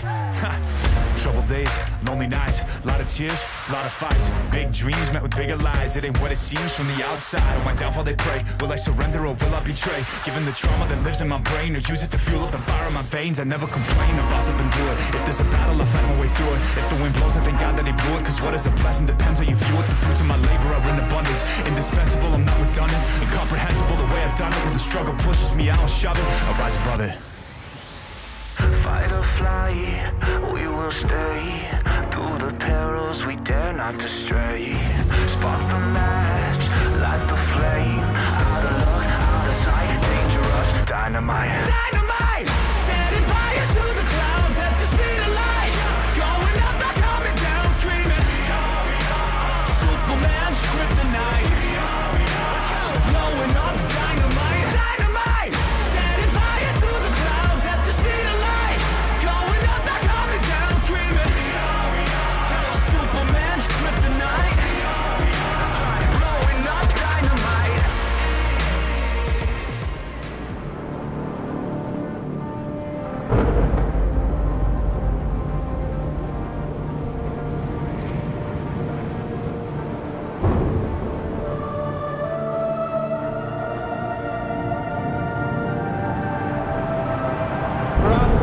Really making history. Absolutely phenomenal. And Ace is the champion of the Intel Extreme Masters World Finals. Storm's still not quite done. MC is going to take this fight, though. 3 seconds left. That's 2 rounds of match. It's got to start it well for ESC. And this is a massive move for Zez, but he's not content with just the Nexus kill. He wants to win out. And it's all done. And Strollin's winning. Unbelievable Rogue with a 4-0 victory over Classic. And they did it again in the grand finals. It's Gold! Give it up for your Intel Extreme Masters World Champion!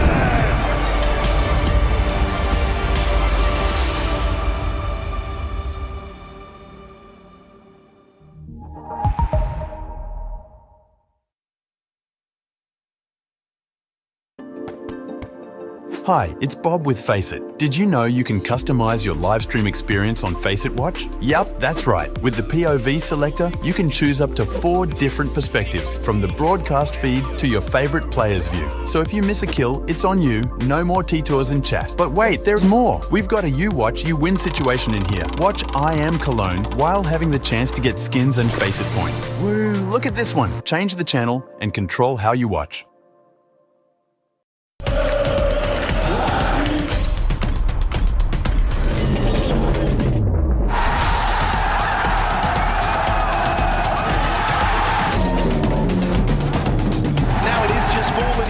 Lame duck in this man. 5 seconds, shot connects. Oh, he doesn't go for the one, and he wins it!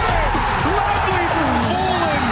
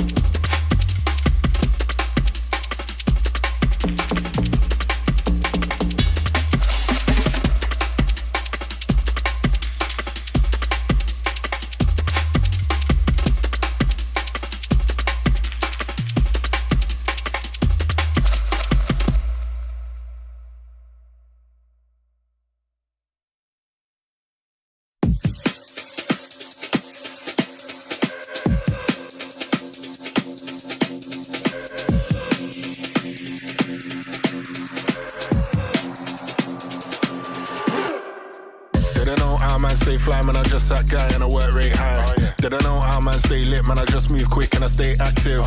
Didn't know how man stay boss, man, I paid that cost, long nights on the job. Didn't know, I'm a pro. Didn't know, I'm in the zone. Didn't know how man stay fly, man, I just that guy and I work rate high. Didn't know how man stay lit, man, I just move quick and I stay active.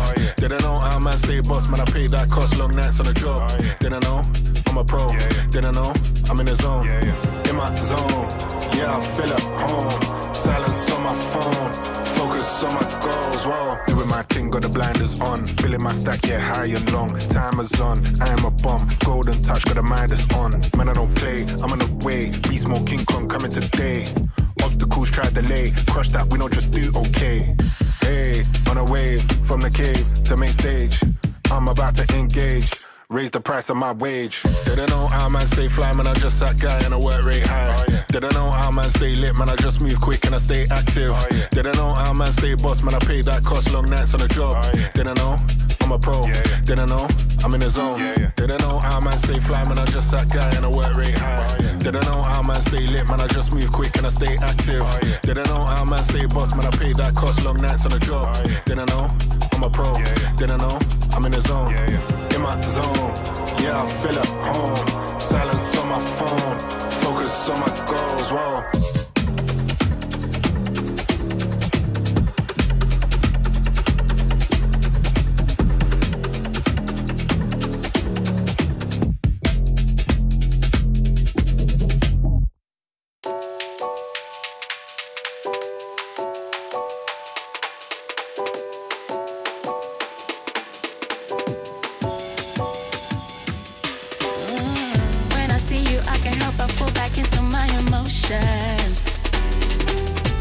Cause all the good times that we had is flooding like an ocean.